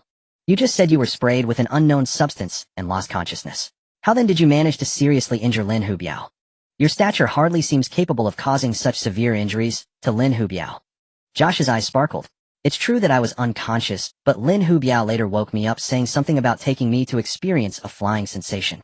Then when I woke up and saw him lying naked on my bed the moment he tried to assault me, I felt a surge of strength and threw him off. He then crashed into the wall. This story was riddled with holes. Not only did Wang Chao doubt it, but even Old Master Qi and Fu Siki found it hard to believe. Enough, Officer Wang, aren't you being a bit too persistent? My granddaughter just went through a terrible ordeal, and you keep pestering her with questions. Are you afraid she won't be left traumatized? Old Master Qi said, being deliberately unreasonable. Fu Siki also stepped forward to speak for Josh. Captain Wang, my fiancée has just been through a shock. I suggest we take her to the hospital for observation. Old Master Qi shot Fu Siki a disdainful glance, thinking, what a busybody. Who's your fiancé? You're not even good-looking, but you sure have a vivid imagination. Josh, however, had no intention of staying in the hospital. She just wanted to go home, see if the three little ones had arrived, and reassure them and Song Huaiyan. In the great Liang dynasty, Song Huaiyan paced anxiously. After being forcibly sent home, he immediately went to the large locust tree and called Song Liulong, Song Chilong, and Wanwan back. He wanted them to check on Josh at her home, worried that something might happen to her alone. But to his horror, the three children said the portal had disappeared. At this moment, the three little ones were crying their hearts out. Wah, mama, I want mama. Mama, have you abandoned Chilong? Wah, I'm so pitiful. Father, has something happened to Sister Qiao? Don't talk nonsense. Your sister Qiao is very resilient. Song Huaiyan said these words, but his heart was filled with dread. He had only just dealt with Lin Hubiao, but Qiao's enemies were more than just— What about her aunt and cousin? What if they came back to bully her again? What would she do? He should have forced her to come back to the great Liang dynasty. With him around, who would dare to bully her? As dusk fell, Song Dalong and his brothers returned home after selling their grain. Sensing the tense atmosphere, Song Sanlang's heart skipped a beat. Father, can we not go to Sister Qiao's side anymore? Song Huaiyan clenched his fists, feeling a profound sense of helplessness. He had always known that one day Josh and the portal might disappear, but he hadn't expected it to happen so soon. Hearing this, the Song brothers also felt their eyes well up with tears. Although they had never met Josh in person, their affection for her was no less than that of Song Liulong, Song Chilong, and Wanwan. In their hearts, she had long been a part of their family. Meanwhile, at the insistence of Old Master Qi and Fu Siki, Josh had to go to the hospital for a full-body checkup. Once she was confirmed to be fine, she said to Old Master Qi, Grandpa Qi, I'm tired. I want to go home and rest. Old Master Qi replied gruffly, Child, how can you be so carefree? After such a big incident, what home are you going back to? Come stay at my place. It would also be convenient for her to get closer to that blockhead Qi Yin since they lived nearby. She'll stay at my place. Fu Siki shot a glare at Old Master Qi, his warning unmistakable. Trying to compete with him for his wife. Dream on. Old Master Qi snorted coldly. Young man, who do you think you are? On what basis should my granddaughter stay at your house? On the basis that I am her fiancé. Fu Siki was adamant. During his business trip these past few days, he had done a lot of thinking. He had also binge-watched a few romantic dramas and picked up some dating tips. He thought Shi Ran was right. If you love someone, you should say it out loud. He was learning how to express his love to Josh. Enough. Josh's eyes flashed with disgust. Fu Siki, we've long since broken off our engagement. Please don't appear in front of me again. She was truly disgusted by Fu Siki's behavior. If she hadn't met Song Huaiyan, she would probably still be scrambling to pay off her debts. She felt that Fu Siki and Xiaomi were essentially the same kind of person, selfish and ruthless. She had nothing more to say to people like them. Seeing this, Old Master Qi felt much better and said sarcastically, Young man, a proper ex should act as if they're dead, understand? After saying this, he turned to Josh with a beaming smile. Cece come home with Grandpa. Josh remained silent until they were outside the hospital gates before speaking. Grandpa Qi, I have things to do. I'll take my leave now. I'll come to visit you another day. Knowing he couldn't stop her, old Master Qi said worriedly, I'll have Qi-yin arrange for some bodyguards to watch over your place. Fearing she would refuse, he added, they'll just be at the front gate, they won't come inside. Alright, thank you, Grandpa Qi. Josh guessed that old Master Qi might have sensed something, so she didn't refuse his kindness. After all, their connection was more than just a modern-day one. Song Huaiyan had a partnership with the Qi family's ancestor. Rounding up, it could be said that she and the Qi ancestor had business dealings. By that logic, their connection spanned 1,000 years. She thought that if the time was right, she would let old Master Qi have a chat with his ancestor. It would be a way to repay his kindness. It was already 8 p.m. when she returned to the villa. The house was silent, and the 3 little ones hadn't come. Josh went to her bedroom, stripped the bed, and threw all the linens. She scrubbed the floor and walls vigorously many times before she felt the air was free of Lin Hubio's presence. By 10 p.m., there was still no sign of the 3 children. Guessing that the portal was closed, Josh was extremely anxious and worried. She wondered if her connection with the Great Liang dynasty was over for good. She also worried about whether the people of the Great Liang dynasty could survive the famine without the grain she provided. And what about the Song family? Did they have enough food? Did they have enough water to drink and enough clothes to wear? For 3 whole days the portal showed no signs of opening. Josh drifted in a daze, feeling as though she had been living in a dream. Yet the toys, the tiny clothes and shoes, the balance in her bank account, and the provisions in the garage all reminded her that this was no dream. The Great Liang dynasty and the Song family were real. Wah! Mama, I'm so hungry. Wan. Josh jolted awake from her dream, clutching her chest, her heart racing. Remembering the gaunt, starving Wan in her dream, her heart felt as if squeezed by an invisible, powerful hand. No, she couldn't wallow in despair any longer. She had to gather more supplies for the Song family and the villagers of Luha village. The moment the portal reopened, she would send everything over. With this resolve, Josh, who hadn't left the house in 3 days, quickly freshened up and drove her Wuling Hongwang Mini out. Josh. Qi-yin had been stationed outside the Qiao residence for these 3 days, watching over her. Seeing her emerge, he stubbed out his cigarette and waved. Are you okay? Why haven't you answered my messages? If not for the old master's orders to guard the gate, he would have climbed the wall into her house long ago. He had been frantic with worry, unable to reach her. Josh stopped the car and rolled down the window. I'm fine. Sorry, I wasn't in the mood to look at my phone. Good to hear. Qi-yin breathed a sigh of relief. Call the old master back, he's been worried sick. Also, that Fu guy has been coming by daily, but I didn't let him in. Got it. Josh nodded, pulled out her phone, and called Grandpa Qi. Grandpa Qi, I'm fine, don't worry. The old man's kind voice came through the receiver. Girl, as long as you're alright. You must stay positive, don't do anything foolish. A warmth spread through Josh's heart. Grandpa Qi, don't worry, I'm not that stupid. After all, Lin Hubiao hadn't actually harmed her. And even if he had, she wasn't the one at fault. Why should she contemplate suicide? Besides, Qiao Mi and Zhao Zijuan hadn't faced their comeuppance yet. She wasn't ready to die. Haha, I knew it. Grandpa Qi's hearty laughter echoed. Girl, that Lin Hubiao is now a vegetable. Your aunt and cousin managed to escape unscathed this time, but don't you worry. Heaven is watching. Their day of reckoning will come. Josh was momentarily stunned, then a wide smile spread across her lips. Song Huaiyan was indeed formidable. He said he'd make Lin Hubiao a living dead man, and so it was. Serves him right. For letting his vile desires get the better of him and daring to lay a hand on her. Grandpa Qi, I understand. Thank you, and Grandpa Jiang too. He'll treat you all to him. That would be wonderful. Grandpa Qi didn't stand on ceremony. Girl, old Shin's antique exhibition is starting the day after tomorrow. How about you accompany your grandpa to the capital to see the exhibits and take your mind off things? Josh hesitated for a moment, then agreed. All right. Grandpa Qi, tell Qi-yin to go home and rest. The bodyguards here are enough. She had no idea how long Qi-yin had been standing guard, but he was looking scruffy, transforming from a spirited young man into a greasy uncle. Fine. Let him come back. Grandpa Qi agreed readily. After hanging up, Josh drove Qi-yin home, before heading out to purchase supplies. With the trip to the capital looming tomorrow, she had the merchants deliver the goods to her villa overnight. Unsure when the portal might reopen, she refrained from buying fresh produce. She only stocked up on non-perishables like rice flour, oil, dried vegetables, and sausages. In addition, she purchased a variety of vegetable and fruit seeds. This incident had taught her a profound lesson. Providing supplies to the Song family and the villagers was certainly important. But it was better to teach a man to fish than to give him a fish. They needed these seeds to become self-sufficient. Should the portal close forever, Song Huaiyan and the others could use these disease-resistant, pest-free seeds cultivated by experts to grow bountiful harvests of grain and vegetables. Once the grain yield increased, the famine in the Great Liang dynasty would likely be greatly alleviated. It was already 3 a.m. by the time she finished receiving all the supplies. Not feeling sleepy, Josh downloaded some composting tutorial videos onto her backup phone and left a message for Song Liulong telling him she was going on a trip. If they came over, they should prioritize taking the seeds back to the dynasty. In the Great Liang dynasty, the Song men had all fallen ill since the portal closed. They had lost all appetite, spending their days staring blankly at the earthen wall as if their souls had departed. Village head Zhao was frantic, running back and forth to the Song household countless times. Song-san, what's wrong with you all? Uncle's heart can't take this, don't scare me. Io, even if you want talk, you should at least eat something, right? Come Wan, let's go eat with Grandpa Zhao. Village head Zhao talked until he was blue in the face, but the Song men remained unresponsive. Sigh. Village head Zhao let out a heavy sigh and left the room. The Song family's courtyard was filled with curious onlookers. Village head, could Brother San and the others be possessed? That's what I was thinking. Remember when Guzi was possessed by an evil spirit? He looked just like this. Oh heavens. Village head, maybe we should find a shaman or Taoist priest to perform an exorcism for the Song family. As the villagers' talk grew more outlandish, Song Huaiyan finally reacted.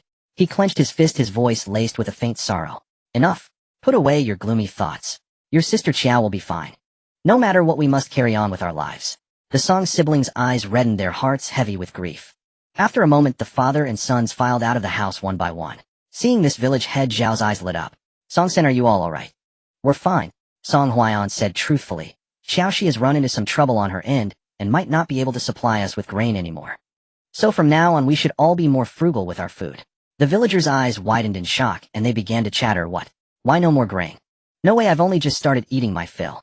Song-san, is your wife upset that the grain price is too low? Song Huaiyan frowned slightly and explained half-truthfully, no, it's that something has happened at Xiao Zai's home. He didn't elaborate further, signaling Song Dalong to see the village. Song-san, what happened at Xiao Zai's place? Is there anything we can do to help? Village head Zhao genuinely wanted to assist.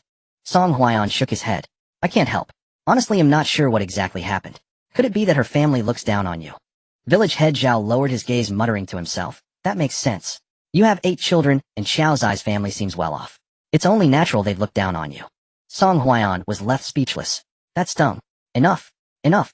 Village head Zhao waved his hand, his voice laden with helplessness. He'll inform the other villages too, so they can ration. After seeing village head Zhao out, the Song father and son fell back into their melancholy. Wan walked over to the earthen wall, raised her tiny hand, and patted it vigorously. Open up, open up. It's Wan. Wan wants to see Mama. The wall remained unmoved.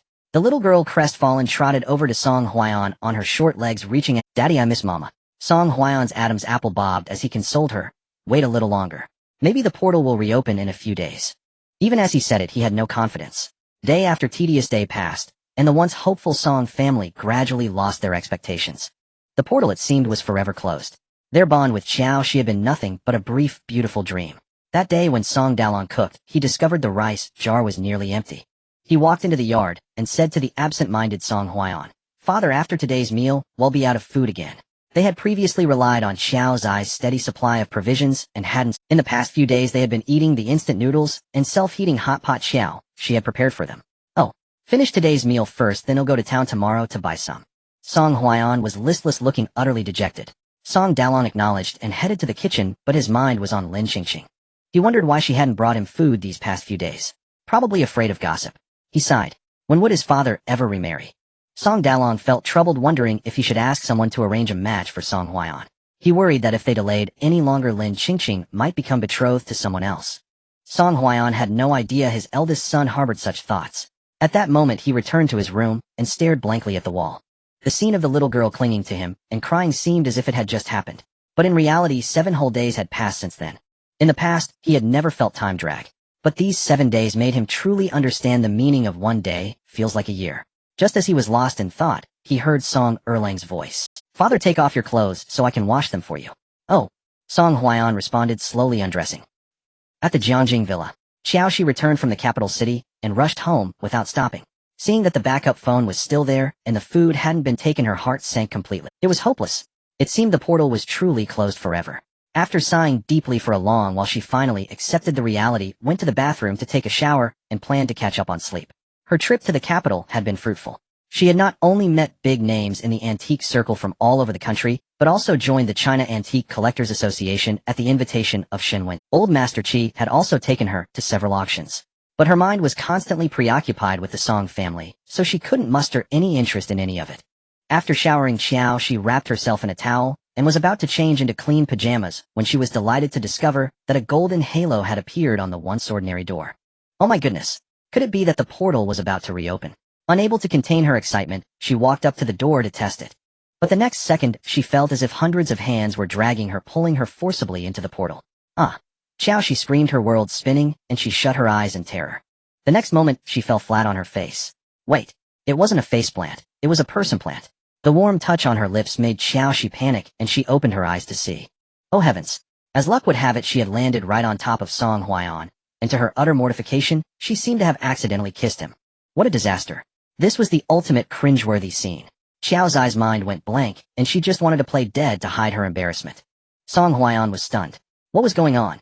Was he seeing things? How could Qiao Xi have suddenly flown in and landed right on him? It must be a dream. Yes. He must have missed her so much that he was having a sweet, amorous dream. With that thought, he curled his lips in a self-deprecating smile. What a shameless man, he was having such a risque dream in broad daylight. Both lost in their own thoughts, they remained frozen in that position. Outside, Wanwan heard the commotion and toddled into the room on her short legs.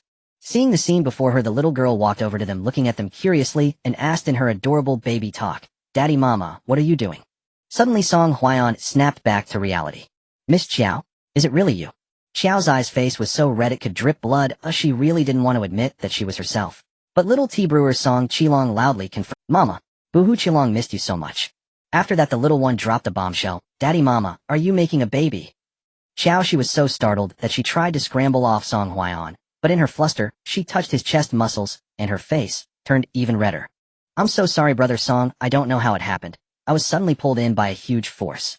She had imagined countless ways to return to the Daliang dynasty, but never this one. How mortifying. Not to mention she lost her first kiss, the one she had kept for 22 years. It was utterly unfair, and she had no one to complain to.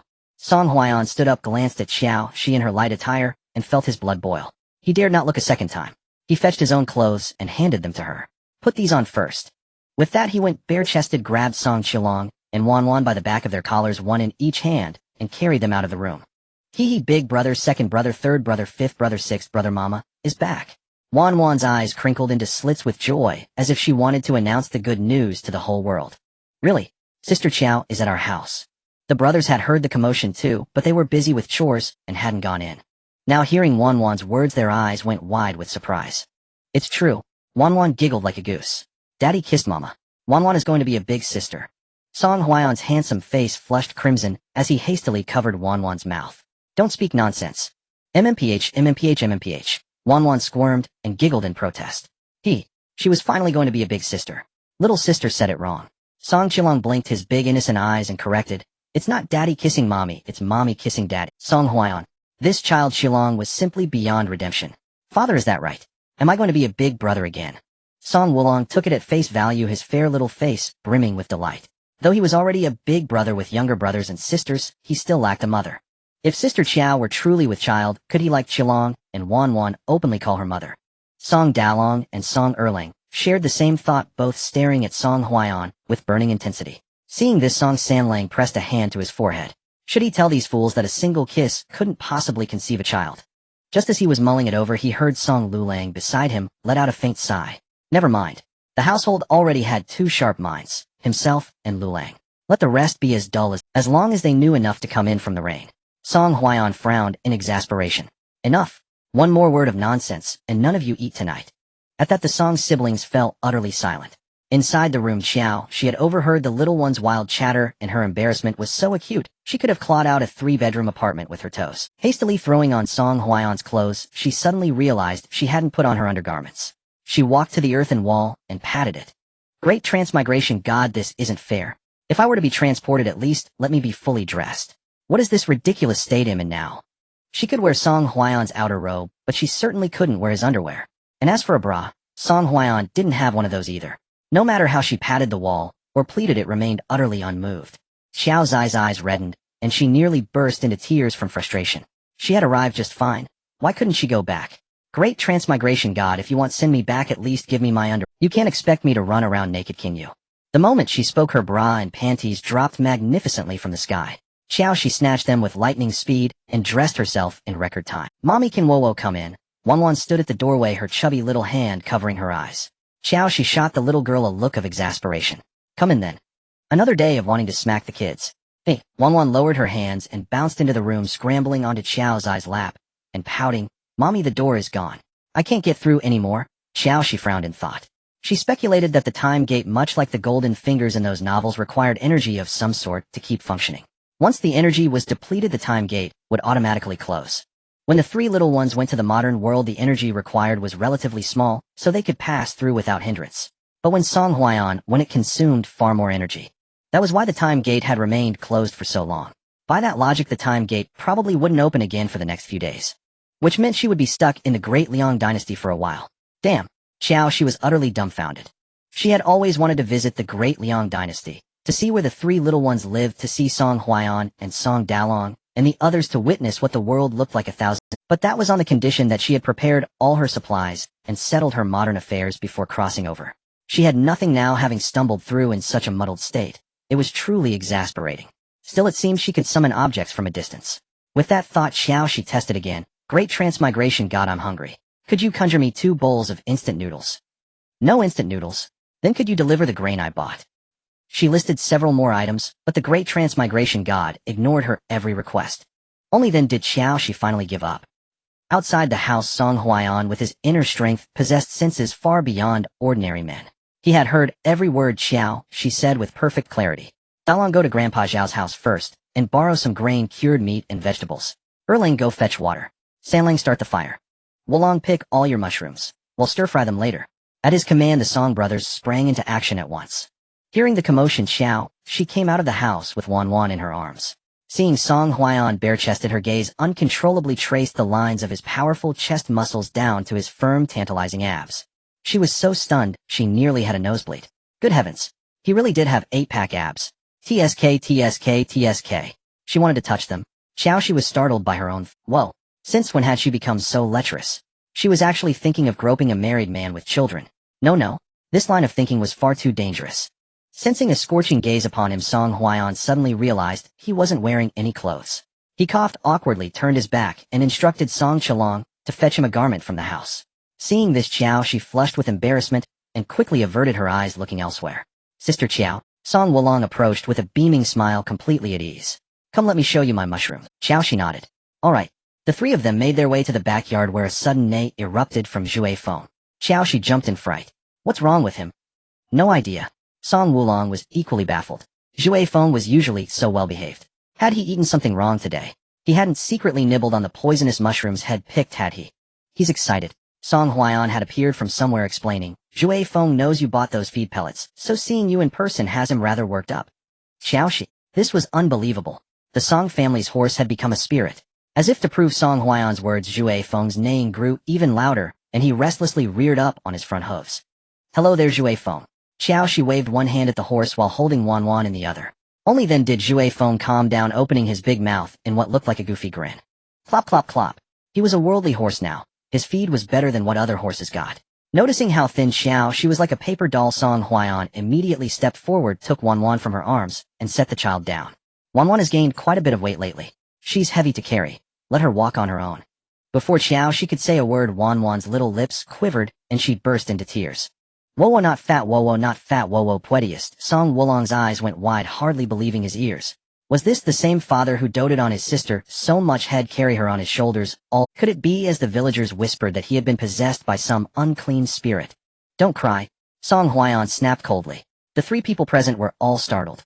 Qiao Xi patted her chest, thinking to herself, Wan's father is really fierce. What to do? I'm a little scared.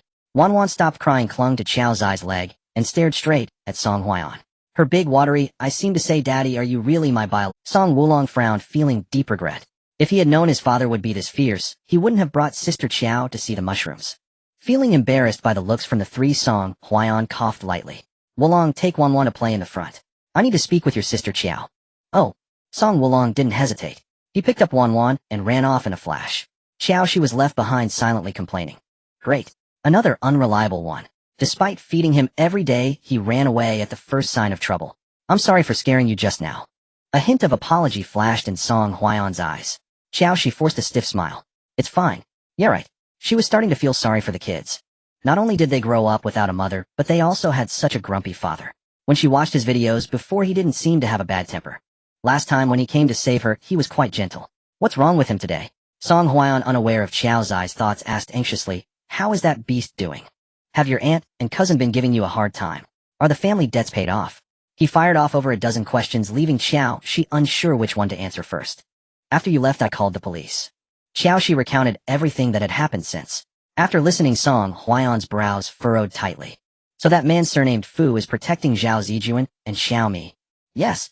Qiao Xi bit her lip, looking displeased. That bastard Fu Siki must have been blinded to fall for that wicked woman. Don't worry, leave it to me. Song Huayan narrowed his eyes, a fierce glint flashing within them. Qiao Xi looked up, staring intently at him, curious. You'll handle it. Song Huayan nodded slightly. When the portal between our worlds opens again, I can go to your side and teach them a quiet lesson. Anyone who dared to touch his people must be prepared to face the consequences. Qiao Xi trusted Song Huayan's skills, but modern surveillance was nothing to scoff at. Brother Song, I appreciate your kindness, but we have something called surveillance cameras. Anywhere they cover, it's impossible to be quiet. I can handle Zhao Zijuan and Xiaomi myself. She had thought about it a lot recently. Xiaomi had backing, but so did she. Maybe the old master's influence wasn't as strong as Fu Siki's, but combined with the big shots from the capital, like Shen Wenxi, she believed they could outmatch him. With these allies, she could start her own cosmetics company and undercut Zhao Zijuan at her own game. Whatever products she made, she would make the same. Whatever price she sold them for, she would sell hers 1 or 2 yuan cheaper. She had money now and wasn't afraid of losses. The cosmetics industry was highly profitable. Once she drove Zhao Zijuan out of business and her own company was on track, she wouldn't have to worry about making money. Alright. Song Huayan respected Qiao Xi's decision. If you run out of money, let me know, and Qiao Xi's eyes lit up. Since she was in the Daliang dynasty, could she experience the thrill of a little plundering? Too bad she didn't have a storage space like the heroines in novels of otherwise. Just as she was thinking, her mind suddenly went boom. Immediately after, a corner of the villa's garage appeared in her sea of consciousness. Qiao Xi's imagination ran wild. Could this be a storage space gifted by the god of transmigration? Scanning around, she saw the mushroom bag Song Wulong had planted nearby. She waved her hand, and all the neatly arranged cultivation bags vanished, appearing in her sea of consciousness instead. Qiao Xi was overjoyed, but when she tried to take the mushrooms back out, she tragically discovered she couldn't. After a brief moment of disappointment, she let it go. All the things are in her own home. She could just eat them when she returned to the modern world. Nothing to be sad about. Song Huayan also noticed this bizarre scene. He blinked, confirming that the cultivation bags on the shelf had vanished, then looked at Qiao Xi in surprise. Qiao Xi said sheepishly, I seem to have unlocked a new skill. I've moved all the mushroom bags back to my home. We probably can't eat mushrooms today. Song Huayan smiled indulgently. It's fine. I don't really like them anyway. Good. Qiao Xi sighed in relief, and then boldly asked, Brother Song, could you take me to the county magistrate's residence for a look? She didn't finish her sentence, embarrassed.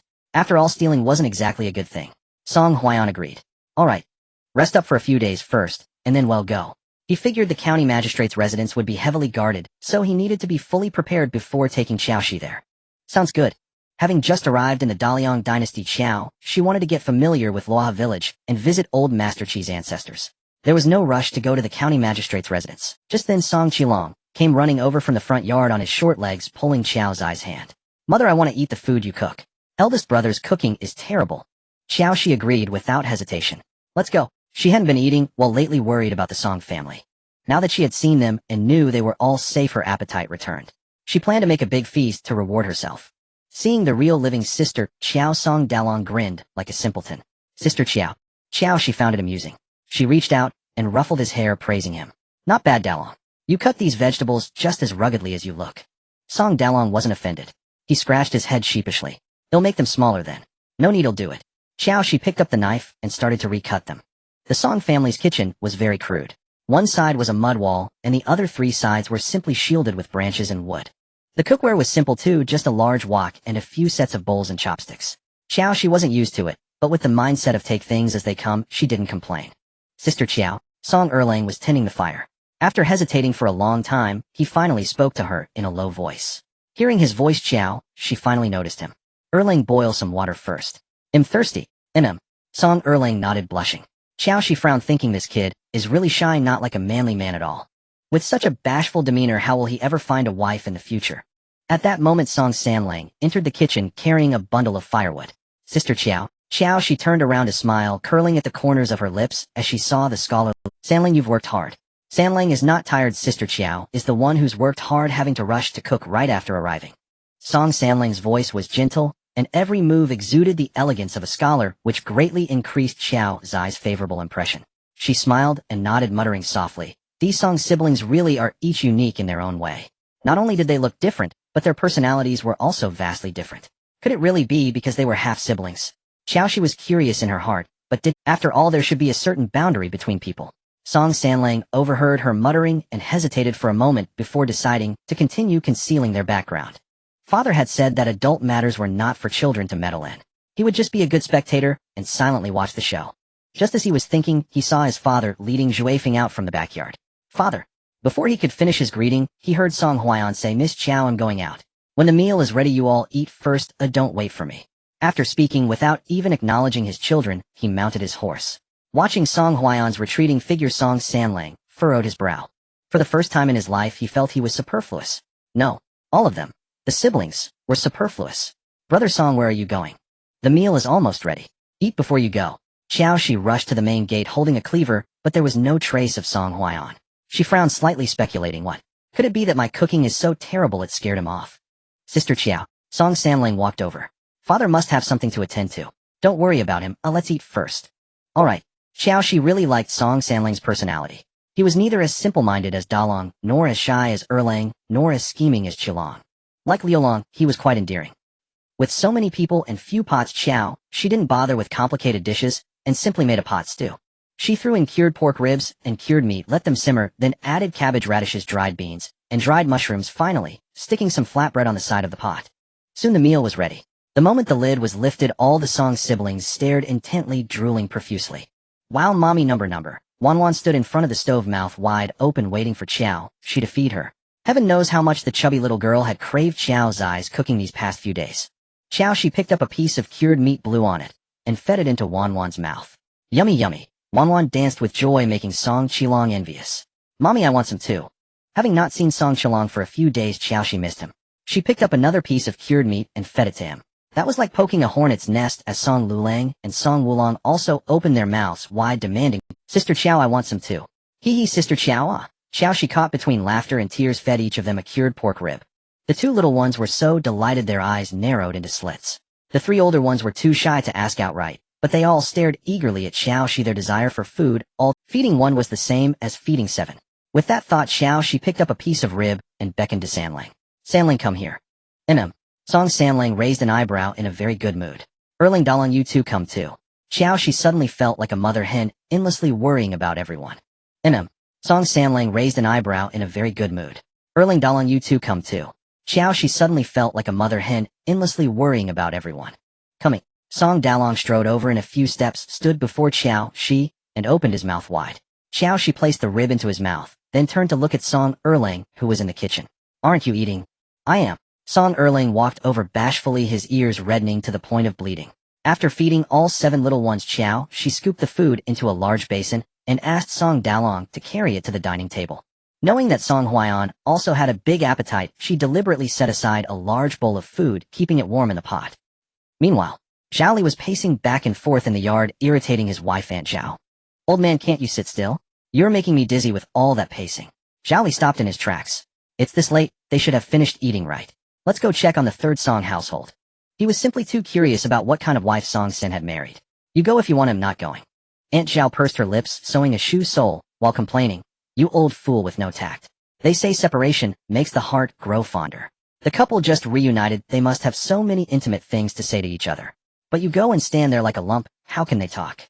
Zhao Li tugged at his pant leg and squatted down. "If you're not going, then I'm not going either." Aunt Zhao snorted. "Since you're idle, anyway, go tell the villagers to keep their distance. Qiao Xi is from the prefectural city, a proper young lady from a wealthy family. Don't let those roughnecks in the village swarm her house. We don't want to scare her off. Especially Widow Wang, and that Lin Qingqing, those two are no good."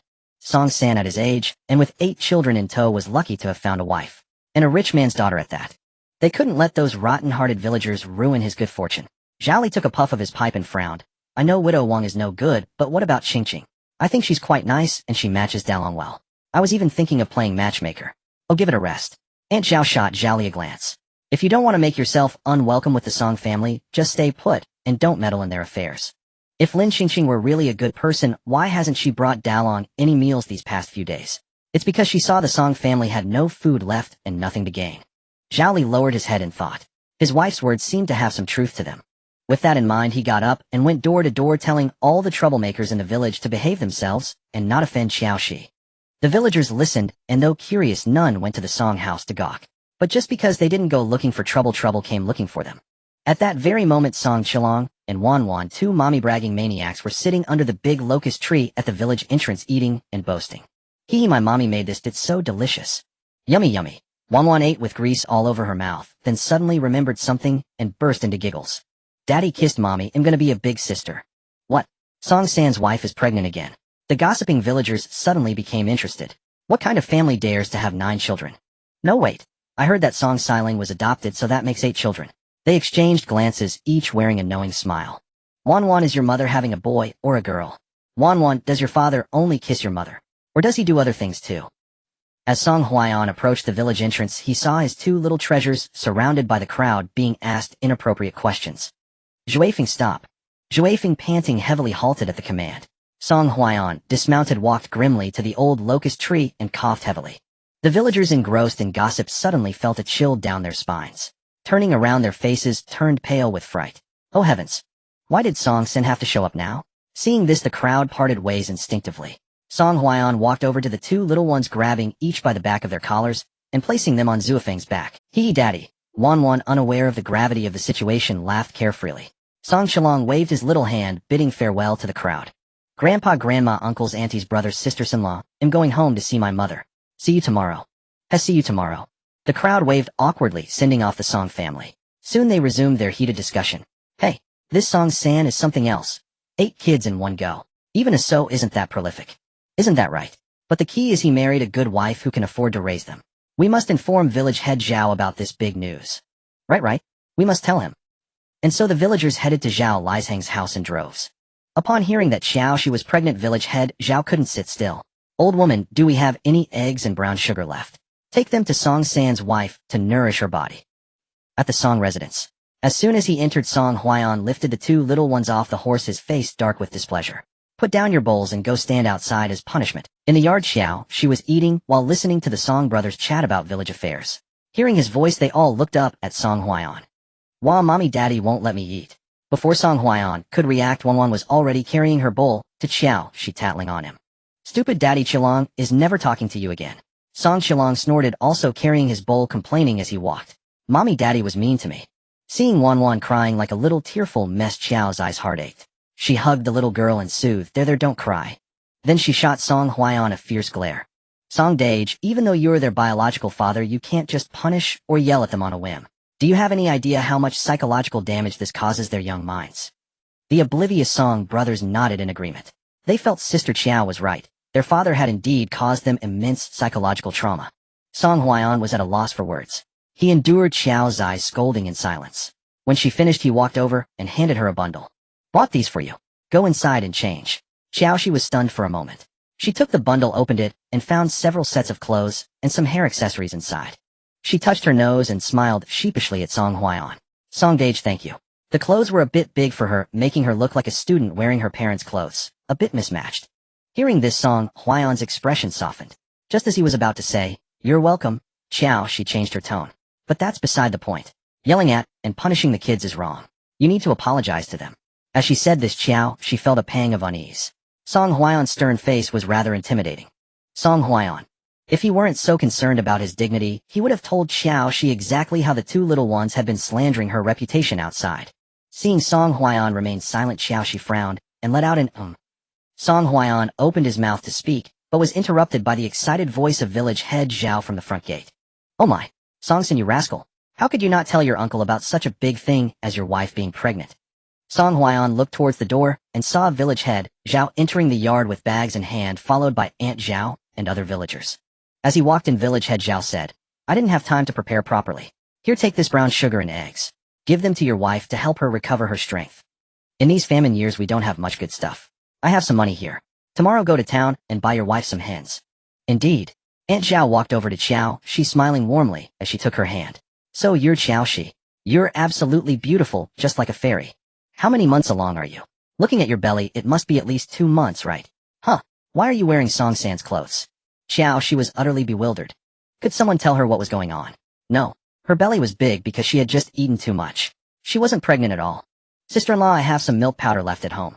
You should drink it. Hearing about Qiao Xi's pregnancy, Xiaoer also rushed over with the remaining milk powder to give her. Qiao Xi frowned silently, asking Song Huaiyan what was going on. Song Huaiyan glanced at the culprit in Qiao Xi's arms and let out a long sigh. Uncle, don't listen to Wan Wan and Kailing's nonsense. She's not pregnant. If she were you, and Auntie would be the first to know. Ugh. A look of disappointment flashed in village head Zhao's eyes. She's not. No. Song Huaiyan was fuming. His precious daughter and son were truly masters at causing trouble for their father. Qiao Xi finally understood what had happened. She looked down at the chubby little girl in her arms, grinding her teeth in frustration. No wonder Song Huaiyan wanted to punish them. They deserved it. Who told them to spread rumors that she was pregnant? Wan Wan, completely oblivious to her mistake, clung to Qiao Xi's neck and acted cute.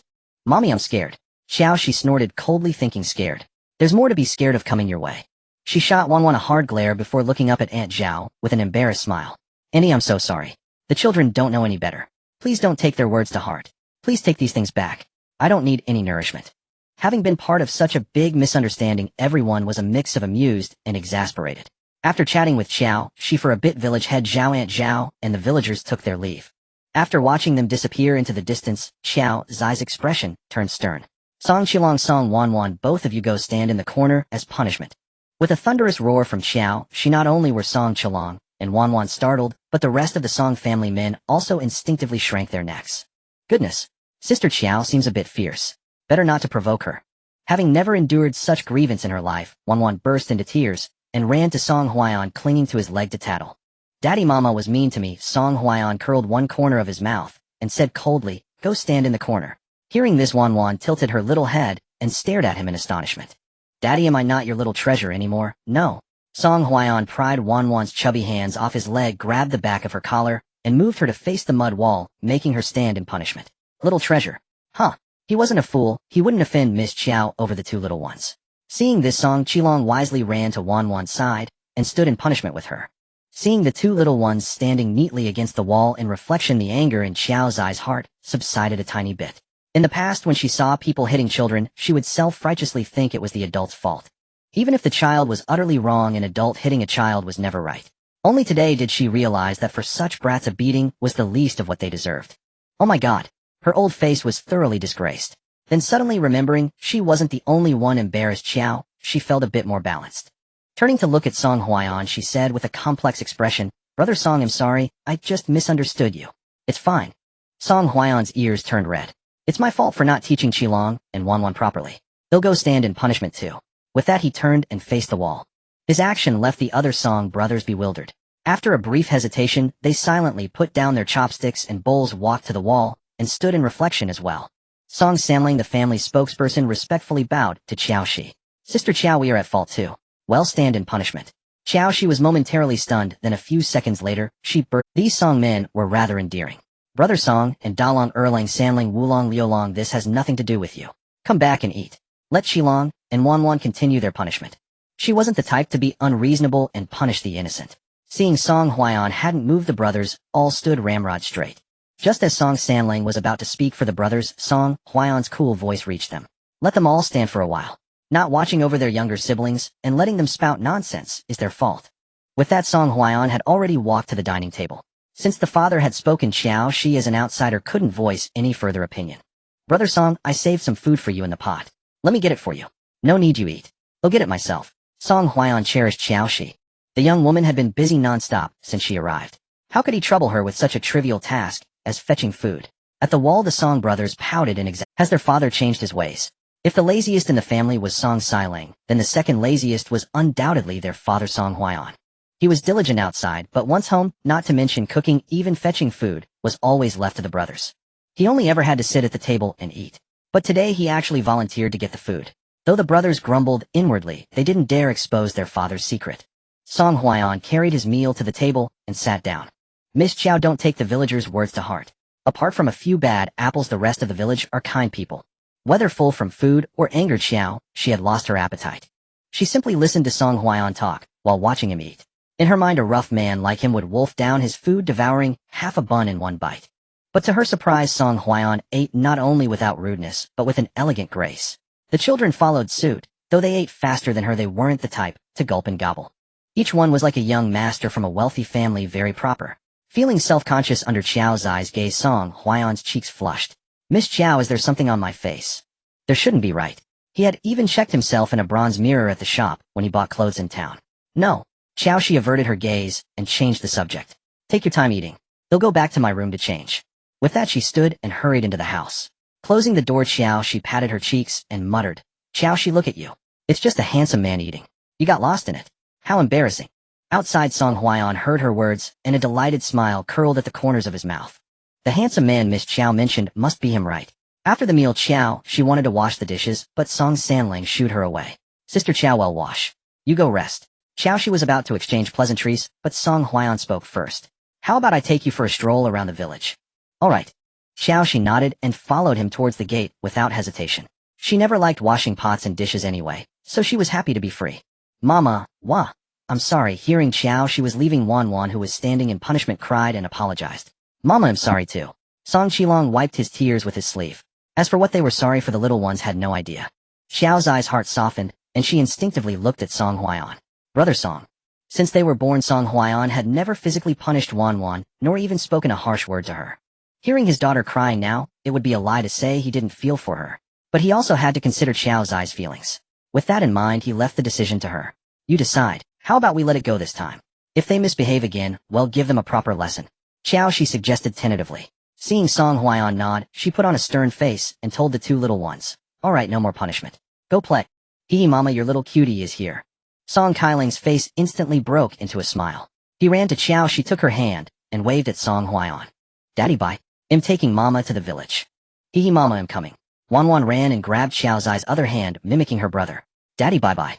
I'm taking Mama to the village." Song Huayan stood frozen, his handsome face visibly darkening. Those two oblivious little rascals, didn't they see he wanted to have a private word with Miss Qiao? So mad. What to do? Is it too late to make them stand in punishment again? Just as he was thinking, another oblivious little one approached. "Father, I need to speak with you." Seeing Song Lulang's grave expression, Qiao, she guessed that father and son had important matters to discuss, so she said, "Brother Song, you go ahead and handle things. They'll take Qi Lang and Wan out for a stroll." With that, she led Wan and Song Qilong out of the house. Glancing at Song Liulong, Song Huayan felt a surge of frustration. Today he finally understood what it meant to have too many children and too many troubles. "Speak." Song Lulang flinched. "Father, our latrine is too foul." Sister Qiao was nearly sick from the stench. Understanding his eldest son's implication, Song Huayan's expression softened considerably. "Understood. He'll go buy some bricks." He had previously mentioned to village head Zhao his desire to build a house, but construction required both bricks and water. In this time of famine with scarce water and food, even the brick kilns had ceased operation. The village's water was barely enough for drinking and cooking, let alone for construction. For now, he could only ask Qiao Xi to make do with the current arrangements. As for building a latrine, it required fewer bricks, and with some scrounging he figured he could procure enough. If all else failed, they could use stones. In any case, when it came to the latrine, he couldn't let Qiao Xi suffer any longer. Song Huayan was a man of action. He bought bricks that very night, and under the moonlight with a flashlight in hand led the Song brothers in digging the pit and constructing the new latrine. As for the solar-powered lamp Qiao Xi had bought, he felt it was too conspicuous and hadn't dared to use it, leaving it stored at home. But now that Qiao Xi was in Loha village, the lamp needed to be installed as soon as possible. That way, when she went out to the latrine in the dark, she wouldn't trip or stumble. Learning that the Song family was building her a private latrine, Qiao, she was deeply moved. "Brother Song, thank you." She truly wasn't accustomed to pit latrines, and with so many people in the Song household, and the heat, the smell was absolutely overwhelming. Song Huayan, holding a trowel in one hand and a brick in the other, laid the bricks while smiling. "No need for thanks. It's us father and sons who've put you out. Our conditions are rough, and we can only ask you to bear with it for a few days. Once the portal opens, you can head back." His throat tightened as he spoke, a wave of inexplicable sorrow rising in his heart. The Song siblings also felt a pang of melancholy. The mere mention of Qiao Xi leaving left them all with a bittersweet, conflicted feeling. "Brother Song, tomorrow go to village head Zhao and buy a piece of land for a house. Once the portal opens, he'll bring bricks and tiles from my side to build a proper home." Song Huayan's eyes lit up. How could he have forgotten? If they could buy rice flour and oil from the modern world, they could surely buy bricks and tiles too. Right? "Miss Qiao, what do you think of that plot at the foot of the back mountain?" Qiao Xi hadn't expected him to ask for her opinion, and let out a puzzled "Hmm." "With so many children in the family, I thought it best to buy a large plot and build a big house. That way each of the siblings can have their own room. I'll also build one for you so that when you visit Luoha village again you won't have to share a room with Wan and Shi Lang. Song Huaiyan had his eyes on the land at the foot of the back mountain, not only for its size, but also because it was close to the forest. If the identities of Lu Lang and his siblings were ever exposed, and the emperor sent assassins again, they could flee into the mountains immediately. Qiao Xi stroked her chin pondering for a moment, then asked, Brother Song, can we buy the mountain? If possible, let's just buy the entire mountain. Buy a mountain? The Song brothers all gaped in shock, staring at Qiao Xi in disbelief. Song Huaiyan was also taken aback by her bold idea. Miss Qiao's ambition seemed to be even greater than his. Seeing their reactions, Qiao Xi smiled and explained, once we own the mountain we can plant all kinds of fruit trees on it. The soil here is unpolluted so the fruit will surely taste wonderful. I can transport them back to the modern world and sell them under an organic label for a handsome profit. Song Huaiyan nodded in understanding. Alright, since you want to buy it, well buy it. Qiao Xi, why did that sound a bit off? Given the village's limited resources, Song Huaiyan built another pit latrine. However, this one was exclusively for Qiao Xi and Wan. Additionally, he thoughtfully constructed a shelter over it, ensuring privacy, while also protecting it from the elements. Miss Qiao, please make do with this for now. Once we have running water, I'll build you a flush latrine. Having her own private outhouse made Qiao Xi exceptionally happy. Thank you, Brother Song. I'm very satisfied. She was satisfied, but Zhui Feng was not. Why? He was a horse, and he didn't even have a sheltered stable, yet Xiao Zai's outhouse got a roof. Zhui Feng was most displeased. He whinnied incessantly, venting his frustrations.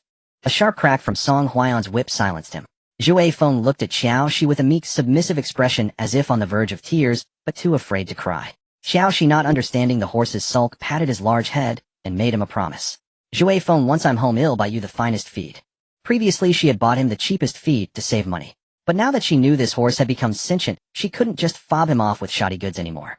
Zhui Feng was cheered up by the promise, baring his teeth and nuzzling Xiao Zai's palm affectionately. Clop clop clop. His mistress was truly kind. If only she'd find him a pretty mare as well, that would be perfect. The next morning after breakfast, Song Huaiyan went to see village head Zhao to discuss purchasing the mountain. Village head Zhao thought Song Huaiyan must have lost his mind. Why on earth would he want to buy a mountain? He tried to dissuade him for a long time, but seeing that he remained adamant, he finally relented. Song-sen, I can't make this decision on my own. If you truly want to buy it, you'll have to go to the county office and speak with the magistrate. Alright. Song Huaiyan knew Zhao didn't have the authority, but he had come to him for a different reason. Uncle, would you be willing to accompany me to the county office? Xiao Zai's status is a bit special. I want to register her in the household records and also purchase the mountain. With a Daliang dynasty household registration, she would find it easier to travel elsewhere in the kingdom in the future. Most importantly, he wanted to put the mountain under her name. His own identity was too sensitive, and he had to be cautious. Better safe than sorry. Upon hearing this, village head Zhao gave Song Huaiyan a scrutinizing look, but didn't pry further. Fine. I have some matters to attend to today. Shall we head to the county office tomorrow morning? Deal. Song Huaiyan breathed a sigh of relief. On the way over, he had been racking his brain for how to explain Xiao Zai's identity if Xiao asked. But it turned out Zhao was a smart man who knew what to ask and what not to ask. After concluding their business, village head Zhao pulled Song Huaiyan aside to impart wisdom on the ways of being a good husband. Song-san, since she doesn't mind you having 8 children, you must treat her well from now on. Not to mention this wife of yours is a lucky charm for you. He rambled on at length, yet Song Huaiyan didn't find it tedious and listened with utmost seriousness. Grandpa, Uncle Song-san, something terrible has happened. At that moment, Zhao Pingan burst into the yard, panting heavily with his hands on his knees. Village head Zhao rose, his face tense as he looked. Pingan, what's wrong? What's happened? Zhao Pingan pointed towards the village entrance, gasping for breath. A group of officials has arrived at the village entrance, saying they're here for Uncle Song-san. What do they want with your Uncle Song-san? Village head Zhao's heart skipped a beat, a sense of dread washing over him. I don't know. Why didn't you ask for more details, child? Village head Zhao shot Zhao Pingan a reproachful glare, then turned to Song Huaiyan, speaking with gravity. Song-san, you stay here. Let me go check the situation first. Guessing the officials were likely there about the grain, Song Huaiyan frowned slightly. No need, I'll go with you. Village head Zhao nodded. Very well. The three arrived at the village entrance and indeed saw a group of soldiers holding swords facing off against the village's defense team. We were sent by Magistrate Tian. How dare you lowlifes block our entry? Believe me, I'll have your heads rolling. The speaker was a burly, stout official. Song Dalong retorted, regardless of who sent you, if you want to enter Luoha village, you must follow our rules. Rules. I am the rule. Get out of here now, or my blade here might just lose its sight. What a coincidence, my axe here is blind as well. As he spoke, Song Dalong brandished his axe. The sharp blade glinted menacingly in the sunlight, causing the official to shrink back in fear. He turned his head towards the tall official beside him, commanding Wang Taizhu go. Wang Taizhu snorted derisively. You go if you want. I'm not. The blades held by these villagers were clearly far sharper than their own. He wasn't a fool, and he had no reason to court death. You. The stout official's face darkened with rage. He pointed at Wang Taizhu and cursed fine. Wang Taizhu, just you wait. When we get back to the county seat, I'll report your behavior today to the magistrate. If you can keep your position as a bailiff after this, my name isn't Li Daong. Wang Taizhu raised an eyebrow dismissively. So be it. Think I care. A month's pay can't even buy a caddy of grain. I've had enough of this job. Besides, the young man here has already sent for Song San. Why are you yapping like a fool? If they truly angered these people, they wouldn't survive, even with 10 lives. Hearing about the soldiers at the village entrance, the villagers of Lua village flocked to see the commotion. Qiao Xi was no exception. She stood in the crowd holding Wan, quietly watching the drama unfold. After hearing Wang Taizhu's words, an inexplicable wave of sympathy washed over her. Isn't the whole point of a laborer's toil just to have food to eat, clothes to wear, and a roof over their heads? But now, with their earnings not even enough to stave off hunger, what was the point of all their hard work? She wondered whether she should lament Tian Yuqing's inhumanity in oppressing the common folk. Or perhaps lament the heavens' cruelty using a famine to claim so many innocent lives.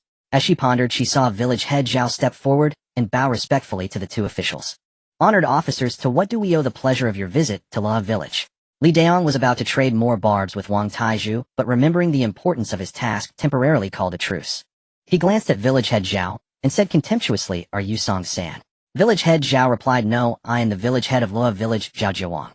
Li Daong acknowledged with an "oh" and got straight to the point. "I heard a man named Song San in your village has grain. The magistrate orders him to immediately prepare 500 dan of grain and deliver it to the county office. The famine is severe, and the magistrate plans to set up a porridge station to feed the people." Hearing this, the villagers of Lua village were overjoyed. The magistrate is truly a great benefactor, setting up a porridge station for us. Yes. Does this mean we don't have to buy grain anymore? We can just go to the county seat and wait for the free porridge. Right. Let's go now. The villagers were completely lost in their excitement over the prospect of free porridge.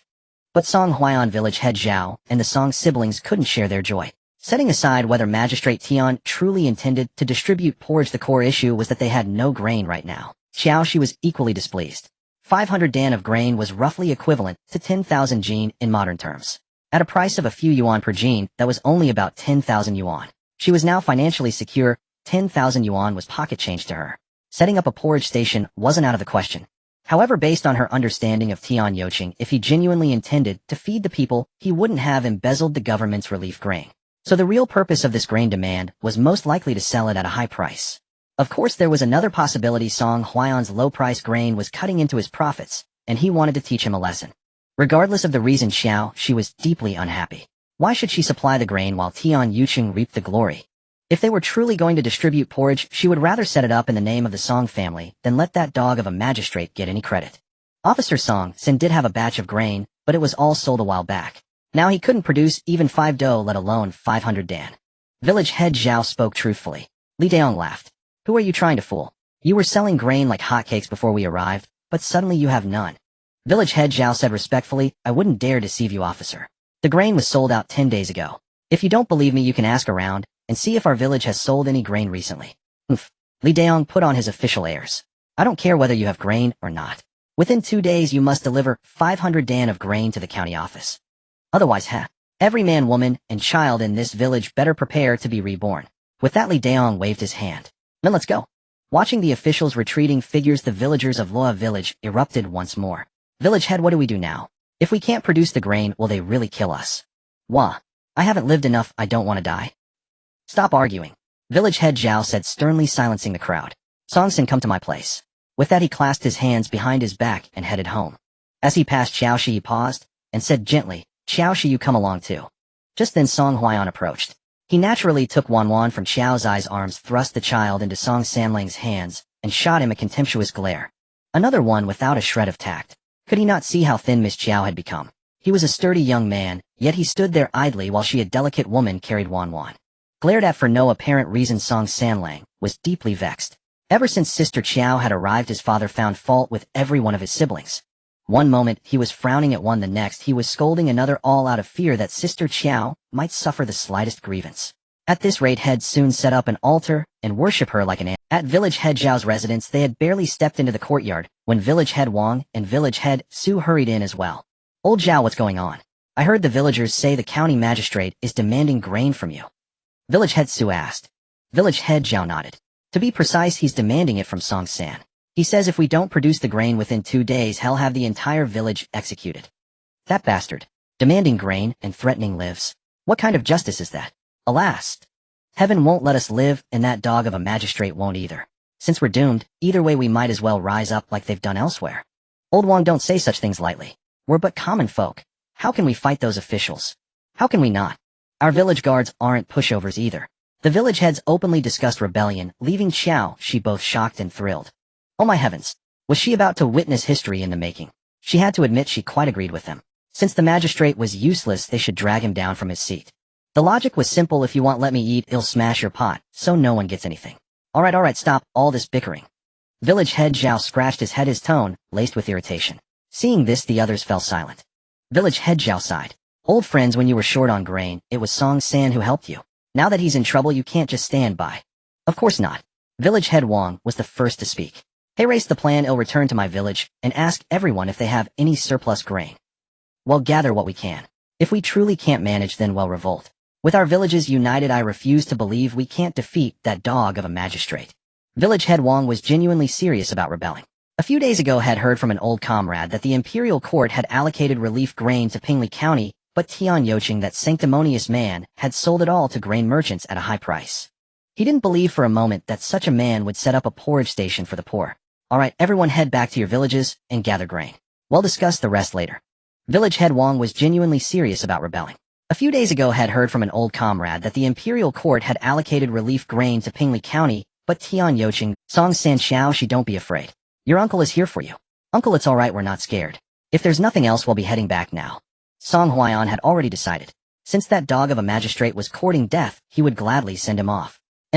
After seeing them off, village head Zhao also left to collect grain door to door. The grain collection did not go smoothly. After all these villagers had paid good money for their grain, how could they just hand it over without a fight? Facing impending disaster, many villagers packed their valuables and prepared to flee. Qiao Xi and Song Huaiyan were unaware of the turmoil unfolding in the village. At that moment, the two of them were sitting indoors discussing Tian Yuqing's true motives for demanding grain. Brother Song, I don't think Tian Yuqing is being benevolent. If he truly wanted to help, he could have used the court's disaster relief grain. Sharing her sentiments, Song Huaiyan said succinctly, get ready. We leave tonight. For what? Qiao Xi blinked, utterly confused. Song Huaiyan chuckled softly. To rob the rich and aid the poor. Brother Song, you always know exactly what I'm thinking. Qiao Xi clapped her hands in excitement. We'll go make dinner. Well, eat early, rest up, and then head out tonight to uphold justice. At 9 in the evening, once the villagers had fallen asleep, Song Huaiyan and Qiao Xi, clad in night attire, prepared to set out. Miss Qiao, forgive me. With no time to spare, Song Huaiyan lifted Qiao Xi onto the horse before mounting it himself, with one arm around her slender waist and the other gripping the reins. Zhuifeng, go. At his command, the horse shot forward like lightning.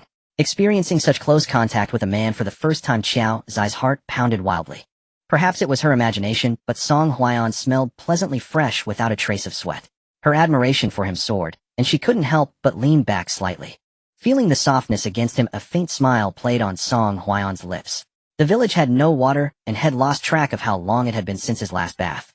Worried that his scent might offend her, he had just meticulously wiped his entire body with a damp cloth, even his hair. It seemed she didn't mind him after all. Lost in these thoughts, they soon reached the outskirts of the county town. Leaving Zhuifeng in the woods, Song Huaiyan led Qiao Xi towards the city gate. Brother Song, the gate is shut. How are we going to get in? Qiao Xi's large almond-shaped eyes sparkled with excitement. As she spoke, Song Huaiyan's large hand found its place on her waist once more. Miss Qiao, forgive me.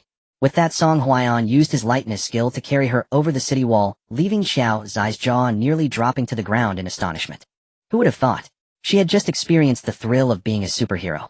No joke, not at all. The wall was over 3 meters high, and Song Huaiyan, holding her, had effortlessly flown up it.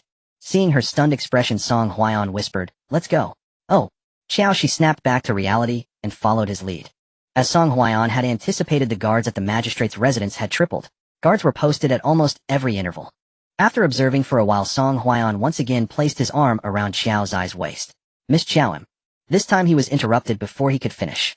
Brother Song, it's fine, I understand. The thought of the countless treasures in the secret chamber waiting to be claimed made Qiao Xi secretly gleeful.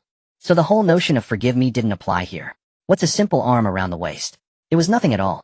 Song Huaiyan was momentarily taken aback, unsure whether to call Miss Qiao bold or simply reckless. Well, never mind that now. This was hardly the time for such trivialities. The main task at hand took precedence. With that thought, he led Qiao Xi and flew towards the vicinity of the study. The closer they got to the study, the more guards they encountered. Song Huaiyan and Qiao Xi advanced in fits and starts, finally reaching the courtyard that housed the study. Seeing the two burly men standing guard at the door along with a squad of officers patrolling nearby, Qiao Xi frowned slightly. Just how many treasures was this corrupt magistrate hoarding? To think had assigned so many people to guard his home. It was a pity they were short on time, and she hadn't prepared any sleeping powder, otherwise they wouldn't have to skulk around like this, unable to even get into the study. Suddenly a flash of inspiration struck her. She gently poked Song Huaiyan beside her. Brother Song. Song Huaiyan, who was contemplating how to breach their defenses, immediately turned his head upon hearing Qiao Xi's soft, sweet voice. Set a fire. With so many guards in the courtyard, she was afraid of being discovered, so she kept it brief. She believed that with Song Huaiyan's intelligence he would surely understand her. Song Huaiyan's eyes lit up. Stay here and don't move. He'll go. Alright, be careful. She couldn't help but remind him. Song Huaiyan nodded, and the next second his figure vanished into the night. Soon the sky over the easternmost courtyard of the magistrate's residence was illuminated by firelight, as bright as day. Oh no. Fire. Fire. The frantic cries of the servants shattered the tranquility of the night. Quick. Put out the fire first. Hearing the commotion, the patrolling officers immediately rushed towards the east. At the study's entrance, the burly man on the right asked, "Boss, should we go too?" "Why would we? Our job is to guard the study," replied the burly man on the left. From the shadows, Qiao Xi pursed her lips in exasperation, unsure whether to praise Tian Yuqing for his cleverness or scold him for his foolishness. Was he so afraid people wouldn't know he was wealthy with all these guards? Just as she was thinking this, a black figure flashed past her eyes like a bolt of lightning. Then the two burly guards at the door collapsed to the ground like dead pigs. Qiao Xi's mouth formed an O shape. Good heavens, what in the world had she missed? How had those two men ended up like that in the blink of an eye? They were utterly useless. At that moment, Song Huaiyan strode over. "Miss Qiao, we can go in now." "Oh." Qiao Xi followed behind him, looking a bit dazed as they walked towards the study. At the door, she deliberately kicked the two men. Seeing no reaction from them, she let out a long sigh of relief. Good thing she wasn't Song Huaiyan's enemy, otherwise she wouldn't even know how she'd meet her in. Entering the study, Song Huaiyan confidently opened the secret chamber. "Miss Qiao, you wait here. They'll go down first to check for any hidden traps or mechanisms." "All right." Qiao Xi nodded, thinking to herself, although Song Huaiyan has a bit of a temper, he's quite meticulous. Inside the secret chamber, Song Huaiyan searched carefully, but found no hidden weapons. Instead, he was surprised to discover that the small chamber now contained several more large chests. Opening them, he found them filled to the brim with gold, silver, and jewels. Song Huaiyan sneered. It seemed the business of selling grain at exorbitant prices was indeed incredibly lucrative. This corrupt official deserves to die. "Brother Song, are you alright?" Worried by Song Huaiyan's prolonged absence, she couldn't help but feel concerned. "I'm fine." Song Huaiyan snapped back to reality. "It's safe? They'll come up and get you. No need, I'll come down myself." She was overjoyed, speaking as she made her way towards the secret chamber. "Alright, be careful." Song Huaiyan held up a flashlight to light her way. Wow. She considered herself someone who had seen the world, but even she was rendered speechless with shock at the sight of the room, full of gold and jewels. This is way too much. Song Huaiyan cursed under his breath. It's because of corrupt officials like these that so many innocent people starve to death. Seeing his dejected expression, she suggested, "Brother Song, how about we set up a porridge station?" She wanted to do what she could for the innocent civilians. Song Huaiyan turned to look at Qiao Xi, a flicker of gratitude in his eyes. "Miss Qiao, on behalf of the people of Pingli County, I thank you." She had a vague suspicion that the so-called god of transmigration was actually the guardian deity of the Daliang dynasty. Song Huaiyan's heart felt warm, and his gaze, if she guessed correctly, it was to save these innocent people.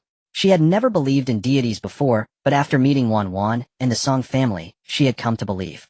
She had a vague suspicion that the so-called god of transmigration was actually the guardian deity of the Daliang dynasty.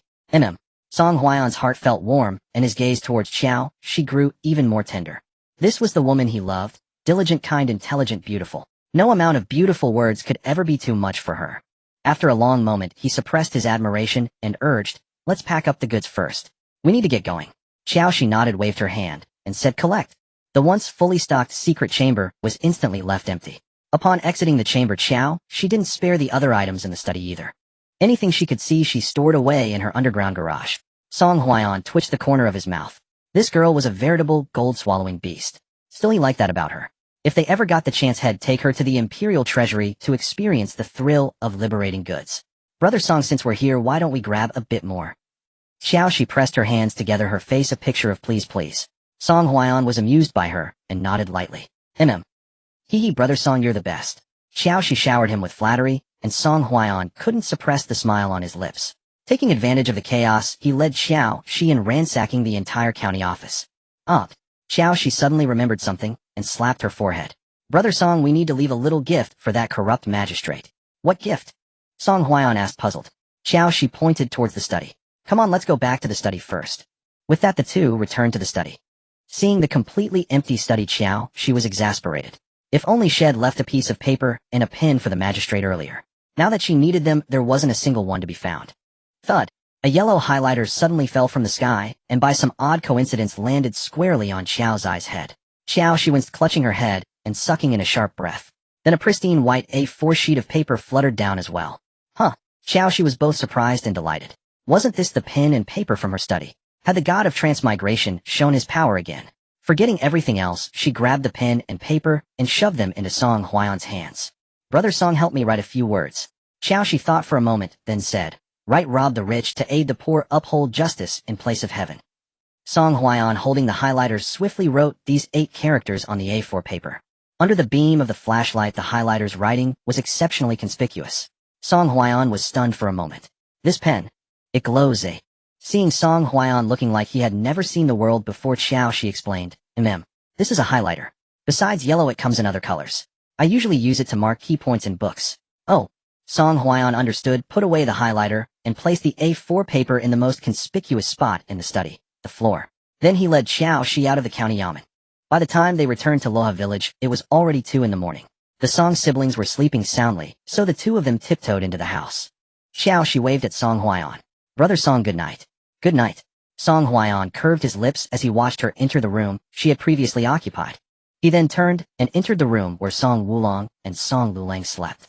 Lying in bed, Song Huaiyan found himself unable to sleep once again. The faint scent of Qiao Xi still lingered on him, and his mind uncontrollably revisited the scene of holding the beauty in his arms. As he thought, he shamefully pitched a tent. Song Huaiyan, who had always been ascetic, flushed crimson with embarrassment. It was over. He felt he had truly fallen. But could a modern woman like Qiao Xi accept an ancient man like him saddled with 8 dependents? The intense desire was somewhat dampened by the harsh reality. Song Huaiyan gently patted his little brother, and thought to himself, following me, you've suffered too. Others at 28 were almost grandfathers, but he at 28 was still a virgin. Who would believe that if he told them? On the other side, Qiao Xi was also tossing and turning, unable to sleep. Her intuition told her no. An ordinary commoner could not have such excellent skills. So who exactly was he?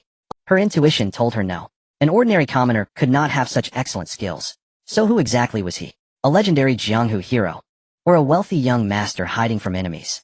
Or perhaps a reclusive master living in a small mountain village? Qiao Xi's imagination ran wild. However, no matter who he was a good person and would not harm her. That was enough. At that moment, she recalled the highlighter and A4 paper that had appeared out of thin air. She guessed that she could not take things from the villa at will, but only once a day. In that case, she had missed yesterday's chance for nothing. The more she thought about it, the more regretful she felt, so she decided to negotiate with the transmigration god. Transmigration god, please have mercy and take pity on me. I eat poorly, dress poorly, and sleep even worse here. And I haven't bathed in 2 whole days. Smell me. I'm practically marinating in my own scent. How about this? Let me go home for a shower and a good meal, then come back to save your followers for you. Perhaps her tone was too sincere, for the originally plain earthen wall suddenly blazed with golden light. Seeing the familiar time-space portal, she jumped straight up. Thank you, transmigration god. You're such a good person. No, you're such a good deity. It would be even better if you could let the Song family father and sons go over for a bath. Do you know how overpowering the smell on them is? Brother Song is okay. He's fragrant, no strange odor. But Dalong's sweat stench almost suffocated me. Transmigration god, you wouldn't want to see me suffocated before I even save the world, would you? Qiao Xi kept manipulating the transmigration god, though she had no idea if it would work. I know your powers are limited, and sending a group of us over would take a lot of effort. Could you think of a way? Help out. Or just bear with it. The villa has many bathrooms. Well, shower, and be back soon. If you don't say anything, you'll take it as a yes. Then I'll call them, okay? Don't go back on your word. Transmigration god. How noisy. Next door, Song Huaiyan also sensed the commotion, got up and knocked on the door. Miss Qiao, has the time-space portal opened? Qiao Xi opened the door and said excitedly, Brother Song, go wake up the boys quickly. They'll take you all over for a bath. With that, she turned and walked to the bed, waking up Song Qilong and Wan Wan. Soon, all the Song brothers were up. Seeing the regained time-space portal, the Song family's faces beamed with joy. Dalong, you stay and guard the house. Upon hearing Song Huayan's words, Song Dalong's smile gradually faded. Truly his stepfather. Hadn't he heard Sister Qiao just now saying his sweat stench nearly suffocated her? And he wasn't even allowed to bathe. Song Dalong also possessed internal energy, so his 5 senses were extraordinary. But compared to Song Huayan, he was still lacking with a smaller range of hearing and sight. He had woken up early when Song Huayan and Qiao Xi returned, but had kept silent. If he had known he would overhear Sister Qiao's complaints, he would rather have slept through it. How mortifying. Song Huayan had naturally heard Qiao's eyes' complaints, and secretly rejoiced that he was cleaner than his eldest son. He hesitated for a moment, and said, Sanling, you stay. Sanling was clean. Ever since Qiao Xi bought them wet wipes, he used them every night to wipe his body, so he didn't smell. A flicker of disappointment passed through Song Sanling's eyes, but he obediently replied, Yes, father. Seeing the young boy's unhappiness, Qiao Xi patted his shoulder and comforted him. After your father finishes bathing, he'll come to replace you. Although it was the dead of night, someone still had to stay at home. In case of an emergency, there would be someone to buy time for the others. Thank you, Sister Qiao. Song Sanling's face lit up with a smile. Qiao Xi smiled back, then carried the drowsy Wan Wan and entered the villa first. Immediately after, the Song father and sons entered the villa one by one. Qiao Xi turned on the bedroom light, and even though the Song family was already familiar with the flashlight's glow, they still gaped in it. Sister Qiao, is this a light? Song Wulong's eyes sparkled with curiosity. Yes. Time was pressing, so Qiao Xi replied, and then said to everyone, Go take a bath first. We'll talk about other things later. Liulong, Qilong, teach your father and brothers how to bathe. There are many empty rooms in the villa, each with its own bathroom. Each of you pick a room and finish quickly. The time-space portal will close soon. Hearing this, they set aside their curiosity and followed Song Lulang into an empty room to learn. Qiao Xi didn't dare to rest either. She carried Wan Wan into the bathroom. 20 minutes later, Qiao Xi came out and walked to the bed. When she picked up her phone, she realized it had run out of battery and shut down. After charging it and turning it on, she saw, holy cow, hundreds of missed calls and hundreds of WeChat messages. She suddenly felt grateful that she had few friends and family, otherwise after disappearing for 2 days her phone would have blown up. Qiao Xi scrolled through her contacts. The calls were from Old Master Qi Yin and some unknown numbers. On WeChat, besides messages from the two of them, there was a previously non-existent group chat. When she clicked in, it turned out to be a group chat created by Qiao Xiqing, Xiao Mi, and Zhao Zijuan. Josh didn't even glance at it, directly exiting the group chat and blocking Qiao Xiqing's WeChat as well. In the past, she was foolish, so no matter how they hurt her, she still regarded them as family in her heart. After the Lin Hubiao incident, she finally saw things clearly. Blood relations meant nothing in the face of interest.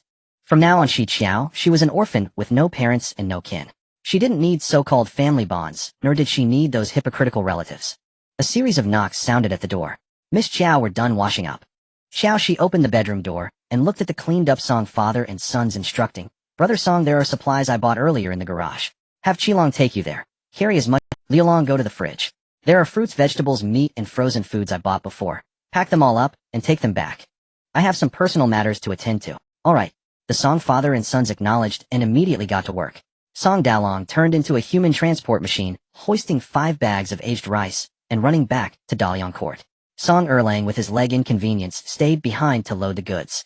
Song Wulong and Song Shilong were responsible for transporting rice with a cart. Song Lulang grabbed an oversized plastic bag and stuffed all the ingredients from the fridge into it. Song Huayan carried 4 bags of flour and 2 large buckets of rapeseed oil back to Dalian Court, then sent Song Sanlang to take a bath. Song Huayan carried 4 bags of flour and 2 large buckets of rapeseed oil back to Dalian Court, then sent Song Sanlang to take a bath. Afterward, he moved the supplies his sons had brought back one by one into the cellar.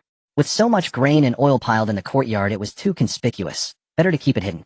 Meanwhile, in the bedroom, Qiao Xi watched the golden light of the portal dimming, guessing the transmigration god couldn't hold on much longer. She hurriedly replied to Old Master Qi and Qi Yan. Typing was too slow, so she created a WeChat group and left a voice message. Grandpa Qi Yan, sorry for worrying you. I've been busy with something and went on a trip. Wasn't convenient to reply. They'll come visit you at Gubao Zhai in a few days. After hastily replying Qiao, she rummaged through her things to grab some clothes, preparing to stay long-term in Dalian. Since Shed promised the transmigration god to help his followers, she wouldn't go back on her word. Besides having acquired so much ill-gotten wealth, she'd feel guilty if she didn't do some good deeds. Her phone buzzed. Qiao Xi put down the undergarments she was holding and picked up the phone. It was a message from Qi Yan. Granny, you nearly scared me to death. I thought you'd done something drastic. If Grandpa hadn't stopped me, I'd have pried your door open. Just as she was about to reply, another message popped up. A voice message from Old Master Qi. Cece, as long as you're safe, that's what matters. If there's anything we can help with, just say the word. Hearing this, Qiao Xi bit her lip, hesitating. She was now almost certain old Master Qi knew something, which was why he spoke that way. After a moment, she clenched her fist and pressed the WeChat voice button. Grandpa Qi, could you buy me some vegetables tomorrow? Old Master Qi replied instantly, of course. What do you need? They'll have Qi Yin get them tomorrow. Qiao Xi, 500 Jin each of Napa cabbage, white radish, and carrot. For common vegetables like tomatoes, cucumbers, eggplants, and green beans, just buy 1 Jin each. Oh, and eggs. Get 200 trays first. That's all for now. They'll call you if I need more. The cabbage and radishes were for the common folk, while the rest of the vegetables she planned to share with the Song family. It wasn't that she was stingy, deliberately giving the people cheap food. It was that some vegetables didn't exist in ancient times, and producing them would be hard to explain. Qi Yin, why are you buying so many radishes and cabbages? Starting a pig farm. Qiao Xi. She still preferred communicating with someone as sharp as Old Master Qi. You brat, why so much chatter? Whatever Cece tells you to do, just do it. What's all this nonsense for? Old Master Qi, Cece, don't mind him. They'll have the brat go buy it first thing tomorrow morning. Qiao Xi glanced at the portal, seeing the golden light was almost gone, and said hurriedly, Grandpa Qi put the stuff in my garage. The code to my door is. After speaking, she unplugged the charger and went to the warehouse to find the Song brothers. Dalong Erling stopped after this trip. Wulong Qilong grab a few more boxes of instant noodles and self-heating hot pot. While the brothers were busy hauling goods, she walked to the corner of the garage, pondering how to deal with the gold, silver, and jewels looted from the magistrate's mansion. Qi Yin was coming to deliver goods tomorrow, so leaving these things here was out of the question. Transporting them trip after trip with a handcart was too troublesome. If only she could move them straight to the third-floor storage room. Just as she thought this, the large boxes before her vanished entirely. Then an image of the third-floor storage room appeared in her mind. The vanished boxes were now neatly arranged in the storage room. Xiao Zai's heart leaped with joy. Hee. Shed unlocked a new skill. In that case, did she even need to work the Song brothers so hard? Could she just teleport things straight to Daliang with her will? Moved? Qiao Xi gave it a try. No good. The supplies before her didn't budge. It seemed her golden finger could only pull things in and move items short distances for now. For telekinesis at a distance, she had only one chance per day. As for moving supplies across dimensions that might need another upgrade. Suddenly Qiao Zai's eyes lit up. Even though she couldn't move supplies across dimensions, she could move them to the second-floor bedroom first. With just a door's distance, all she had to do was toss them from this side into Daliang. Wasn't that doable? No time to waste. Qiao Xi used her consciousness to move a small portion of the supplies first, then told the Song brothers, stop carrying. Go to the second floor and toss them over. The brothers, who had been diligently hauling goods, blinked, and in an instant some of the supplies before them vanished, leaving their eyes wide with shock. Taking the elevator to the second floor, and staring at the supplies before the portal, their hearts took a long while to settle. Why was the gap between people so vast? They'd huffed and puffed for ages, moving fewer than 100 bags of rice. But with a mere flick of Sister Qiao's magic, all that rice had automatically arrived on the second floor. It was almost too convenient. Dalong Erling, hurry and toss. The portal's about to close. Qiao Xi urged. On it. The two brothers responded, and quickly hurled supplies through the door. Halfway through they were all sent back to Daliang, and the portal closed once more. The brothers finally breathed a sigh of relief, exhausted yet overjoyed. Qilong, smell me. Does your fifth brother smell good? Song Wulong mimicked how Song Qilong had acted before, showing off smugly.